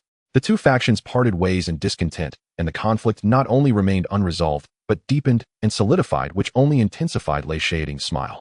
Tingzi Zhu Yuzi whispered, "What do we need to do next?" Lei Shaoting shook his hand. "No need," he stated with great certainty. Based on today's negotiation situation, there is no room for reconciliation between the two parties. We don't need to intervene. I will handle the next steps. Next steps. Zhu Yuzi and his brothers were bewildered, completely unaware that there was a further plan. Tingzi, you cannot personally get involved in their affairs. Your safety is paramount. Zhu Yuzi thought Lei Shaoting intended to intervene personally in the conflict between Bo Hao and the Ma family, and he hurriedly began to persuade him. In Zhu Yuzi's view, nothing was more important than Lei Shaoting's life. Hearing this, Lei Shaoting smiled lightly. Uncle Feng, what are you thinking? He opened a drawer, taking out the latest news reports along with evidence regarding Bo Hao and the Ma brothers that Zhu Yuzi had prepared earlier. The next step is to let the world know about these things. Especially that Ma Li Hao in Denmark and the British headquarters need to know. It's time to put significant pressure on the British Hong Kong government. Only by having the foreigners intervene can we truly destroy Bo Hao. Rest assured, Uncle Feng. You only need to help me send these items to these addresses. Zhu Yuzi nodded and took the documents, saying, okay, I will send them right away. After Zhu Yuzi and the others left, Lei Shaoting sat alone in the office, deep in thought. He calculated that the conflict between Bo Hao and the Ma family would undoubtedly escalate. This was his best opportunity. As long as chaos erupted in Xinjiang, coupled with international media pressure on the British headquarters, those foreign officials in the British Hong Kong government would surely sacrifice their interests to preserve their positions. Moreover, Bo Hao would definitely be the primary target. Why? Because Bo Hao was too arrogant. Regardless of whether it was Han Sun or Yin Xiong, when it came down to it, they would all turn against Bo Hao to protect themselves. Additionally, Bo Hao had far more incriminating evidence and leverage against him in the British Hong Kong government than the Ma brothers, making it easier to target Bo Hao while incurring fewer losses than going after the Ma family. The foreigners certainly wouldn't sever all channels of profit, as the Ma family dealt in laundry powder wholesale, while Bo Hao focused on bulk sales. Clearly, the Ma family could offer more substantial benefits than Bo Hao. As long as the foreigners weren't foolish, they would keep the Ma family. Furthermore, even if they wanted to act against the Ma family, it probably wouldn't be so easy, because the Ma family was clever and had left minimal evidence.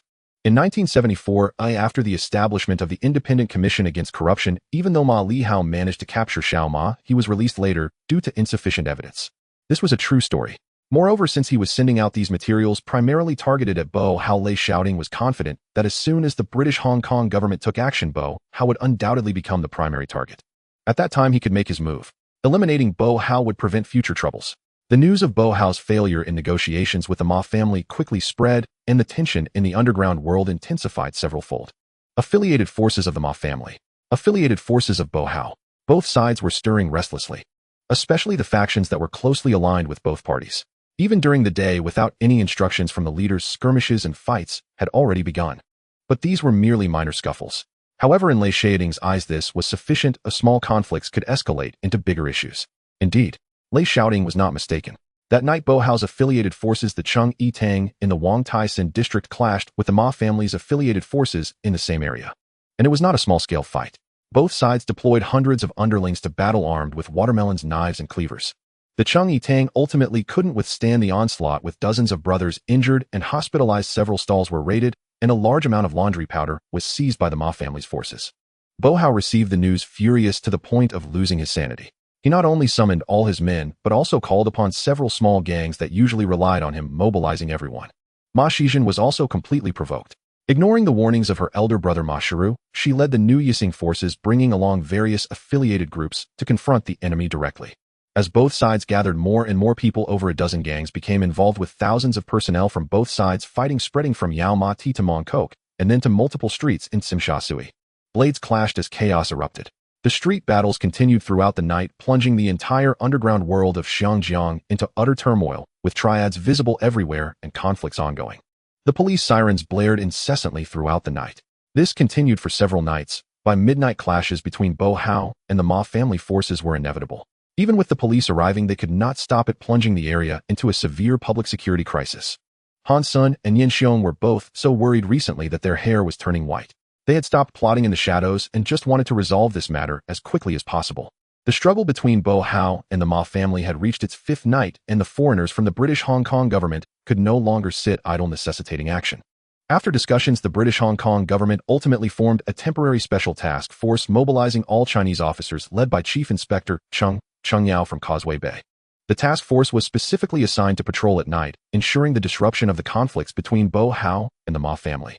With Chinese officers increasing their patrols late at night, while not completely halting the conflicts, large-scale fights decreased significantly.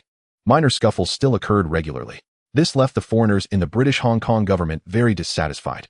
By June 28th, in the morning, Zhu Yuzi brought several overseas newspapers to show to Lei Shaoting.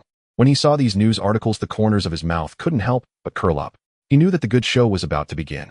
The content of these overseas reports was precisely the evidence he had previously compiled regarding powerhouse production and sale of laundry powder, as well as his involvement in street brawls. He bypassed all local newspaper channels in Xinjiang and sent them via mail to Singapore, North America, the UK, and other European countries. After waiting for days without seeing any overseas publications, he thought the materials hadn't been delivered, or perhaps they simply wouldn't report on the matters from Xinjiang. Now finally seeing the overseas newspapers published, he let out a sigh of relief. He intended to let international public opinion ferment, sending pressure straight to the British headquarters, giving the British Hong Kong government no choice but to act against powerhouse. Although the senior officials at the British headquarters were aware of the chaos in the Xinjiang colony in the absence of international media coverage, they had tacitly allowed it. However, the British, who always cared about their reputation, could not ignore the pressure of international public opinion and would definitely compel the British Hong Kong government to take action. What Lei Shaoting did not know was that at the British headquarters an urgent secret decree was simultaneously sent to Ma Lihao in Denmark and the presiding chairman of the British Hong Kong government. The British headquarters urged Ma Lihao to immediately abandon all scheduled plans and work heading to Hong Kong as quickly as possible to assume the role of governor. His first order upon taking office was to implement a strict crackdown on drugs and restore public order, swiftly clearing the chaos in both the legal and illegal realms, ensuring that the situation in Xinjiang stabilized in the shortest possible time. Meanwhile, in Denmark, Ma Lihao stood at the window, holding two documents, appearing deep in thought. "Sir, when shall we depart?" His assistant asked for instructions. He did not respond, but instead looked at a detailed record of the recent news from Xinjiang and the core evidence against powerhouse. This was precisely what Lei Shaoting had sent him. In Lei Shaoting's plan, even if the pressure of international public opinion did not compel the British headquarters to order the British Hong Kong government to act against powerhouse, he intended for Ma Lihao to take office and to make a strong entrance, initiate a crackdown on powerhouse. That was why he had sent the evidence against powerhouse to Ma Lihao. "Who do you think sent this evidence?" Ma Lihao quietly asked his assistant. "Sir, does that even need to be asked?" The assistant replied directly, "Of course, it was sent by the Ma family, given their irreconcilable conflict." "The Ma family?" Ma Lihao murmured softly. Clearly he was still suspicious about whether this evidence against powerhouse was truly sent by the Ma family or by someone else. In fact, Ma Lihao had always been clear about the matters in Xinjiang. He had informants in Xinjiang who reported to him daily via long-distance calls. Of course, the information reported by his informants was only surface level, lacking the detailed insights provided by the mysterious sender. Ma Lihao remained silent for a long time, unable to make sense of it, so he decided not to dwell on it. He turned to his assistant and said, "Book the earliest flight to Xinjiang," and then glanced at the evidence in his hand. "Although I do not know who you are, since you have presented me with a welcome gift for my new position, I shall honor your intention and treat it as the first fire of my tenure." Lei Shaoting was completely unaware that due to his intervention, Ma Lihao had actually received an urgent order to come to Xinjiang and assume the position of governor. At this moment, Lei Shaoting was also preoccupied with other matters, as he had just received notification that the first movie produced by his film company Tongshan Daxiang had officially wrapped up filming in Thailand, and the entire team was flying back to Xinjiang for additional scenes. After editing and dubbing, it would be ready for release. This was the debut work of his film company, and Lei Shaoting could not afford to treat it carelessly. He had to ensure the quality was top-notch. 3 days later, June 22nd, early summer. In Kowloon at the Thunder Film Studio, the afternoon sun blazed fiercely, casting scorching rays over the entire studio.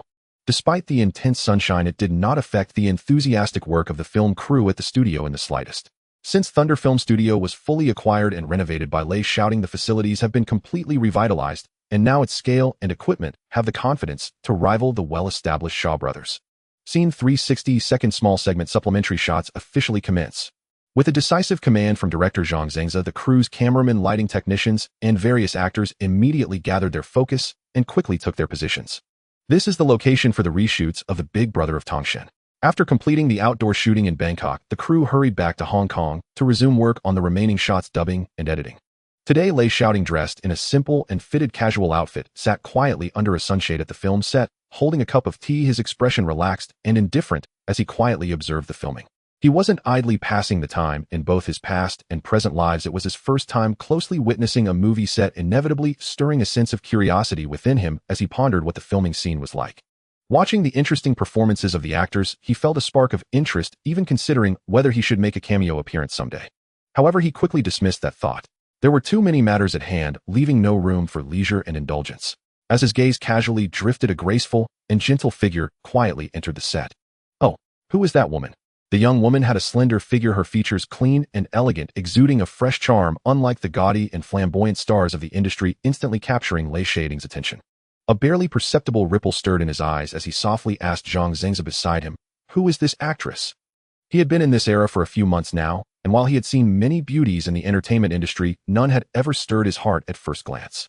But the person before him, though not extraordinarily stunning, was graceful and had a captivating figure. Her demeanor, while not particularly striking, was refined and untainted, making her the first woman to truly catch his eye since arriving in the 70s. Lei Shaoting was no ascetic, and being in the glamorous entertainment circle holding power and influence, he wouldn't easily let go of someone who caught his interest. Zhang Zengza, having mingled in the industry for many years, was adept at reading expressions and immediately grasped Lei Shaoting's thoughts. He respectfully replied, "Lei Sheng, her name is Miao Kashio." Miao Kashio. Lei Shaoting silently repeated the name, a vague memory surfacing in his mind. He recalled that this name belonged to a distinctly pure beauty of the 70s, and seeing her in person, she certainly lived up to her reputation. Zhang Zengza continued with a subtle introduction. "She is a newcomer recently signed by our company, just turned 18, with a gentle and reserved personality and an excellent appearance. Her entry into our crew was personally recommended by Mr. Li Xiaolong." Recommended by Li Xiaolong. Lei Shaoting raised an eyebrow, a strange feeling of unease creeping into his heart. He had thought he had found a suitable companion and was considering taking the opportunity to explore that possibility. However, knowing her connection with Li Xiaolong, he had to give up on that idea. Currently, Li Xiaolong was a crucial piece in his strategy to break into the film industry and compete against Shaw Brothers. It wasn't worth jeopardizing that relationship for a woman. Zhang Zengza, adept at sensing the mood, immediately lowered his voice and subtly explained, "Lei Sheng, I've heard that the Miao family and Li family have been family friends for generations. They grew up together and refer to each other as siblings. Their relationship shouldn't be that close." "Oh, is that so?" Upon hearing this, Lei Shaoting's sense of unease faded by half. "Yes." Zhang Zengza then added, "How about this? They'll find an opportunity to inquire further. If there's no such relationship, they'll look for a chance to gauge her feelings." "Understood," Lei Shaoting replied calmly, his tone composed and steady. "Just probe subtly, and be mindful not to cause any misunderstandings with Li Xiaolong." Zhang Zengza understood his thoughts perfectly and nodded, replying, "Rest assured, Lei Xing, I know what to do." Meanwhile, Lei Shaoting continued to observe Miao Kashio.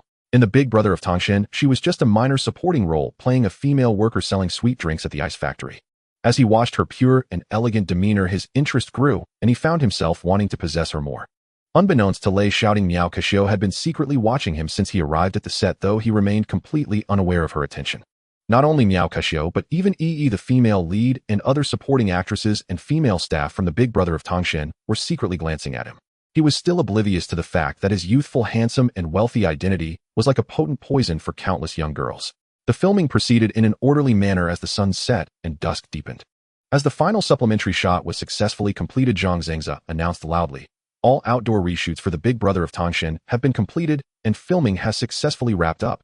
Cheers erupted instantly from the crowd, with everyone in the crew wearing expressions of joy, finally welcoming a satisfying conclusion after days of hard work.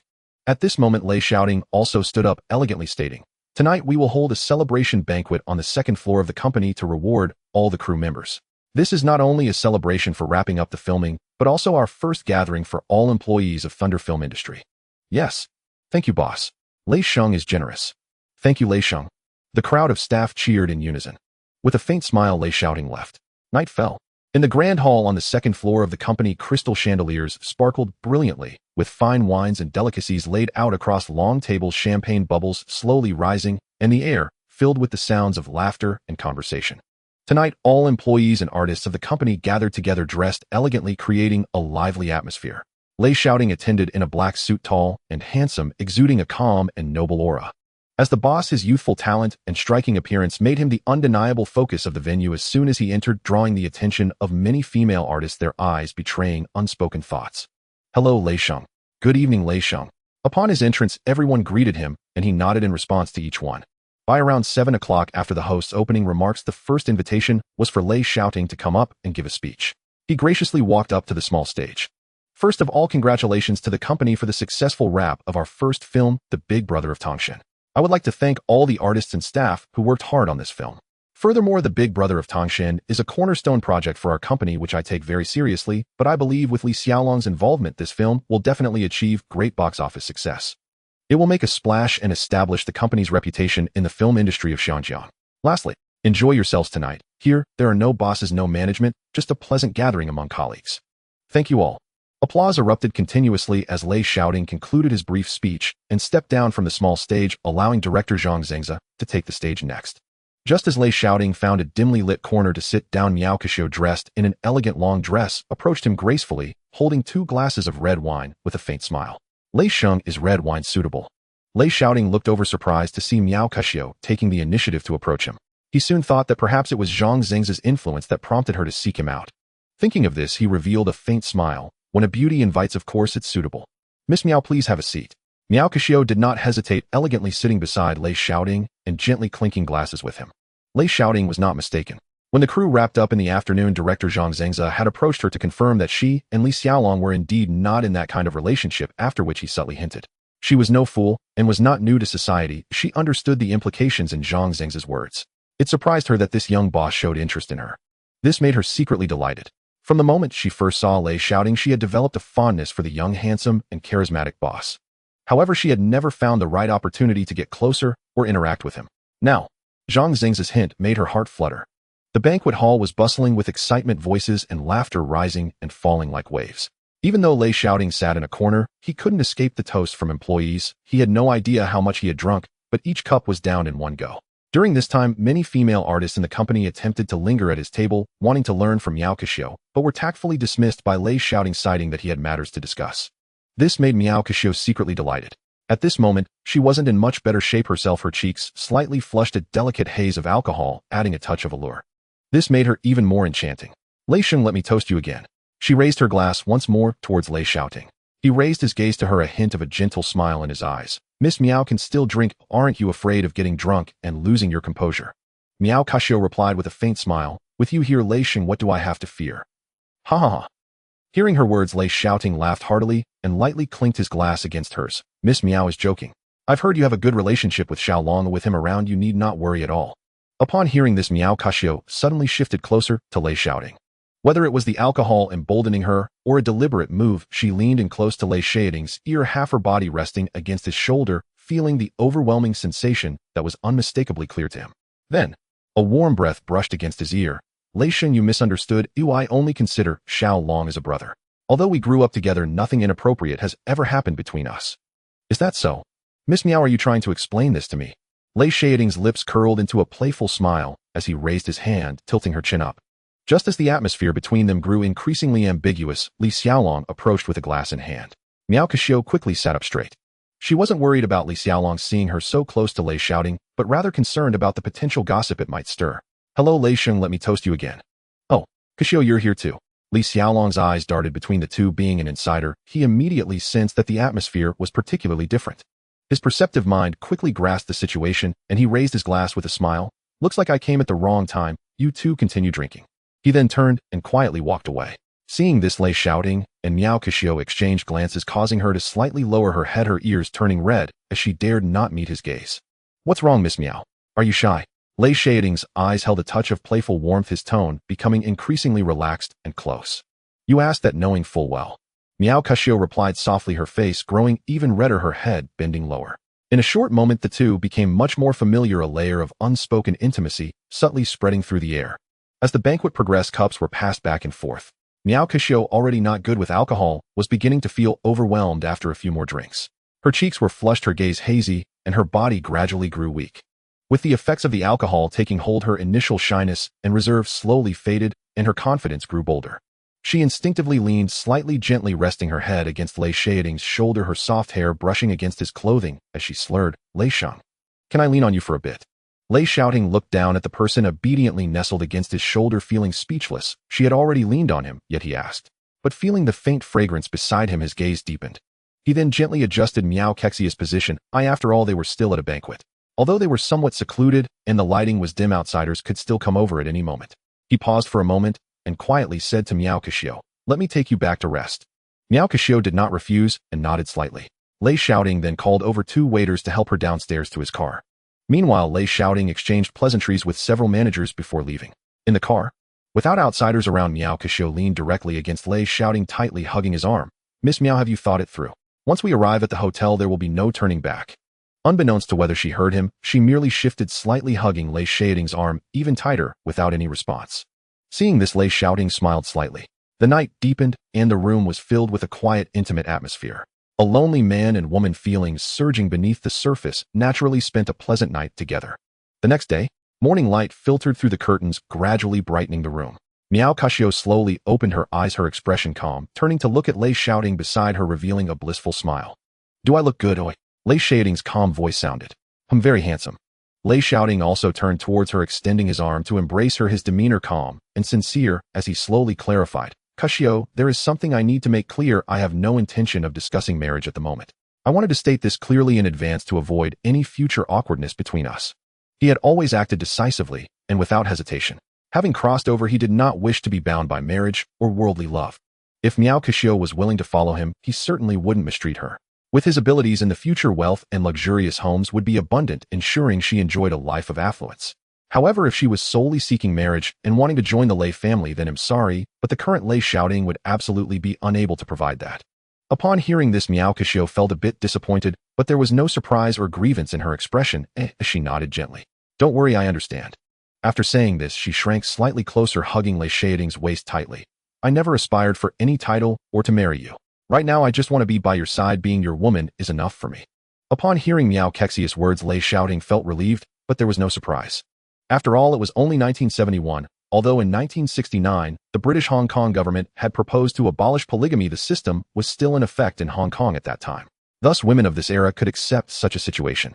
Not to mention someone like Lei Shaoting, young and wealthy with a distinguished background. Even in those times, it was quite normal for men from ordinary families in Hong Kong to have multiple wives. It was precisely for this reason that when Lei Shaoting expressed these sentiments, Miao Kashio could easily accept them. Of course, not all women were the same. Many independent women in 1971 Hong Kong refused to accept polygamous families. It ultimately depended on personal beliefs. Lei Shaoting preferred interacting with those who understood reality and were sensible. After their conversation, he became even more interested and immediately turned over, wanting to continue. Miao Kashio quickly stopped him. It still hurts a lot." "It hurts." Lei Shaoting forcefully pulled back the covers, revealing a dark red mark on the sheets, and he immediately understood. A sense of joy surged within him. So she has never been with anyone before. Realizing this, Lei Shaoting suppressed his desires. He was not a beast and would not disregard her feelings for his own satisfaction. "Don't worry," he said calmly. "As long as you remain sensible and follow me well, I will not let you suffer any grievances." I believe you." As soon as she finished responding, she suddenly thought of something and looked up at Lei Shaoting, curiously asking, "By the way, Tingo, everyone at the company is quite curious about your identity. Some guess you are the son of the Lei family from Kowloon bus, while others say you're a member of a branch of the Lei family. What exactly is your identity?" In response, Lei Shaoting smiled faintly. "What do you think my identity is? If I say I'm not a scion of a prominent family, would you regret it?" Miao Kashio immediately tightened her hug around Lei Shaoting. "Of course not." She nestled her head against his chest, speaking plainly. "I don't care what your identity is. I like you regardless." "Really?" "Yes. The reason I asked is just out of curiosity. I don't care if you're an ordinary person or a scion of a prominent family. Anyway, I'm yours now." Lei Shaoting gently stroked her hair, softly saying, "Besides Kowloon bus, are there no other Lei families in Hong Kong? They'll give you a hint. Think about which other Lei families in Hong Kong you consider famous." Miao Kashio began to think. Right, the Lei family of the Lei Sheng Chun medicine store in Kowloon, while not a wealthy family, has considerable assets and decent standing. You can't be from that Lei family, can you? Lei Shaoting shook his head in amusement and exasperation. It's a more famous one, neither a wealthy family nor a business family, yet it is a well-known Lei family. Think again. Lei Shaoting had given her ample hints. He was just short of directly stating the name Lei Luo. Not a wealthy family nor a business family, but a well-known Lei family. Suddenly, Miao Kexia's eyes widened as she thought of Lei Luo and looked at Lei Shaoting. "Your father can't be Lei Luo, can he?" She even covered her mouth in surprise. Lei Shaoting silently nodded. Upon seeing him confirm, Miao Kashio was completely stunned, unable to comprehend that Lei Shaoting was actually the son of Lei Luo. However, she was merely shocked. Regarding Lei Shaoting's identity, she truly didn't care, wrapping her arms around his waist and continuing to lean against his chest, savoring the happiness of the moment. A week later, at the end of June, as dawn broke, the island was still shrouded in a thin layer of morning fog. Lei Shaoting remained asleep in bed, unaware, while Zhu Yuze hurriedly arrived, looking flustered, and knocked on his door. "Tingzi, wake up quickly." Upon hearing the voice, Lei Shaoting rubbed his sleepy eyes and, still a bit drowsy, walked over to open the door. "Uncle Feng, why so early? Is something wrong?"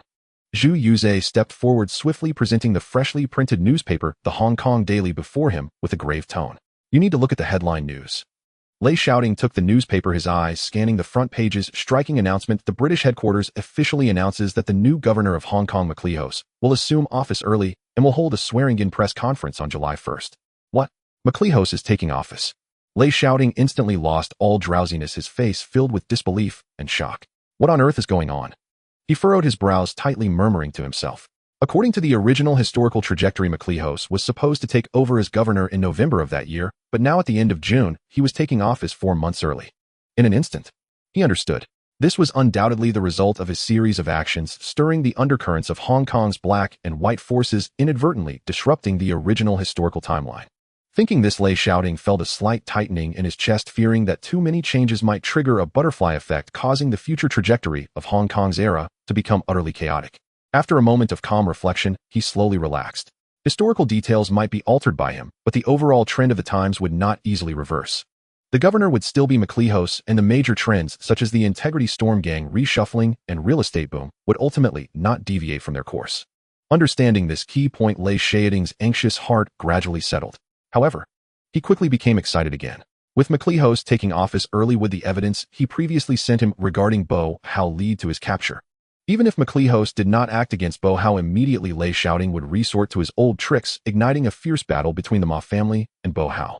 As long as public security in Hong Kong remained chaotic with McLeod's disposition, he would certainly take action. He was the most averse to corruption and lawlessness. Moreover, a newly appointed official would surely want to make an impression. With this thought, Lei Shaoting decided not to dwell further. He needed to understand the situation before making any decisions. The news of the new governor's imminent appointment quickly spread throughout Hong Kong, sparking discussions in every street and alley, with various forces speculating. Soon it was past 9 a.m. In the lobby of the Thunderstorm Film headquarters, a temporary podium had been set up on site, decorated magnificently, with a red carpet laid out, flowers blooming on both sides, and a massive backdrop displaying the Thunderstorm Film logo alongside giant movie posters of the Big Boss featuring several main characters. The seats were full with reporters from various newspapers, TVB, and major entertainment magazines in attendance. With cameras and flashes everywhere, the atmosphere was lively and grand. Soon Zhou Haitao and Bruce Lee, dressed in sharp suits and energetic, appeared on stage with the director and the main creative team. At this moment, the host stepped forward and cheerfully began. Good morning, media friends and industry veterans. Welcome to the press conference for Thunderstorm Film's inaugural work, The Big Boss. This film stars Mr. Bruce Lee in the lead role, filmed entirely on location in Thailand, and is a heartfelt creation of a brand new Hong Kong-style kung fu masterpiece. After the host's introduction, Zhou Haitao, as the executive producer, took the microphone to speak. Thank you to all media friends for coming. I officially announce that The Big Boss will have its premiere at midnight on July 8th. This film, both for the company and Mr. Bruce Lee, has been crafted with great effort. Every action and plot detail has been meticulously polished to create this film. I can guarantee that this inaugural work from Thunderstorm Film will not disappoint the audience. After Zhou Haitao finished speaking, they immediately entered the QA session. An entertainment reporter raised his hand first and stood up. Mr. Bruce Lee, may I ask how this role in The Big Boss breaks away from your previous martial arts style? Bruce Lee, calm and composed, replied with a faint smile. This film emphasizes real kung fu, discarding flashy moves, delivering impactful punches, embodying both the fierce brotherhood and the grit of the underprivileged. Not only does it incorporate new elements into the fighting style, but it also transforms the rigid feel of traditional Hong Kong kung fu films, hoping to bring a different action movie experience to the audience in Hong Kong. Another film magazine reporter followed up. This film is Thunderstorm Film's first major production after its establishment. Could you disclose the budget? What are your expectations for its box office? In early July, Shaw Brothers and Golden Harvest are both releasing new films. Does Thunderstorm intend to compete with these two companies? Zhou Haitao, upon hearing this, took the microphone, his demeanor calm and refined, and began. The production cost is approximately €70 Hong Kong dollars. As for box office expectations, of course, the higher the better, but I am very confident in The Big Boss and believe it will meet everyone's tastes. Thunderstorm Film was established to genuinely produce each Hong Kong film well. We have poured our heart and soul into The Big Boss, aiming for a sincere creation that does justice to the audience and meets industry expectations. As for competition, progress comes from competition, and we only focus on doing our own work well. Zhou Haitao's response was very official, while reporters below continued to take notes. Soon another reporter stood up to ask, Mr. Lee, it is said that your kung fu is harder and more authentic than Wang Yes. Who do you think can fight better, you or Wang Yu? Which is stronger, Jeet Kune Do or his karate? Bruce Lee again took the microphone and calmly replied, I cannot comment on Mr. Wang Yu. I have seen his films in America, and he has a unique style. As for who is stronger after The Big Boss is released, you can see for yourselves and let the audience judge. That would be better than my answer here. Then another reporter stood up and asked Mr. Lee, you have gained fame in America with The Green Hornet. Why return to Hong Kong to make low-budget action films? Aren't you afraid of losing your status? Or is it that you couldn't make it in Hollywood and had to come back to Hong Kong? How much is your salary for The Big Boss, and will you return to America to act after this, or stay in Hong Kong? Upon hearing this, Bruce Lee smiled. You have a lot of questions. He paused for a moment and chose to answer. Hollywood directors only see Chinese as supporting roles or gimmicks. The reason I chose to come back is not because I couldn't make it, and it has nothing to do with my salary. I simply want to make real kung fu and action films that belong to us Chinese and showcase Chinese martial arts, not to please foreigners. As for my salary, I am grateful that Lei Shaoting values me. My salary is $150 plus a share of the box office profits, which I am very satisfied with. Wow. When Bruce Lee mentioned his salary of $150 plus a share of the box office, it immediately sparked a lively discussion among the reporters present. It should be noted that the highest paid stars in Hong Kong currently earn only about $300 to $500. Bruce Lee's $150 is equivalent to $900 Hong Kong dollars plus box office shares. While the journalists were buzzing with discussion, a reporter from TVB loudly asked Mr. Lee, it is rumored that the owner of Thunderstorm Film, Mr. Lei Shaoting, is a descendant of the Lei family of KMB. Is that true? Can you elaborate on Mr. Lei's background? Upon hearing this question, the reporters quieted down. The public has always been curious about Lei Shaoting's identity, but he has never made a public appearance, and there is no information about him. Zhou Haitao quickly took the microphone, saying, "This reporter friend, sorry, we are also unclear about this question. As for the owner's matters, we do not dare to inquire, and the owner has stated that he is just an ordinary person with no significant background." Thank you all. Next question. After several rounds of QA, the time was nearly up. The host returned to the front and announced loudly, "Here we officially announce to all media and the audience in Hong Kong that The Big Boss will be officially released on the 8th of this month in major cinemas and theaters across Hong Kong." As the host's voice fell, applause erupted in the venue, and the sound of cameras clicking filled the air. The press conference officially concluded. This news quickly reached the ears of various film company bosses. By noon, Shaw Brothers' Golden Harvest and Four Dimensions Film all announced simultaneously that they would hold press conferences for their new films at 2 p.m. and 3 p.m. respectively. Similarly, the release of this news instantly sparked a huge explosion of discussion. Anyone could understand what it meant. Just after Thunderstorm Film announced its new film release, Shaw Brothers' Golden Harvest and Four Dimensions Film followed suit with their own press conferences. What does this mean? Even a fool could understand. First, there was the news of the new Governor McLeod taking office, and then the major film companies entering into competition, leading to a cascade of explosive news. In an instant, the whole of Hong Kong was abuzz with activity. That afternoon, around 1:50 p.m., at the Shao's Film City headquarters in Kowloon, Clearwater Bay, the Grand Auditorium was already bustling with a crowd packed to the brim.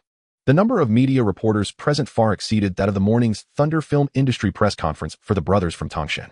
Those in the industry understood well that the impromptu press conference held by Shao's was too straightforward in its intentions, carrying explosive topics and a palpable sense of confrontation, naturally attracting reporters from all over Hong Kong's newspapers, film magazines, and television stations. By 1:55 p.m., Xiao Lu, the head of Shao's Film Industry, along with the company's management, top directors, and actors, had taken their seats, creating a grand spectacle as reporters continued to snap photos. The stage was dazzling with stars such as Jiang Dawei Di Long and Wang Ping, the hottest first-tier film stars of Shao's, seated neatly beside each other. Although everyone from Shao's wore smiles, the atmosphere in the venue was tense, hinting at a sense of confrontation in the air. The press conference officially commenced.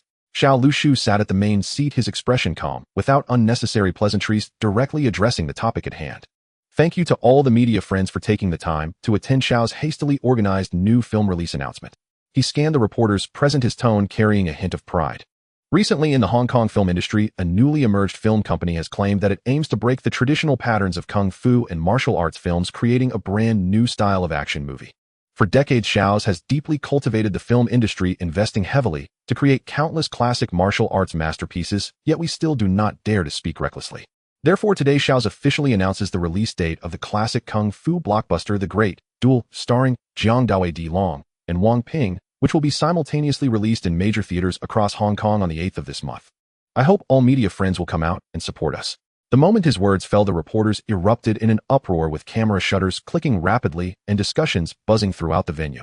It was clear to the discerning that Xiao Lu's words were directed at the newly emerging Thunder film industry, unabashedly revealing an intention to suppress. A crowd of reporters immediately scrambled to raise their hands, eager to ask questions. One newspaper reporter was the first to stand up, speaking bluntly, "Uncle Lou, forgive my directness. Your company did not announce the release date earlier or later, but instead chose to release it exactly on the same day as Thunder Film Industries' announcement of the brothers from Tangshan, immediately locking in a simultaneous release date. May I ask if Shao's action is deliberately targeting Thunder Film Industry, aiming for a heated confrontation to undermine the box office of the brothers from Tangshan?" This question pierced through the tension in the air, and the venue fell silent instantly, with numerous reporters visibly excited, their gazes all fixed on Xiao Lushu, waiting for his response. However, Xiao Lushu's expression remained unchanged, a calm smile appearing on his face as he replied leisurely, "This reporter seems to be overthinking. The film's release date is always based on our filming and preparation progress. Any overlap in schedules is purely coincidental and cannot be said to be deliberately targeting any company or film." His tone was indifferent as he continued to dodge the question. There are dozens of film companies in Hong Kong, and the industry is flourishing. It is normal for new films to release simultaneously, and there's no need to over-speculate or exaggerate the reasons. Just as he finished speaking, another entertainment reporter immediately stood up, relentless in pursuit, pressing on. However, the general consensus is that Xiao's actions are an attempt to suppress the newly rising Thunder film industry, wanting to take advantage of their unstable foundation to divert audiences and intercept box office revenue. What is Uncle Liu's response to this? Facing the barrage of sharp questions from reporters, Xiao Lushu remained composed, the smile on his lips unchanged. "It is merely unfounded speculation from the outside world. If you are curious, you can interview the opinions of others, and there is no need to ask me. Competition in business has always been like this. Theater scheduling and audience choices rely on the film's own strength to speak for itself. We at Xiao's only focus on creating our own works, and how others speculate or comment is not something we feel the need to explain too much." He emphasized slightly with a hint of assertiveness, "Should I, as a large film company, halt all scheduling plans and wait for other companies' new films to be released before we can arrange our film schedule?" His statement was deliberately ambiguous. Although he did not admit to targeting Thunder film industry, the reporters present, all seasoned in the entertainment industry, clearly understood Xiao Lushu's intentions. Xiao's was clearly laying down the gauntlet, intentionally scheduling the same release date to confront the brothers from Tangshan, hidden, deliberately aiming to undermine Thunder film industry. They wanted to use this box office showdown to severely suppress the emerging Lei Shaoting and directly crush the newly established Thunder film industry. Moreover, Xiao's actions were a masterstroke calculated with exceptional wisdom. Even if they ultimately could not overshadow the brothers from Tangshan, they could still use the great duel to divert a large number of viewers, encroaching on the opponent's box office and popularity, causing Thunder film industry to suffer a loss in traffic. If they succeeded in overpowering, the benefits would be countless. Not only could they slap the so-called hype of the brand new action film in the face, but they could also solidify Xiao's position as the dominant force in the film industry with a box office triumph. More importantly, they could severely damage Thunder film industry's reputation and standing in the industry, turning the newly emerged company into a joke within the circle, thoroughly undermining the morale and confidence of everyone in the company. Regardless of winning or losing for Xiao's, it was a win-win strategy. Just as the storm from Xiao's press conference was quietly brewing in the industry. At exactly 4:00 p.m., the media press conference at the headquarters of the Kowloon Sim Sha Sui Golden Harvest Film Company commenced as scheduled. Despite the busy schedule, reporters felt fulfilled and energized today. Following the announcement of Thunder Film Industry's new film press conference, Xiao's Golden Harvest and 4Dimension all announced new film releases in succession. This was clearly a rhythm of competing in a boxing ring. Reporters love encountering such sensational news. The bigger the commotion, the better. The Golden Harvest press conference was equally packed with media, with every seat occupied. Golden Harvest's senior management, top directors, and popular stars were all present, exuding a calm aura. Although not as star-studded as Xiao's, they still conveyed a strong sense of confidence. Figures like Xie Miao, Ing Hong Jinbao, Tian Jun Zhang, Cheng Guanshan Cheng Long, and Lin Jingying all attended Golden Harvest press conference. To clarify, in those days in Hong Kong, although the competition among film companies was fierce, artists signed with different companies could work freely on films from rival companies as long as they were not bound by exclusive contracts. As the press conference began, Golden Harvest's head, He Guanchang, appeared calm, and after a brief introduction, he directly announced the main topic. "Today I officially announce that Golden Harvest's long-prepared kung fu masterpiece is set to be released on July 8th, simultaneously with the brothers from Tangshan and the Great Duel in theaters across Hong Kong." As soon as the news broke, the venue erupted in excitement again. The reporters instantly became agitated, realizing that Golden Harvest also intended to suppress Thunder. Now, with Xiao's Thunder and Golden Harvest all vying for supremacy, it felt like the Three Kingdoms era, with three heroes contending for dominance. Reporters raised their hands one after another, eager to ask questions. An entertainment reporter was the first to stand up and inquire. Mr. He now that Thunder's the brothers from Tangshan and Xiao's the Great Duel have both set their release date for July 8th. Is Golden Harvest also announcing a simultaneous release to join this scheduling battle, or is it purely coincidental? He Guanchong with a calm smile slowly responded. As Uncle Lu said, the film's release date depends on the completion of production and market arrangements without any intention to follow the trend or target anyone. The Hong Kong film industry has never been dominated by a single entity. The competition among Xiao's Thunder and Golden Harvest can instead compel the industry to produce better works, providing audiences with more choices. His response brightened the reporter's eyes. Mr. He, do you mean to say that you are deliberately releasing on the same date to compete with Thunder and Xiao's? Upon hearing this, He Guanchong not only did not get angry but directly admitted, "That's right, I believe that only through competition can one grow." Seeing He Guanchang's acknowledgement, the reporters became excited. Another reporter sharply followed up with a question. It is evident that Xiao's is deliberately suppressing the newly risen Thunder film industry. As a stalwart of the industry, will Golden Harvest choose to align with Xiao's, remain neutral, or secretly lean towards Thunder? This question was quite sharp, and the venue instantly fell silent, all eyes waiting for Golden Harvest's position. He Guanchong remained calm, responding neutrally. Golden Harvest has never participated in deliberate intrigue or exclusion within the industry. The film industry emphasizes healthy competition, whether old giants or new rising stars, as long as they are dedicated to making films they deserve respect. We will only focus on our own responsibilities devoted to filmmaking, neither taking sides nor forming cliques, letting the works speak for themselves. His meticulous response neither offended Xiao's nor deliberately distanced from Thunder, perfectly showcasing a neutral and diplomatic stance. This was He Guanchang's strength. The next morning, Lei Shaoting was having breakfast while browsing through various newspaper reports. He felt no anger at all regarding the actions of the Shaw brothers and Jia Film Company. As Uncle Shaw and He Guanchong said, competition breeds motivation, allowing the Hong Kong film industry to thrive, a point he also agreed with. However, as someone from the future, he might not remember every detail of the coming decades, but at least he had the advantage. Facing the fierce challenges from Shaw brothers and Jia, he truly did not take it to heart. After all, the film company was merely a stepping stone for him, serving as a vanguard to open up the market. In the future, business would be his battlefield. Lei Shaoting gently set down the newspaper and turned to the side where Zhu Yuze was sitting. Uncle Feng didn't Boheo, and the Ma family clashed last night. Zhu Yuze sneered. The new governor is about to take office, and last night a large number of police were on duty patrolling. How could they dare to cause trouble at this time? Upon hearing this, Lei Shaoting showed no signs of disturbance. Although Boheo and Xiao Ma were arrogant and defiant, it did not mean they were brainless. If they dared to stir up trouble now, it would truly be looking for death. However, they wanted to quietly gather intelligence on the new governor, but how could Lei Shaoting allow them to do as they wished? Send someone to cause trouble tonight, Lei Shaoting stated plainly. Only by making both sides panic could he prompt Ma Lihao to act and force Boheo into a corner. This way he could take the opportunity to eliminate Boheo. Zhu Yuze nodded. I have already instructed our informants on both sides. Tonight we will find an opportunity to create conflict and let them fight. Be careful not to let them discover anything, Lei Shaoting replied casually. By the way, he suddenly thought of something else and looked at Zhu Yuze again. Uncle Feng, please keep an eye out for any large factory buildings for sale. I plan to build a factory. Build a factory. Zhu Yuze was taken aback for a moment, but soon he regained his composure. Tingzi, if you want to build a factory, you can completely demolish the warehouses in Tugwawon and convert them into a factory without needing to purchase anything. The Tugwawon warehouses? Yes, said Zhu Yuze as he stood up to grab a map and pointed it out to Lei Shaoting.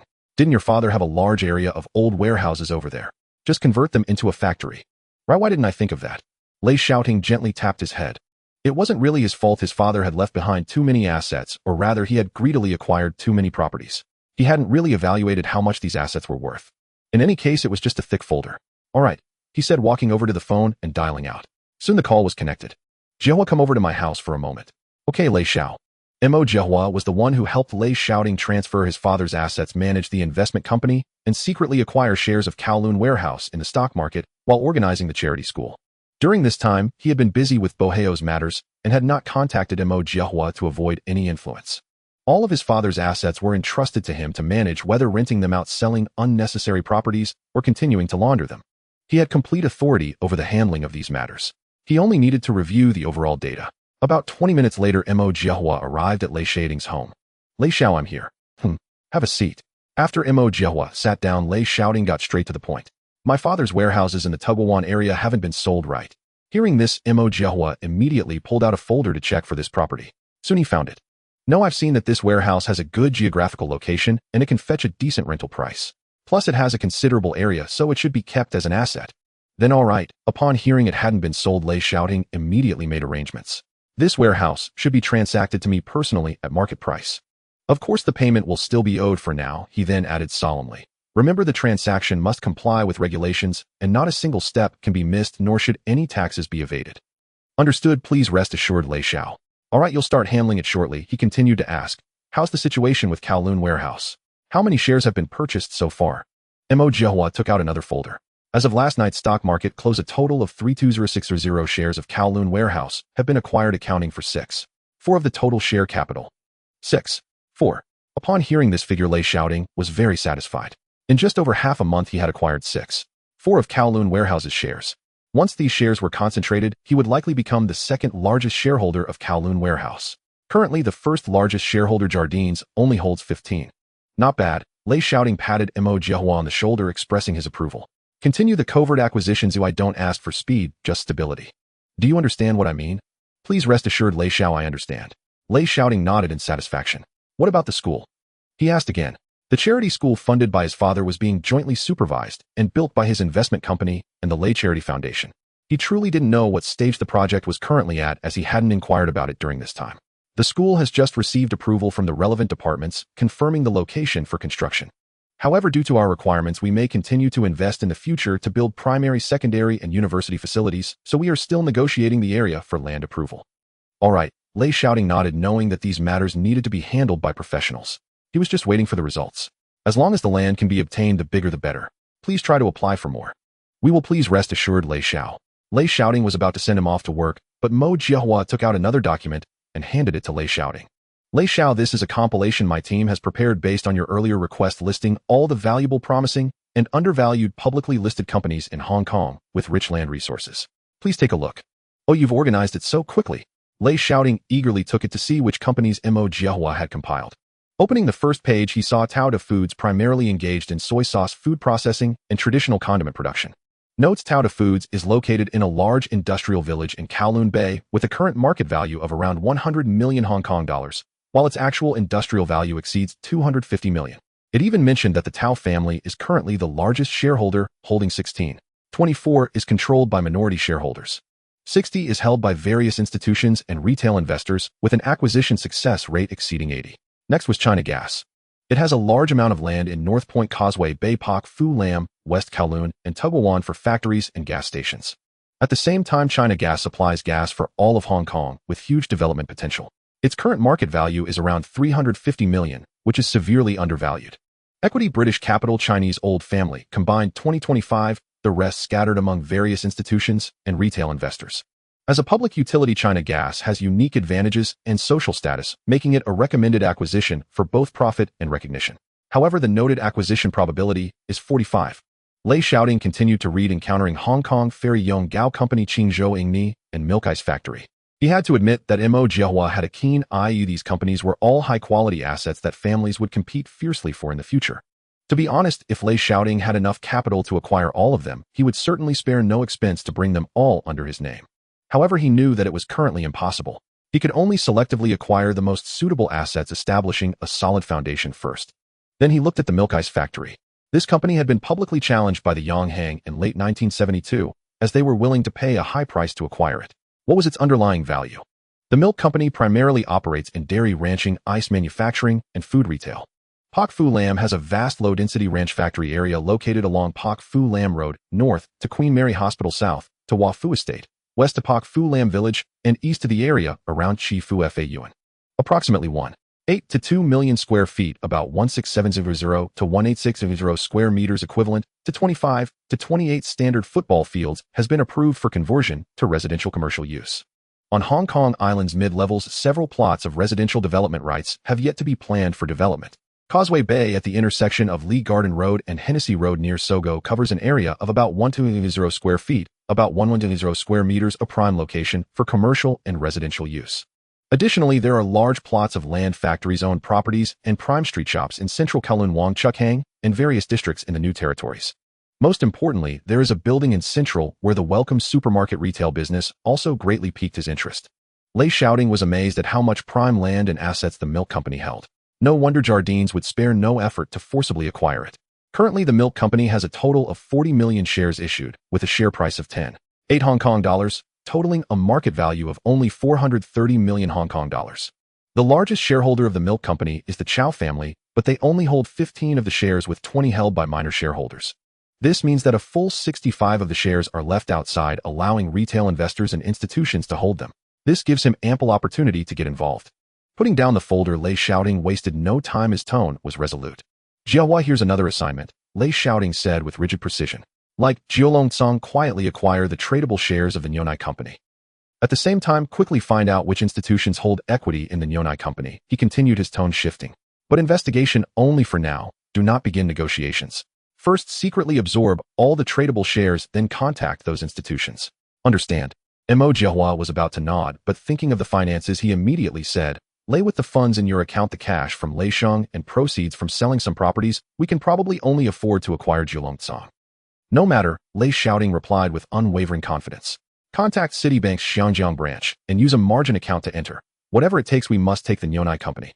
Lei Shaoting had already made up his mind. As long as he could secure the Nyonai company, he cared little for interest payments. Leveraging to enlarge his capital was acceptable.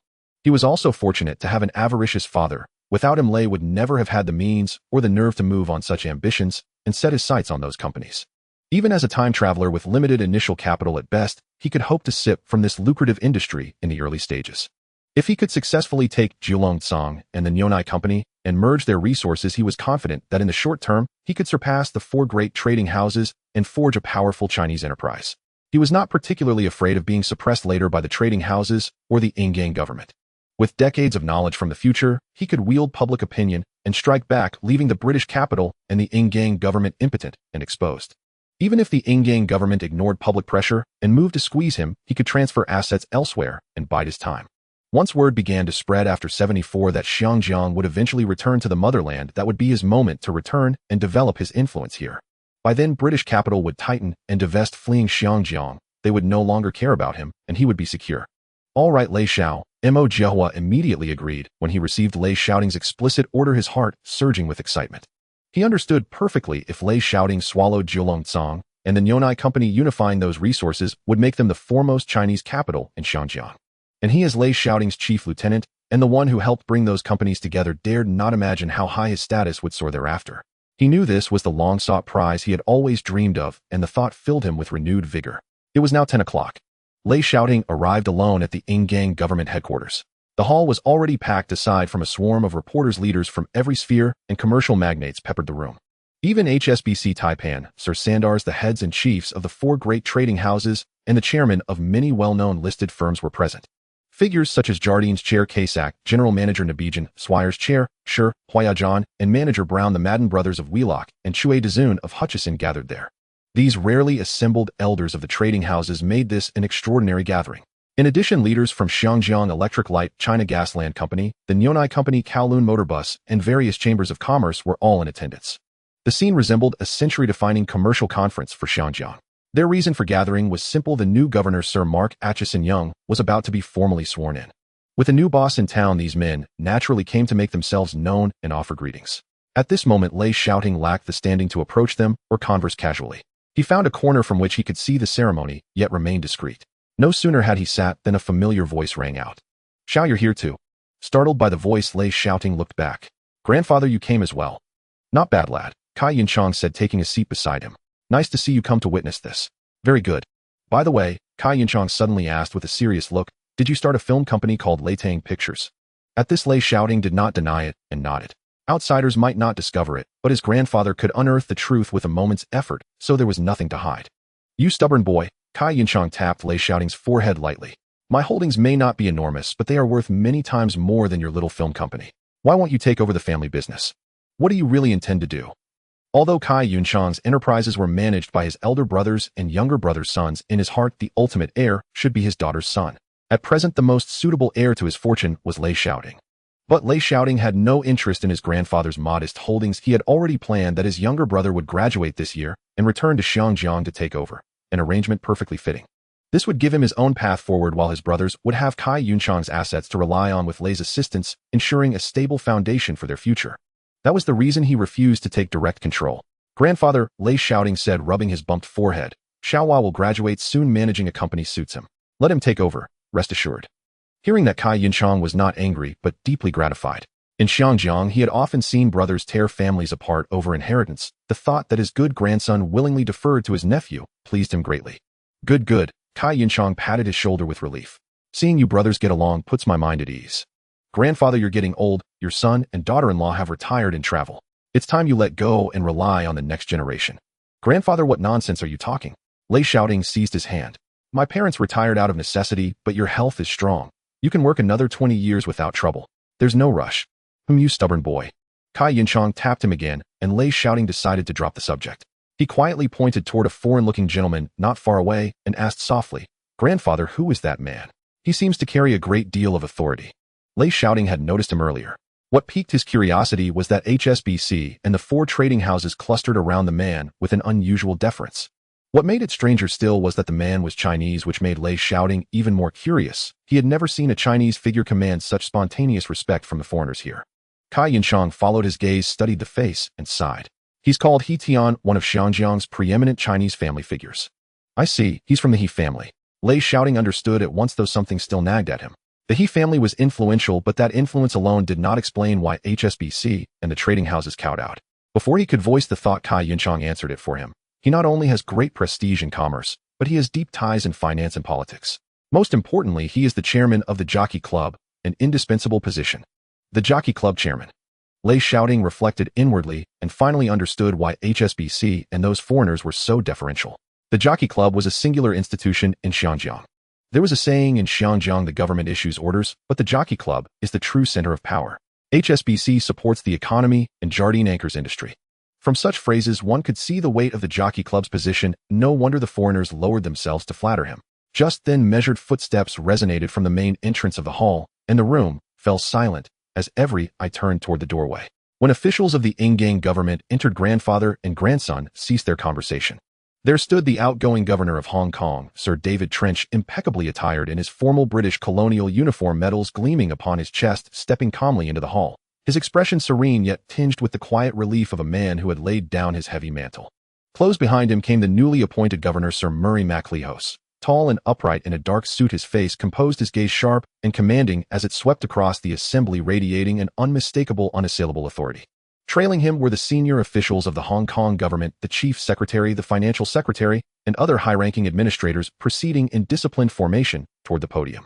At that moment, dignitaries from every sector, business magnates, chamber presidents, and media correspondents, rose as one, their applause resonant and unified. Lei Shaoting rose with them. His eyes remained fixed upon MacLehose, his thoughts quietly churning. This governor, whose name would later loom large in Hong Kong's history, had arrived on the stage far earlier than expected. Yet whether this portended fortune or foreboding remained uncertain. The handover ceremony unfolded in austere solemnity, stripped of excess, weighted with gravitas.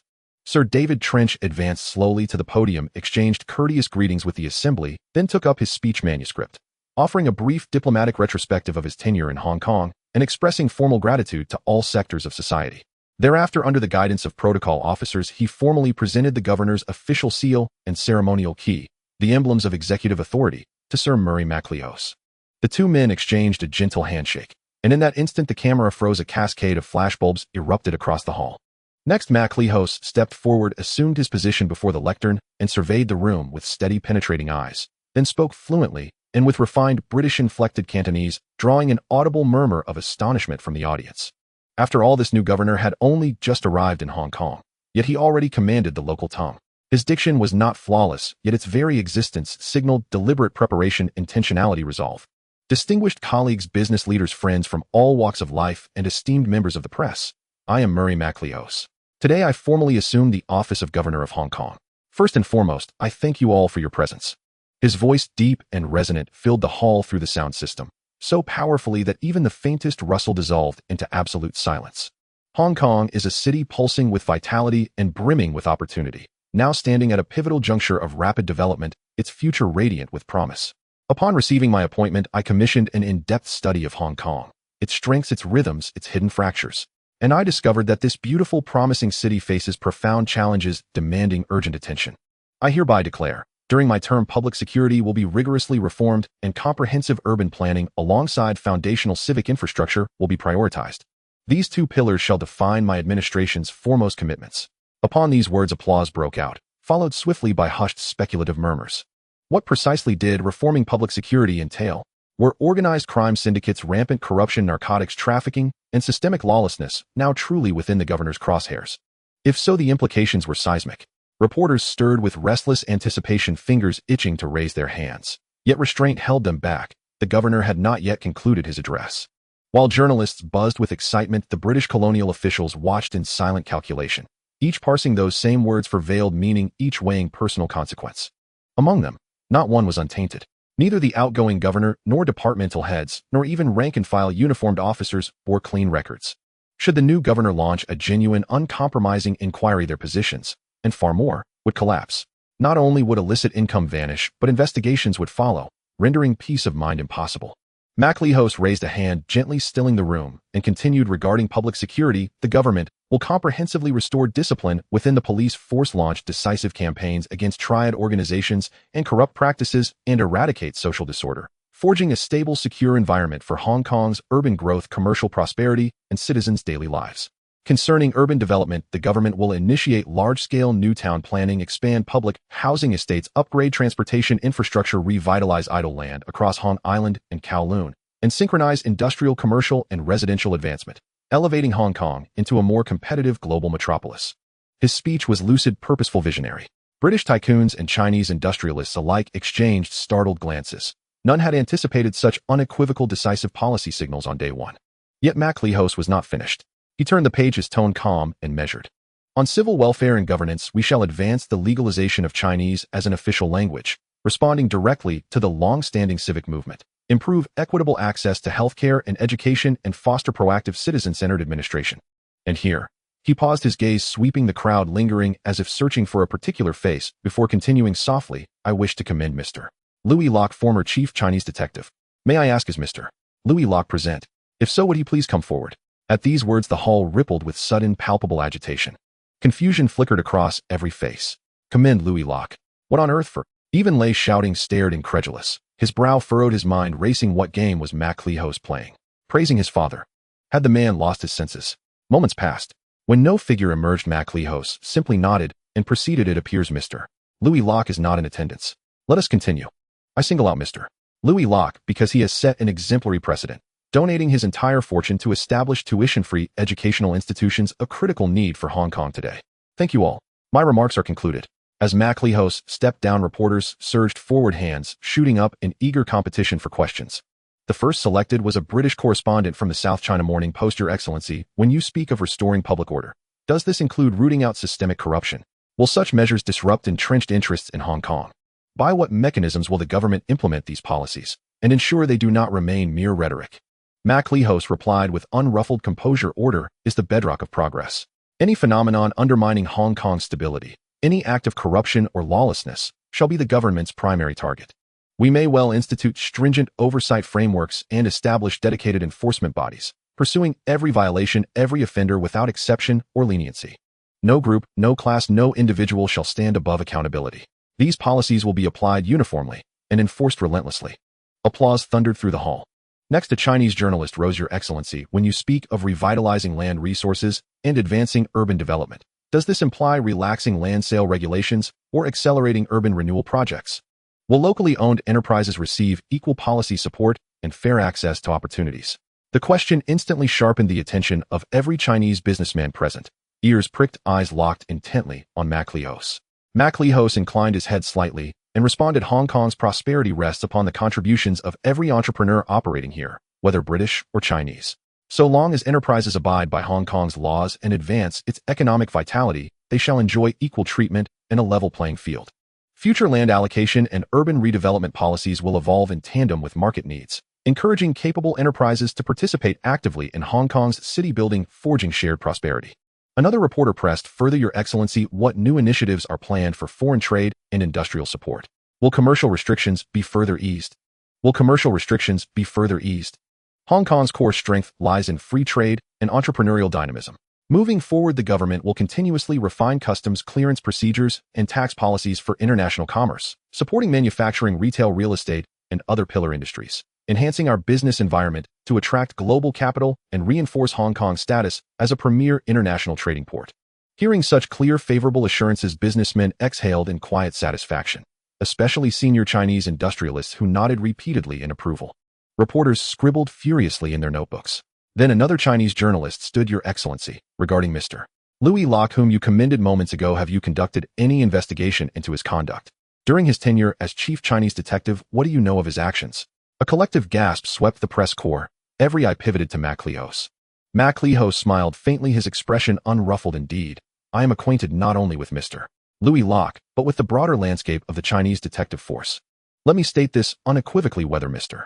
Lui Lok, or others, engaged in corruption, bribery, or misconduct is a matter for competent investigative authorities to determine. But what is indisputable, based solely on verified fact, is that he donated his entire personal fortune to build tuition-free educational facilities, a selfless act of extraordinary civic virtue. Therefore, I commend him. Is there anything objectionable in that?" His words left the journalist speechless. She sat down immediately. Through successive incisive questions, Macleos responded with poised clarity, addressing public security, land policy, business climate, and trade support with unambiguous constructive answers. Senior figures in the audience reacted with varied expressions, already recalibrating their strategic outlooks. Meanwhile, officials with compromised records shifted uneasily in their seats, their moods darkening. As the QA drew to a close, applause swelled once more. Macleos and his senior officials departed. The governor's handover ceremony concluded. Business leaders rose en masse, exchanging pleasantries and cultivating connections. Sir Sandys P. S. H. Sassoon of HSBC and Sir John Keswick of Jardine Matheson stood at the center of animated clusters, laughing, conversing, undisputed luminaries of the gathering. Lei Shaoting rose slowly, gently tugging at his grandfather Kai Yunchong, who lingered observing. In a low voice, he said, "Grandfather, it's time we depart." As they left, his heart churned with conflicting emotions. Macleos' public commendation of his father had stunned him utterly, leaving him unable to discern whether it was calculated flattery designed to ensnare or sincere recognition of his father's philanthropic legacy. The next morning, the news swept across the entire city, causing newspapers to fly off the shelves. The announcement of the new governor of Hong Kong, Macleos, taking office and holding a press conference had indeed taken Hong Kong by storm overnight. Today's reports featured all the mainstream headlines, all revolving around Macleos's new policies. The Hong Kong Daily, the new governor's significant policies focus on law and order, a crackdown on corruption, and improvements in livelihood infrastructure, education, and healthcare. The Sing Tao Daily, the new governor assumes office, rectifying social order and planning new towns, leading to a new paradigm in Hong Kong's education and healthcare. The South China Morning Post, the new governor takes office, shifting from passive governance to proactive reforms, stabilizing Hong Kong's long-term prosperity. The Chinese Times, the new governor's policies strongly promote the construction of public housing, schools, and urban development, with a focus on maintaining law and order and combating corruption. The Ming Pao Lei Luo's charitable endeavors receive praise from the new governor, with the government's new policies emphasizing law and order and urban development in the future. In no time, topics such as anti-corruption, urban planning, education, healthcare, land development, and Lei Luo's commendations spread rapidly throughout every corner of Hong Kong. Everyone could clearly feel that this new governor seemed quite different. Perhaps the chaotic order of old Hong Kong was about to undergo a significant reshuffle.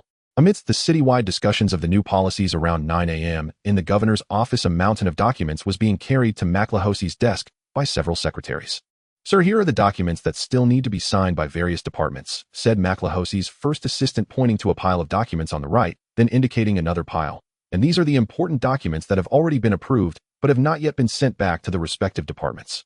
"Okay, just put them down," Macleos said, glancing at the two stacks of documents, momentarily taken aback. "Select the more urgent documents and bring them to me." "Yes, sir," replied the assistant. Soon Macleos and the assistants began reviewing the piled-up documents one by one, familiarizing themselves with the situation in Hong Kong. This was Macleos's way of working. Normally, as the new governor, he should convene a meeting with the heads of various departments in Hong Kong to get acquainted. But Macleos was different from ordinary people. Whenever he arrived at a new place, he would do so using these documents to identify problems while also understanding the current issues at hand. Just then, "Sir, would you like to take a look at this document?" His assistant handed a document to Macleos, who took it and started looking at it. "Application for land approval for Lei's charitable school." Upon seeing these words, Macleos suddenly became interested and quickly opened it to read. This application document was for the Lei Shaoting Charitable Foundation's request to the Hong Kong government for land approval to build a school. Previously, due to the small size of the approved land, they had submitted a new request for reserved land. As early as the end of the previous Governor Dai Lingji's term, the Lei Charitable Foundation had officially submitted a land approval request to the government. The foundation planned to fully fund the construction of public schools. Starting from elementary school, future plans may include building middle and high schools and universities requiring reserved land. However, the governor had never approved it, leaving uncertain whether it was due to the foundation's request for too much land, the governor's slow processing, or Lei Luo's sensitive and complex identity.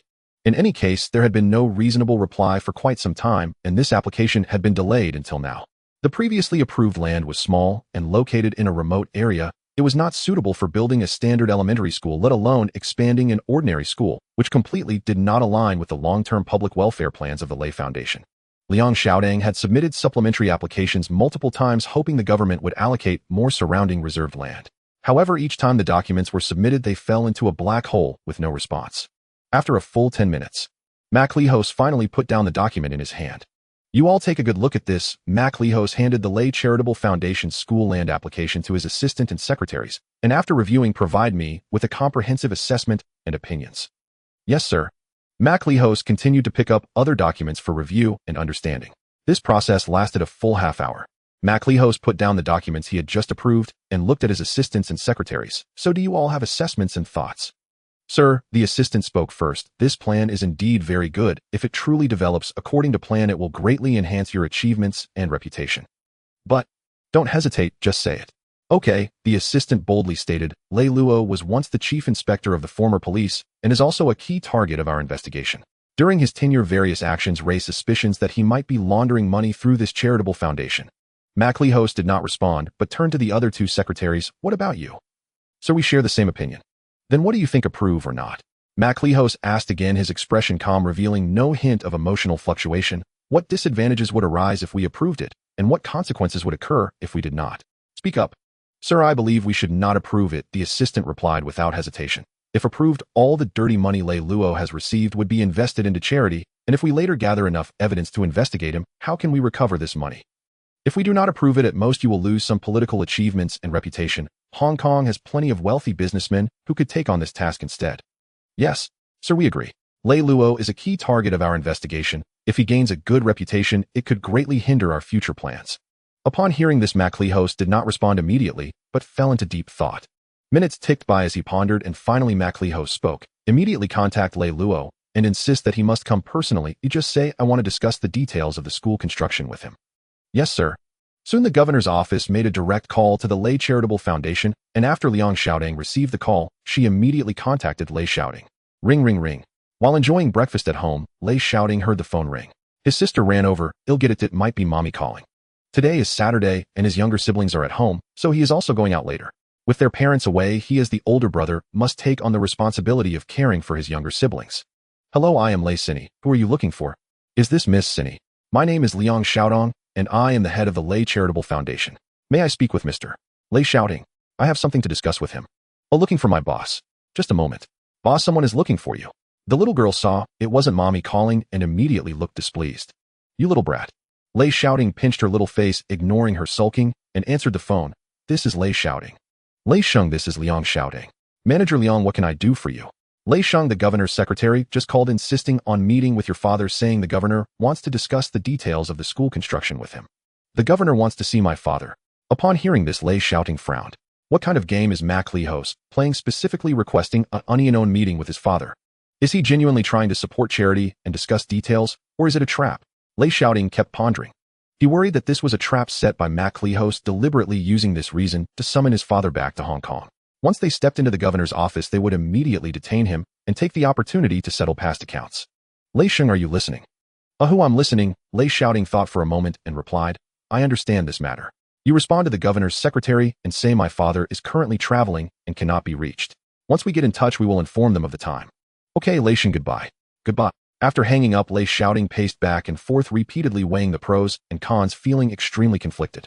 However, after calming down and thinking it through, he quickly dismissed this concern. Lihos had just taken charge of Hong Kong and was newly appointed. How could he have so much evidence to accuse my father? Without evidence, would he dare to detain him? Could it be that this guy really wants to meet his father to discuss the school construction? After careful consideration, Lei Shaoting believed that the governor meeting his father would not be an opportunity for detention. He absolutely could not have grasped all the evidence to accuse his father so quickly. Moreover, the evidence chain against his father had long been destroyed by him. What remained was harmless. Even if there were testimonies from people like Bo, how actual evidence was non-existent, and thus couldn't constitute a crime. With this thought, he no longer hesitated and immediately went to call his father. After numerous connections, Lei Shaoting finally managed to reach his father's phone number in the Treasure Island.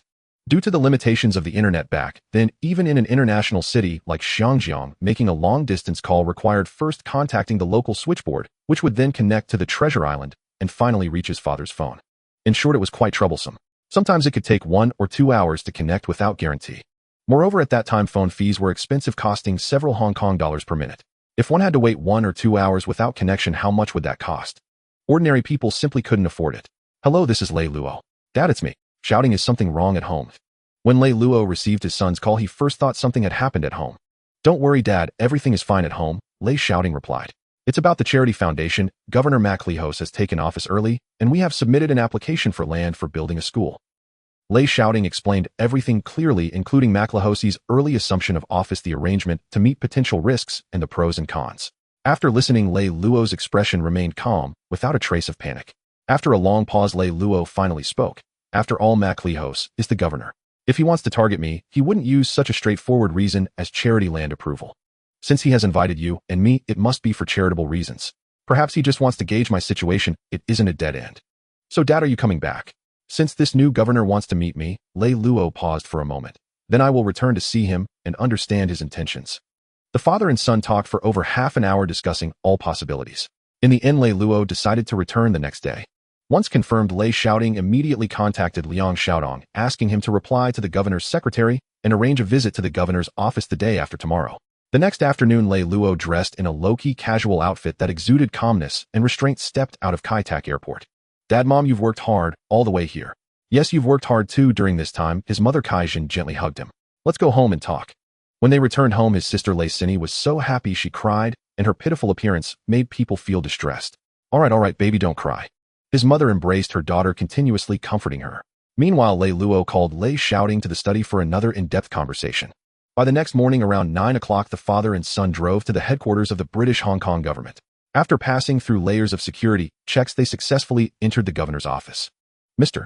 Governor, I am very pleased to meet you. Lei Luo remained calm upon meeting the governor, exuding an aura that was not inferior to Maclehos. I am also very honored to receive your invitation. Maclehos was equally polite, stepping out from behind his desk to shake hands with Lei Luo. Lei, it's a pleasure to finally meet you. Mr. Governor, you flatter me. Hearing this made Lei Luo's heart skip a beat, as he understood that the phrase "I've heard of you" was not a compliment. He quickly replied, there are some negative labels attached to me. Ooh, I hope they have not sullied your ears, Mr. Governor. Huh. Lei, you are indeed interesting. At this moment, Maclehos looked toward Lei Shaoting, his gaze carrying a hint of scrutiny, making Lei Shaoting feel as if he were a son-in-law being evaluated by a father-in-law, leaving him somewhat bewildered. You must be young Master Lei Shaoting, right? Maclehos inquired blandly. Mr. Governor, you know me. Lei Shaoting quickly replied. I am called Lei Shaoting, but what merits do I have to be called young master by you, Mr. Governor? Indeed, a promising young man. By the way, please take a seat, both of you. Lei Shaoting and his father promptly sat down. This was also Lei Shaoting's first time engaging closely with the governor Maclehos. He observed Maclehos's upright posture and gentle demeanor, completely unaware that he was the most colorful governor in the history of Xiangjiang. After the secretary served tea, Maclehos, without any extraneous formalities, began discussing the main topic. Mr. Lei, I have thoroughly reviewed the application for building a school that you submitted. The planning is long-term and the intention is sincere, fully aligning with the current livelihood plans of the Hong Kong government.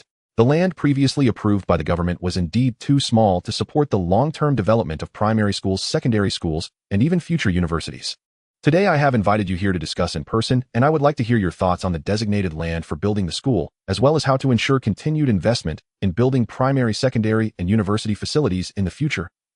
Additionally, I would like to know how the Lei Foundation is positioned for the future.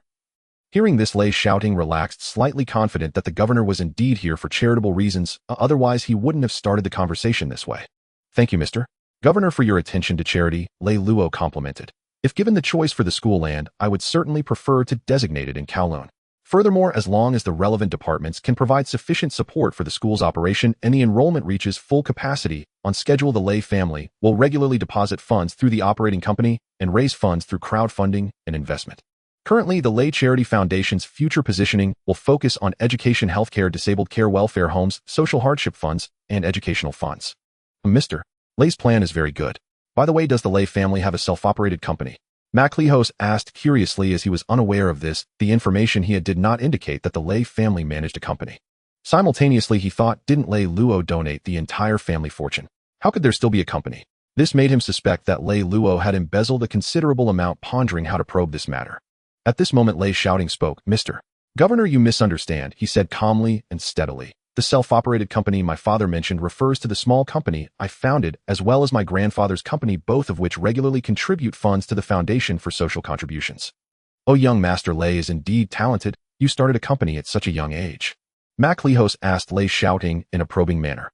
Just lucky, Lei Shaoting did not hide it, and boldly said, not long ago I leveraged with an investment company to make some money and started a film company, but still in the early stages. I see. Luck is also a part of strength. Indeed, a tiger begets no dog. You are quite impressive. Since young Master Lei is well prepared and has plans for this charity school, I feel at ease. Let me also express my stance. Approving the reserved land is completely fine, but I hope that the Lei Foundation must complete the establishment of a primary and secondary school within 3 years and initiate university construction within 5 years, as long as all conditions are met. If this can be guaranteed, I will sign immediately. Young Master Lei, what do you think? Hearing this, the two of them exchanged glances. Then Lei Shaoting slightly nodded. Seeing this, Lei Luo did not hesitate to agree. All right, as long as the conditions for running the school are met, the Lei Foundation will immediately organize the establishment without any delays. Ha ha ha. Very good. Maclehos took the initiative to extend his hand to Lei Luo, who shook it. Subsequently, they began to discuss in detail the size of the land, location selection, reserved scope, and supporting planning.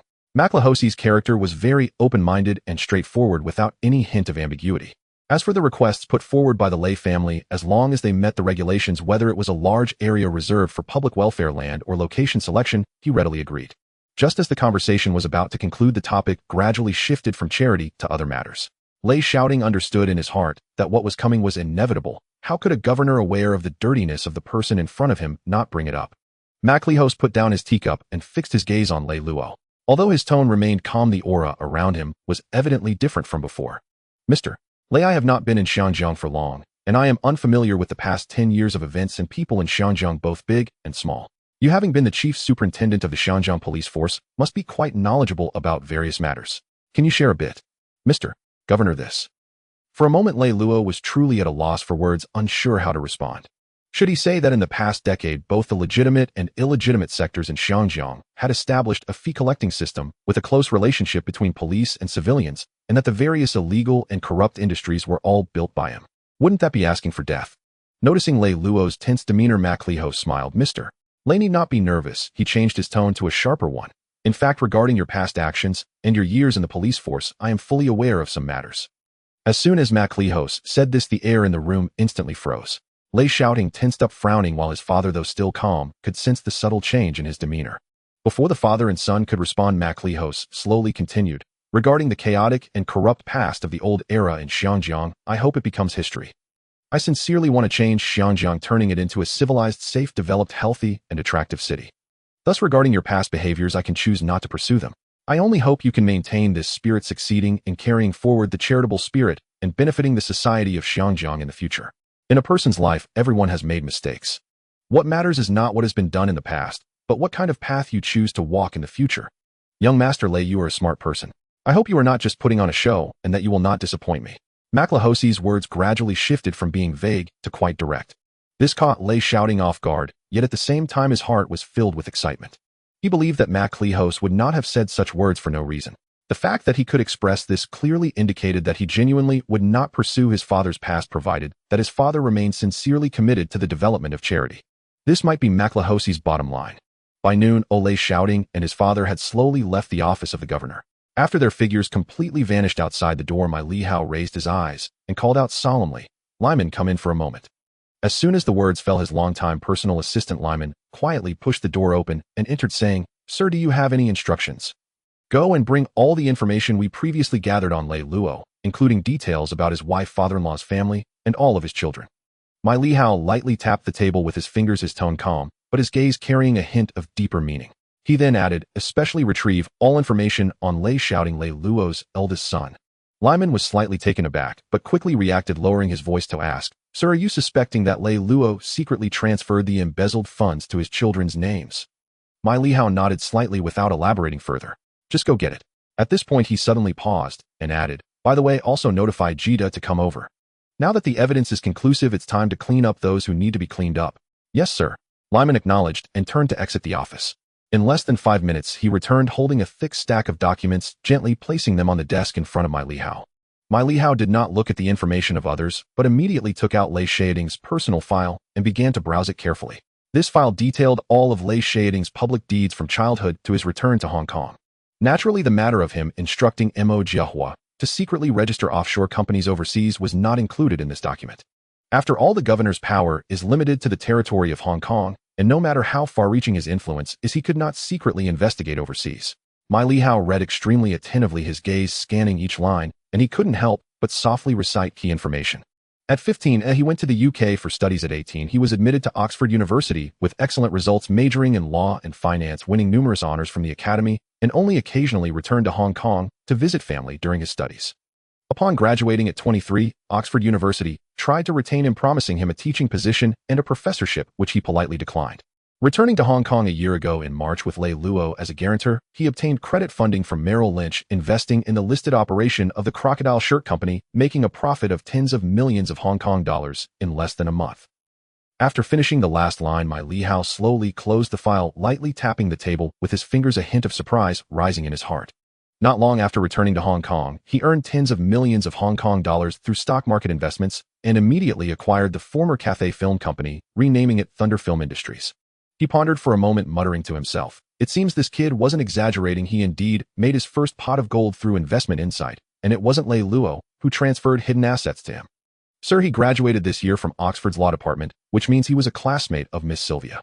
Lyman, standing nearby, spoke with a hint of surprise, as he truly did not know this. After all, while investigating these materials, he hadn't looked closely and just brought them back to the governor.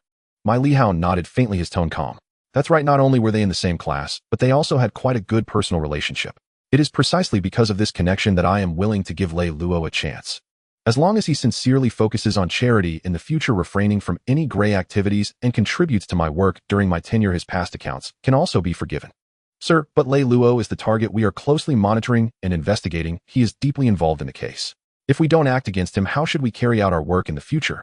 Lyman's face was filled with confusion, unable to help but ask further. My Lihao suddenly laughed softly, his laughter carrying a hint of worldly wisdom. There are plenty of big fish involved in corruption in Hong Kong. Why are you so anxious? Of course we need to investigate. But take a careful look at Lei Luo. Does he have any assets that can be investigated or executed for seizure? We must weigh the pros and cons. The mission assigned to me by headquarters does not specify a list of targets to capture. It only requires controlling the situation and providing an explanation to the northern side and the citizens. Do you really think we should do everything by the book?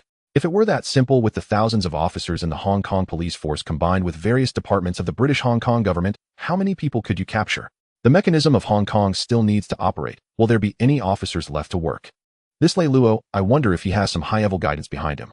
If he continues to stick to the path of charity, even if we later obtain solid evidence, we may not be able to touch him at all. Forget it, let's set aside the matter of Lei Luo for now and see what choices he makes later.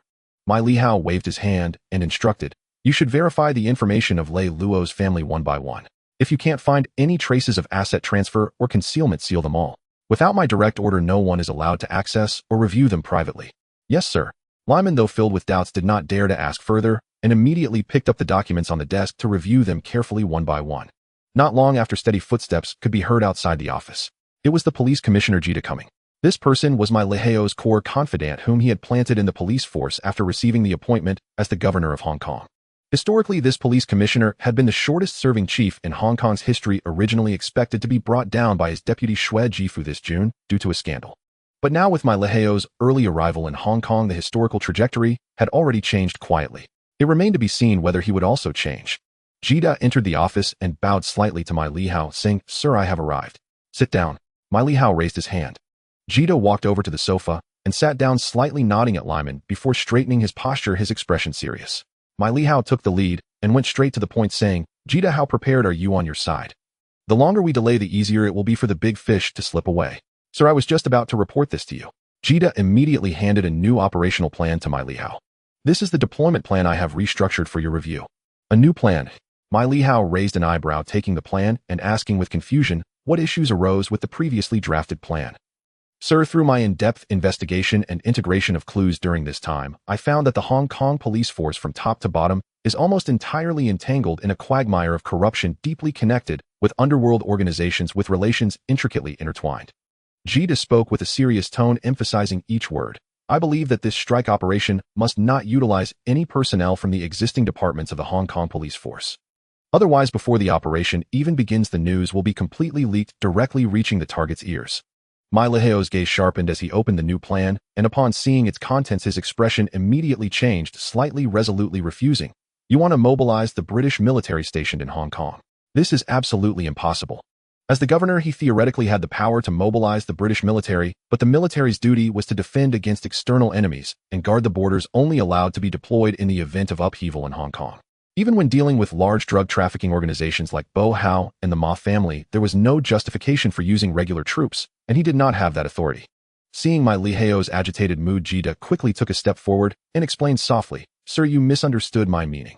He pointed to the annotations on the plan and continued, I am not suggesting to directly mobilize the British military to intervene in law enforcement actions, but to temporarily assign soldiers from the station troops, formally integrating them into the Hong Kong police force to form a dedicated special strike operation team.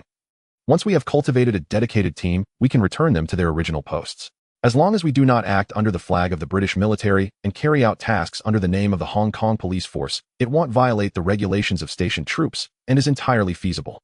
Upon hearing this, my Leheo's eyes brightened instantly. This method was something he had never thought of before. He knew better than anyone that the current Hong Kong police force was rotten to the core, and to completely rectify it a slow layout was necessary. Recruiting a batch of new students from the police academy who had not been tainted by corruption, gradually cultivating a core force of his own, which was the Special Action Team he planned, later known as the Flying Tigers. However, cultivating new forces required a lot of time, and distant water could not quench immediate thirst. Right now, he already held all the evidence against the Bo Hao drug trafficking group. If he could successfully remove this malignant tumor, it would firmly establish his authority as the newly appointed governor of Hong Kong. Seeing this, Jida struck while the iron was hot, saying, Sir, you can negotiate with Colonel MSI. I believe this plan has great feasibility. My Li Hao rubbed his chin thoughtfully, remaining silent for a moment before decisively nodding. All right, I will contact Colonel MSI right away. If he agrees, we will execute according to your plan. Yes, sir.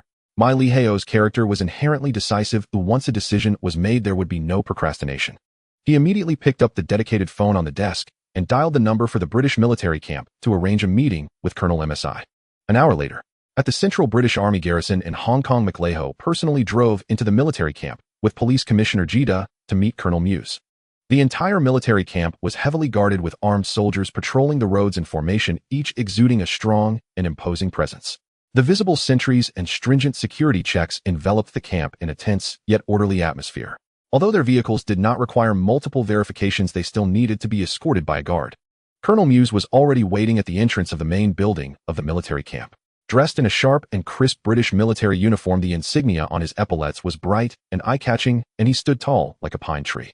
Upon seeing McLeho and Jida getting out of the car, he took the initiative to step forward and saluted with a standard military gesture. Your Excellency, the Governor Commissioner Jida, welcome to the military camp. His tone was steady as he gestured for them to follow him, saying, Please, this way. You are too kind, Colonel Muse. McLeho nodded slightly, his tone calm, before stepping forward to follow Colonel Muse into the office building. As they entered Colonel Mu's office, the interior was simply and efficiently arranged, exuding the rigor of a military environment. Once the servants brought in tea and the door was securely closed, leaving only the three of them, McLeho wasted no time and got straight to the point.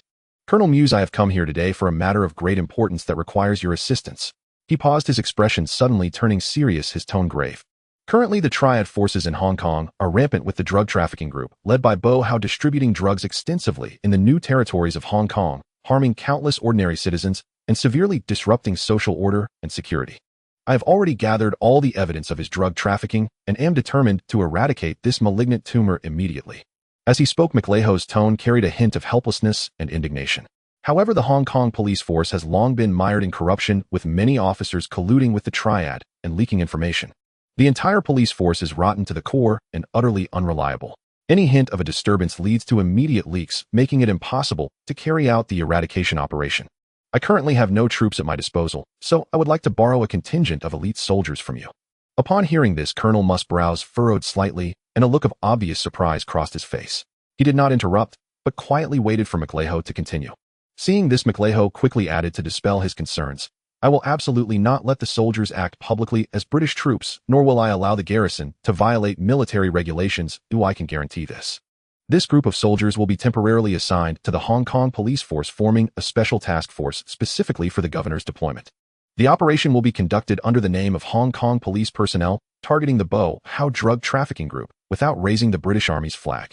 He leaned slightly forward, his tone sincere, yet imbued with the unique, unquestionable authority of the governor. After the operation concludes, all borrowed soldiers will immediately return to the military camp, ensuring no disruption to the camp's normal deployment. I will personally report all operational processes and personnel deployments to the British Army headquarters, ensuring compliance and no overstepping of boundaries. This eradication operation is solely to cleanse the malignant tumor from Hong Kong's stabilized social order and solidify Hong Kong's stable governance.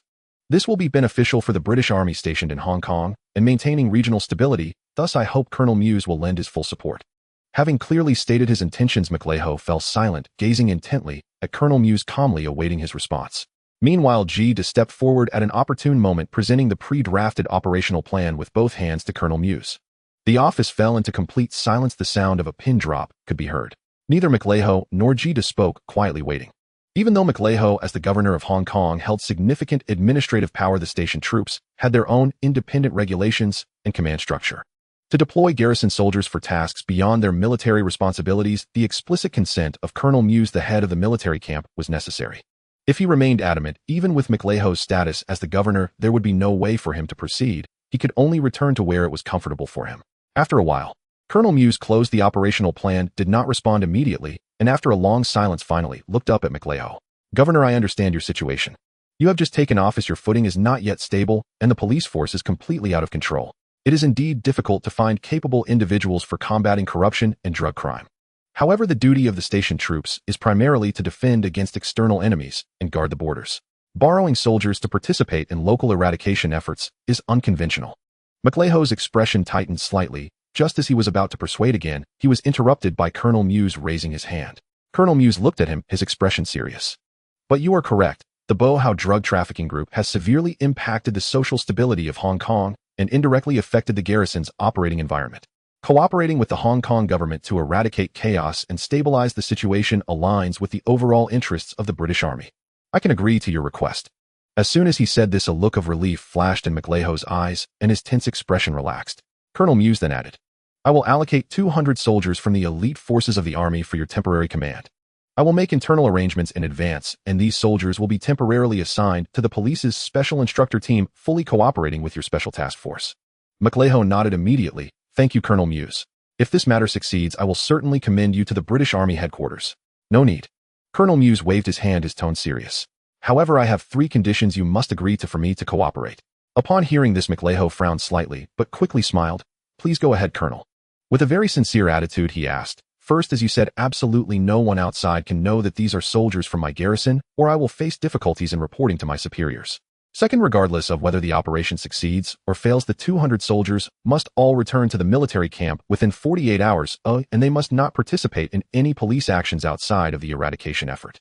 Third, the funds for the renovation of the military camp that my garrison applied for 6 months ago have yet to receive any response from the British Hong Kong government. Of course, Your Excellency the Governor, you have just taken office and may not be aware of this, but I hope you can expedite the approval process. McLeho hesitated for a moment before immediately responding, I agree. I will prioritize the review of the garrison's application as soon as I return. As long as it is within budget and compliant, I will sign it immediately. At the same time, I assure you in the name of the governor that we will strictly adhere to the rules, only deploying troops for the operation against the drug trafficking group and will not involve them in any internal matters of Hong Kong. Seeing this, Colonel Muse nodded in satisfaction. Good, since that's the case, this matter is settled. He then asked, Governor, when do you need the troops? McLeho stood up and extended his hand to Colonel Muse. Thank you, Colonel Muse. The sooner the better. I will immediately draft the allocation as soon as I return. All right. Colonel Muse responded decisively. I will select the personnel right away. Make the arrangements on your side, and I will send them over immediately.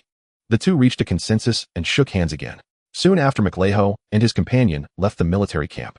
The involvement of Lei Shaoting brought a slight change in Hong Kong's history, establishing a layout aimed at powerhouse and the criminals involved in the Hong Kong laundry powder case ahead of time. That night, Lei Shaoting was still completely unaware that the governor was quietly plotting against powerhouse's actions. Meanwhile, he continued to instruct Zhu Yuze to arrange for their people embedded within the Ma family and Bo House side to take action aiming to incite chaos and force the British Hong Kong government to intervene. Only then could he take advantage of the confusion to eliminate Bo Hao and prevent future troubles. If he had known that Ma Li Hao had already set his sights on Bo Hao and was borrowing troops from the British garrison to prepare for an operation, he would never have sent anyone to interfere. Once Zhu Yuze's people on both sides were captured and he exposed them, it would no longer be amusing. Uncle Feng, go ahead, Lei Shaoting quietly instructed Zhu Yuze in the garden. Regarding Bo Hao, Lei Shaoting had still not informed Lei Luo. He feared that Lei Luo might consider his long-standing relationship with Bo Hao and stop any actions. Don't worry, Tingzi, Zhu Yuze said with a sneaky grin. There's no need for us to give orders anymore. The people embedded on Xiao Ma's side have contacted me. Xiao Ma will clear Bo Hao's influence in Causeway Bay tonight, not allowing him to intervene. Oh, what's going on?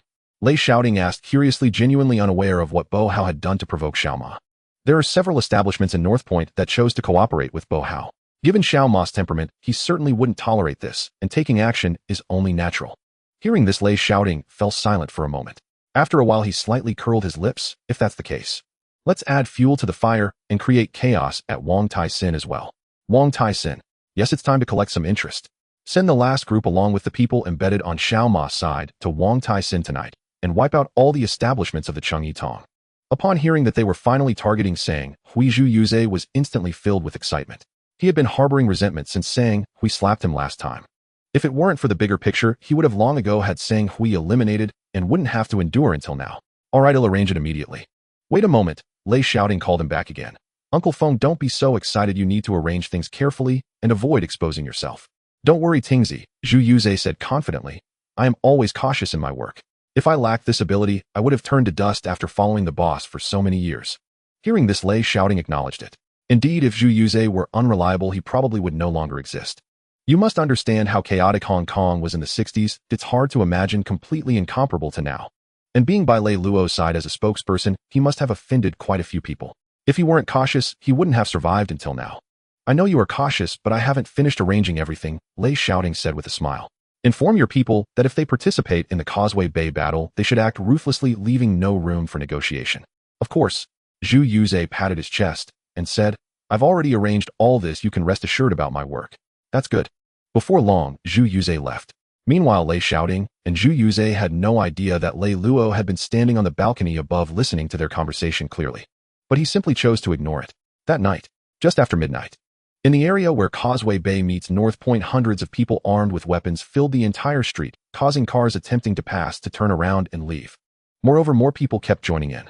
In less than 10 minutes, the number swelled from hundreds to over 1,000.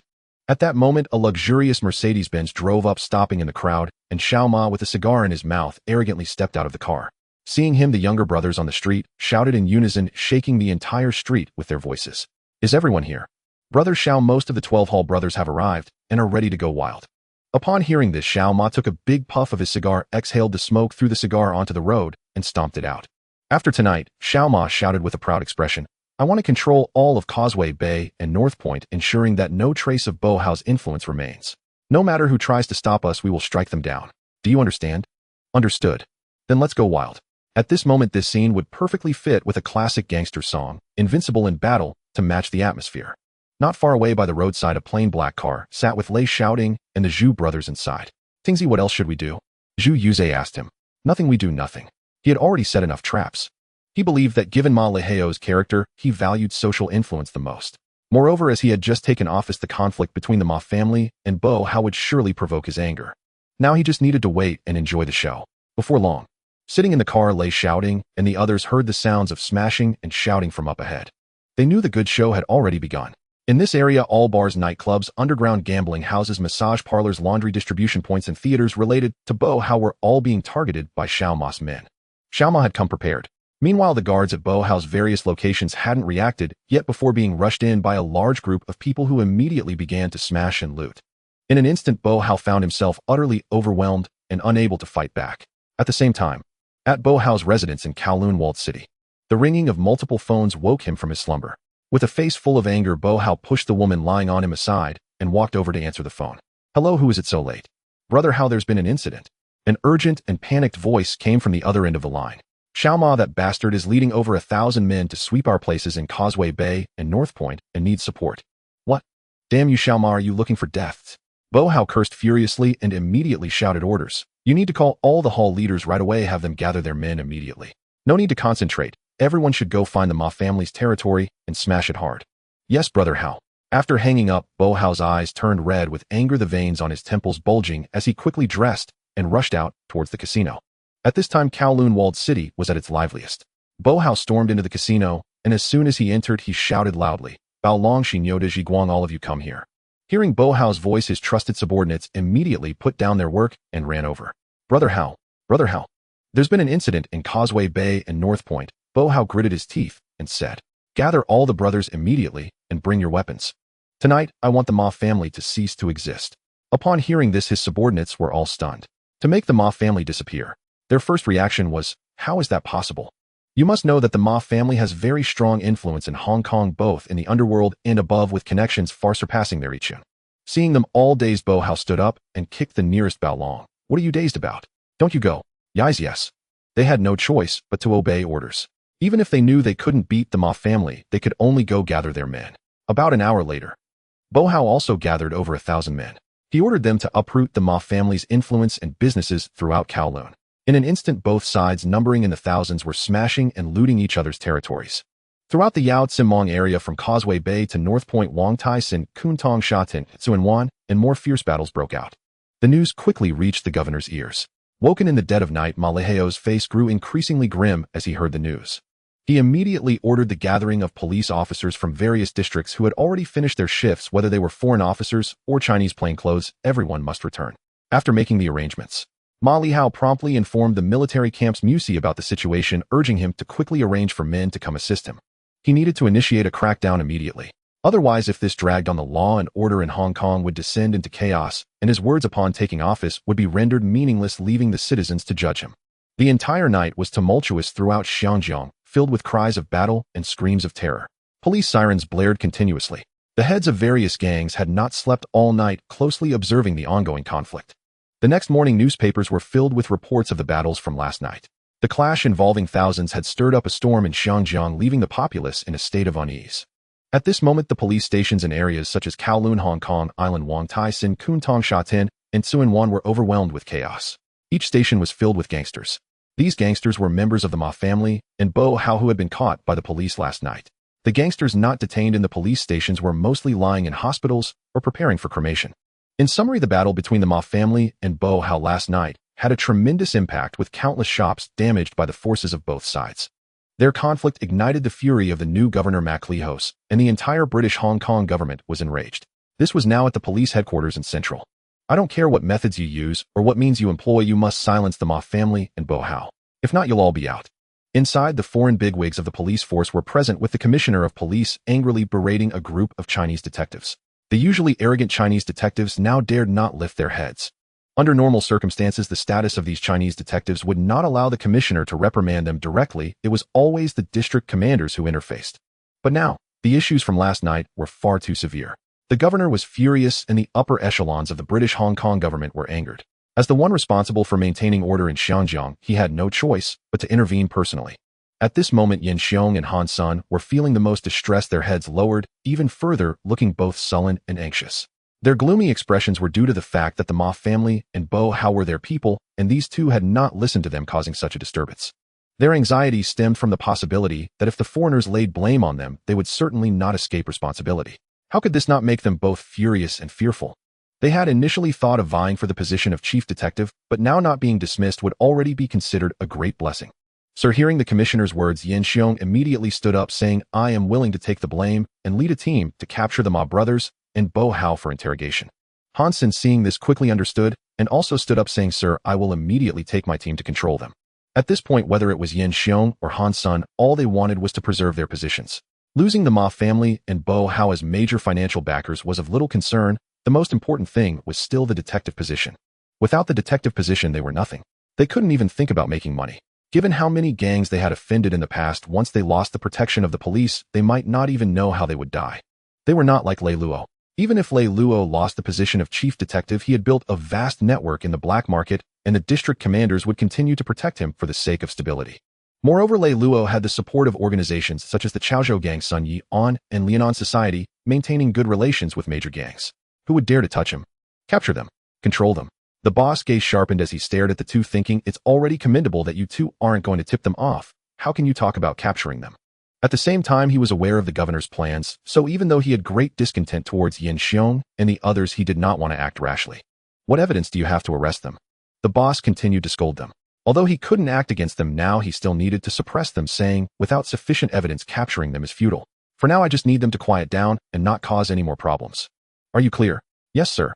Now that you've understood, go and do your jobs. The boss pointed towards the door. I don't want any more disturbances to public order. If there's a next time, you'll all be out. Go. All of you get lost. As they left the conference room, over 10 Chinese detectives were drenched in cold sweat, their clothes completely soaked.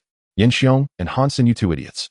As soon as they stepped out of the conference room, Zhong Chanyu loudly scolded, Yin Xiong and the others, if you want to die, don't drag us down with you. You can't even control the dogs you took in. Zhang Xiu coldly huffed at Han Sen, you always bragged about how powerful you are, now what? You're nothing but useless. Exactly. Another Chinese detective chimed in, this mess was caused by the dogs under your command. Hurry up and fix it. Faced with the insults of the other detectives, Yin Xiong and Han Sen could only suppress their anger. Normally, with their qualifications, these detectives wouldn't dare to scold them. They wouldn't even dare to raise their voices. In the past, people treated them with utmost respect. But now, with their men causing such a ruckus, they had already lost the foreigners' esteem. Despite the insults from the other detectives, they could only endure. Humph. Yin Xiong coldly snorted and turned to leave. Han Sen did the same, casting a glare at the group of detectives as he angrily departed. Outside the police headquarters, Yin Xiong and Han Sen shared a car. At this point, they had no choice but to cooperate again, or they would both suffer the consequences. In the car, Yin Xiong sincerely said, Han Sen, if we don't set aside our grudges and work together this time, we will definitely be killed by the Ma brothers and Bo Hao, who are holding on to their family fortunes. Therefore, we must unite in cooperation. Han Sen did not refuse, nodding helplessly. So how do we cooperate? He looked at Yin Xiong and said, now that Bo Hao no longer listens to me, how can we stop them? Moreover, Han Sen showed a helpless expression. Whether it's Bo Hao or the Ma brothers, they hold too many cards against us. Are we really going to capture them and hand them over to the British Hong Kong government? At that point, we might end up dead ourselves. Humph. Yin Xiong snorted again. Since they won't let us live peacefully, then don't blame us. We can choose not to capture them, but we must constantly disrupt their operations. Only in this way. Yin Xiong squinted his eyes and said fiercely, well, they have no time to cause trouble, and we can also achieve results to report to the public, restoring the reputation of the British Hong Kong government. As long as the foreigners are pleased, our positions will be preserved. As for the position of chief detective, we'll compete based on our abilities once this matter is resolved. How about that? Han Sen's face still bore a serious expression as he asked, if we push the Ma family and Bo Hao too hard, wouldn't it be detrimental to us? Also, Bo Hao has been hiding in Kowloon walled city. How are we supposed to disrupt his operations? That place is full of desperate people and mixed characters. I estimate that our men would be wiped out before they could even get in. How could we explain that to the public? Hearing this, Yin Xiong also remembered this issue, which left him in a difficult position. Not to mention them, even the foreign police wouldn't dare to lead a team into Kowloon walled city. It would be even harder for a group of Chinese plainclothes detectives to do so. That place might truly be impossible to escape from. What do you suggest? Yin Xiong turned to Han Sen and asked, how about this? Han Sen leaned closer to Yin Xiong's ear and whispered his plan. After hearing it, Yin Xiong immediately broke into a smile. Good, let's do it. He'll go back to arrange it. When the time comes, I'll have them ready to come out. No matter what, we must make them stop and restore public order. All right. After the two reached a consensus, Han Sen got out of the car and immediately returned to his own vehicle to leave. At the same time, the governor was also secretly making arrangements, hastily preparing a temporary plan. On that day, after Han Sen and Yin Xiong reached a private agreement, they immediately contacted all the Chinese police chiefs across the harbor. They directly requested the transfer of police forces and vehicles from their jurisdictions, stating that a major sweep across the harbor was about to commence without allowing them to tip off anyone. The two were merciless, threatening the Chinese police chiefs present.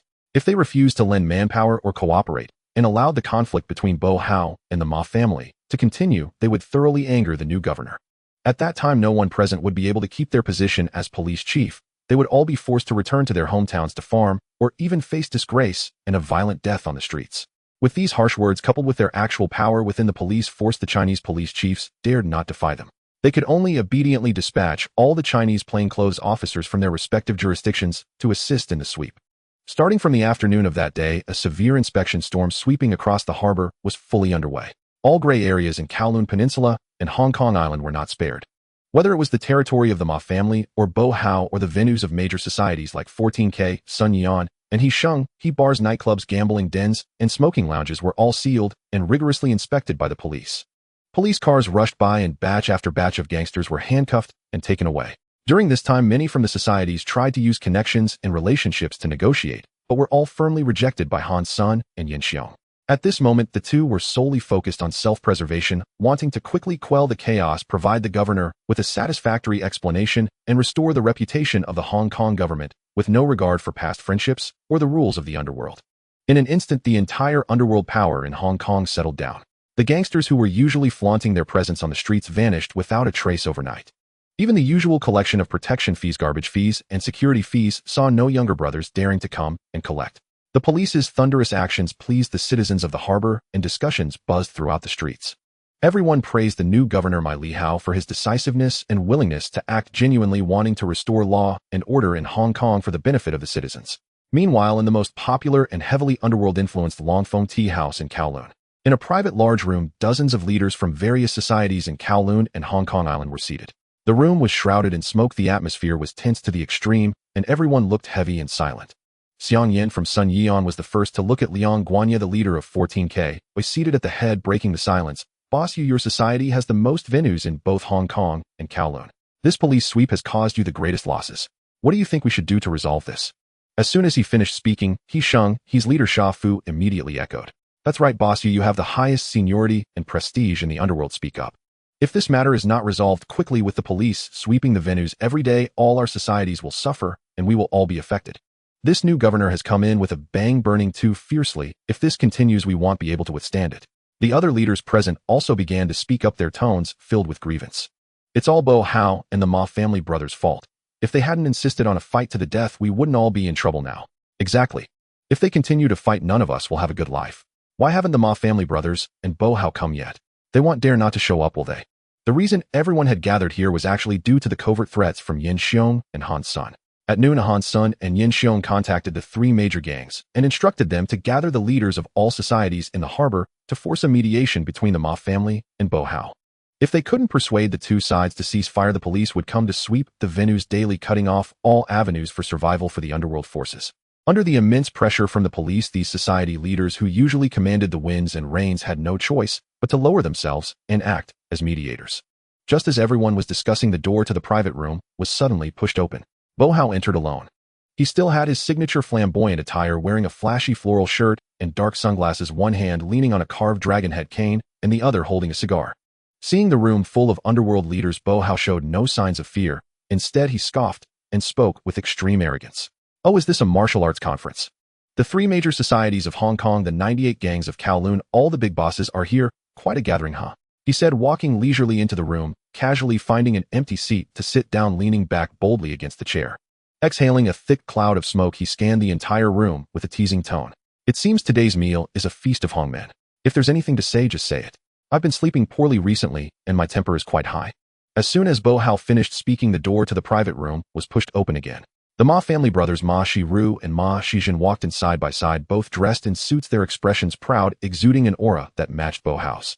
Seeing the two enter, Bo Hao's previously smiling face suddenly sank, his eyes turned cold, and a strong killing intent radiated from him. Facing Bo Hao's deadly gaze, Xiao Ma completely disregarded the killing intent emanating from him. Noticing how Bo Hao had gone from jovial to cold in just a second, Xiao Ma couldn't help but tease him, his tone full of sarcasm. What's wrong? Has the Bo from Shek Kip may come to look so glum? Did you eat shit or something? One sentence instantly ignited the powder keg in the private room. Bo Hao tightened his grip on the cane, his knuckles turning white, filled with burning anger, but still managed to suppress it. In terms of arrogance and financial power, the Ma family brothers were not inferior to him, and no matter how furious he was, he could only swallow his pride.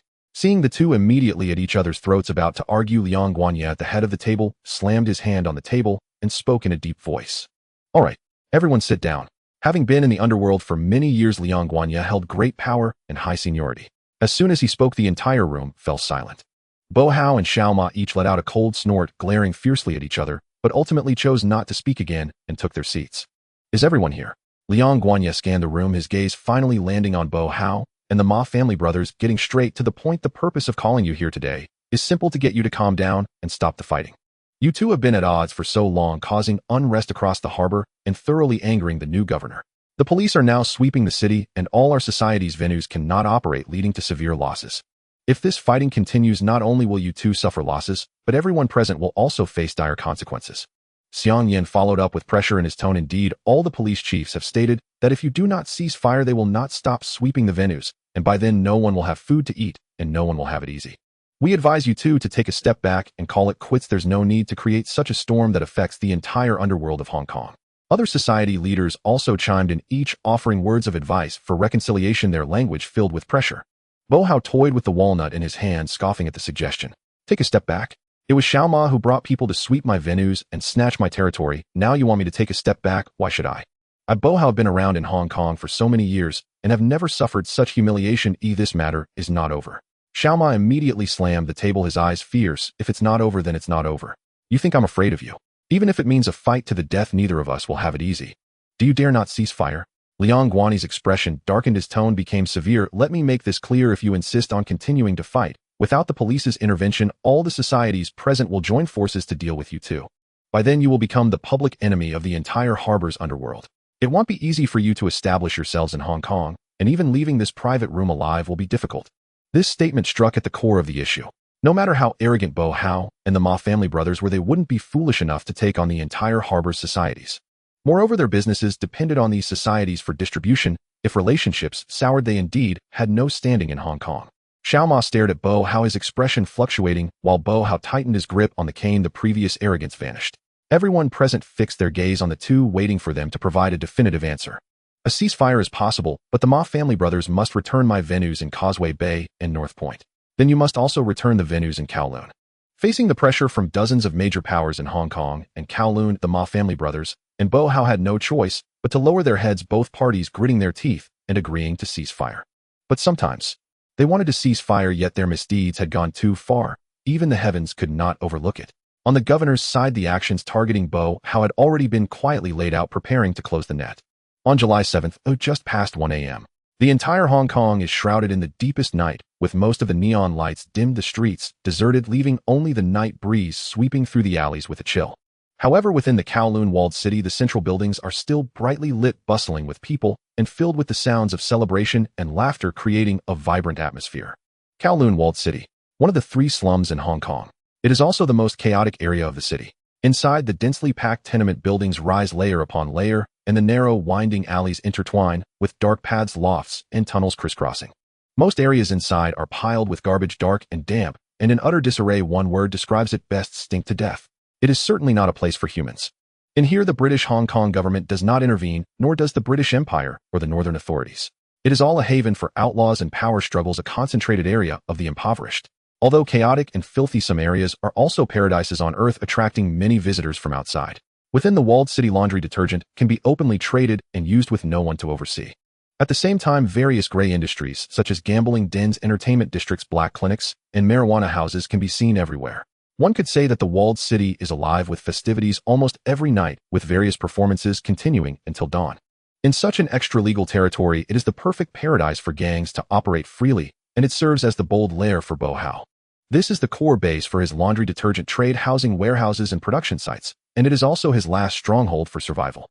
At this moment, outside the Kowloon walled city, under the deployment of Governor Mac Leho's, hundreds of temporary officers, disguised as police, are all hidden in the darkness, waiting for orders from their superiors. Chief of Police Jida, dressed in a black police uniform with a stern expression, personally oversees the operation. These 200 elite soldiers transferred from the British garrison have all changed into the standard uniforms of the Hong Kong police, removing all military insignia, transforming into a special operations unit directly under the governor. They maintain strict military discipline, their movements agile, and their steps steady and silent, each equipped with high-quality gear, their gazes sharp as eagles. Attention, everyone, move out immediately. With the command from the Chief of Police. The team divides into several small units, using the cover of night to stealthily approach the Kowloon walled city, encircling it, sealing off all entrances, hidden passages, walls, and ferry points, making it impossible for even a bird to escape. No police sirens, no clamor. They advance in complete silence, ensuring that no information leaks. At this moment, deep within the walled city, in Bo Hao's core base, countless people are still immersed in gambling, opium, and the laughter of women. They are completely unaware that death has already descended upon them. At this moment, Bo Hao is sound asleep. His operations are managed by a dozen loyal henchmen, each accompanied by a group of younger brothers patrolling various sites. As for outside the walled city, they do not even need to post guards. In their subconscious, this place has been safe for decades, and the Hong Kong police would not dare to enter to capture anyone. Thus, there is no awareness of the need for guards. Meanwhile, in the walled city, the small vendors and shopkeepers are almost all their people. If there is any wind of trouble, someone will surely come to notify them. Additionally, the small alleys in the walled city are densely packed with twists and turns that make it difficult to describe the complexity of the alleys. It is entirely like a maze. Those who do not live in the walled city long-term, if they enter without a guide, will definitely get lost. Even if the police come to raid due to the complexity of the walled city, by the time they reach the center, everyone has already escaped. But this time they miscalculated. Because Governor MacLehose had anticipated this, he ordered the capture of several residents familiar with Kowloon walled city to guide each small team directly to Powerhouse's lair. About half an hour later, at the bustling Powerhouse operations, suddenly, bang, bang, bang, the sounds of doors being broken down and kicked open instantly drown out the noise of the scene. Police, don't move. Everyone get down and cover your heads. Quickly get down now. The stern shouts suddenly rang out as the special operations team members descended like tigers upon those who resist or attempt to flee. They certainly do not show mercy. Alongside their shouts, they directly subdue them with violence. Those who resist are shot on sight. Small teams rapidly charge into various dens, warehouses, and lofts to sweep them clean. Bang, bang, bang. Instantly, gunfire sounds of fighting and screams resound everywhere, echoing through the narrow alleys. Even the entire walled city can hear it. Powerhouse subordinates hurriedly gathered to resist. Although they also have a number of weapons, they are few. Faced with the well-trained and coordinated elite soldiers of the British Army, they stand no chance to fight back. However, fortunately, they have the numbers. The Kowloon gang is the top gang in the walled city, boasting at least several thousand members.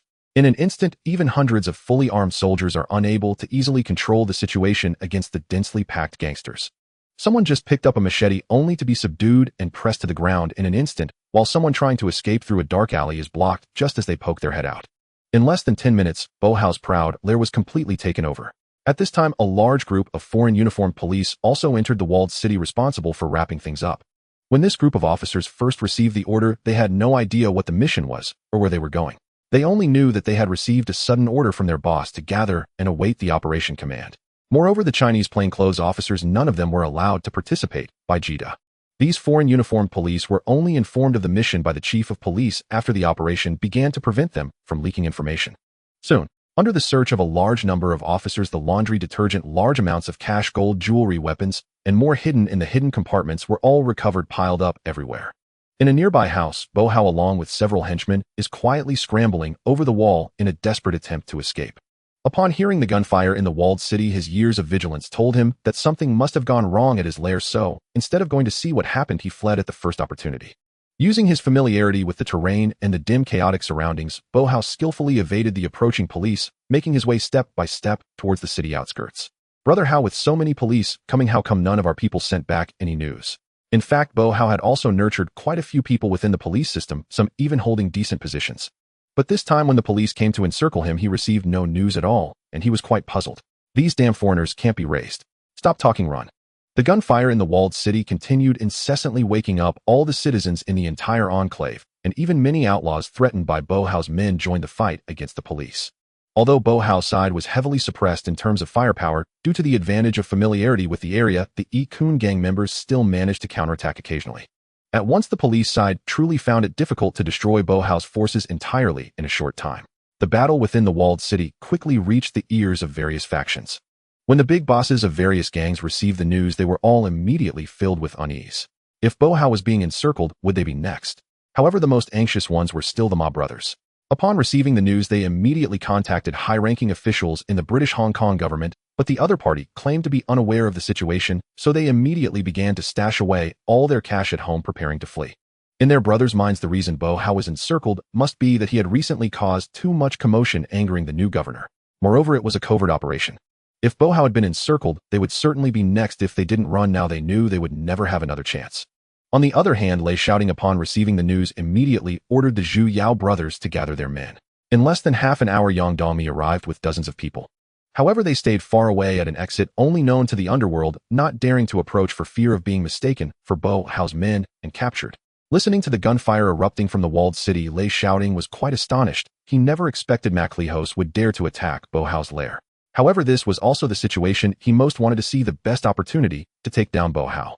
At that moment, outside the walled city, Lei Shaoting caught sight of several figures crawling out from a dog hole in the walled city. Seeing this, Lei Shaoting knew the target had arrived. A slight smirk crept across his lips as he quietly said to his companions it's time to work. Amid the fierce battle raging within the Kowloon walled city, Lei Shaoting stood guard at a secret exit just beyond its walls, and there at last he intercepted his most coveted quarry. Emerging from the passage were 4 men Paho and his 3 most trusted lieutenants. Anticipating that every official exit would be swarmed with police officers, they had no choice but to crawl through a clandestine tunnel, known in underworld circles as the Dog Hole. Though this tunnel was common knowledge among Triad insiders, Paho could evade the police, but not a determined adversary lying in wait. At last, we're out. Paho's voice trembled, stripped of all former arrogance and swagger. His clothes hung in tatters, sweat drenched his brow, and his posture reeked of utter desperation, like a hound cast out and abandoned. Brother Ho, where do we go now? One lieutenant asked urgently. First, find a public phone booth. Call Boat Hui immediately. Tell him to meet us at Tukwa Bay Pier without delay. We must vanish for a while and lie low. Understood, Brother Ho, let's go. All 3 rushed to support Paho as he staggered forward, only to freeze mere steps later. From the shadows along the roadside, dozens of figures materialized in unison, each gripping a cleaver, encircling Paho and his men like wolves closing in on wounded prey. At their forefront stood Zhu Yuzi, Feng Jiao, and Yang Dongmei. Meanwhile, Lei Shaoting remained motionless at his original vantage point, guarded closely by Agui. Who's there? Paho recoiled in shock, instinctively assuming it was the police, his face pale with rare raw panic. Long time no see, Brother Ho. Zhu Yuzi intoned, his expression glacial, eyes devoid of warmth or hesitation, radiating an aura of lethal resolve as he advanced step by deliberate step. Zhu Yuzi, what are you doing here? Paho's heart sank the moment he recognized them. His face drained of color. He knew with chilling certainty that escape was now impossible. If the police had caught him, he might still have clung to a sliver of hope, a prison sentence, perhaps even incarceration at Stanley Prison. But Zhu Yuzi's cold fury, coupled with the recent assault on his men, left Paho utterly hollowed, numb with dread. Zhu Yuzi, please. Paho clasped his palms together in supplication. I am Brother Lo's sworn kin. You cannot lay a hand on me. I demand to speak with Brother Lo. Before his plea could fully echo into the night, Zhu Yuzi's wrist flicked. Steel flashed. The blade unsheathed in a blur, swift and merciless, descending straight onto Paho's folded hands. A blood-curdling scream tore through the air. 2 severed hands thudded onto the ground. Paho collapsed, writhing in agony, shrieking uncontrollably. Brother Ho! Brother Ho! Boss, don't waste time. Yang Dongmei barked at his men, waving them forward. Finish them all, now. They had been instructed before departure. Lei Shaoting demanded speed and silence. No unnecessary words, no room for mishap. Having watched countless dramas, he knew well how villains often met ruin, not through betrayal or force, but through careless verbosity. He would commit no such folly. Yang Dongmei moved with brutal efficiency. His blade gleamed silver in the moonlight, then withdrew, slick with crimson. Stroke after stroke, Paho stared upward, eyes wide with disbelief, limbs convulsing violently, until within moments his body fell still. But it wasn't over yet. A veteran of decades of street warfare, Yang Dongmei may have lacked strategic cunning, but when it came to finality, he was ruthlessly precise. Even as Paho lay lifeless, Yang Dongmei pressed the blade against his throat and drew it across in one smooth, decisive motion. A crimson geyser erupted. Thus perished the legendary drug king, a name erased from the underworld forever. His 3 lieutenants met identical fates, dispatched with the same cold precision. Once certain all were dead beyond doubt, Yang Dongmei signaled his men to erase every trace, then vanished with them into the velvet embrace of night. Inside the Kowloon walled city, the battle raged for 3 grueling hours before concluding. When Inspector Cheetah led his team to scour the battlefield, he discovered that the prime suspect, Paho, had vanished without a trace. An immediate citywide manhunt was launched. No one knew that the man who once commanded half of Hong Kong's illicit narcotics trade, the feared overlord of both Triad and law enforcement circles, now lay forever still upon the barren wasteland outside the walled city's crumbling walls. Not until dawn broke did passers-by stumble upon the bodies strewn along the roadside, prompting an urgent police response. News of the Kowloon walled city siege and Paho's total annihilation spread across Hong Kong like a wildfire, incinerating silence in its wake. Headlines exploded across newspapers, streets buzzed with fervent chatter. Countless families, broken by Paho's tyranny, poisoned by his drugs, rejoiced, clapped, even knelt in tearful gratitude to heaven. That day, Hong Kong's Triad landscape, transformed overnight, gangs seemed to evaporate. Not a single go wu jai, no swaggering, no bravado, could be seen on any street corner. The Kowloon walled city massacre and Paho's demise had sent shockwaves through every syndicate. Who dared test fate now? Which clan would risk the governor's wrath? Nearly every Triad leader issued identical orders: tighten control over subordinates, suspend all gray market operations, and maintain absolute silence until further notice. Terrified that the colonial government's next purge might target them, they waited, tense vigilant, while the city teetered between collective anxiety and jubilant relief. It was then shortly after 10 o'clock in the morning that Lui Lok awakened at his mid-levels residence, received the news. Holding a bottle of wine and a large black sack, he ascended slowly to the rooftop terrace. "Ah, Brother Ho, may your journey be peaceful." He poured the wine onto the ground, murmuring softly, "Don't blame Shaoting. He acted for my sake. And perhaps you reached too far." Rest assured, he continued, turning to retrieve a thick stack of gold and silver paper offerings from the black sack. "I know you cherished faith, dignity, grandeur. I'll burn generous offerings for you each festival year after year. Now be a fine ghost down below." Flames roared high, consuming mountains of paper money and ornate joss offerings beneath the open sky.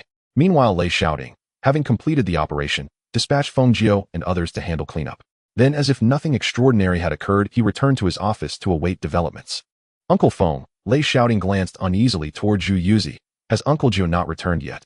Could something—" Knock, knock, knock. Before he could finish speaking, a sharp rap echoed at his office door. "Enter." Feng Jiao and Yang Dongmei stepped inside. "Uncle Jiao, Uncle Dongmei, please sit." Lei Shaoting poured them tea himself, allowing them a moment to catch their breath before asking, "Why did it take so long? Was everything handled?" "Rest easy, Tingzi." Feng Jiao patted his chest emphatically. "We had many people to move, and they needed to board separate vessels. That delayed us slightly. I've dispersed them across the Philippines, Thailand, and Malaysia. Local contacts will meet them upon arrival. They won't return to Hong Kong for 3 years, at least. You can breathe easy, Tingzi." Lei Shaoting nodded, satisfied.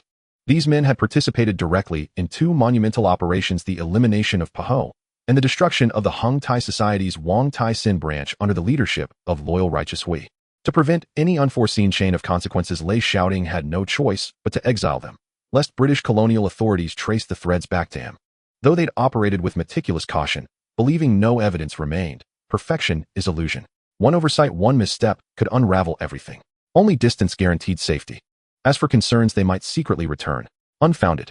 Overseas they'd be met by handlers and confined until their designated time had passed. "With Uncle Jiao leading the way, I have full confidence," Lei Shaoting smiled. "Since all is settled, go home and rest." "Agreed, rest well." Exhausted after a night of relentless action, the men departed one by one, finally free to sleep soundly, knowing their mission had ended not in chaos but in flawless silence. In the evening, around 5 o'clock. "Knock, knock, knock. Big brother, lazy pig, wake up." A crisp knocking sound accompanied by a girl's charming voice urged from outside the door. Lei Shaoting lay in bed, groggily rubbing his swollen eyes, glancing at the time. It was already evening, and his voice carried the hoarseness of someone just waking up. "Stop knocking, I'm awake." If it weren't for his sister urging him from upstairs, Lei Shaoting might have continued sleeping soundly for a long while.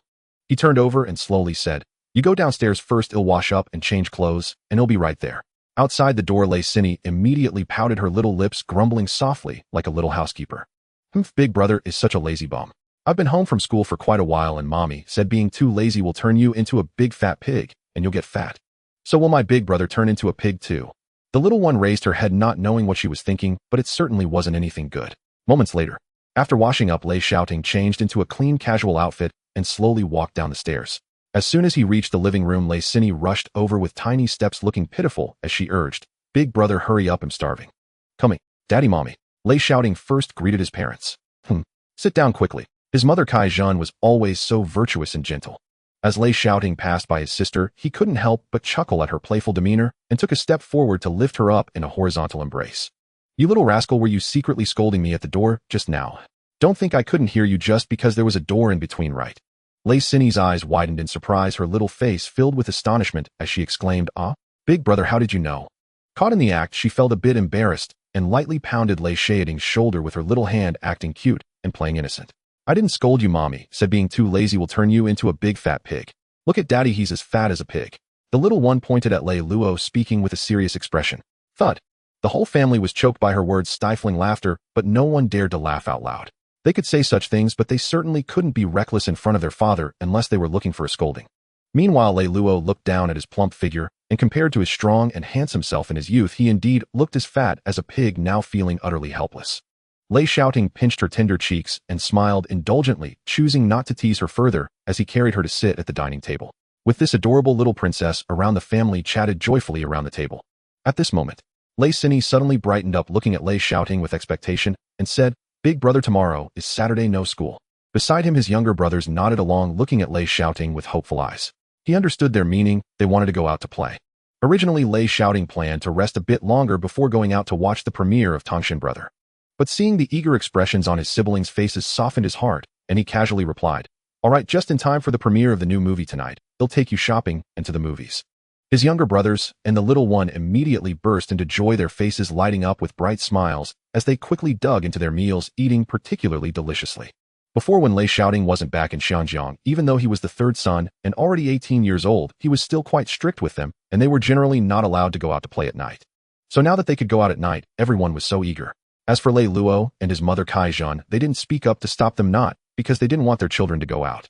The reason was that it was too unsafe outside at night, plus Lei Luo had many enemies. If Kaizhan took them out and they encountered enemies, the consequences would be unimaginable. It would be different if Lei Shaoting took them out.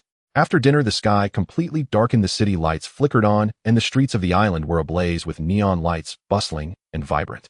Lei Shaoting got ready and drove his younger siblings to the bustling area of Causeway Bay. As for Kowloon, they didn't go there. In June 1971, the Hungham Tunnel in Xianjiang had not yet been completed, and it was quite troublesome to cross over to Kowloon at night, requiring a ferry. Moreover, there were very few ferries at night, and one had to wait at least half an hour or more for a boat, sometimes even longer. He certainly didn't have that time to waste. The siblings got out of the car on Hennessy Road, followed by Ah Gui and two drivers with more than a dozen bodyguards discreetly following. It wasn't that Lei Luo was being overly cautious. Rather, it was about being prudent. He used to be the underground emperor of Xianjiang and was well aware of the chaos that ensued at night, especially in the deep hours. Thus, he arranged for enough bodyguards to follow. The streets were bustling with people, shops lined up, colorful neon signs hung above, and street vendors displayed an array of goods on both sides. Hennessy Road, leading to Yiwa Street, is the main road of Causeway Bay, filled with various theaters, luxury stores, and delicious food, making it the most crowded and vibrant area. Once they got out of the car, Lei Sini darted off like a bird released from a cage, first running to a snack stall to gaze at candies and treats, then pausing by a toy stall, reluctant to move. Lei Shaoting followed behind, patiently accompanying them, while his younger brothers walked closely beside, curiously examining the various items on display. Throughout the journey, whatever they liked, Lei Shaoting would buy for them without hesitation. He was never stingy with his younger siblings and even enjoyed this familial bond. Leisurely strolling down the street, lost in the calls of big brother and brother constantly reaching into his pockets, he thoroughly enjoyed his siblings' dependence on him, feeling warm and content. Just then, Tinggu, a voice called from a distance, and Lei Shaoting turned to see Miao Kashio running towards him quickly. "What a coincidence to see you here shopping." "You're shopping too," Lei Shaoting replied with a smile, then noticed two other girls behind her, and upon seeing one of their looks and figure, his eyes brightened. Who is she, he wondered. To catch Lei Shaoting's attention as beautiful was a testament to the girl's charm. We're going to the premiere later. Since we had some time, we came out to shop. By the way," Miao Kashio turned to the two girls behind her. "Tinga, let me introduce you. This is Yi, an actress from Tongshan Brother, and this is Bai Xiaoman, a newcomer who just joined the company and hasn't taken a role yet." Bai Xiaoman. This name sounded familiar to Lei Shaoting.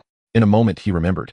She was the one known as the most beautiful Chinese-American mixed-race actress at Shaw Brothers, who quickly became a Shaw Brothers star because of her stunning looks right after her debut. Unfortunately, she was a love-struck fool.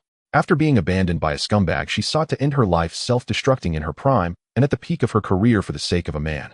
Thinking of this, Lei Shaoting couldn't help but glance at her a few more times, feeling a deep sense of loss. As for Yi, of course he recognized her. "Hello, Mr. Lei."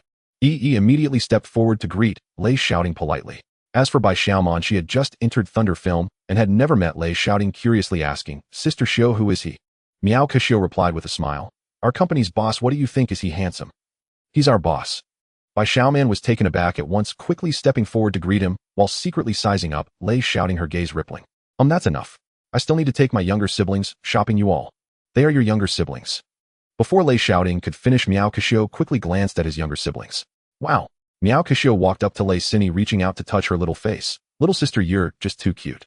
"Sister, are you my big brother's girlfriend?" The small but clever Lei Sini tilted her head, curiously asking back. "This." Her words instantly made Miao Kashio blush, turning to Lei Shaoting, unsure how to respond. Lei Shaoting gently patted his sister's forehead, saying, "You're so clever at such a young age. Do you even know what a boyfriend and girlfriend are?" "Umph, stinky big brother. Of course I know. My deskmate Jiezi always says he wants me to be his girlfriend." "This?" Lei Shaoting was speechless. Everyone else was smiling. However, the speaker did not intend it, but the listener took it to heart. Bai Xiaoman observed the exchange between Lei Shaoting and Miao Kashio closely. She clearly noticed Miao Kexia's reaction and her gaze towards Lei Shaoting, which filled her with a sense of loss. Moments later, Lei Shaoting invited the three girls to join them in shopping, but their combination was simply too eye-catching, unknowingly attracting attention. Not far behind Lei Shaoting's group, several shadowy figures crouched furtively around a street corner, their eyes locked tightly on the figures ahead. Hassan, look at their attire. These are undoubtedly scions of elite families. And those young women beside them. Exquisitely beautiful. If we pull off this job, our brothers will strike it rich. The underling spoke in a hushed voice, his eyes gleaming with raw greed. Shut your mouth. Keep it down. Hassan, the leader, shot him a fierce, venomous glare. Do you take me for blind? Must you spell it out? Frowning, he murmured a terse order. Go quickly. Check whether all our men have assembled. Understood. I'll go at once. Every one of them bore the distinct features of men from overseas. Dark-skinned, turban-clad in garish shirts, each concealing a short blade at his waist. Lei Shaoting remained utterly unaware that a band of thugs had already fixed their predatory gaze upon him. He strolled leisurely with his younger siblings, sampling one authentic local street snack after another. Fortunately, they had no intention of storming shopping malls for extravagant purchases, otherwise his wallet would have suffered grievously under their formidable spending power. Roughly 20 minutes later, their group entered Jardines Bazaar, a famed bustling marketplace of Hong Kong's common folk. An open-air bazaar teeming with stalls selling affordable apparel, daily necessities, and sundries. Its streets thronged with people alive, with clamor, warmth, and vibrant human energy. At that very moment, more figures emerged from the shadows behind them. Grim-faced, menacing, radiating unmistakable malice. Hassan, what's the situation? A man stepped forward, his presence heavier, his voice commanding. Sing, you're here at last. Hassan immediately stepped aside and gestured deferentially toward Lei Shaoting's group in the distance. Those young masters over there, they're bearing their elegance. They're unquestionably heirs to supreme wealth and status.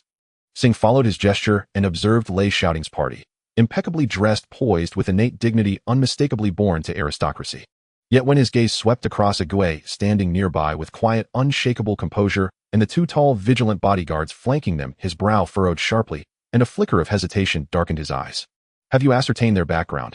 Sing demanded, voice low and taut. Too little time. We couldn't investigate, Hassan replied urgently. Sing, shall we proceed? Seeing Sing hesitate, Hassan added hastily. With Big Toe Ho and the Ma family, now fully estranged, territory and business are in utter chaos. We've earned nothing, not a single cent, for an entire week. Exactly, Sing. Opportunity knocks but once. Let's do it. The other underlings chimed in eagerly. Sing paused, weighing silence against desire. Then greed eclipsed caution. Clenching his jaw, he snarled, do it. Immediately he issued swift commands. Hassan, you'll lead a team forward to provoke them deliberately. Test the mettle and skill of their bodyguards. The rest, prepare the getaway vehicles, immediately chart escape routes and dispatch nearby men to incite distractions. Draw away police patrols in this area so they won't interfere later. The remainder stay with me, concealed and ready, awaiting the signal to strike. Remember, they outnumber us. We cannot abduct them all. Take only the two youngest children, the young man leading them, and the three women. Leave the others untouched. Hassan frowned in confusion. Why only these few, Sing? Too many hostages mean exposure and greater risk, Sing retorted coldly. Children are easiest to control and fetch high ransoms. That young leader exudes authority. He must be their de facto head. As for the three women, take them as well incidentally. Now move, no more delay. Yes. In an instant, the gang scattered into action. Only 5 or 6 remaining, with Sing vanishing into concealment, waiting in silent readiness for the perfect moment to seize their prey. Yet their supposed stealth, blatant in number, had long been noted by Lei Shaoting's unseen protectors. One guard embedded deep within the crowd possessed extraordinary perception. He'd sensed something deeply amiss. Their furtive movements, their predatory glances, and quietly closed in observing them intently. Though he understood none of their words, he knew their target, the young master and his party. To avoid alarming the hidden assailants, he made no overt move. Instead, using the dense crowd as cover, he slipped silently to a Gui's side, and with practiced subtlety, slid a folded note into his hand. A Gui stiffened inwardly. Without betraying a flicker of alarm, he glanced discreetly at the note, and instantly grasped the full gravity. A hostile group lay in ambush targeting the young master's party. Immediate evacuation was imperative. His expression remained perfectly calm, betraying nothing. But with a glance, he signaled the covert guards stationed nearby, drawing them closer, forming an unbroken protective ring around Lei Shaoting and his companions. Then, lowering his voice, he casually told Lei Shaoting he needed to step aside for a restroom break, urging everyone to remain where they were, promising a swift return. Lei Shaoting gave no thought to it, nodding absently as he continued guiding his siblings past the colorful street stalls. Once a Gui had slipped away, he hurried to a public phone booth and dispatched messengers to summon Zhu Yuzi without delay. The call connected almost instantly. Hello, I'm Zhu Yuzi. Who's this? His tone was distinctly irritable. His irritation stemmed from being interrupted mid-intimacy, deep in a private, passionate encounter. Who could possibly be pleased by such intrusion? It's a Gui. Get here immediately. Jardines Bazaar and Causeway Bay. The young masters are being targeted by an unknown number of suspects, dark-skinned, turbaned men. Preliminary assessment suggests they're affiliated with the Moro Gang. The Moro Gang. Those petty thugs have signed their death warrants. Ensure the young masters and young lady's safety. I'll contact Feng Jiu right away. Stand by. Zhu Yuzi, already dialing Feng Jiu's number, hastily pulled up his trousers, only for the woman beneath him, her waves cascading wildly, to lunge upward again. With one sharp kick, he sent her sprawling. Get lost. I've urgent business. Feng Jiu received the message instantly and mobilized nearby men, without hesitation racing toward Lei Shaoting's location, leaving not a moment to spare. Yet before Feng Jiu's reinforcements arrived, the turban men had already closed in on Lei Shaoting's group. Hey, beautiful lady, wanna play? One drunken thug lurched toward Bai Xiaoman, attempting to leer and grope. Bai Xiaoman shrieked in terror, darting to Lei Shaoting's side and clutching his arm. Who are you? Get away. Lei Shaoting's bodyguards moved instantly, seizing the drunken man. But his accomplices resisted, fiercely clashing violently with Lei Shaoting's two drivers. Chaos erupted. Bystanders instinctively edged aside, but did not flee in panic. Life in Hong Kong had long accustomed them to street altercations. They simply watched, curious and unruffled. Just then a Gue returned. Young master, young ladies, please step directly behind me. These men mean harm. Lei Shaoting too now sensed the danger, and fury ignited in his eyes. What's happening? He whispered sharply to a Gue. Who are they? Elder young master. We'll explain shortly. A Gue replied, his gaze sweeping the surroundings with acute vigilance, every sense on high alert. I've already alerted Brother Feng. Rest assured. From the shadows, Hassan reappeared and nodded sharply at Singh. Singh surveyed the skirmish, then barked orders. Hassan, signal the drivers to bring the cars forward. Everyone else, follow me. It's time to seize them. In a flash, 13 or more turban men surged forward from hiding.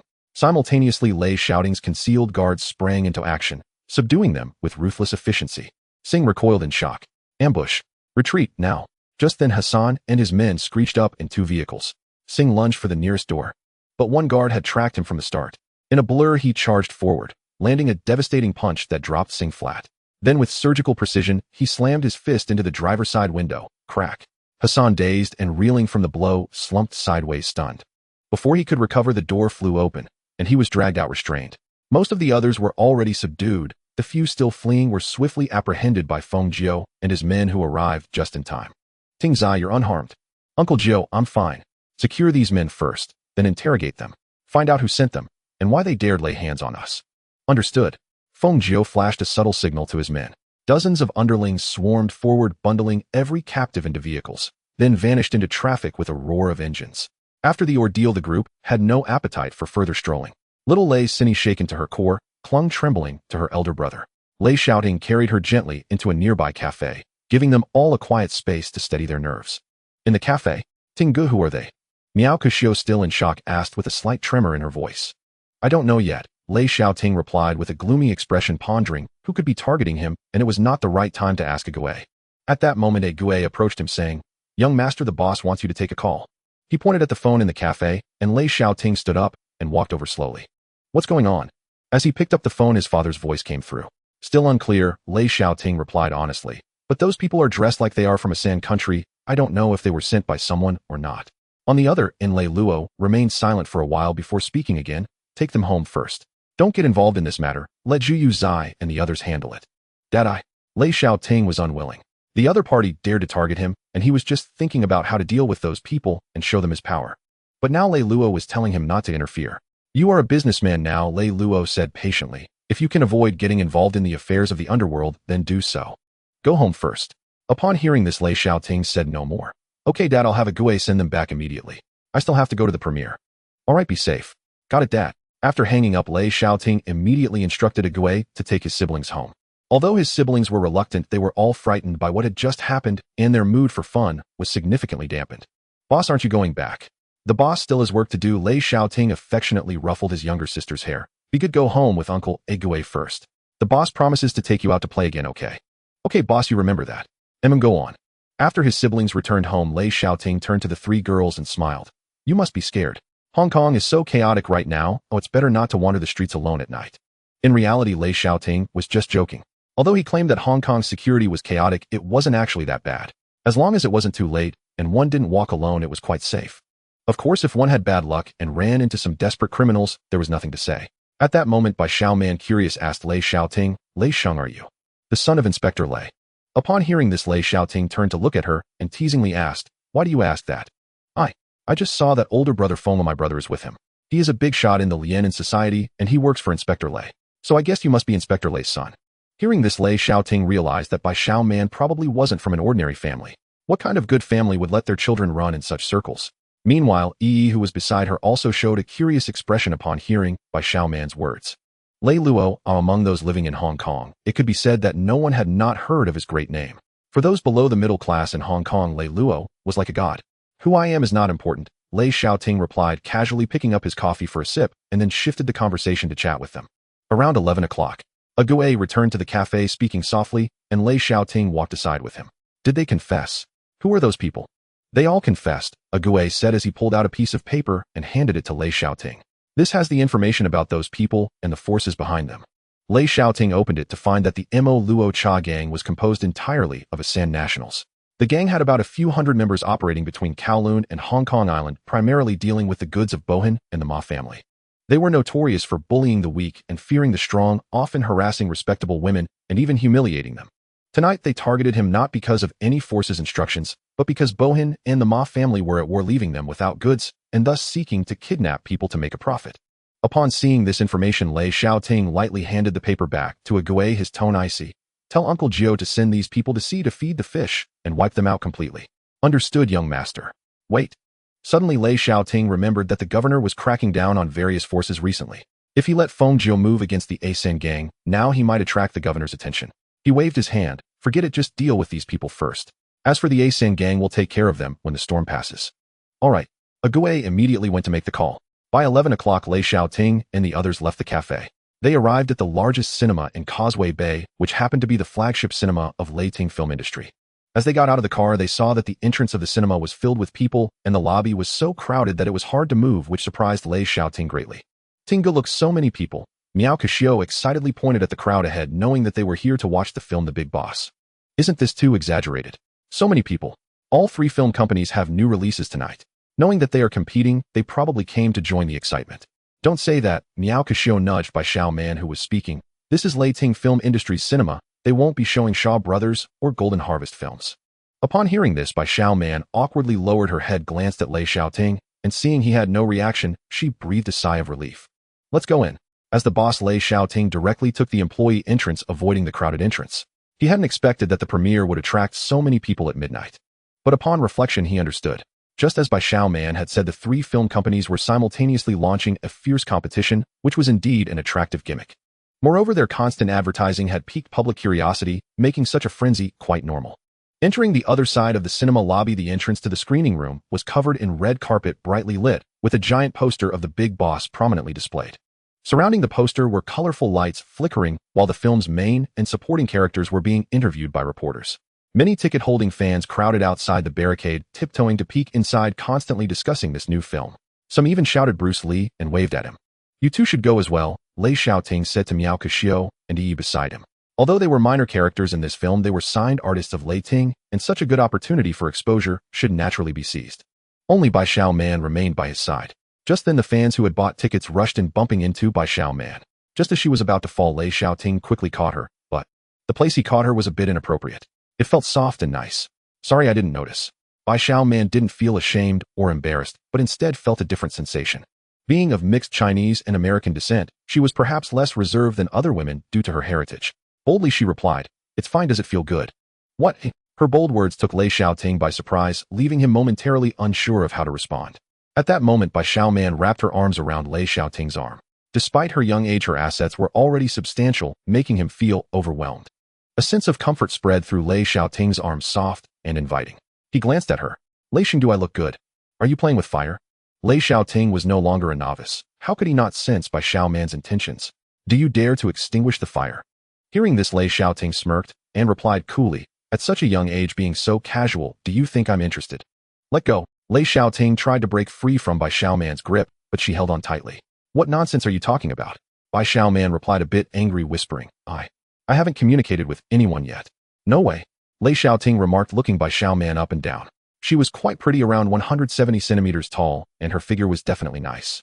Most importantly, she was very attractive. Lei Xing, what kind of expression is that? I just turned 18, but if you don't believe me, you can try it yourself. Ahem.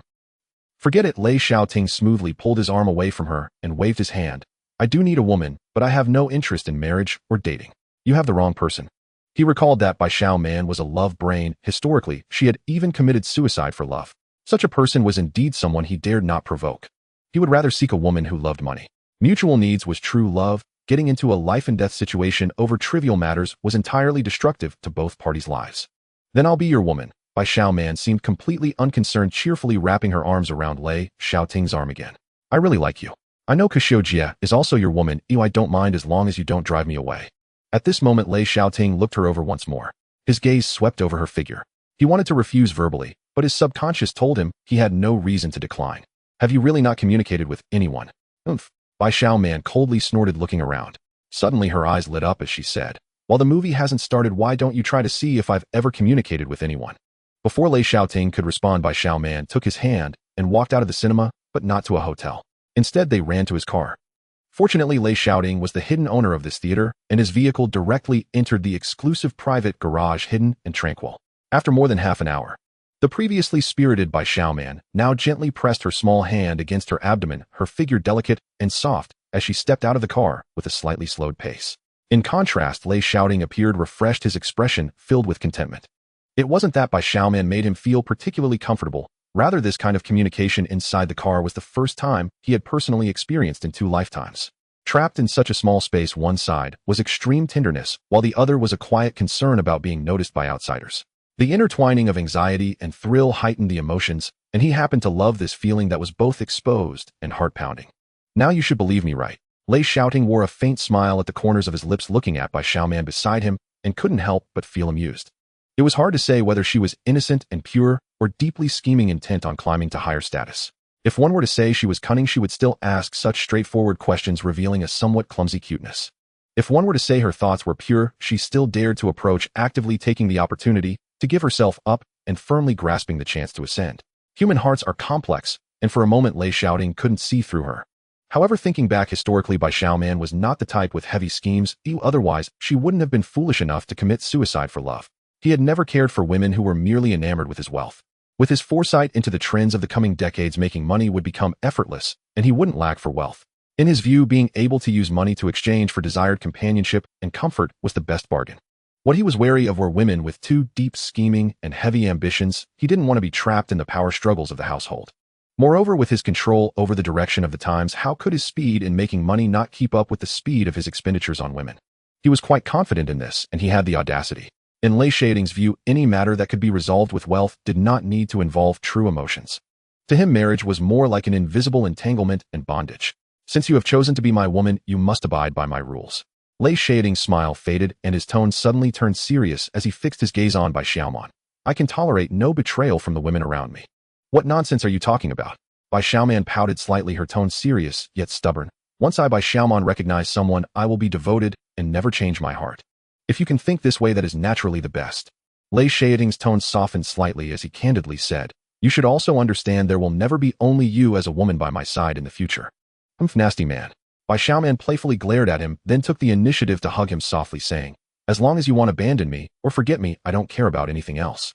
Lei Shaoting felt a stir in his heart and reached out to pull her into his embrace. It's about time, let's go. He glanced at his watch, taking Bai Xiao Man's delicate hand. The movie is about to start. Let's go in. The two walked side by side into the viewing hall. The film had not yet officially started, and on the screen director Zhang Zhengze was giving a speech on stage. A group of actors appeared in neat rows, enthusiastically interacting with the fans on site, even inviting audience members to the stage to participate in games, creating a lively atmosphere. The entire large auditorium, which could accommodate 1,000 people, was packed to capacity, bustling with voices and cheers echoed one after another. Lei Shaoting glanced around, noticing that most of the audience were young men and women paired up, clearly couples drawn here by reputation. It's no wonder that the place was still full at this hour. Only young couples would be willing to come out late at night for a movie. As for social elites, wealthy businessmen, or respected veteran artists in the film industry, Lei Shaoting did not make any special invitations. He merely arranged for the signed artists of his own Lei Ting film industry to be present to boost the atmosphere. Earlier, when passing through the ticket hall, he noticed a large crowd of fans gathered outside the theater, unwilling to disperse for a long time, seemingly intending to wait for the next show. Lei Shaoting silently scoffed. Was a mere movie worth these young people lingering and waiting in the late hours?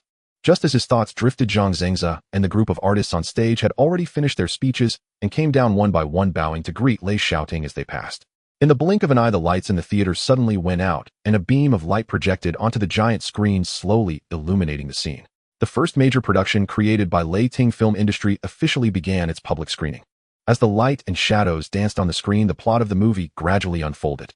As the film gradually unfolded, the pacing was tight and crisp, and the fight scenes were visceral and powerful, devoid of any flashy special effects. Each move was executed with strength and fluidity.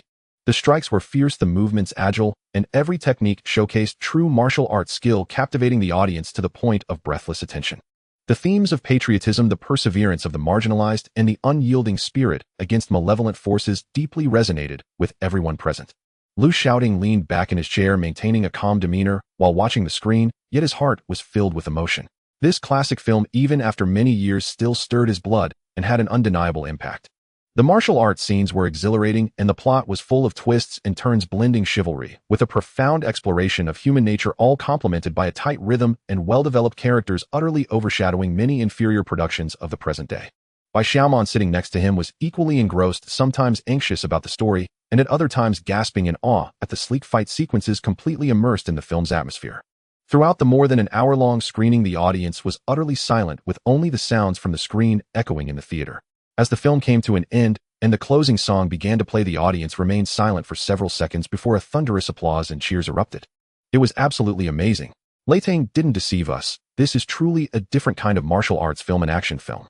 The plot was great, not draggy, full of integrity and loyalty, far superior to those mediocre romance films.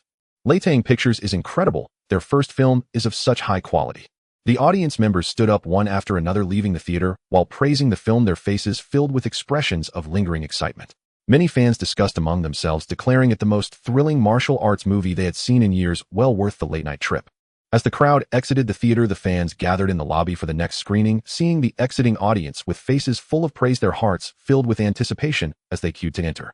Zhang Zhengze stood with several actors nearby, listening to the praises coming from all directions, his face filled with satisfaction and excitement. Congratulations, Lei Sheng. Congratulations, Lei Sheng. This film has great quality and innovative plot, and the martial arts choreography is superb. It will surely be a massive success. Indeed, congratulations, Lei Sheng. Yes. Congratulations, Director Zhang. Congratulations, Mr. Bruce Lee. This groundbreaking work is simply too good. Amidst the chorus of congratulations, both Zhang Zhengze and Bruce Lee wore smiles that were almost frozen in place. Especially Zhang Zhengze, who savored this moment of success and the accolades from others. He had fantasized about a scene like this countless times before. Now it had finally come to fruition. The look he cast at Lei Shaoting was filled with gratitude and respect, for he knew that all of this was thanks to the young boss. Meanwhile, Xiao Yifu and He Guanchang, who had been awake late into the night, also received the news promptly. Upon learning that the reviewers praised his film and the fans expressed their approval, he immediately felt a sense of unease. Xiao Yifu opened a drawer and pulled out a proposal, saying, "Since that's the case, I'll give you a big gift. In the game of strategy, one must not blame me for being deceitful." On the other hand, Lei Shaoting, observing the group still exchanging compliments, lost interest in continuing the banter, waved his hand in farewell, and left. He believed that after the release of films like The Big Brother of Tangshan, they would surely become a sensation in Hong Kong, and Lei Ting Pictures would take advantage of this momentum to firmly establish its presence in the Hong Kong film industry. Indeed, Lei Shaoting's prediction was entirely correct. Starting from 9:30 in the morning, every cinema under Thunder Film was fully booked, with even tickets in high demand. However, on the side of Shaw and Golden Harvest, the first day was equally bustling with crowds. The cinemas were lively and vibrant. Yet Lei Shaoting understood that with 3 films released on the same day, it was only the first day, and the true difference could not be discerned. At this moment, it was merely a phase of fans being diverted, each trying out the films. It would only be after a large number of viewers had watched all 3 films that the strengths and weaknesses would naturally become apparent.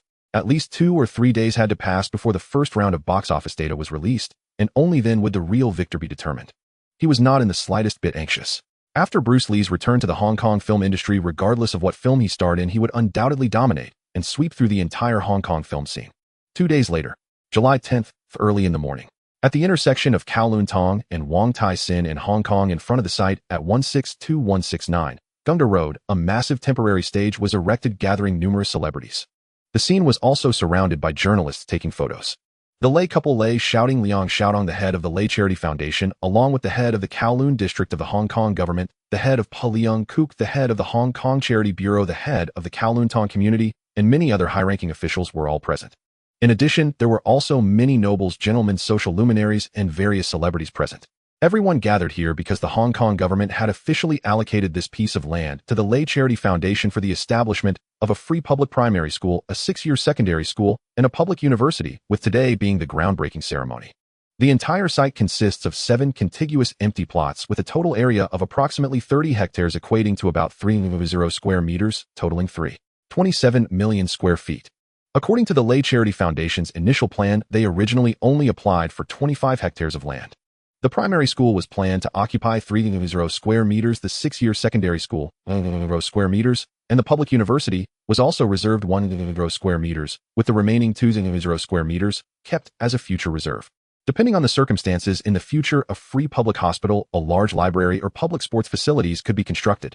What Lei Shaoting never expected was that after the new Governor MacLehose took office, he would particularly support charitable causes, directly approving an entire 30 hectares of land for the Lei Foundation, far exceeding the originally requested budget scale. Since the Hong Kong government was so generous, he naturally had no reason to decline. Although this piece of land was only allocated for charitable use by the foundation, it would not belong to the Lei family's private property now or in the future, and any commercial buildings were strictly prohibited. However, the fact that the Hong Kong government approved such a large plot of land at once carries significant implications for the Lei family's connections, reputation, and network. Mrs. Lei and Mr. Lei are truly benevolent, benefiting the society of Hong Kong, which is indeed commendable. Madam Li, you are too generous in your praise, Kai Zhan replied modestly. Compared to your years of dedication to Hong Kong charities and benefiting the citizens, my humble contributions are truly insignificant. Over there among the women, Lei Shaoting's mother Kai Zhan was chatting amiably with Madam Li, who was known as the first charitable lady of Hong Kong. Madam Li held a significant position. She was the first Chinese female justice of the peace in Hong Kong and the first Chinese female legislative council member, and she was also an elder in the Christian church. Her family, the Li family, had deep roots in Hong Kong from the late Qing dynasty to the early 21st century. The Li family, along with the He, Li, and Zhou families, were collectively known as the 4 great families of Hong Kong. The Li family's influence spans across various sectors. The Far East Exchange, the East Asia Bank, and the York Hospital are all Li family enterprises with family members spread across charity, government, healthcare, law, banking, and finance. Their foundation is unfathomable. In one word, it can be summed up as powerful. Madam Lei, you are being overly modest. Philanthropy is a great endeavor. Madam Li spoke gently and then pulled over an elderly lady beside her, saying, "Let me introduce you. This is my close friend, Madam Liang Wang Peifong." Kai Zhan quickly nodded politely, saying, "Madam Wang, I have long admired your name." "You flatter me, Madam Lei," replied Madam Wang Peifong, equally cordial. Having married into the Lei family for many years, although Kai Zhan usually stayed home to support her husband and raise her children, she had certainly heard of a heavyweight figure like Madam Wang Peifong. Like Madam Li, Madam Wang Peifong was also a well-respected veteran philanthropist in Hong Kong, with a transcendent status and deep respect from the citizens of Hong Kong. Now she was also the chairwoman of Leung Kuk and the first female head of the organization in Hong Kong, having also been awarded the title of Justice of the Peace by the Hong Kong government. Remarkably, Madam Wang Peifong was only in her early 50s at the peak of her career and reputation. To be close friends with these 2 top ladies would be immensely beneficial for the Lei family's future networking. To be honest, although the Lei family had a considerable reputation in the underworld and police circles, most of it was built on Lei Luo's years of accumulated gray reputation, leaving them with a shallow foundation and even no reputation in the upper echelons. Compared to the reputation of noble clans like the Li and Liang families, they were simply not on the same level. Only by genuinely integrating into their circles could the Lei family access the upper echelons of Hong Kong society and have an opportunity to step inside. This was precisely why Lei Shaoting insisted that his parents delve into the charitable circle first, to redeem his father Lei Luo's negative image in the eyes of the public, and second, to use charity as a springboard to steadily lead the Lei family into the true top-tier elite circles of Hong Kong. Kai Zhan, coming from a wealthy family, naturally possessed a gentle and gracious demeanor, quickly earning the favor of Madam Li and Madam Wang Peifong. "Ladies, I am also new to charitable affairs, and I do not understand many of the rules and protocols, so I hope you will guide me in the future." Madams Li and Wang exchanged glances, both displaying kind smiles. "Madam Lei, your intention to engage in public welfare is commendable, and we will certainly share our knowledge. Please feel free to reach out to us." "That would be wonderful. Oh, we should indeed stay close." The fact that the Lei Foundation could invite 2 heavyweight charitable figures to the groundbreaking ceremony was a tremendous acknowledgement of the Lei family's vision and determination. In 1971, there were many wealthy individuals in Hong Kong, but very few were genuinely willing to invest a significant amount of 20 million Hong Kong dollars into charitable education. Many so-called philanthropists in the market were mostly just using their names for publicity, promising to donate large sums verbally, but the actual financial contributions were minimal. In contrast, the Lei family was different. Everyone knew about the long-term agreement the Lei Foundation had signed with the Hong Kong government, committing to continuously invest funds in the establishment of free secondary schools and public universities in the coming years. This commitment was deeply recognized by both ladies. On the other side, Lei Luo was engaging in light-hearted conversations with the many nobles, philanthropic celebrities, and justices of the peace present. This was also Lei Shaoting's first official appearance in a high-end public event in Hong Kong as the eldest son of the Lei family. Naturally, Lei Luo would not miss this rare opportunity, holding Lei Shaoting's hand one by one, introducing him to the prominent figures and helping him build connections. In the past, Lei Luo had only interacted with underworld bosses or corrupt police. He never wanted his son to be associated with his past gray circles, nor did he take him to such formal occasions.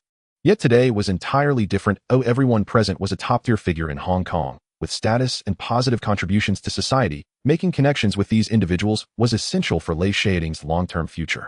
At that moment, a vehicle adorned with the crown emblem of the governor slowly drove into the groundbreaking ceremony venue.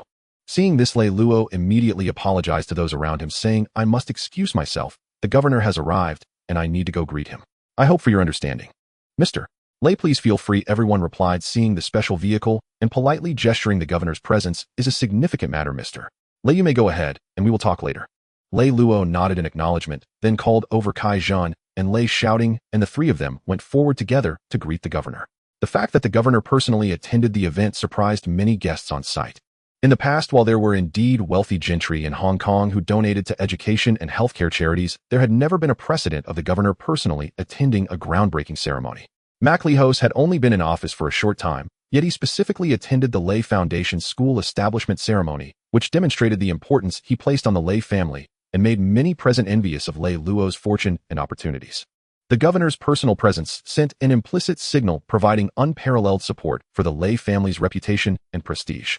"Governor and Madam, your esteemed presence graces this humble place," Lei Luo said respectfully, slightly bowing. "Thank you for taking the time to attend the Lei Foundation's groundbreaking ceremony." "Mr. Lei, there is no need for excessive courtesy," Maclehose replied with a calm demeanor. "The Lei Foundation's work in education and benefiting the citizens of Hong Kong is truly a great cause. This is also my first large-scale philanthropic project approved since taking office. I naturally should be here to witness it. I am grateful for your kindness and recognition, Governor." Yesterday, the Lei Charity Foundation held a grand groundbreaking ceremony for a free public school. The event was attended by a constellation of notables. Even the governor arrived in person with his wife to lend support. After that single affair, the Lei family and Lei Luo saw their renown surge overnight, gaining a prestige and dignity that money could scarcely measure. By morning, the transformation was complete. Before dawn, newsstands across Xiangjiang were already lined with eager customers. Major newspapers rushed to print overnight. The front pages brimmed with spectacle, and upon release, the entire city clamored to purchase them. The morning papers once again ignited a buying frenzy. Front pages were abundant in variety and brilliantly eye-catching. They ranged from accounts of philanthropic ceremonies, financial and property markets, and commercial trends to box office battles and shocking revelations about illustrious families. Each newspaper bore a striking headline. Before the papers were even officially sold, passers-by were already stopping to wait. Mingbao declared the Lei Charity School groundbreaking a new benchmark for Xiangjiang philanthropy, noting the governor's attendance. Qingdao Daily reported that luminaries had gathered in Zhejiang as the Lei Charity campus broke ground, with vast funds pledged to educate thousands of underprivileged students. Gongshang Daily observed that the local property market was slowly rebounding as foreign investment banks intensified their Xiangjiang financial deployments, and the Hang Seng Index trended steadily upward, while Huaqiao Daily warned that fluctuations in Western markets could sway Hong Kong's future and that local Chinese merchants remained cautious. Huaqiang paper noted that the volatility of Western stock markets would influence Hong Kong's trajectory and that local merchants were watching prudently. Xinhuanbao reported that credit tightened slightly with minor adjustments to bank interest rates that tugged at everyday livelihoods. Xiangjiang Business Journal unveiled the film world's box office Triads Shaoshi and Jia Cooling, while Leitang films surged against the current. Jingbao observed that audiences for Shaoshi and Jiahe were dwindling day by day, while Tongxin Daxiong dominated the screens, enjoying both critical acclaim and box office success. Kuai Bao screamed a sensational scoop. Leitang Films' covert owner, Lei Shaoting, turned out to be Lei Luo's eldest son. Tiantian Daily proclaimed a citywide shock. Lei Shaoting's stock plays, most notably an investment in Iu Su, netted him over 60 million Hong Kong dollars in a single month. The Chinese edition of an English paper excerpted that Xiangjiang's philanthropic fervor was spreading, with gentry and local elites enthusiastically investing in educational causes. Though headlines varied, the central reports were strikingly similar across outlets. Especially notable was the small tabloid Kwai Bao, which first unearthed the explosive revelation that Lei Shaoting was the hidden owner behind Lei Tang Film. A paper that usually sold poorly and attracted little attention was today sold out thanks to its exclusive cover, experiencing an explosive surge in sales. Beyond the twin city-shaking revelations of the Lei family's charitable foundation and Lei Shaoting's exposed lineage, the cinematic clash among Xiao Shijiahe and Lei Tang remained a heated topic, supplying gossip for every alley and tea stall. Common folk delighted in spectacle and gossip, while business circles fixed their gaze on finance, property, and banking news. Each fulfilled their own appetite for information. Within half an hour of hitting the shelves, the morning editions were snapped up. Of course, dissenting voices still surfaced among the populace.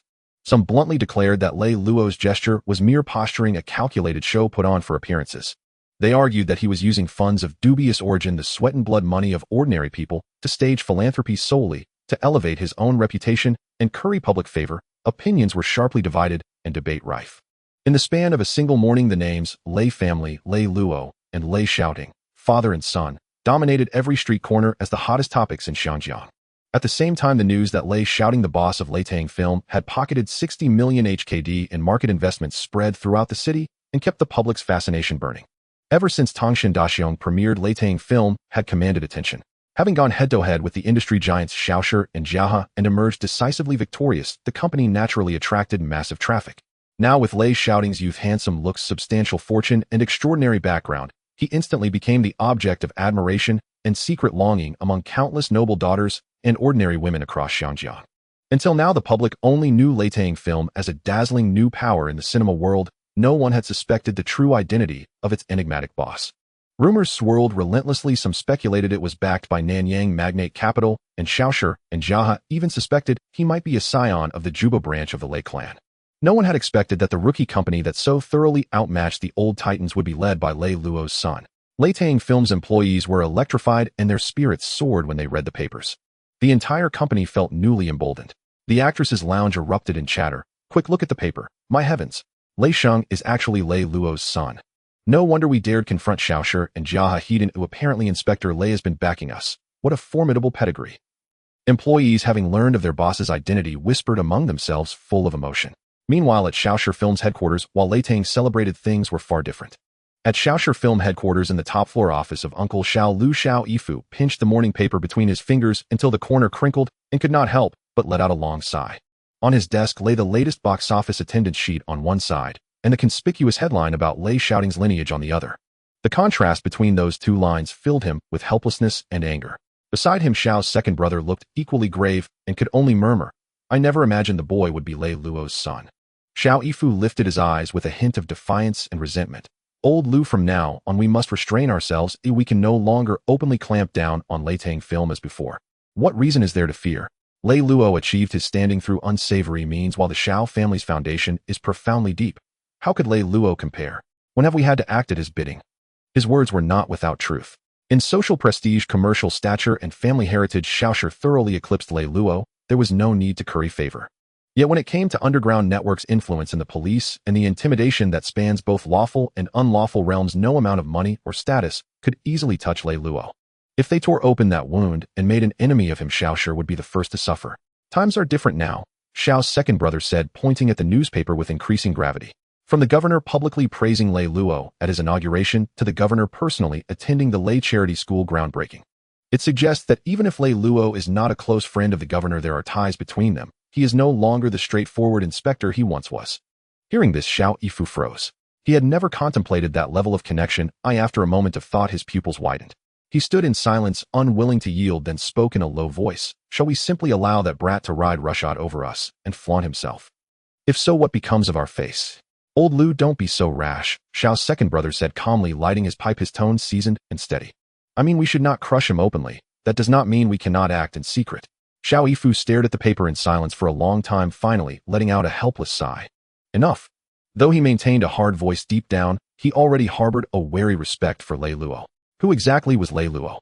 For years he had held practical control over the police forces on the island and in Kowloon. Both lawful and unlawful circles dared not defy him, and his power in the gray zones was immense. Though Xiaoshi was an unrivaled hegemon in the film world, able to dominate the entertainment circle with its family's prestige at heart, it was still a respectable commercial house. If they truly crossed Lei Luo, no benefit would come of it. Should he quietly instruct Underworld groups to cause trouble at their sets, productions, and major theaters every day? Xiaoshi's everyday operations could be sabotaged into paralysis, leaving them unable to move forward. If Lei Luo lost patience and abandoned rules deploying Underworld force as direct pressure, Xiaoshi would have no means to counteract it. Xiao Yifu was silent for a long time, then slowly set the paper down and issued a low command to his assistant. Immediately withdraw all plans for public suppression against Lei Tang Film. Do not bring this matter up proactively again. From today onward, sever all cooperative ties with Lei Tang Film. Any artist under our contracts, regardless of their status, who privately signs with Lei Tang will be permanently blacklisted upon discovery. Understood, Mr. Xiao, the assistant replied respectfully and went to execute the orders.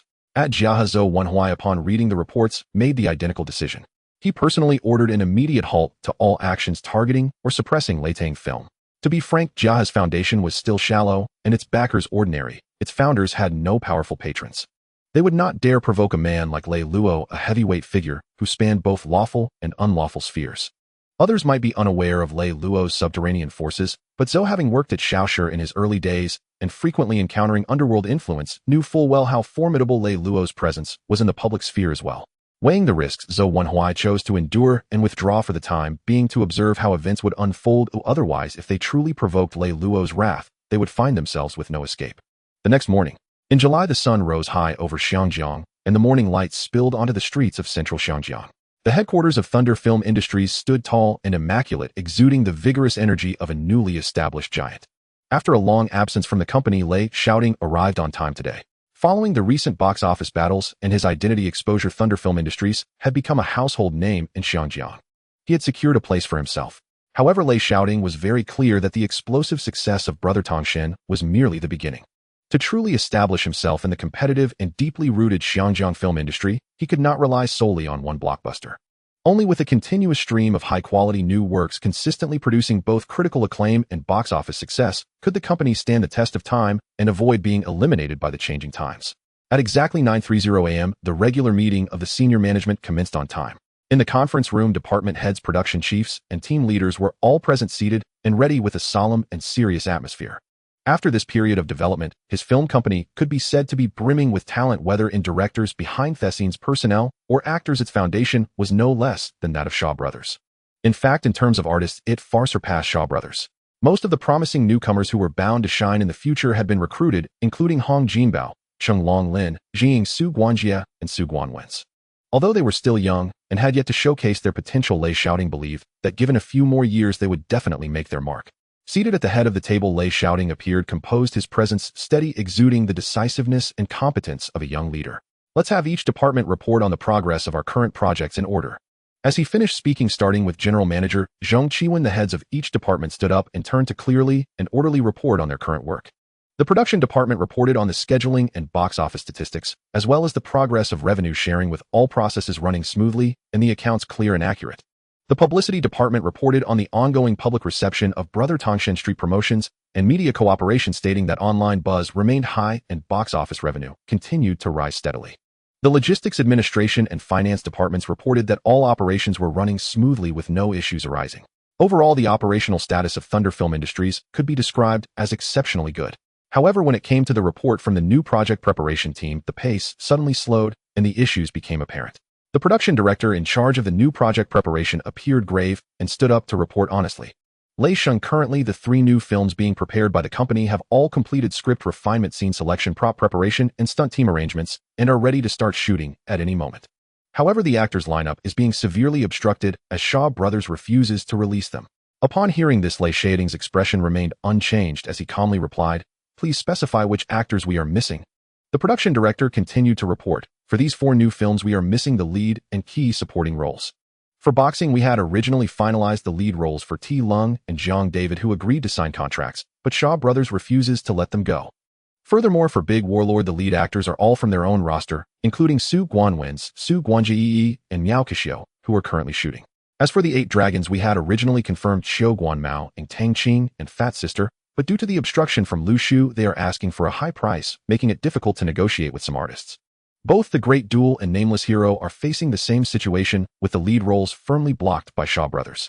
Our preparation team has been met with outright refusals when attempting to negotiate for collaboration even after offering increased compensation.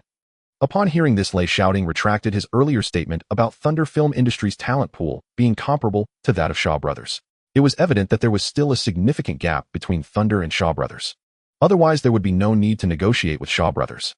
As Lei Shaoting contemplated, the conference room fell into silence, with everyone waiting for the boss instructions. Everyone was hoping that the boss, as the eldest son of the Lei family, would intimidate Shaw Brothers and prevent them from suppressing their recruitment. Otherwise, with a shortage of actors, the films would be stuck and unable to commence shooting. In fact, Lei Shaoting had long anticipated that with Shaw Brothers and Golden Harvest tendencies, they would never allow Thunder to rise smoothly and would inevitably seek ways to impose restrictions. Actor monopolization and resource blockade are the most common and effective means of balance in the entertainment industry. He scanned the room and slowly asked, "All departments, please share what feasible solutions you have regarding the current issue of blocked actors and stalled new projects." Upon hearing this, a producer suggested increasing actor salaries and enticing them with generous offers to bring them over. However, this proposal was immediately dismissed by others, stating that Shaw Brothers and Golden Harvest have extremely stringent contracts with substantial penalties for breach, making it unworthy of consideration. Some management members also suggested trying to contact actors from Taiwan and Southeast Asia as substitutes. But this too was opposed, as it was believed that external actors would struggle to adapt, lacking audience appeal and being unlikely to support box office sales in Xinjiang. Someone also suggested finding those who are relatively well-known and are under free contracts to fill the roles. Another director, Yu Puching, argued for directly utilizing artists from their own company, asserting that they did not need any popular actors to support the projects. However, all suggestions were rejected one by one. After a round of brainstorming, there was still no perfect long-term and thoroughly effective solution. Everyone's gaze could only once again converge on Lei Shaoting at the head of the table. He lightly tapped his fingers on the table, and after careful consideration, he concluded that director Yu Puching was right. It was better to nurture one's own talent than to rely on seeking others. He looked at everyone and slowly spoke, his voice steady and powerful, making a decisive declaration. "Since Shaw Brothers is blocking us, we will cultivate our own talent." Relying on borrowed actors from other companies inherently means being constrained by others. If they control our resources, we will always be on the defensive, acting according to their whims. Since they are unwilling to share resources, we will cultivate our main talent ourselves.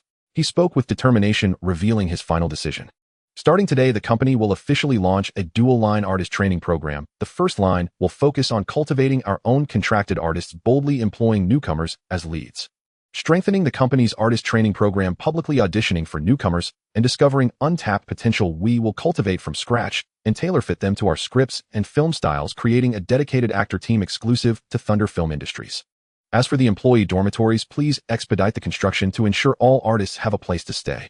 The second line will involve scouring the internet for well-known free agents in Xinjiang. Any artist who is not affiliated with any film company, has a free contract, possesses acting skills, has some fame potential, and representative works will be prioritized for invitations. We will not consider the short-term cost of salaries and will fully commit to signing contracts and deep collaboration, prioritizing filling the core lineup for our 3 upcoming films. All were astonished by the boss' boldness, but soon their eyes sparkled with excitement. This way they would no longer need to beg others, and although it would make the risk for these films greater, if they could cultivate their own people, the future would become much easier. With their own stable of artists, there would be no need to rely on others, ensuring script adaptation, flexible scheduling, and unified style, which is the true foundation for a top-tier film company. Lei Sheng is wise. All the management unanimously agreed. Lei Shaoting ignored their flattery, his gaze sweeping across the room as he continued to arrange the subsequent tasks. The production department must immediately compile a list of all well-known free agents in Xinjiang and screen our own artists to see if any are suitable for the lead roles in these 3 new films. The Human Resources Department also needs to prepare an enrollment plan for the artist training program, conducting public auditions across Hong Kong to discover promising new talents. All departments must cooperate fully, and within a week, we must finalize the lead roles for the new films, ensuring that stalled projects can resume and start filming. Understood. All the management responded in unison. Additionally, I have discussed with Mr. N.I. Kwong about a suitable script for Bruce Lee, which is already in the process of fine-tuning. In less than a week, we can begin preparing the crew and casting. Since we just talked about cultivating our own artists, I believe this film should exclusively feature our own artists with martial arts backgrounds. For example, I heard there is a small team called 7 Little Fortunes among the martial arts newcomers. Let's use them. Lei Sheng this. General Manager Zhong Chuan was about to refute, but Lei Shaoting did not give him a chance. It's settled then. While others may not know the future achievements of 7 Little Fortunes, as someone from the future, how could he be unaware? Especially with Hong Jinbao Chunglong and the youngest Yuan Biao and Lin Jing, it was time to cultivate them to stand on their own. 3 days passed in the blink of an eye. Friday, July 15th. That day a violent storm swept across Hong Kong. Dark clouds loomed low, heavy, and oppressive, as if heralding the end of days. At 9:50 m, Lei Shaoting's private car came to a smooth halt beneath the Hong Kong Securities Trading Center.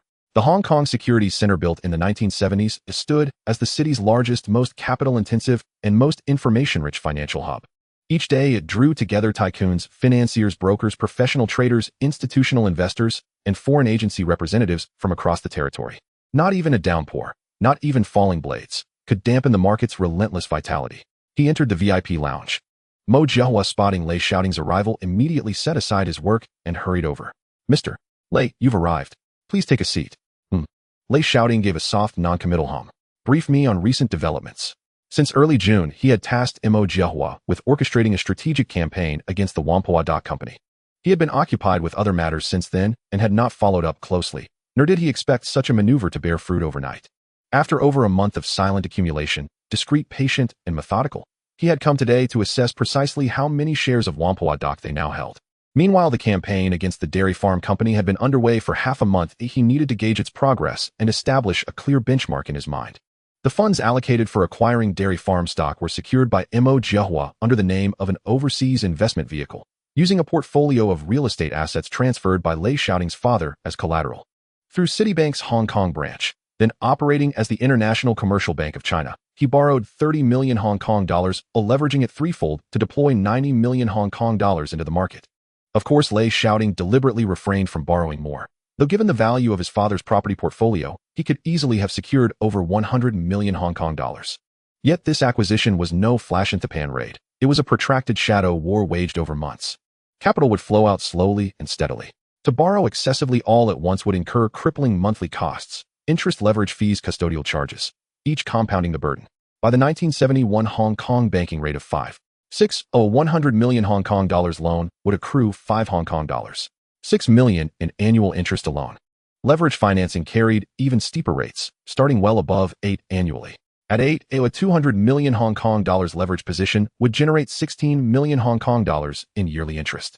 In other words, doing nothing at all, borrowing 100 million Hong Kong dollars and applying threefold leverage would cost him 21 Hong Kong dollars, 6 million per year, or 1 Hong Kong dollar, 8 million per month, just in interest. And that excluded all ancillary fees. Hence, only a fool would max out the loan and leverage all at once. He had no need for the full sum up front. Only steady, measured injections drawn as required when account liquidity ran thin. Mr. Lei Mo Jiahua retrieved 2 dossiers from the safe and handed them over. All recent accumulation data, position details, and average acquisition costs are recorded herein. Please review.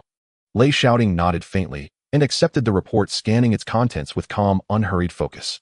Mo Jiahua seated himself promptly and began delivering key figures with crystalline clarity. First, the Whampoa Dock situation. Starting in June, we have executed continuous discrete accumulation across multiple accounts, without interruption. As of yesterday's market close, our holdings total 7.5 million shares. Based on Whampoa Dock's issued share capital of 50 million, this represents a 15 equity stake. 15%. At those words, Lei Shaoting's eyes sharpened instantly. 15%. According to his recollection, this was roughly the stake held by Jardine Matheson, Whampoa's controlling shareholder at the time. In just 1 month, he had amassed an equivalent stake, placing him neck and neck with Jardine Matheson and securing de facto status as the company's second-largest shareholder. Excellent. I'm thoroughly satisfied. Heartened by Lei Shaoting's approval, Mo Jiahua continued with market analysis. Currently, Whampoa Dock's publicly traded share price remains consistently below 12 Hong Kong dollars. Its recent trajectory has been exceptionally stable, fluctuating only marginally with no sharp rallies or collapses. Occasional small-scale purchases by investment firms occur, but any upward movement is swiftly reversed as counterparties sell to lock in profit. Beyond that, trading consists almost entirely of fragmented retail activity. No major capital has entered to accumulate significant positions. Lei Shaoting listened, nodding thoughtfully. Historically, Whampoa Dock remained impervious to volatility until 1977. Li Ka-shing did not initiate his campaign until late 1977, and by early 1978, his covert accumulation was exposed. Lacking sufficient capital to counter Jardine Matheson, he forfeited control. Yet one fact remained immutable: Whampoa Dock's underlying asset base in 1971 differed little from that of 1978. That was the crux. Its prime waterfront landholdings across Kowloon and Tsim Sha Tsui, Its piers, warehouses, and logistics infrastructure were worth a fortune. It was precisely this latent value that drew Li Ka-shing's attention, and why. Pao, seeking to pivot into real estate, spent billions to wrest Whampoa Dock from Jardine Matheson, ultimately becoming its sovereign owner. If he could truly seize control of this sleeping giant, for a few $100 million, Lei Shaoting knew he would wake each morning grinning in his sleep. He lifted his gaze. And dairy farm. Mo Jiahua quickly turned to the next page. We launched the dairy farm campaign only in early July, deliberately slower than the Whampoa initiative given Zhou Xinyan's heightened caution. To date we hold 2.4 million shares, 6 of dairy farm's 40 million share issued capital. The current market price stands at 11 Hong Kong dollars, 12 per share, up 0 Hong Kong dollars, 32 from our initial acquisition price of 10 Hong Kong dollars, 80. Modest appreciation, but steady. Lei Shaoting nodded again, quietly reassured. These figures anchored his strategy firmly in reality. He understood history better than anyone. The epical battle between the Hong Kong and Shanghai Banking Corporation and Dairy Farm, the merger that would shake Hong Kong and reverberate globally, would not erupt until a year hence. He still possessed ample time to prepare. 1 year remained. If Zhou Xinyan remained unaware, victory was all but assured. It all hinged on fate's favor. He returned the dossier to Mo Jiahua and spoke with quiet gravity. I repeat, absolute discretion is paramount. No faction, no individual must detect our hand. What I demand is absolute security, absolute certainty. If 1 month proves insufficient, we shall take a year. Above all, stability first always. Understood, Mr. Lei, rest assured.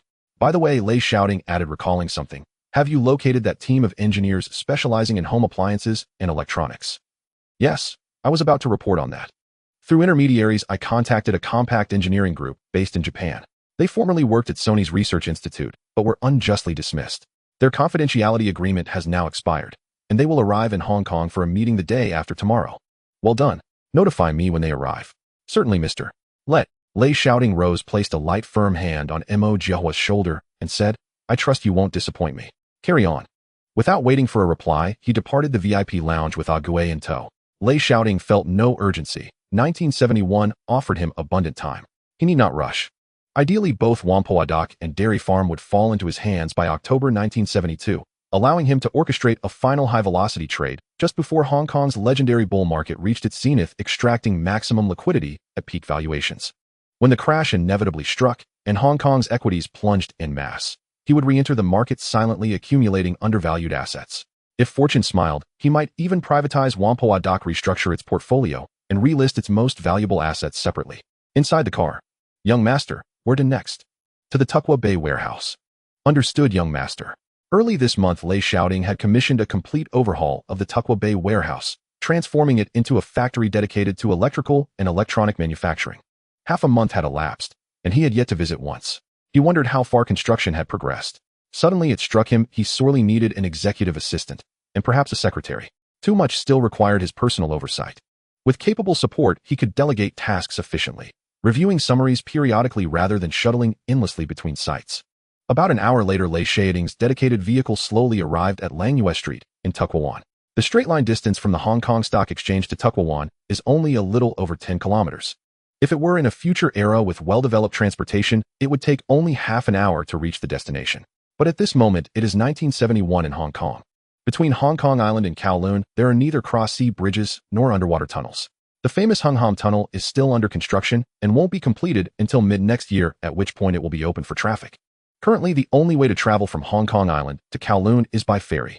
Just waiting in line for the ferry getting on and off consumes nearly half an hour. This is also the biggest reason why Lei Shaoting has always disliked going to Kowloon.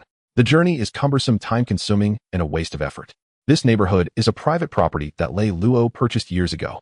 It consists of 6 large warehouses constantly rented out, providing a stable source of rental income. Now the entire warehouse area has already begun renovation, preparing to be completely refurbished into modern factories, as he aims to develop the manufacturing industry. The 6 connected warehouses cover a total area of nearly 8,000 square meters. The land looks vast and spacious, but in this era it is worth very little. Furthermore, the land is classified as industrial land, which greatly limits its development potential.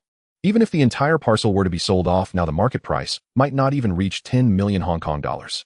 However, Lei Shaoting has no intention of selling. He possesses a vision beyond his time and clearly understands the future value of this land. Although it is currently an unpopular industrial area, it won't be long before the Hong Kong government introduces new policies. At that time, the entire area can legally change its land use to scarce commercial residential land.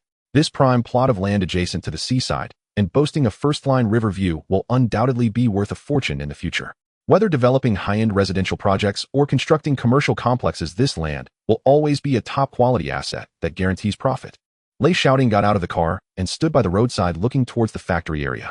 The originally dilapidated warehouse walls have all been demolished.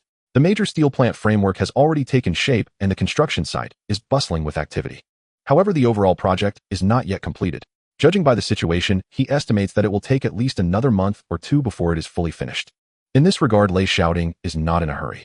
The factory's research and development team is still in the construction phase and the necessary production equipment has not yet been procured. Equipping all personnel and equipment will similarly take a month or two.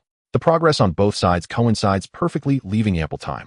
Confirming that the construction order is orderly and everything is advancing smoothly, he did not enter the site for further inspection. Glancing at his watch, the time is nearing 11 in the morning. Lei Shaoting then instructed the driver Gui to drive directly back to Thunder Shadow Productions. By nearly noon at 12 o'clock, he returned to the company building. As soon as he stepped into the office floor, the front desk assistant quickly approached to report. "Mr. Lei, your father just called and asked you to return to the company immediately. You must call him back right away." Lei Shaoting nodded slightly and quickly walked into his office. He picked up the landline on his desk and directly dialed his father Lei Luo's number.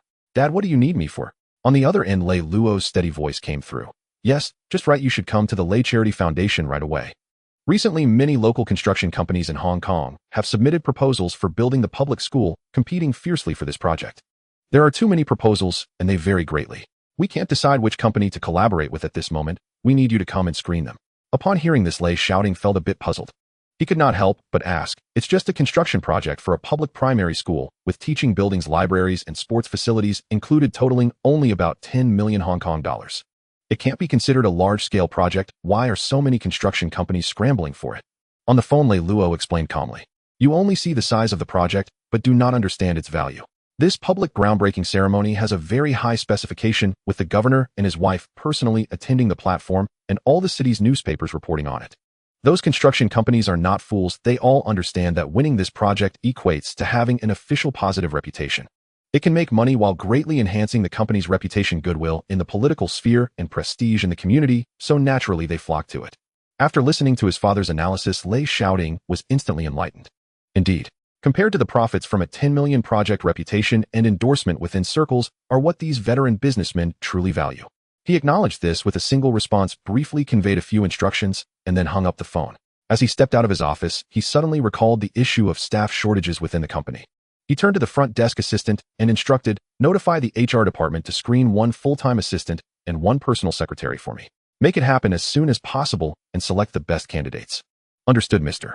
Let." The assistant quickly acknowledged and noted his request. After arranging the company's trivial matters, Lei Shaoting did not delay any further and immediately set off for the Lei Charity Foundation.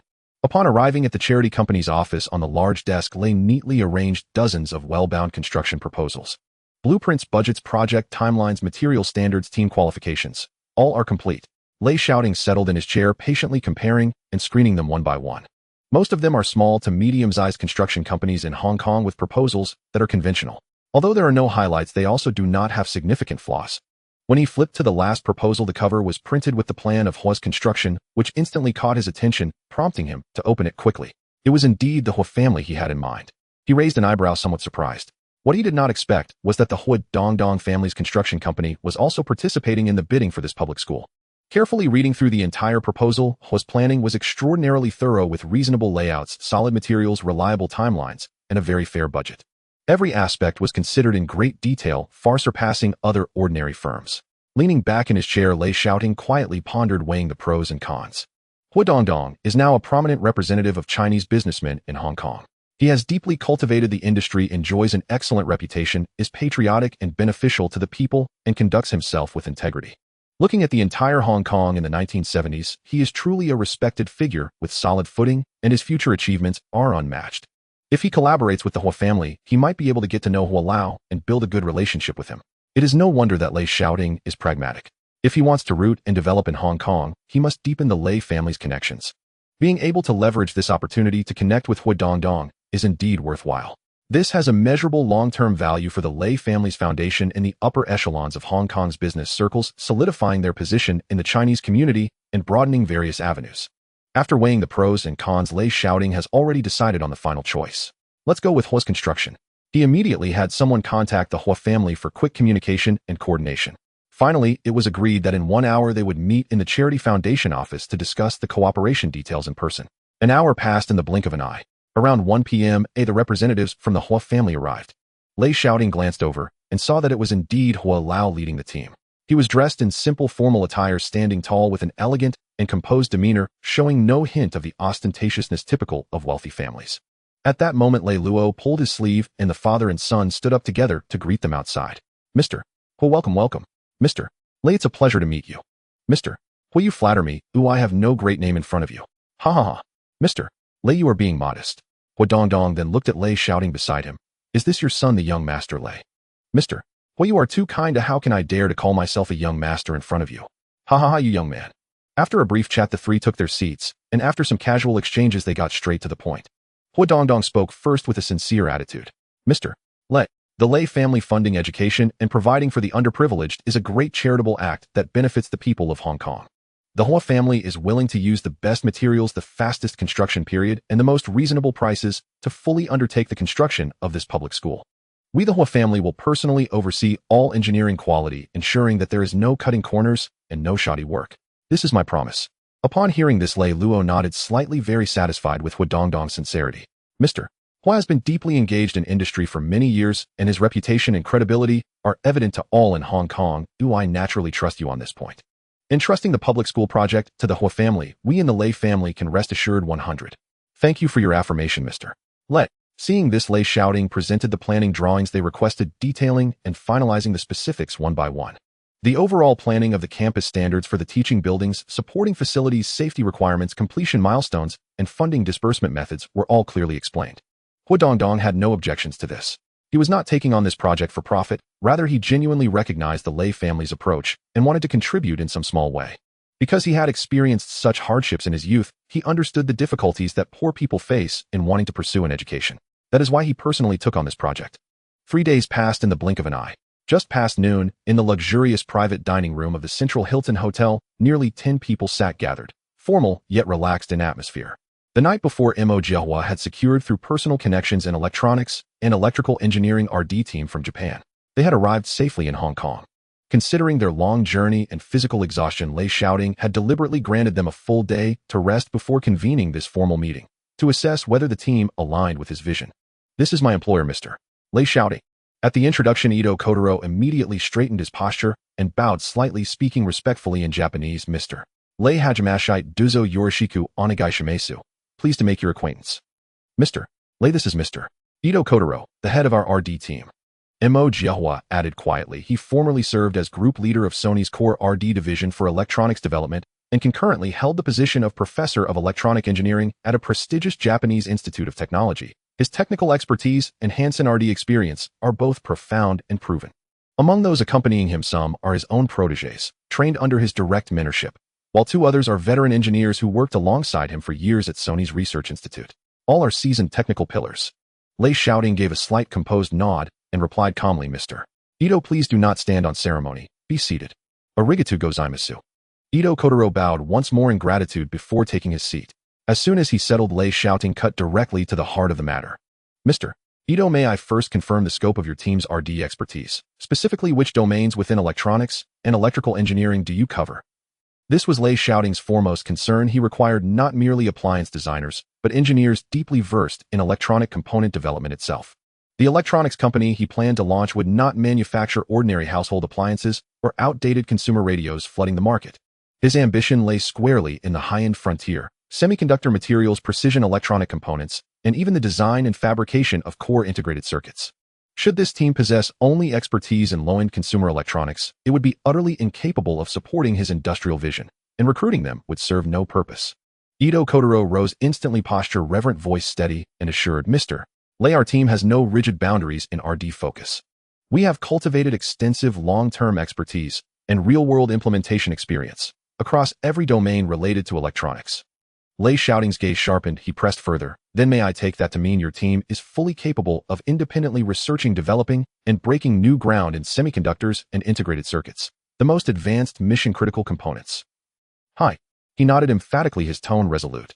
Provided funding is sufficient and all requisite R&D resources are in place, we can commit ourselves entirely to high-end development, executing research, iteration, and technological breakthrough without compromise.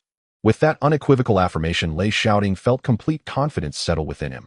His strategic blueprint for entering the elite echelons of the electronics industry, seizing the tide of the era, now possessed its indispensable technological foundation. After a brief pause, he moved decisively to finalize logistical arrangements. My future corporate headquarters and dedicated R&D institute will both be established in Hong Kong. You will therefore need to reside and work here long-term. Does this raise any objections? Hi. None whatsoever. Ito Kotaro responded without hesitation, his expression shifting subtly, tinged with resignation and quiet sorrow, as he candidly revealed their predicament. Mr. Lei, I speak frankly. Back in Japan, our entire group has been subjected to a comprehensive industry-wide blacklisting by Sony Corporation. No firm within Japan's electronics sector dares employ us. With no refuge left, we have been utterly cast adrift.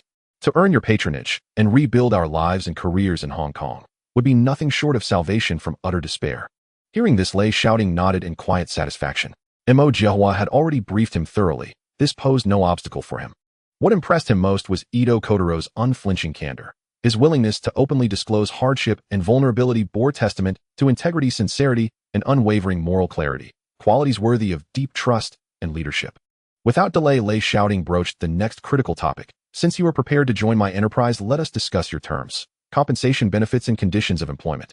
What are your requirements?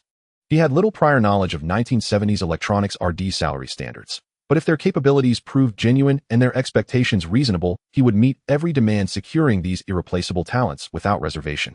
As the ancient adage goes, 1,000 pieces of gold are easily found, a single outstanding general is rare indeed. Upon hearing this, Ito Kotaro exchanged glances with his colleagues before rising again and bowing deeply. Mr. Lei, during my tenure as group leader at Sony's Research Institute, my fixed monthly salary was 90,000 yen. It increased annually by 20%, supplemented by year-end performance bonuses. Special R&D bonuses were awarded upon successful market penetration of products developed by our team. Daily meal allowances were provided. And after 3 years of service, employees became eligible for company-assigned housing. Lei Shaoting swiftly calculated the exchange rate. In June 1971, the HKDJPY rate was stable. 90,000 yen translated to roughly HK140 per month. That figure far exceeded his expectations, not because it was high but astonishingly low. He had assumed such elite laboratory specialists would command salaries in the thousands, or even tens of thousands, of Hong Kong dollars, yet theirs fell short even of senior local white-collar professionals. Having now gauged the industry's compensation floor, Lei Shaoting had already formulated a comprehensive plan. The housing provisions, year-end bonuses, R&D incentives, and daily allowances they requested were standard retention mechanisms among leading corporations, measures he intended to implement regardless, even had they remained unmentioned. With unwavering certainty, Lei Shaoting declared, all the salary and benefit conditions you've outlined, I accept them in full. Moreover, as the founding core team of my enterprise, I am raising each of your base salaries by 20% across the board. When may you formally commence employment? The moment these words echoed through the private room, every Japanese engineer present was visibly moved, eyes widening in stunned disbelief, then blazing with elation. Several blinked back sudden tears. Only they knew the depths of desolation they had endured since Sony's blacklisting. Stripped of livelihood, ostracized across the entire industry, bereft of income-sustaining families, had become an impossible dream. Many carried crushing debts born of financial ruin. Some had even suffered marital collapse and family dissolution, plummeting into life's darkest abyss. At a time when all doors slammed shut against them, this employer not only overlooked their tarnished past, but preserved every existing privilege and voluntarily enhanced their compensation. Such timely grace, offered like warmth amid icy despair, ignited fierce devotion in these technically gifted yet profoundly humbled engineers. As one, they rose and bowed deeply to Lei Shaoting, reverent, solemn, and wholehearted. Mr. Lei, we pledge our utmost dedication to the company, our full intellect, energy, and loyalty, to advance R&D without reserve, honoring your trust and mentorship. We stand ready to begin employment immediately, fully at your command. Lei Shaoting raised a hand, gesturing for them to be seated, then paused thoughtfully. For now, remain in Hong Kong to set up your laboratory and acclimate yourselves to the local environment. I will then provide you with a set of original product design schematics for your initial challenge, to determine whether you can successfully develop this prototype. Once you have mastered the core technologies, I will arrange for your temporary return to Japan, for two purposes: first, to attend to personal matters and settle your families. Second, to leverage your professional networks there to procure the world's most advanced electronic production equipment and precision RD assembly lines. All expenses incurred in Hong Kong during this period will be fully covered by the company. Hi, we humbly accept your instructions. Ito Kotaro led the response, and all rose once more to bow collectively to Lei Shaoting. They understood this to be their new employer's rigorous technical assessment, and found the arrangement not only fair, but deeply satisfying. After all, any discerning leader would naturally seek concrete proof of capability before entrusting critical responsibility, a standard they fully respected. The atmosphere in the private room grew increasingly warm and convivial, inhibitions dissolved, and animated discussions unfolded on Japan's current technological trajectories in electronics market dynamics and emerging trends in consumer appliances and electronic systems. Lei Shaoting listened attentively, occasionally interjecting thoughtful questions, deepening rapport while gathering insights. He knew well that the 1970s represented the golden window for global electronics ascendancy.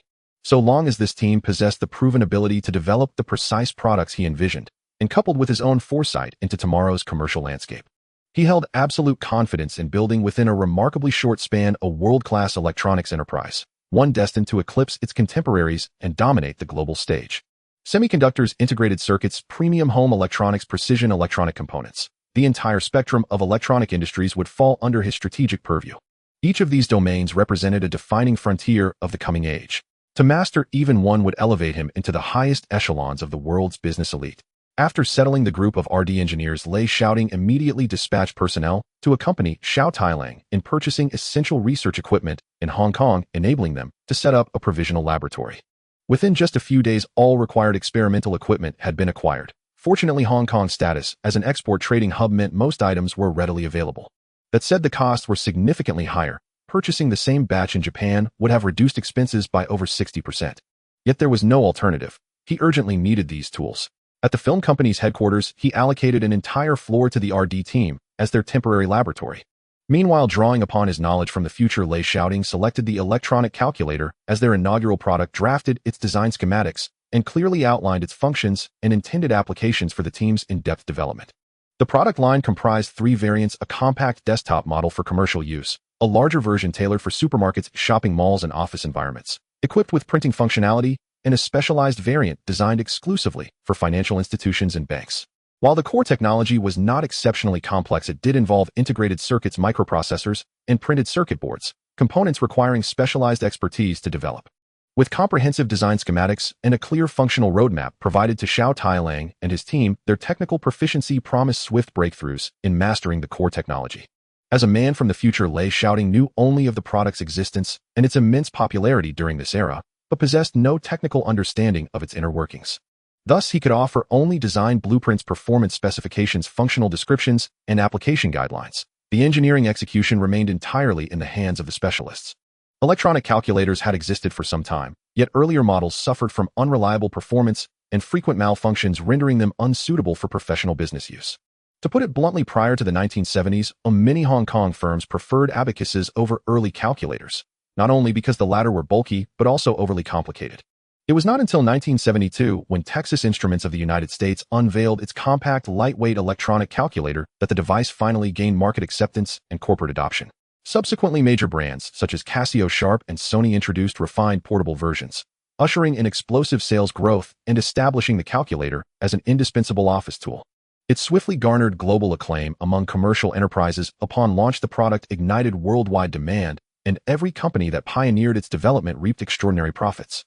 Moreover, its price tag was extraordinarily steep. Texas Instruments' first-generation portable model, the TI-2500, retailed officially at $150. Nearly HK100 at the time. Sharp's EL811 model was even more astonishing, priced at $379 in the U.S. and HK1201500 in Hong Kong. Only after Hewlett-Packard, Casio, Sony, Panasonic, Hitachi, and other electronics giants entered the market did increased competition and expanded product variety gradually drive prices downward. Even then, the lowest retail price remained several hundred Hong Kong dollars, making the device in this era little short of a money-printing machine despite its modest production cost. Lei Shaoting had deliberately chosen the calculator precisely for this reason, to establish immediate brand recognition for his new electronics enterprise. Once the brand achieved prominence, subsequent innovations would gain rapid market traction, eliminating concerns over sluggish sales. Saturday, July 25th. After 2 weeks in Hong Kong, the RD team had fully settled in. That morning, Lei Shaoting was still asleep at home when the telephone rang urgently. Ring, ring, ring. Drowsy and disoriented, Lei Shaoting stirred awake and lethargically lifted the receiver. Hello, this is Lei Shaoting. Who is calling? Lei-san, this is Xiao Tailang. Oh, you've made a breakthrough in product development. Hearing Xiao Tailang's voice, Lei Shaoting's sleepiness vanished instantly. Yes, Lei-san, we've broadly deciphered the underlying technological principles of this device, and now require raw materials for prototyping. Excellent. Please compile a detailed list of required materials. I'll arrange for someone to procure them immediately. Lei-san, the list is already prepared. Very well. Please wait a moment. I'll dispatch someone to meet you directly. He'll handle the procurement. Ah, thank you, Lei-san. Lei Shaoting immediately contacted Zhu Yuze, the most knowledgeable local contact in Hong Kong, whose familiarity with the city's resources made him the ideal choice. True to expectation, within half a day, guided by Zhu Yuze, Xiao Tailang secured all necessary components and commenced assembly and development. Lei Shaoting observed closely. In July 1971, no single-chip microprocessor suitable for electronic calculators was commercially available worldwide. Thus, Xiao Tailang substituted multiple discrete chips to complete their technical validation. Microprocessors and integrated CPUs were readily obtainable off the shelf. Xiao Tailang's team needed only to refine and adapt these components specifically for calculator operation. Nonetheless, even with such advantages, the 7 technicians led by Xiao Tailang labored intensively for most of the day before successfully calibrating all components to optimal calculator functionality. Eyes alight with excitement, Xiao Tailang approached Lei Shaoting holding a cluster of parts. Lei-san, the first prototype is ready. Would you please conduct the initial test? Lei Shaoting glanced at the unit. It lacked an enclosure, merely an exposed assemblage of components and a row of buttons. Without hesitation, he extended his hand and input a complex calculation, 95, 27, 12, 114324. As the digits appeared on the display, several team members instinctively began verifying the result mentally. Correct. Indeed, perfectly accurate. Lei Shaoting proceeded with additional calculations, repeating the process multiple times, each yielding flawless results. A wave of jubilant cheers erupted across the laboratory. Yes. Excellent. Well done, Lei Shaoting nodded approvingly, then turned to Xiao Tailang. Does this mean the prototype has succeeded, and we may now order dedicated production lines for mass manufacturing? This was above all else Lei Shaoting's foremost concern, yet regrettably. Xiao Tailang shook his head firmly. Lei-san, not yet. This prototype relies on multiple existing chips. Our greatest current challenge lies in the absence of a dedicated single-chip solution. Manufacturing with multiple chips would double production costs compared to a single-chip design. We must still devote time to developing the single chip, but rest assured, Lei-san, we have already established a clear RD pathway and will deliver the required chip within 1 month at the latest. Upon hearing this, Lei Shaoting felt a pang of disappointment. He had assumed successful prototyping would allow immediate procurement of production lines and swift market rollout. Yet upon reflection, he quickly regained composure. If development were truly this straightforward, competitors would long since have flooded the market. Understood, Lei Shaoting conceded with a slight nod. So what comes next? There's no need to rush ordering production lines, correct? Not at all, Xiao Tailang replied promptly. Lei-san, only the single chip remains outstanding. The rest of the components have passed full validation. In essence, the product itself is complete. We may now commission production lines and begin procuring all other necessary parts for assembly. Regarding the single chip, would you prefer in-house development or purchasing semi-finished chips for final integration? What's the difference? Lei Shaoting, unfamiliar with the technical nuances, sought clarification. Certainly, Xiao Tailang affirmed confidently. We possess full capability for independent chip design, but domestic fabrication demands a custom-built semiconductor wafer fabrication line comprehensive, supporting infrastructure and recruitment of numerous senior process engineers. Within our industry, such a facility is termed a semiconductor wafer fabrication line. To my knowledge, globally, only 4 companies currently operate fully equipped facilities of this kind. The capital investment is prohibitively expensive, and sustaining such operations requires a large, highly specialized workforce, far beyond the capacity of ordinary manufacturing enterprises. The entire production chain, from silicon wafer slicing and photolithography to etching, doping, thin film deposition, dicing, and packaging, is indispensable. Each station further requires seasoned engineers to supervise operations and coordinate team efforts. Additionally, an ultra-clean temperature and humidity-controlled cleanroom must be constructed. Even microscopic airborne particles would render entire wafers unusable during fabrication. By contrast, procuring semi-finished chips for final integration incurs substantially higher component costs, but drastically reduces upfront capital expenditure and eliminates the immediate need to assemble specialized subteams. With semi-finished chips on hand, my current team can fully manage initial production phases. In summary, independent development entails massive initial investment and extensive recruitment across departments. Should market reception prove disappointing, it risks triggering severe financial strain. Yet in the long term, it dramatically lowers per-unit costs and establishes formidable competitive barriers. Procurement of semi-finished chips, while costlier per unit, serves as an ideal low-risk entry strategy, requiring minimal upfront outlay and allowing rapid market testing. Strong sales performance would then justify transitioning to full in-house development. Lei Shaoting furrowed his brow. After prolonged contemplation, he asked Xiao Tailong how much would it cost to custom build such a semiconductor wafer fabrication line and associated infrastructure. And how long would construction take? If I choose independent development, can you recruit qualified engineers for each critical position? Lei Shaoting posed all questions in quick succession. Following deliberation, Xiao Tailong offered a balanced recommendation: commence with semi-finished chips for the first production run, launching the product into the market without delay. Simultaneously, they would initiate establishment of an in-house chip research laboratory and fabrication facility, recognizing that constructing such infrastructure would require considerable time and that talent acquisition across disciplines would likewise take careful planning. Thus, they opted for a pragmatic middle path strategy. The next morning, Xiao Daro and the others all returned to the ghost country to arrange their own matters. At the same time, Lei Shaoting also asked Xiao Daro to find a manufacturer over there to customize the production line and look for suppliers of the semi-finished materials they needed. Once the factory is completed and the equipment returns, they can enter mass production. Half a month passed. Lei Shaoting's film company gained significant recognition. The box office of Tangshan Daxiong skyrocketed, crushing the films released simultaneously by Shaw Brothers and Golden Harvest. In recent days, various media outlets have mocked Shaw Brothers and Golden Harvest, saying they shot themselves in the foot, being overwhelmed by a newly established company. Uncle Xiao was so furious that he almost went to Lei Shaoting to confront him. He caused Lei Shaoting quite a bit of trouble. During the press conference for another new film from Shaw Brothers, he openly warned Lei Shaoting not to forget himself in the heat of success. When Lei Shaoting saw this report, he was quite speechless. He had never publicly acted against Shaw Brothers films. At most, he had poached a few artist directors and some behind-the-scenes staff from their company. He couldn't understand why this old man harbored such animosity towards him, openly targeting him multiple times. He was genuinely afraid that Uncle Xiao would publicly say 30 years east of the river, 30 years west of the river.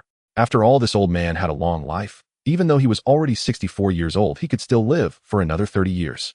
If Lei Shaoting remembered correctly, Uncle Xiao was born in 1907 and seemed to have only passed away in 2014, living for over a century. He was the longest living person in Xinjiang. In this half-month, Tangshan Daxiong had already reached a box office of 2.3 million, breaking Xiangjiang's historical box office record set by Long Hudo, directed by Wang Yu, even before the film was taken off the shelves. Long Hudo had a box office of 2.07 million Hong Kong dollars. Meanwhile, Tangshan Daxiong had already surpassed 2.3 million. It was a complete victory over Shaw Brothers, a slap in the face for them, causing Kowloon and Ho Quan Chung of Golden Harvest to no longer dare to show their faces, outright refusing media interviews. Bruce Lee also became famous as a result, becoming a hot star in Xinjiang. At the same time, Thunder Films was reported by the media to be comparable to Shaw Brothers, becoming the second largest film company in Xinjiang with great potential for the future. As for these news reports, Lei Shaoting paid no attention, focusing on his career. At 9:30, he arrived at the company on time. He had just entered his office. Knock, knock, knock. A knock sounded at the door. Come in. Mister. Lei, you're back. Just in time, his office assistant approached, handing him several documents. These are the candidates for assistant and secretary selected by the HR department, 3 men and 3 women, a total of 6 people. Do you want to review them? Let me take a look. After all, he was looking for someone to be by his side for a long time, so he certainly wanted to review them. He opened the first document directly. Li Haohua, male, 25 years old, 175 centimeters tall, graduated from Xiangjiang Chinese University with a degree in business administration, possesses a Hong Kong accounting certificate, and Lei Shaoting browsed carefully. The educational background was good, but he had no work experience. He didn't rush to make a decision as there were other options, so he looked at the next document. He Meijuan, female, 24 years old, 168 centimeters tall, graduated from Xiangjiang University, majoring in administrative management, currently studying for an accounting certificate. Also lacking any work experience, but Lei Shaoting was still quite satisfied with her education and appearance. Who wouldn't want their secretary to be attractive? It would also add some prestige when taking her out. After all, when there was work, the secretary would handle it. When there wasn't, he would handle it himself at home. He set the document down and continued browsing the next one. One by one, they were all fresh graduates, none with experience. There was even a foreign girl. Although she graduated from a prestigious overseas school, Lei Shaoting didn't want a foreign girl as a secretary. At this time, foreign girls tended to carry a sense of superiority, and he didn't want to support someone like that.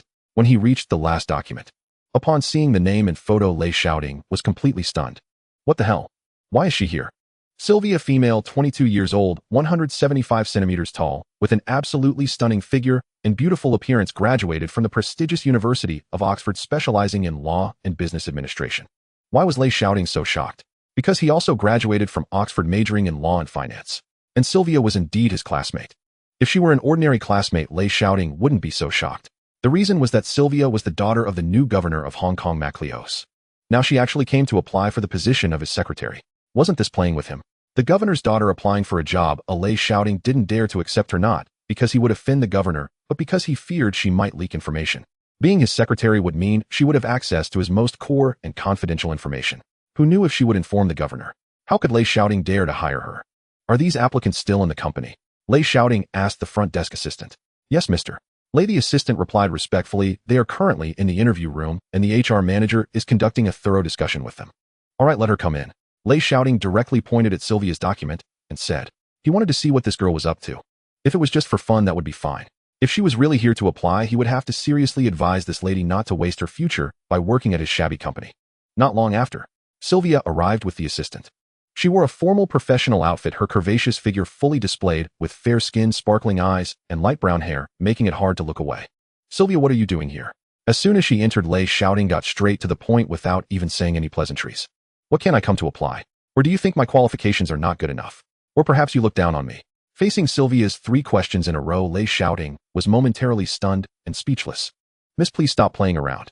Lei Shaoting no longer had his usual composure. Since he had a 4-year classmate relationship with Sylvia, they were familiar with each other, so there was no need to pretend to be profound.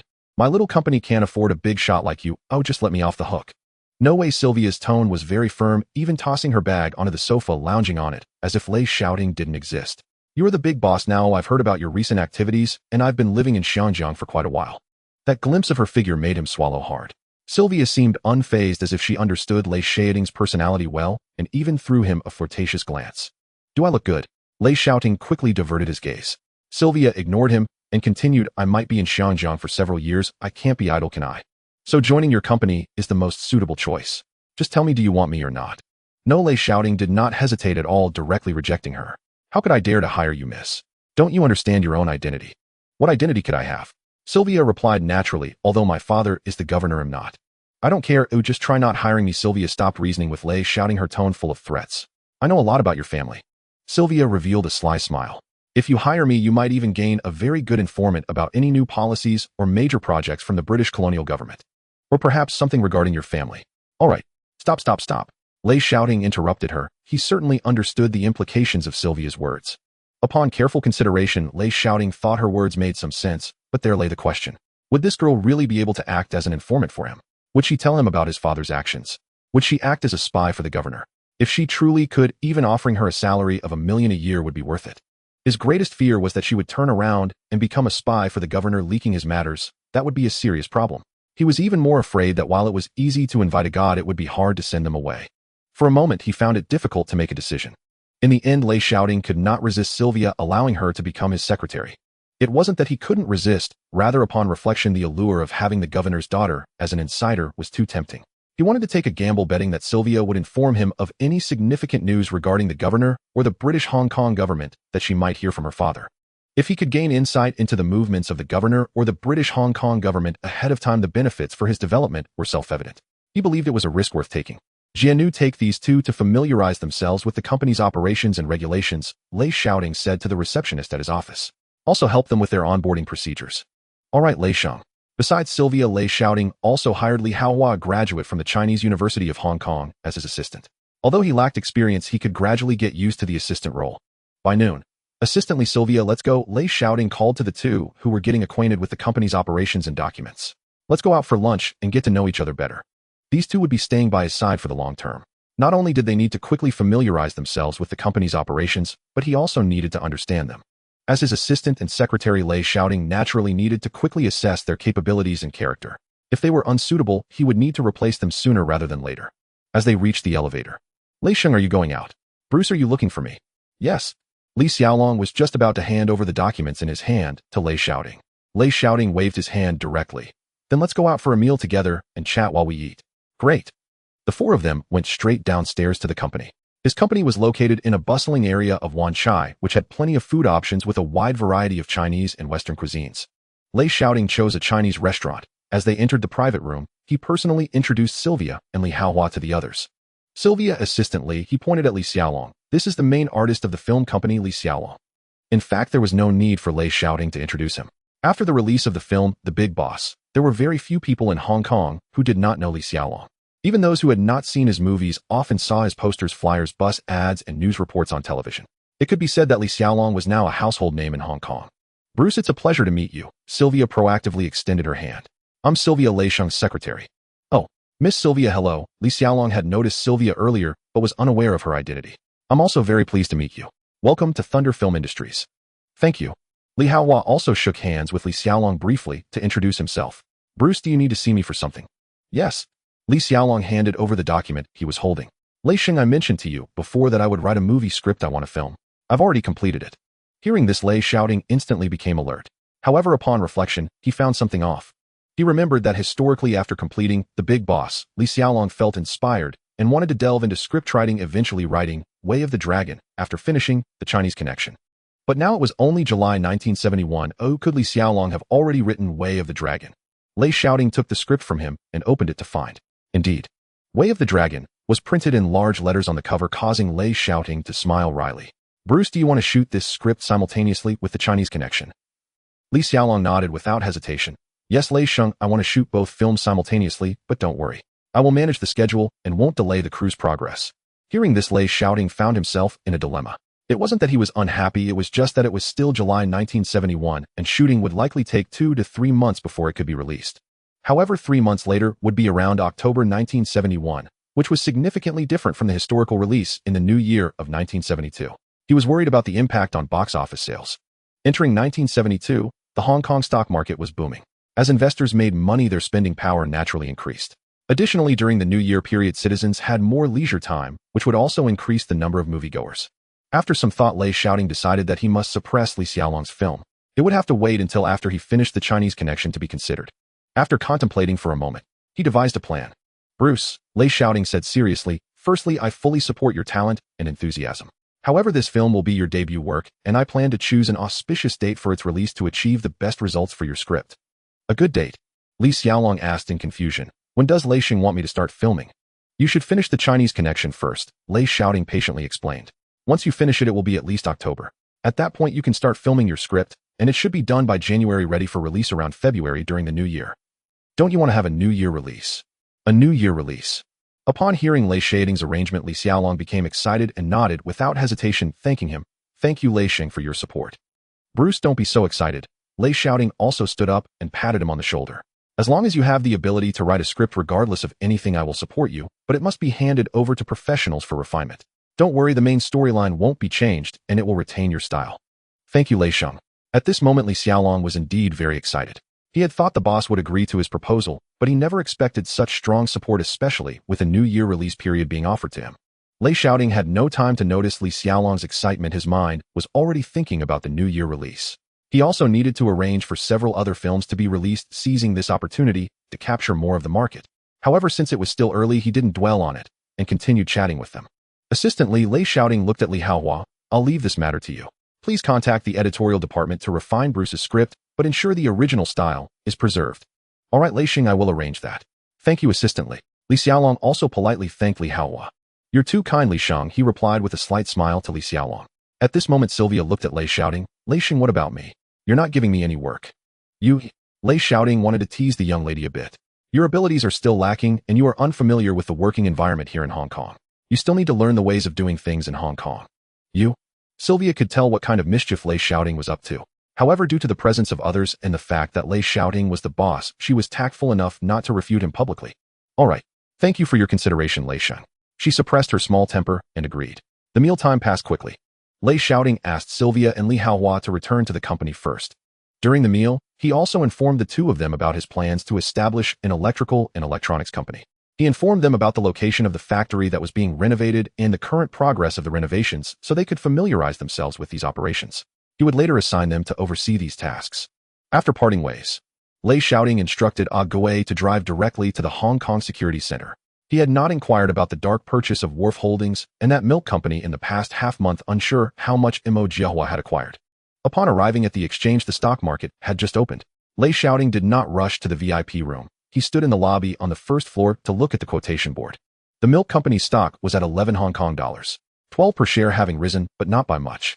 However, when he saw that Wharf Holdings' stock price had already risen to 13 Hong Kong dollars, 32 per share, he couldn't help but furrow his brows. What's going on? Wharf Holdings' stock was rising too quickly, and he worried someone might take notice. If the news leaked, it would be detrimental to his dark purchase. He quickly walked towards the VIP room. Entering the VIP room, Mo Jiahua quickly approached to greet him upon his arrival, but Lei Shaoting had no time for pleasantries and directly questioned him. Why has the price of Kowloon warehouse increased so rapidly? At this moment, Lei Shaoting's face was filled with frustration. Mo Jiahua, hearing this, also wore a helpless expression. I apologize, Lei Sheng. Recently, there have been many retail investors buying Kowloon warehouse stocks. I've been listening for a day or two, but the trading volume remains high, so I instructed others to continue purchasing. As a result, the stock price of Kowloon warehouse has risen considerably. I've been controlling it well. Then why didn't you notify me? I noticed that the market wasn't reacting too much, so I didn't want to disturb you. Isn't that a significant reaction? Lei Shaoting remembered that even in 1977, the stock price of Kowloon warehouse was only 13 Hong Kong dollars per share. And now it's only 1971. Without his intervention, it would probably still be hovering around 11 Hong Kong dollars. But now the stock price of Kowloon warehouse has risen to 13.3 Hong Kong dollars per share, which is already very abnormal and easily noticeable. If outsiders discover that he is secretly buying shares attracting the attention of he, then all his efforts would be wasted. Even if he holds a larger share than he without absolute control, and with Kowloon warehouse under he's long-term control, the shareholders, who are all foreigners, would support he, making it difficult for him to assume the position of chairman and control Kowloon warehouse. Without control over Kowloon warehouse, he would lack absolute power, and the shares he holds would sooner or later be diluted by he. This essentially means waiting for death. The best outcome would be to sell his shares to he at market price or a lower price. But Lei Shaoting was certainly unwilling to accept this result. It was the scenario he least wanted to see. If he were to confront he in 1971's Hong Kong, without the support of HSBC and high-ranking officials from the British Hong Kong government, could he really compete with he? To put it bluntly, even if he sat in the chairman's position of Kowloon warehouse without achieving absolute control, he wouldn't consider it safe. Given he's power in Hong Kong at this time, the other party could easily reach out to various departments of the British Hong Kong government, and each department would find ways to trouble him. Today's accounting audit, tomorrow's document verification, the day after tomorrow's fire safety checks, and so on, all resulting in failures and obstacles which would lead to a drop in stock prices and force him to reposition. In the end, he would take over, and he would inevitably fail. This is the awkward position of Chinese businessmen in Hong Kong in 1971, forever unable to compare with British capital. Otherwise, there are plenty of wealthy Chinese businessmen now, and they are not fools. Knowing that many reputable foreign firms hold only about 15 of the shares, with such a large number of circulating shares, why don't they take action? Are they short on money and brains? Neither. They know that taking action is futile. Even if they hold more shares than others, they ultimately wouldn't benefit and might end up offending the foreign firms. Similarly, Lei Shaoting is no exception. He is taking a gamble, betting that his quiet maneuvers will allow him to secretly acquire 51 of the shares, completely preventing he from resisting. As long as he holds 51 of the shares, even if the British Hong Kong government and HSBC want to intervene, they must consider that he has already achieved absolute control. They can't just seize it outright. This is why Lei Shaoting dares to take the plunge. But if he hasn't reached absolute control, Lei Shaoting really doesn't have the confidence to fight he. This is why he is so angry now. Seeing Lei Shaoting fuming, Mo Jiahua immediately felt frightened. I apologize, Lei Xiao. I will have them stop immediately and wait for the stock price of Kowloon warehouse to return to normal before taking action. The price isn't the issue. I'm just afraid it will attract market attention, leading to he's intervention. Do you understand what I mean? I understand. Mo Jiahua lowered his head, not daring to meet Lei Shaoting's gaze. Rest assured, Lei Xiao, I will be careful and slow down from now on. After saying this, Mo Jiahua couldn't help but wipe the sweat from his forehead, looking quite flustered. In fact, during this time, he had also become a bit reckless, seeing so many orders in the market and thinking that buying a few more shares wouldn't cause any impact. Over the past half-month, he had used dozens of accounts, each making at least one transaction, and sometimes even two. Gradually, the stock price of Kowloon warehouse rose, and retail investors began to consider investing as they saw the price increase. This is what led to the significant rise in Kowloon warehouse's stock price in just half a month. By the way, who are the registered shareholders of Kowloon warehouse? Can you get me the list? Yes, please wait a moment, Lei Xiao. Mo Jiahua quickly walked over to the safe, retrieved a document, and handed it to Lei Shaoting. I had people investigate this earlier. Here is the complete list of registered shareholders of Kowloon Warehouse. Please take a look. Lei Shaoting opened it and saw that there were 10 members on the EHE board, among which the land company held 14.68 of the shares in Kowloon Warehouse, making it the largest shareholder. The chairman of EHE Keisuke was registered as the chairman and general manager of Kowloon Warehouse. Additionally, EHE's general manager Nu Bijin was also an executive director of Kowloon Warehouse, responsible for its daily operations, holding 3 of the shares. The general manager of the land company Beidefu was also an executive director of Kowloon Warehouse, responsible for real estate development and finance, holding 3 of the shares. The administrative director of Kowloon Warehouse Allied was responsible for company management, reporting to Nu Bijin, holding 2 of the shares. Among the non-executive directors was Michael from the Jia Daoli family, who held 2.3 of the shares in Kowloon Warehouse. HSBC held 2 of the shares, while Swire Group held 2. Lui Lok held 2 of the shares in Kowloon Warehouse. Hutchison Whampoa held 2 of the shares, and Standard Chartered held 1.8. Sydney Gordon, legislative council member, held 1.5 of Kowloon Warehouse's shares. The remaining shares of Kowloon Warehouse were all held by retail investors and institutions and were circulating in the market. The shares held by the land company and other shareholders of Kowloon Warehouse combined were just over 30, while the circulating shares in the market amounted to over 65. In theory, at the current price of Kowloon Warehouse, with so many circulating shares, if someone truly wanted to acquire them, they could easily do so. But many people know that while they have the funds to acquire them, they lack the capability to protect them. Lei Shaoting set down the Kowloon Warehouse shareholder list and fell into deep thought. At this moment, he even wanted Mo Jiahua to contact the institutions holding Kowloon Warehouse shares to swiftly acquire all the shares held by these institutions, quickly achieving absolute control. But he was afraid that as soon as he approached these institutions, he would receive the news. After deep contemplation, Lei Shaoting concluded that he still couldn't take that risk and should continue with his covert acquisitions. Forget it, Lei Shaoting sighed softly. What is meant to be a blessing is not a curse, and what is meant to be a curse cannot be avoided. A week later, it was already August on the 3rd Wednesday. The day was just breaking. A newspaper from Daily Morning News caused a stir with its front-page headline. Kowloon Warehouse's industrial market value is severely underestimated. Large investors are quietly positioning themselves. This headline drove the newspaper's sales through the roof. In just 1 or 2 hours, citizens interested in the stock market, executives, financiers, bank employees, brokers, and investment banking staff were all deeply concerned about the report. Moreover, the report provided a detailed analysis of the assets held by Kowloon Warehouse, including industrial properties, land, and docks valued at over 1.5 billion Hong Kong dollars. However, Kowloon Warehouse's stock price was just over 13 Hong Kong dollars, with a total issued share capital of 50 million shares, valuing it at only 650 million, which was a significant discrepancy from its actual worth, marking it as a severely underestimated company. The report also mentioned that there had been unusual trading activity in Kowloon Warehouse stocks recently, with a high trading volume for at least a month, but a very low turnover rate, indicating that large investors were buying in secretly. Additionally, the article provided an in-depth analysis stating that Kowloon Warehouse was the absolute landlord in Tsim Sha Tsui, listing all its industries. It owned the entire seaside dock, hundreds of thousands of square feet of warehouses, and 2 top-tier hotels, with the Shipping Hotel being 100% wholly owned and the Xiangjiang Hotel holding a 50% stake. The 5 core commercial buildings were located on Guangdong Road, with the shipping building headquarters completed in 1966, fully owned, comprising 1 basement and 4 floors, with a total construction area of approximately 7,480 square feet, retail, 6,400 office space, 1,000. At 5 Guangdong Road, the Ocean Center commercial building was completed in 1965, standing 12 stories tall, with a total construction area of about 4,500 square feet, primarily office space, with a retail area on the ground floor fully owned. Additionally, Kowloon Warehouse Tower Starshine Building at 3 Salisbury Road and multiple commercial and residential buildings at 176 Nathan Road were all wholly owned properties, along with a 30-acre prime waterfront land in Tsim Sha Tsui West and a large amount of land in Tsim East, Kowloon Tong, Kwai Chung, and To Kwa Wan, as well as various docks, numerous storage warehouses, container companies, fleet storage companies, and so on. Kowloon Warehouse was undoubtedly the largest landlord in Tsim Sha Tsui, with its industrial value far exceeding its market value. This report was meticulously analyzed, and everyone who read it became convinced.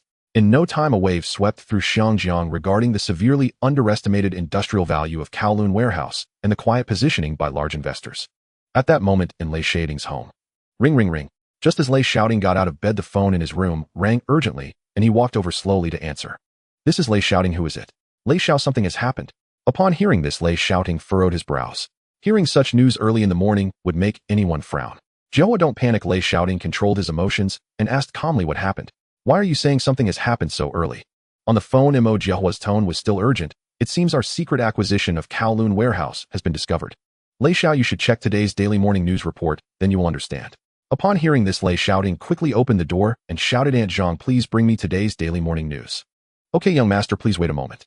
Lei Shaoting shouted loudly, and his parents, who were having breakfast in the dining room, exchanged glances at each other. What's going on with Tingzi? Lei Luo seemed to ponder for a moment, then stood up to check the report in the daily morning news. When Lei Luo saw the front page content, his brows instantly furrowed, even his pupils dilated. This brat wouldn't dare to play such a big game, would he? Lei Luo was no fool. After seeing the content of the daily morning news and combining it with his son's reaction, he immediately thought of something. Luo, go, what's wrong? Lei Luo's wife asked him from behind. Nothing, just a small issue, go ahead and eat. Lei Luo had always been one to report good news rather than bad. He didn't want his family to get involved in any troubling matters, and at home, he was a good man. Hearing this, Kai Zhen didn't ask further.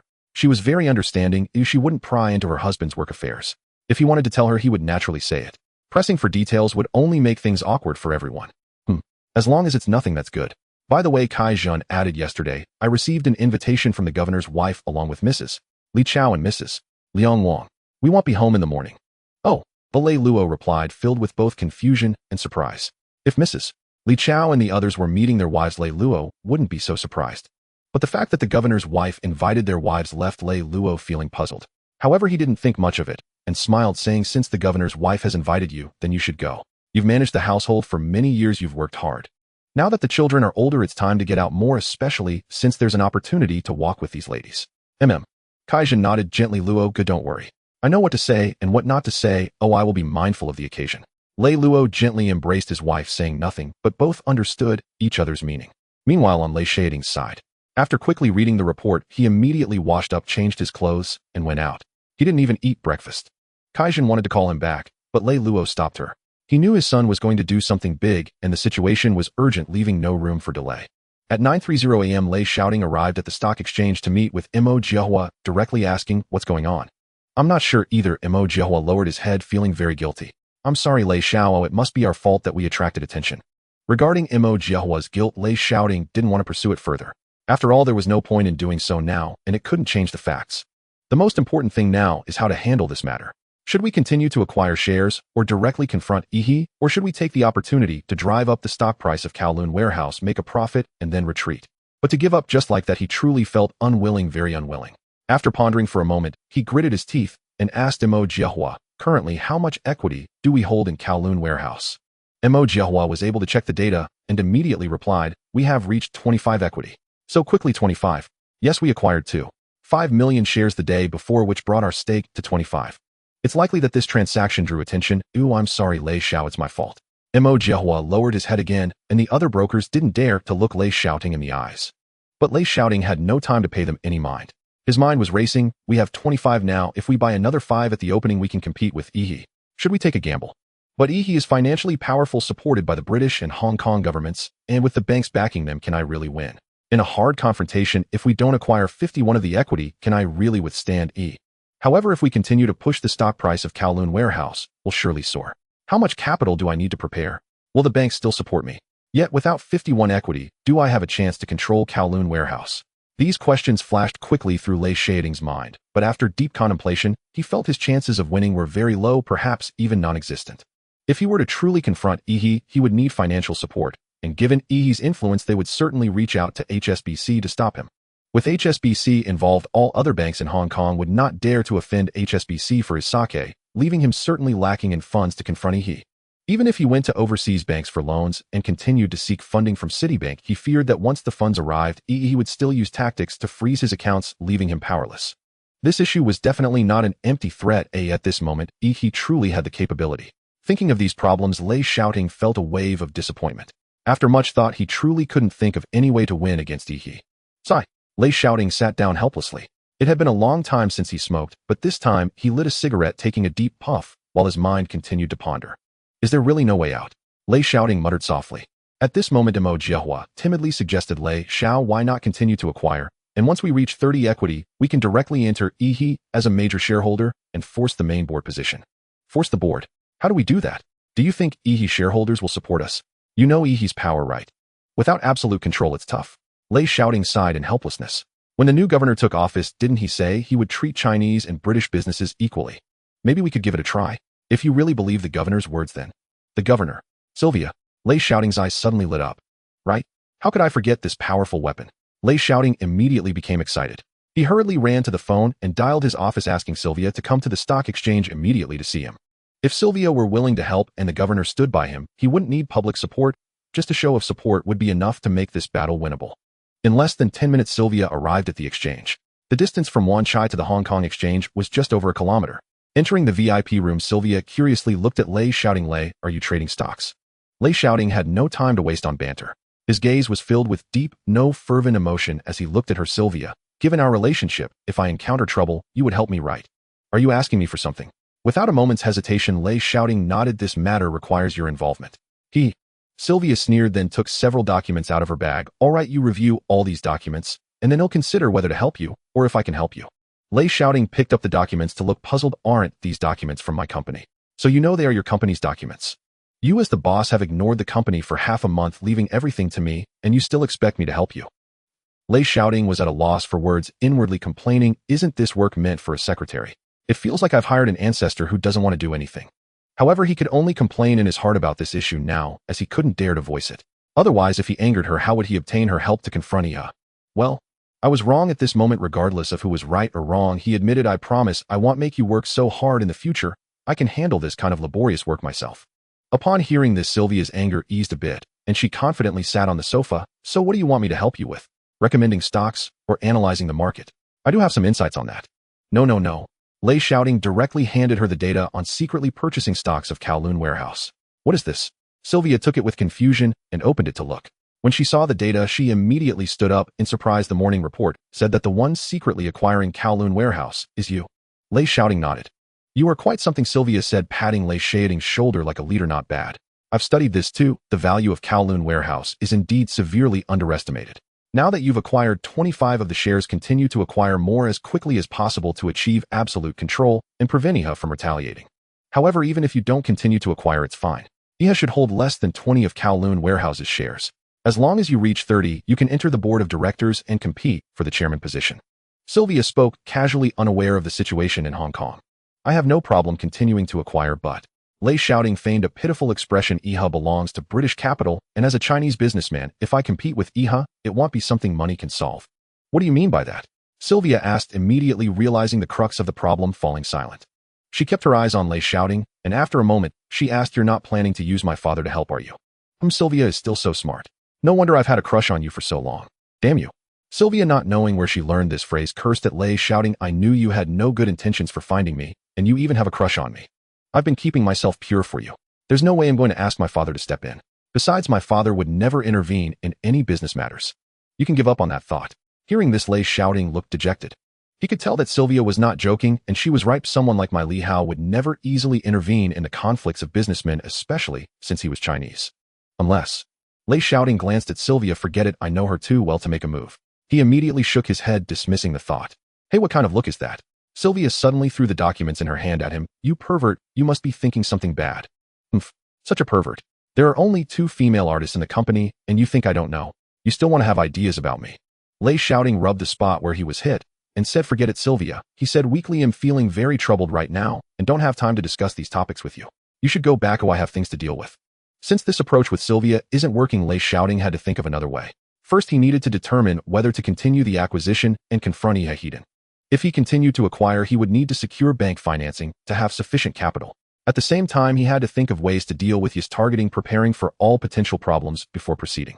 Otherwise, he could only take this opportunity to significantly inflate Kowloon warehouse's stock price and then sell the stocks to make a profit. But before he could think further, Sylvia, seeing Lei Shaoting lost in thought with a worried expression, felt an inexplicable pain in her heart. Sylvia lightly snorted, then said, I only said my father wouldn't intervene in any commercial competition, but I never said I couldn't use him to help you find a way out. Use him?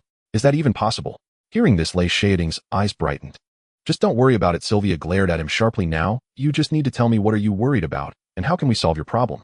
I'm worried that if I continue to acquire Kowloon warehouse, Iha will use British capital to send HSBC and the relevant departments to suppress me. The most common tactic is for Iha to raise the stock price, forcing me to retreat, while getting HSBC to say that other banks in Hong Kong won't dare lend me money, and naturally I will fail. Even if I acquire 30 of the shares and become the largest shareholder of Kowloon Warehouse, without support from other shareholders, I still won't be able to control Kowloon Warehouse, and the shares will eventually be diluted completely. Additionally, IHA will also employ more malicious tactics to suppress my company through relevant departments, such as auditing, freezing overseas accounts for acquired shares, or even targeting my film company, etc. Moreover, Lei Shaoting expressed all his concerns in one breath. Upon hearing this, Sylvia fell into deep thought, her eyes darting around contemplating how to break the deadlock. Currently, Lei Shaoting's biggest problem was that he had no one backing him. The status of Chinese people in Hong Kong was obviously lower than that of British capital, especially with IHA as the opponent. If Lei Shaoting had the governor of Hong Kong standing up for him, all these problems would indeed cease to be problems. However, his father would definitely not publicly support him. She needed to find a way to leverage her father's identity to help Lei Shaoting solve his problems. In less than a moment, Sylvia's eyes lit up. Got it, come here. She beckoned to Lei Shaoting. Lei Shaoting leaned over and Sylvia half laid on his shoulder. A wave of softness surged over him. But he had no time to enjoy it. He listened intently to Sylvia's plan. The more he listened, the more excited he became. In the end, he believed it was feasible. If Sylvia could truly do it this way, it would definitely work. Instantly, Lei Shaoting felt revitalized. Looking at the time, it was almost 10 o'clock. He looked at Mo Jiehua and said, make sure to acquire over 30 of Kowloon Warehouse's shares with full strength after the market opens today. Understood, Lei Shao. Receiving the order, Mo Jiehua immediately began to arrange for the opening preparations. Meanwhile, on the IHA side, Chairman Kesek, General Manager Nabijian, and General Manager Bedford of IHA sat in the office discussing how to handle the morning's report. Have someone go check the stock distribution first, then investigate recent stock trading trends. No matter who it is, anyone daring to touch Kowloon Warehouse will pay the price. At the same time, have the finance department prepare funds. If necessary, we will buy back some shares to solidify our control over Kowloon Warehouse. Boss, at this moment, Nabijian interrupted Kesek. Currently, IHA and the land company have several major projects underway and have no extra funds available. Even the reserve funds have been utilized. Hearing this, Kesek frowned immediately. Can't we even pull out 100 million? Nabijian directly shook his head. Unless we borrow funds from HSBC, but we still owe them a lot from the previous projects, so I don't know if they will lend again. Kesek was now troubled, frowning tightly, without relaxing, looking completely helpless. First investigate the situation clearly, and then solve the problem after we understand it. Everyone disperse. Nabijian and Bedford exchanged glances, and then silently left. Meanwhile, at the exchange, as soon as the stock market opened, all orders for Kowloon Warehouse were instantly cleared from the market. In no time, Kowloon Warehouse's stock price soared, shaking the entire exchange. Shareholders holding Kowloon Warehouse stocks after attempting to sell small amounts multiple times were certain that a major player was indeed moving on Kowloon Warehouse. This made them extremely excited. On this side, Lei Shaoting left the trading center shortly after receiving the plan from Sylvia. Mo Jiehua left with him. Before leaving, he instructed his broker to pause the acquisition of the milk company and concentrate on acquiring stocks of the Kowloon Warehouse. He needed to go out to find funding. Currently, he had less than 100 million Hong Kong dollars in his private account. This amount was borrowed from the liquidation of some of his father's useless assets and the cash he had left from before. Otherwise, where would he get the money? The tens of millions of HKD he earned from Crocodile Shirt had already been converted into Kowloon Warehouse stocks, leaving him with nothing. Moreover, he had borrowed 30 million from Citibank earlier, leveraging it threefold for a total of 90 million, but purchasing 2 million shares of the milk company, 10 equity, had cost him over 10 million. Currently, the cash he could use amounted to a maximum of 150 million Hong Kong dollars, and this amount was already augmented by the leveraged funding. 150 million Hong Kong dollars was simply not enough to compete with IHA for a 51 stake. Lei Shaoting believed he needed to prepare at least another 200 million. At 10:20 a.m., Lei Shaoting, Sylvia, and Mo Jiehua arrived at the Universal Bank. Universal Bank is Citibank's branch in Hong Kong. Upon arrival, they directly found General Manager Jack, who had handled their loan last time. Hi, Emma, welcome back. Hello, General Manager Jack. I apologize for the sudden visit. I hope I'm not disturbing your work. Mo Jiehua spoke very politely. No. Jack quickly waved his hand. Mo, I'm very glad you came to see me. How could I say it's a disturbance? At this moment, Mo Jiehua received a subtle signal from Lei Shaoting. He decided not to prolong the pleasantries and directly stated to Jack, Mr. Jack, I intend to continue borrowing from your bank, requiring at least 70 million, and I need to leverage it threefold to enter the market. Oh my. Jack's pupils widened in surprise, feeling quite puzzled. Mo, what exactly are you doing in the stock market? 70 million plus the previous 30 million makes a total of 100 million Hong Kong dollars. And with the leveraged funds, you're looking at 300 million Hong Kong dollars in the market. Mo, you need to tell me what you're doing so I can make a decision. At this moment, Lei Shaoting couldn't hold back and asked, Mr. Jack, I have sufficient properties as collateral. Isn't that enough to assure your company? No, Jack shook his head again. What is your name, sir? He asked Lei Shaoting. I am Lei Shaoting. Oh, Lei, nice to meet you. Nice to meet you too, mister. Jack. Hey, race the thing if it's just a loan with sufficient property collateral or asset proof, our bank absolutely won't inquire about its purpose. But now that you need to leverage funds, our bank must understand the purpose of the funds. We need a risk assessment. Hearing this, Lei Shaoting understood. After thinking for a moment, he decided to let Mo Jiahua speak directly. There was no way around it. He needed something from them and had to say it. Unless he didn't want a loan. Following Lei Shaoting's hint, Mo Jiahua handed over the acquisition data for Kowloon warehouse to Jack. Mr. Jack, did you see the news report in the Daily Morning? Our company intends to acquire Kowloon warehouse. What? Oh my. Mo, impressive. After Jack looked at the stock data and confirmed its accuracy, he made a decisive decision. Okay, our bank will lend this amount. Hearing this, Lei Shaoting immediately smiled. However, Jack wasn't done speaking. If you need more, our bank can continue to increase the loan until you acquire Kowloon warehouse. Mr. Jack, aren't you afraid that HSBC will? Lei Shaoting's words were left unfinished. Jack laughed heartily. Lei, when has Citibank ever feared other banks, even if HSBC is the settlement bank in Hong Kong? Looking at Jack's confident demeanor, Lei Shaoting couldn't help but admire it. This is the confidence of an international bank which has enough foundation to completely ignore what the British banks might do. In that case, Mo Jiahua stood up respectfully and said to Jack, on behalf of LT Investment Company, I thank you for your support, Mr. Jack. Let's go, let's handle the business right away. Okay, go. In less than 2 hours, Lei Shaoting and the others left Universal Bank. The funds would be transferred to their designated account by tomorrow morning, and as for the leverage, Jack would handle it for them. Now with sufficient funding and Sylvia's assistance, Lei Shaoting was confident enough to compete with Yi. Just as his grandfather said, with food and weapons in hand, he felt secure. At this moment, Lei Shaoting's state of mind was exactly that. He walked with a sense of purpose. After leaving the bank, it was just lunchtime, and the trading center was closed for the break. They took their time and casually found a restaurant to eat. But Mo Jiahua still needed to hurry back to prepare for something, so he had to leave early. In the private room, Sylvia kept her eyes fixed on Lei Shaoting, making him feel uneasy. Why are you looking at me like that? I didn't expect you to hide so much. Where did you get the overseas assets as collateral? Don't tell me these properties aren't yours. Upon hearing this, Lei Shaoting frowned immediately. Oh no, how did I forget about this? Lei Shaoting secretly blamed himself for being careless. In his eagerness, he forgot that Sylvia was the daughter of the governor, and he had actually let her know about his overseas investment company and assets. After a bitter smile in his heart, he quickly adjusted his mindset. Well, Lei Shaoting generously admitted, these anonymous properties were specially left behind by my grandfather and mother to provide a fallback for us brothers. For Lei Shaoting's explanation, the clever Sylvia smiled, clearly not believing him. Do you really think I believe you? Sylvia seemed to have a firm hold on Lei Shaoting. Humph. Now you have a secret in my hands. If you dare to bully me in the future, just wait and see. No, no, no. Lei Shaoting quickly lowered his posture. How could I bully someone as beautiful as you, Sylvia? I'm actually a fan of yours. Rest assured, in the company you will be the boss, and he'll be your secretary. How about that? Regarding Sylvia's threat, Lei Shaoting didn't take it seriously. After all, this batch of properties had already been transferred, and there was no way to trace it back. He wasn't afraid of anyone investigating. However, since she still needed Sylvia's help with many things, he couldn't afford to offend this young lady. He could only flatter her and take the opportunity to tease her. Upon hearing Lei Shaoting say he loved her, Sylvia blushed without realizing it, her gaze becoming fleeting. Even though she knew Lei Shaoting was joking, she didn't dare to meet his eyes, afraid of being found out. I hope you keep your word. Additionally, Sylvia immediately changed the topic. They'll find an opportunity for my father to arrange a meeting with those people. Once I handle it on my end, he'll notify you again. Okay, I'll wait for your good news. Come on, dear, let's eat first. Hearing this term of endearment, Sylvia was startled again, but her heart felt sweet. Looking at Lei Shaoting, her gaze softened considerably, but the guy didn't even notice. After they finished their meal, it was already 1:30 p.m., and they headed straight to the trading center.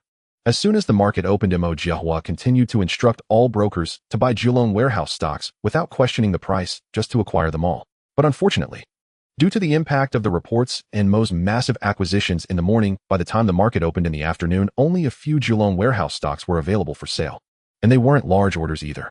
Many retail investors holding Kowloon warehouse stocks were waiting, and since the stock price was continually rising, everyone wanted to wait for higher prices before selling. Currently, Kowloon warehouse's stock price had risen to 13.76 Hong Kong dollars per share, up more than 4 Hong Kong dollars compared to the closing price from the previous afternoon. Meanwhile, at Yi Kaisek was looking at the investigation report on Kowloon warehouse, his brows tightly knitted. Shit. Kaisek angrily tossed away the report in his hand, seething with rage. Damn it, have you found out who's been moving Kowloon warehouse? No, not yet. Nabigian and Bedford both shook their heads simultaneously. But our people have locked multiple accounts, and upon investigation, all are from Citibank's overseas accounts. If we want to find out who is behind this from Citibank, I'm afraid. Nabigian shook his head. He didn't need to finish his sentence. Oh, everyone else understood. In Hong Kong, the only company that he wouldn't dare to touch is undoubtedly Citibank's Universal Bank, as it is American-owned. Moreover, Citibank is undoubtedly one of the top banks in the American banking industry, incomparable to HSBC, Standard Chartered, or any bank in Hong Kong. Furthermore, considering he's recent layout targeting the American side, if he dares to touch Citibank's assets, his group's interests in the U.S. will be severely affected. No one knows better than Kaisek how powerful American capital is on its own turf. At the headquarters of IHA, the atmosphere in the chairman's office is solemn and heavy. Kaisek sits in the main seat, his expression cold, exuding the restrained authority of a ruler. Beside him, Niu Bianjian's expression is calm as he lightly rests his fingertips on the edge of the table, silently contemplating the situation. The data obtained from self-examination combined with the other party's unabashed behavior of sweeping up shares in the secondary market for Kowloon Warehouse confirms that a vast capital of unknown origin is maliciously attempting to acquire Kowloon Warehouse's industry. However, the other party operates with extreme caution. They rely entirely on the overseas accounts of the International Bank of Treasure for transactions and utilize layers of overseas leveraged funds to obscure the source of their capital. By splitting and concealing the trading accounts, their tracks are hidden without a trace. Despite his efforts to leverage various connections and business channels to investigate, they remain unable to ascertain who is behind the move against Kowloon Warehouse. Kaisek suppresses his displeasure and slowly asks, "What does HSBC Sandus mean?" Niu Bianjian nods slightly and replies in a steady tone, "Sandus will consider it carefully, as we have several outstanding loans that need to be addressed with the headquarters before a response can be given." Hearing this, a hint of coldness flashes in Kaisek's eyes. Damn Sandus. He knows that HSBC has always been one to assess the situation and is unwilling to take on any risk. They would never act rashly in the midst of a conflict between two parties, especially without knowing the other party's details, for fear of offending a mysterious opponent holding overseas capital. He gathers his thoughts, his gaze serious, and asks in a deep voice, "How much cash can the group mobilize the fastest for supporting and increasing our holdings?" "With full efforts, we can mobilize 80 million Hong Kong dollars within 3 days. Kaisek shakes his head lightly, his tone carrying a sense of urgency. 3 days is too long. The stock market situation changes rapidly. The longer we delay, the more we fall into a disadvantage. It must be transferred before the stock market opens tomorrow." Upon hearing this, Niu Bianjian shows a face of difficulty. Currently, IHA and GD are both developing several large projects overseas. If the funds are withdrawn, it means these projects will come to a halt. He cannot even imagine the impact of a work stoppage. "Boss, the liquid funds available for use are only around 50 million Hong Kong dollars. If we withdraw them immediately, it will affect the projects." Niu Bianjian does not continue, believing the chairman will understand. Sure enough, upon hearing Niu Bianjian's words, Kaisek furrows his brow, appearing heavy-hearted. Niu Bianjian ponders for a moment before softly saying, "At present, we still do not have a clear understanding of the opponent's details. Recklessly spending heavily to compete is not a wise strategy." "Oh, do you have another plan?" Niu Bianjian nods slightly, saying, "Rather than blindly raising prices to compete for shares, it would be better to set a trap in secret and test the opponent's intentions." "How do we test?" Niu Bianjian then shares his thoughts. "First, we will hold a press conference to announce our determination to protect Kowloon Warehouse, encouraging retail investors, brokers, and institutions to join in the stock rush driving up Kowloon Warehouse's stock price to test the depth of the opponent. In this way, retail and institutional holders of Kowloon Warehouse will definitely adopt a wait-and-see attitude, waiting for a higher stock price to sell, making it impossible for the other party to acquire a large number of circulating shares in the short term. If the other party continues to buy at the rising stock price, we must quickly mobilize funds for support. However, if the other party also pauses and waits at the rising stock price, this will indicate that their funds are likely not abundant. Then we will have enough time to mobilize funds, investigate the opponent's identity plan, and unite with other British-funded firms to apply pressure. The most important thing is to clarify the opponent's identity. If they are local Chinese-funded enterprises in Shanghai, then. If they are not local Chinese-funded, we must understand the bottom line of their leveraged funds, and the initiative will naturally fall into our hands." Hearing this, Kaisek's gloomy look eases a bit, replaced by a glimmer of shrewd coldness in his eyes, and a slight smile appears at the corner of his mouth. Kaisek is not a fool. After Niu Bianjian's suggestion, he instantly becomes alert. His family has been entrenched in the Shanghai business world for decades, and he understands that true capital battles are not about who has more money or who dares to crash the market, but about who can remain composed and who can calculate thoroughly. An unknown opponent is always more terrifying than an apparent strong enemy. However, once the opponent's cards are fully revealed, they become a lamb to be slaughtered. "You are right." Kaisek does not hesitate and looks at Bedford beside him, stating plainly, "You go notify the reporters to hold a press conference after the stock market closes this afternoon." "Yes, boss." Upon receiving the order, Bedford immediately goes to make arrangements and notify the reporters.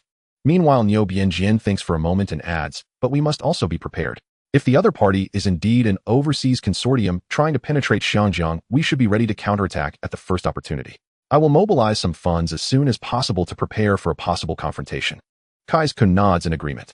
After all, the opponent is backed by the giant international bank of treasure in the stock market, and he cannot afford to be careless knowing that the leverage provided by American capital also intimidates him.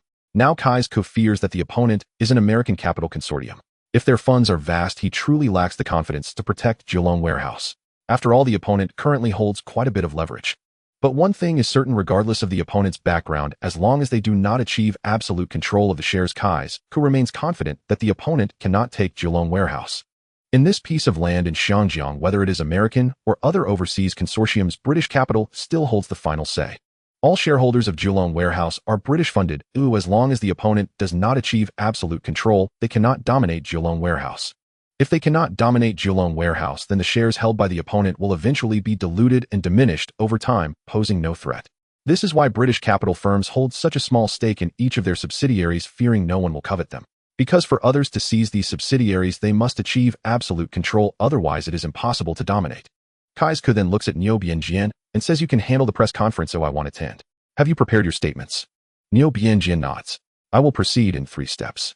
First, clearly state our intention to protect the market and announce that IHA and GD will quickly mobilize all liquid funds for large-scale purchases in the stock market. Second, create a united front. I will contact all shareholders of Swire Lui Lok and Standard Chartered to attend the press conference, together conveying our determination to stand united as British capital. Even if the other party is an American capital consortium, they will have concerns about whether it is worth it to fight to the end against all the business giants in Xinjiang for Kowloon warehouse. The third step is to trace and lock down.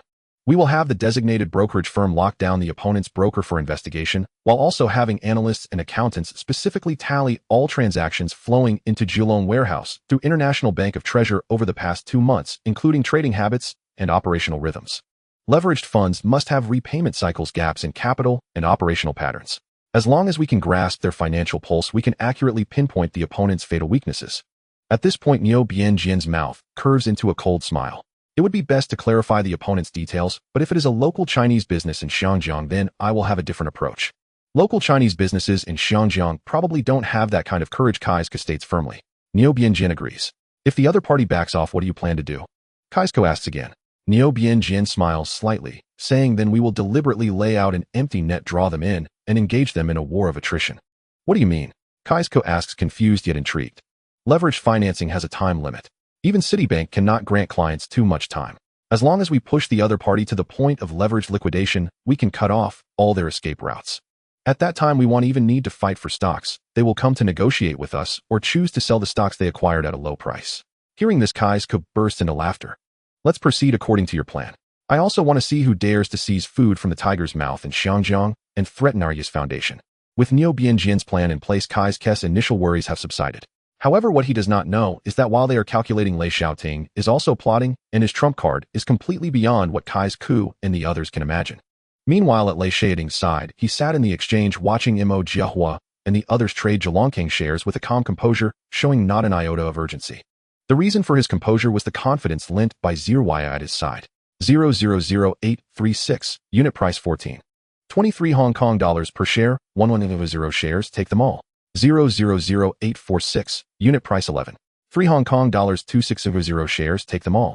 As Mo Jiahua issued one order after another, each transaction completed smoothly. Whenever a Zhongking sell order appeared on the market, regardless of price or volume, he snapped them all up. By this point, Lei Shaoting no longer cared about cost. He only sought to swell his chips as quickly as possible to prepare for a decisive confrontation with IHA. Lei Shaoting's aggressive accumulation drew many business magnates to the exchange that afternoon, particularly a large number of Chinese merchant elites. Standing before the floor-to-ceiling windows, Lei Shaoting had noticed their presence long ago, but he paid them no mind. He was prepared for exposure and therefore untroubled by the attention. At that moment, Mo Jiahua approached him and said, "Lei Shao, with the last trade completed, your stake in Zhongking has reached 30%. Good." Reaching 30% control reassured Lei Shaoting, greatly granting him increased confidence to contend with IHA.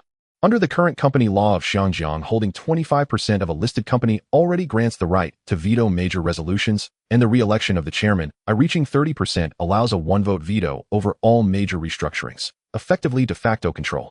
At the very least, it would prevent IHA from speaking unilaterally.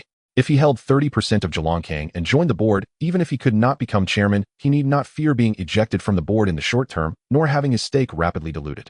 He then asked, have you contacted the institutions that hold Zhejiang shares? So far we've reached 3, but Mo Jiehua shook his head helplessly.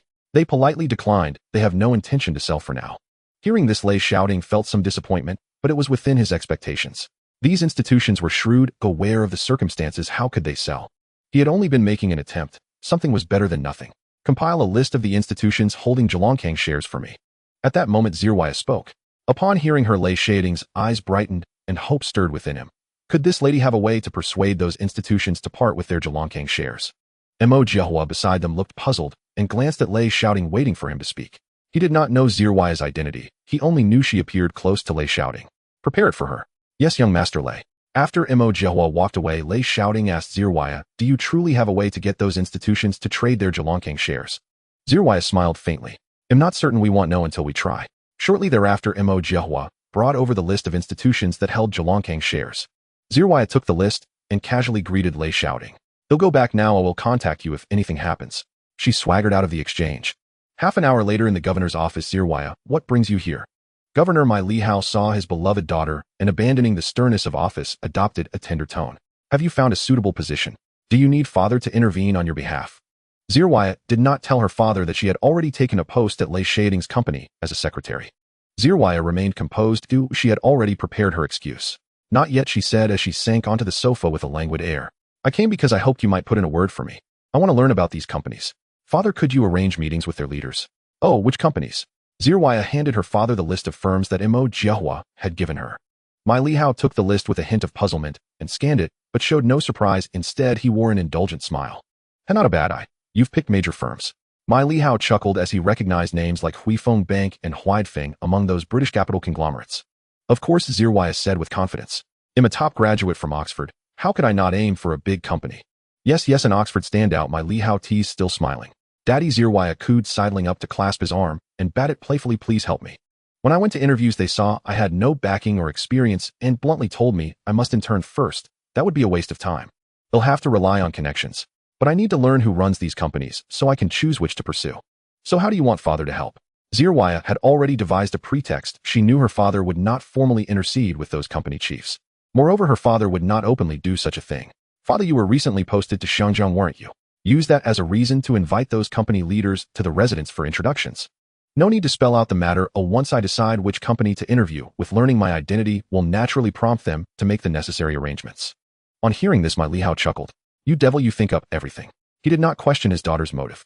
With a conspiratorial grin, he added, as it happens, I'm meeting those people tonight. But I can't bring you along, we'll be discussing business. Zirwaya brightened at first, but fell when she heard the latter part of his remark. Seeing his daughter's disappointment, Mai Lihao chuckled again. Although you can't stay for the meeting, I can usher you in briefly to be introduced, and then you may leave. Really, I love you, father. Zirwaya hugged him and planted a kiss on his cheek. Seeing his daughter so delighted, Mai Lihao's face beamed. He perceived nothing amiss. Little did he imagine that the child he had raised for over 20 years had already let their secret slip. He picked up the internal phone and pressed a button. Billy, come in here. In a moment, his assistant entered. Sir, please instruct me. When you dine with those business people tonight, have Zirwaya attend as well. She only wishes to meet those company heads. There are some matters I cannot appear for. During the meeting, you may subtly indicate Zirwaya's background. No need for a grand announcement. Yes, sir. When her father agreed, Zirwaya privately rejoiced. Thank you, father. Zirwaya hugged Mai Lihao again and obediently kissed him. Mai Lihao chuckled with delight. Zirwaya then turned to the assistant and said, thank you, Uncle Billy. Miss Zirwaya, you are welcome. Billy then left the office. Since you'll meet them tonight, go home and prepare well, Mai Lihao said indulgently. But remember, be careful not to offend anyone, understood? Okay, don't worry, father. After another kiss, Zirwaya hurried out of his office. Mai Lihao watched his daughter leave and resumed his unfinished work with a smile. Meanwhile, Lei Shaoting was not idle. Having decided to openly contest Iha, he naturally prepared for every eventuality. At Xinhongji Securities Tower, hello, I'm here to see Mr. Feng. Feng is in a meeting. May I ask your surname and whether you have an appointment? No appointment. Please notify Mr. Feng that Lei Luo's son Lei Shaoting is here to see him. You are Lei Shao? The receptionist's gaze immediately fixed on Lei Shaoting and quickly confirmed he was indeed the man in question. Lei Shao, please wait. Upon hearing Lei Shaoting's name, the receptionist's attitude changed at once. Lately, he had been the talk of Xiangjiang. Handsome and wealthy, he had become one of the city's most eligible bachelors.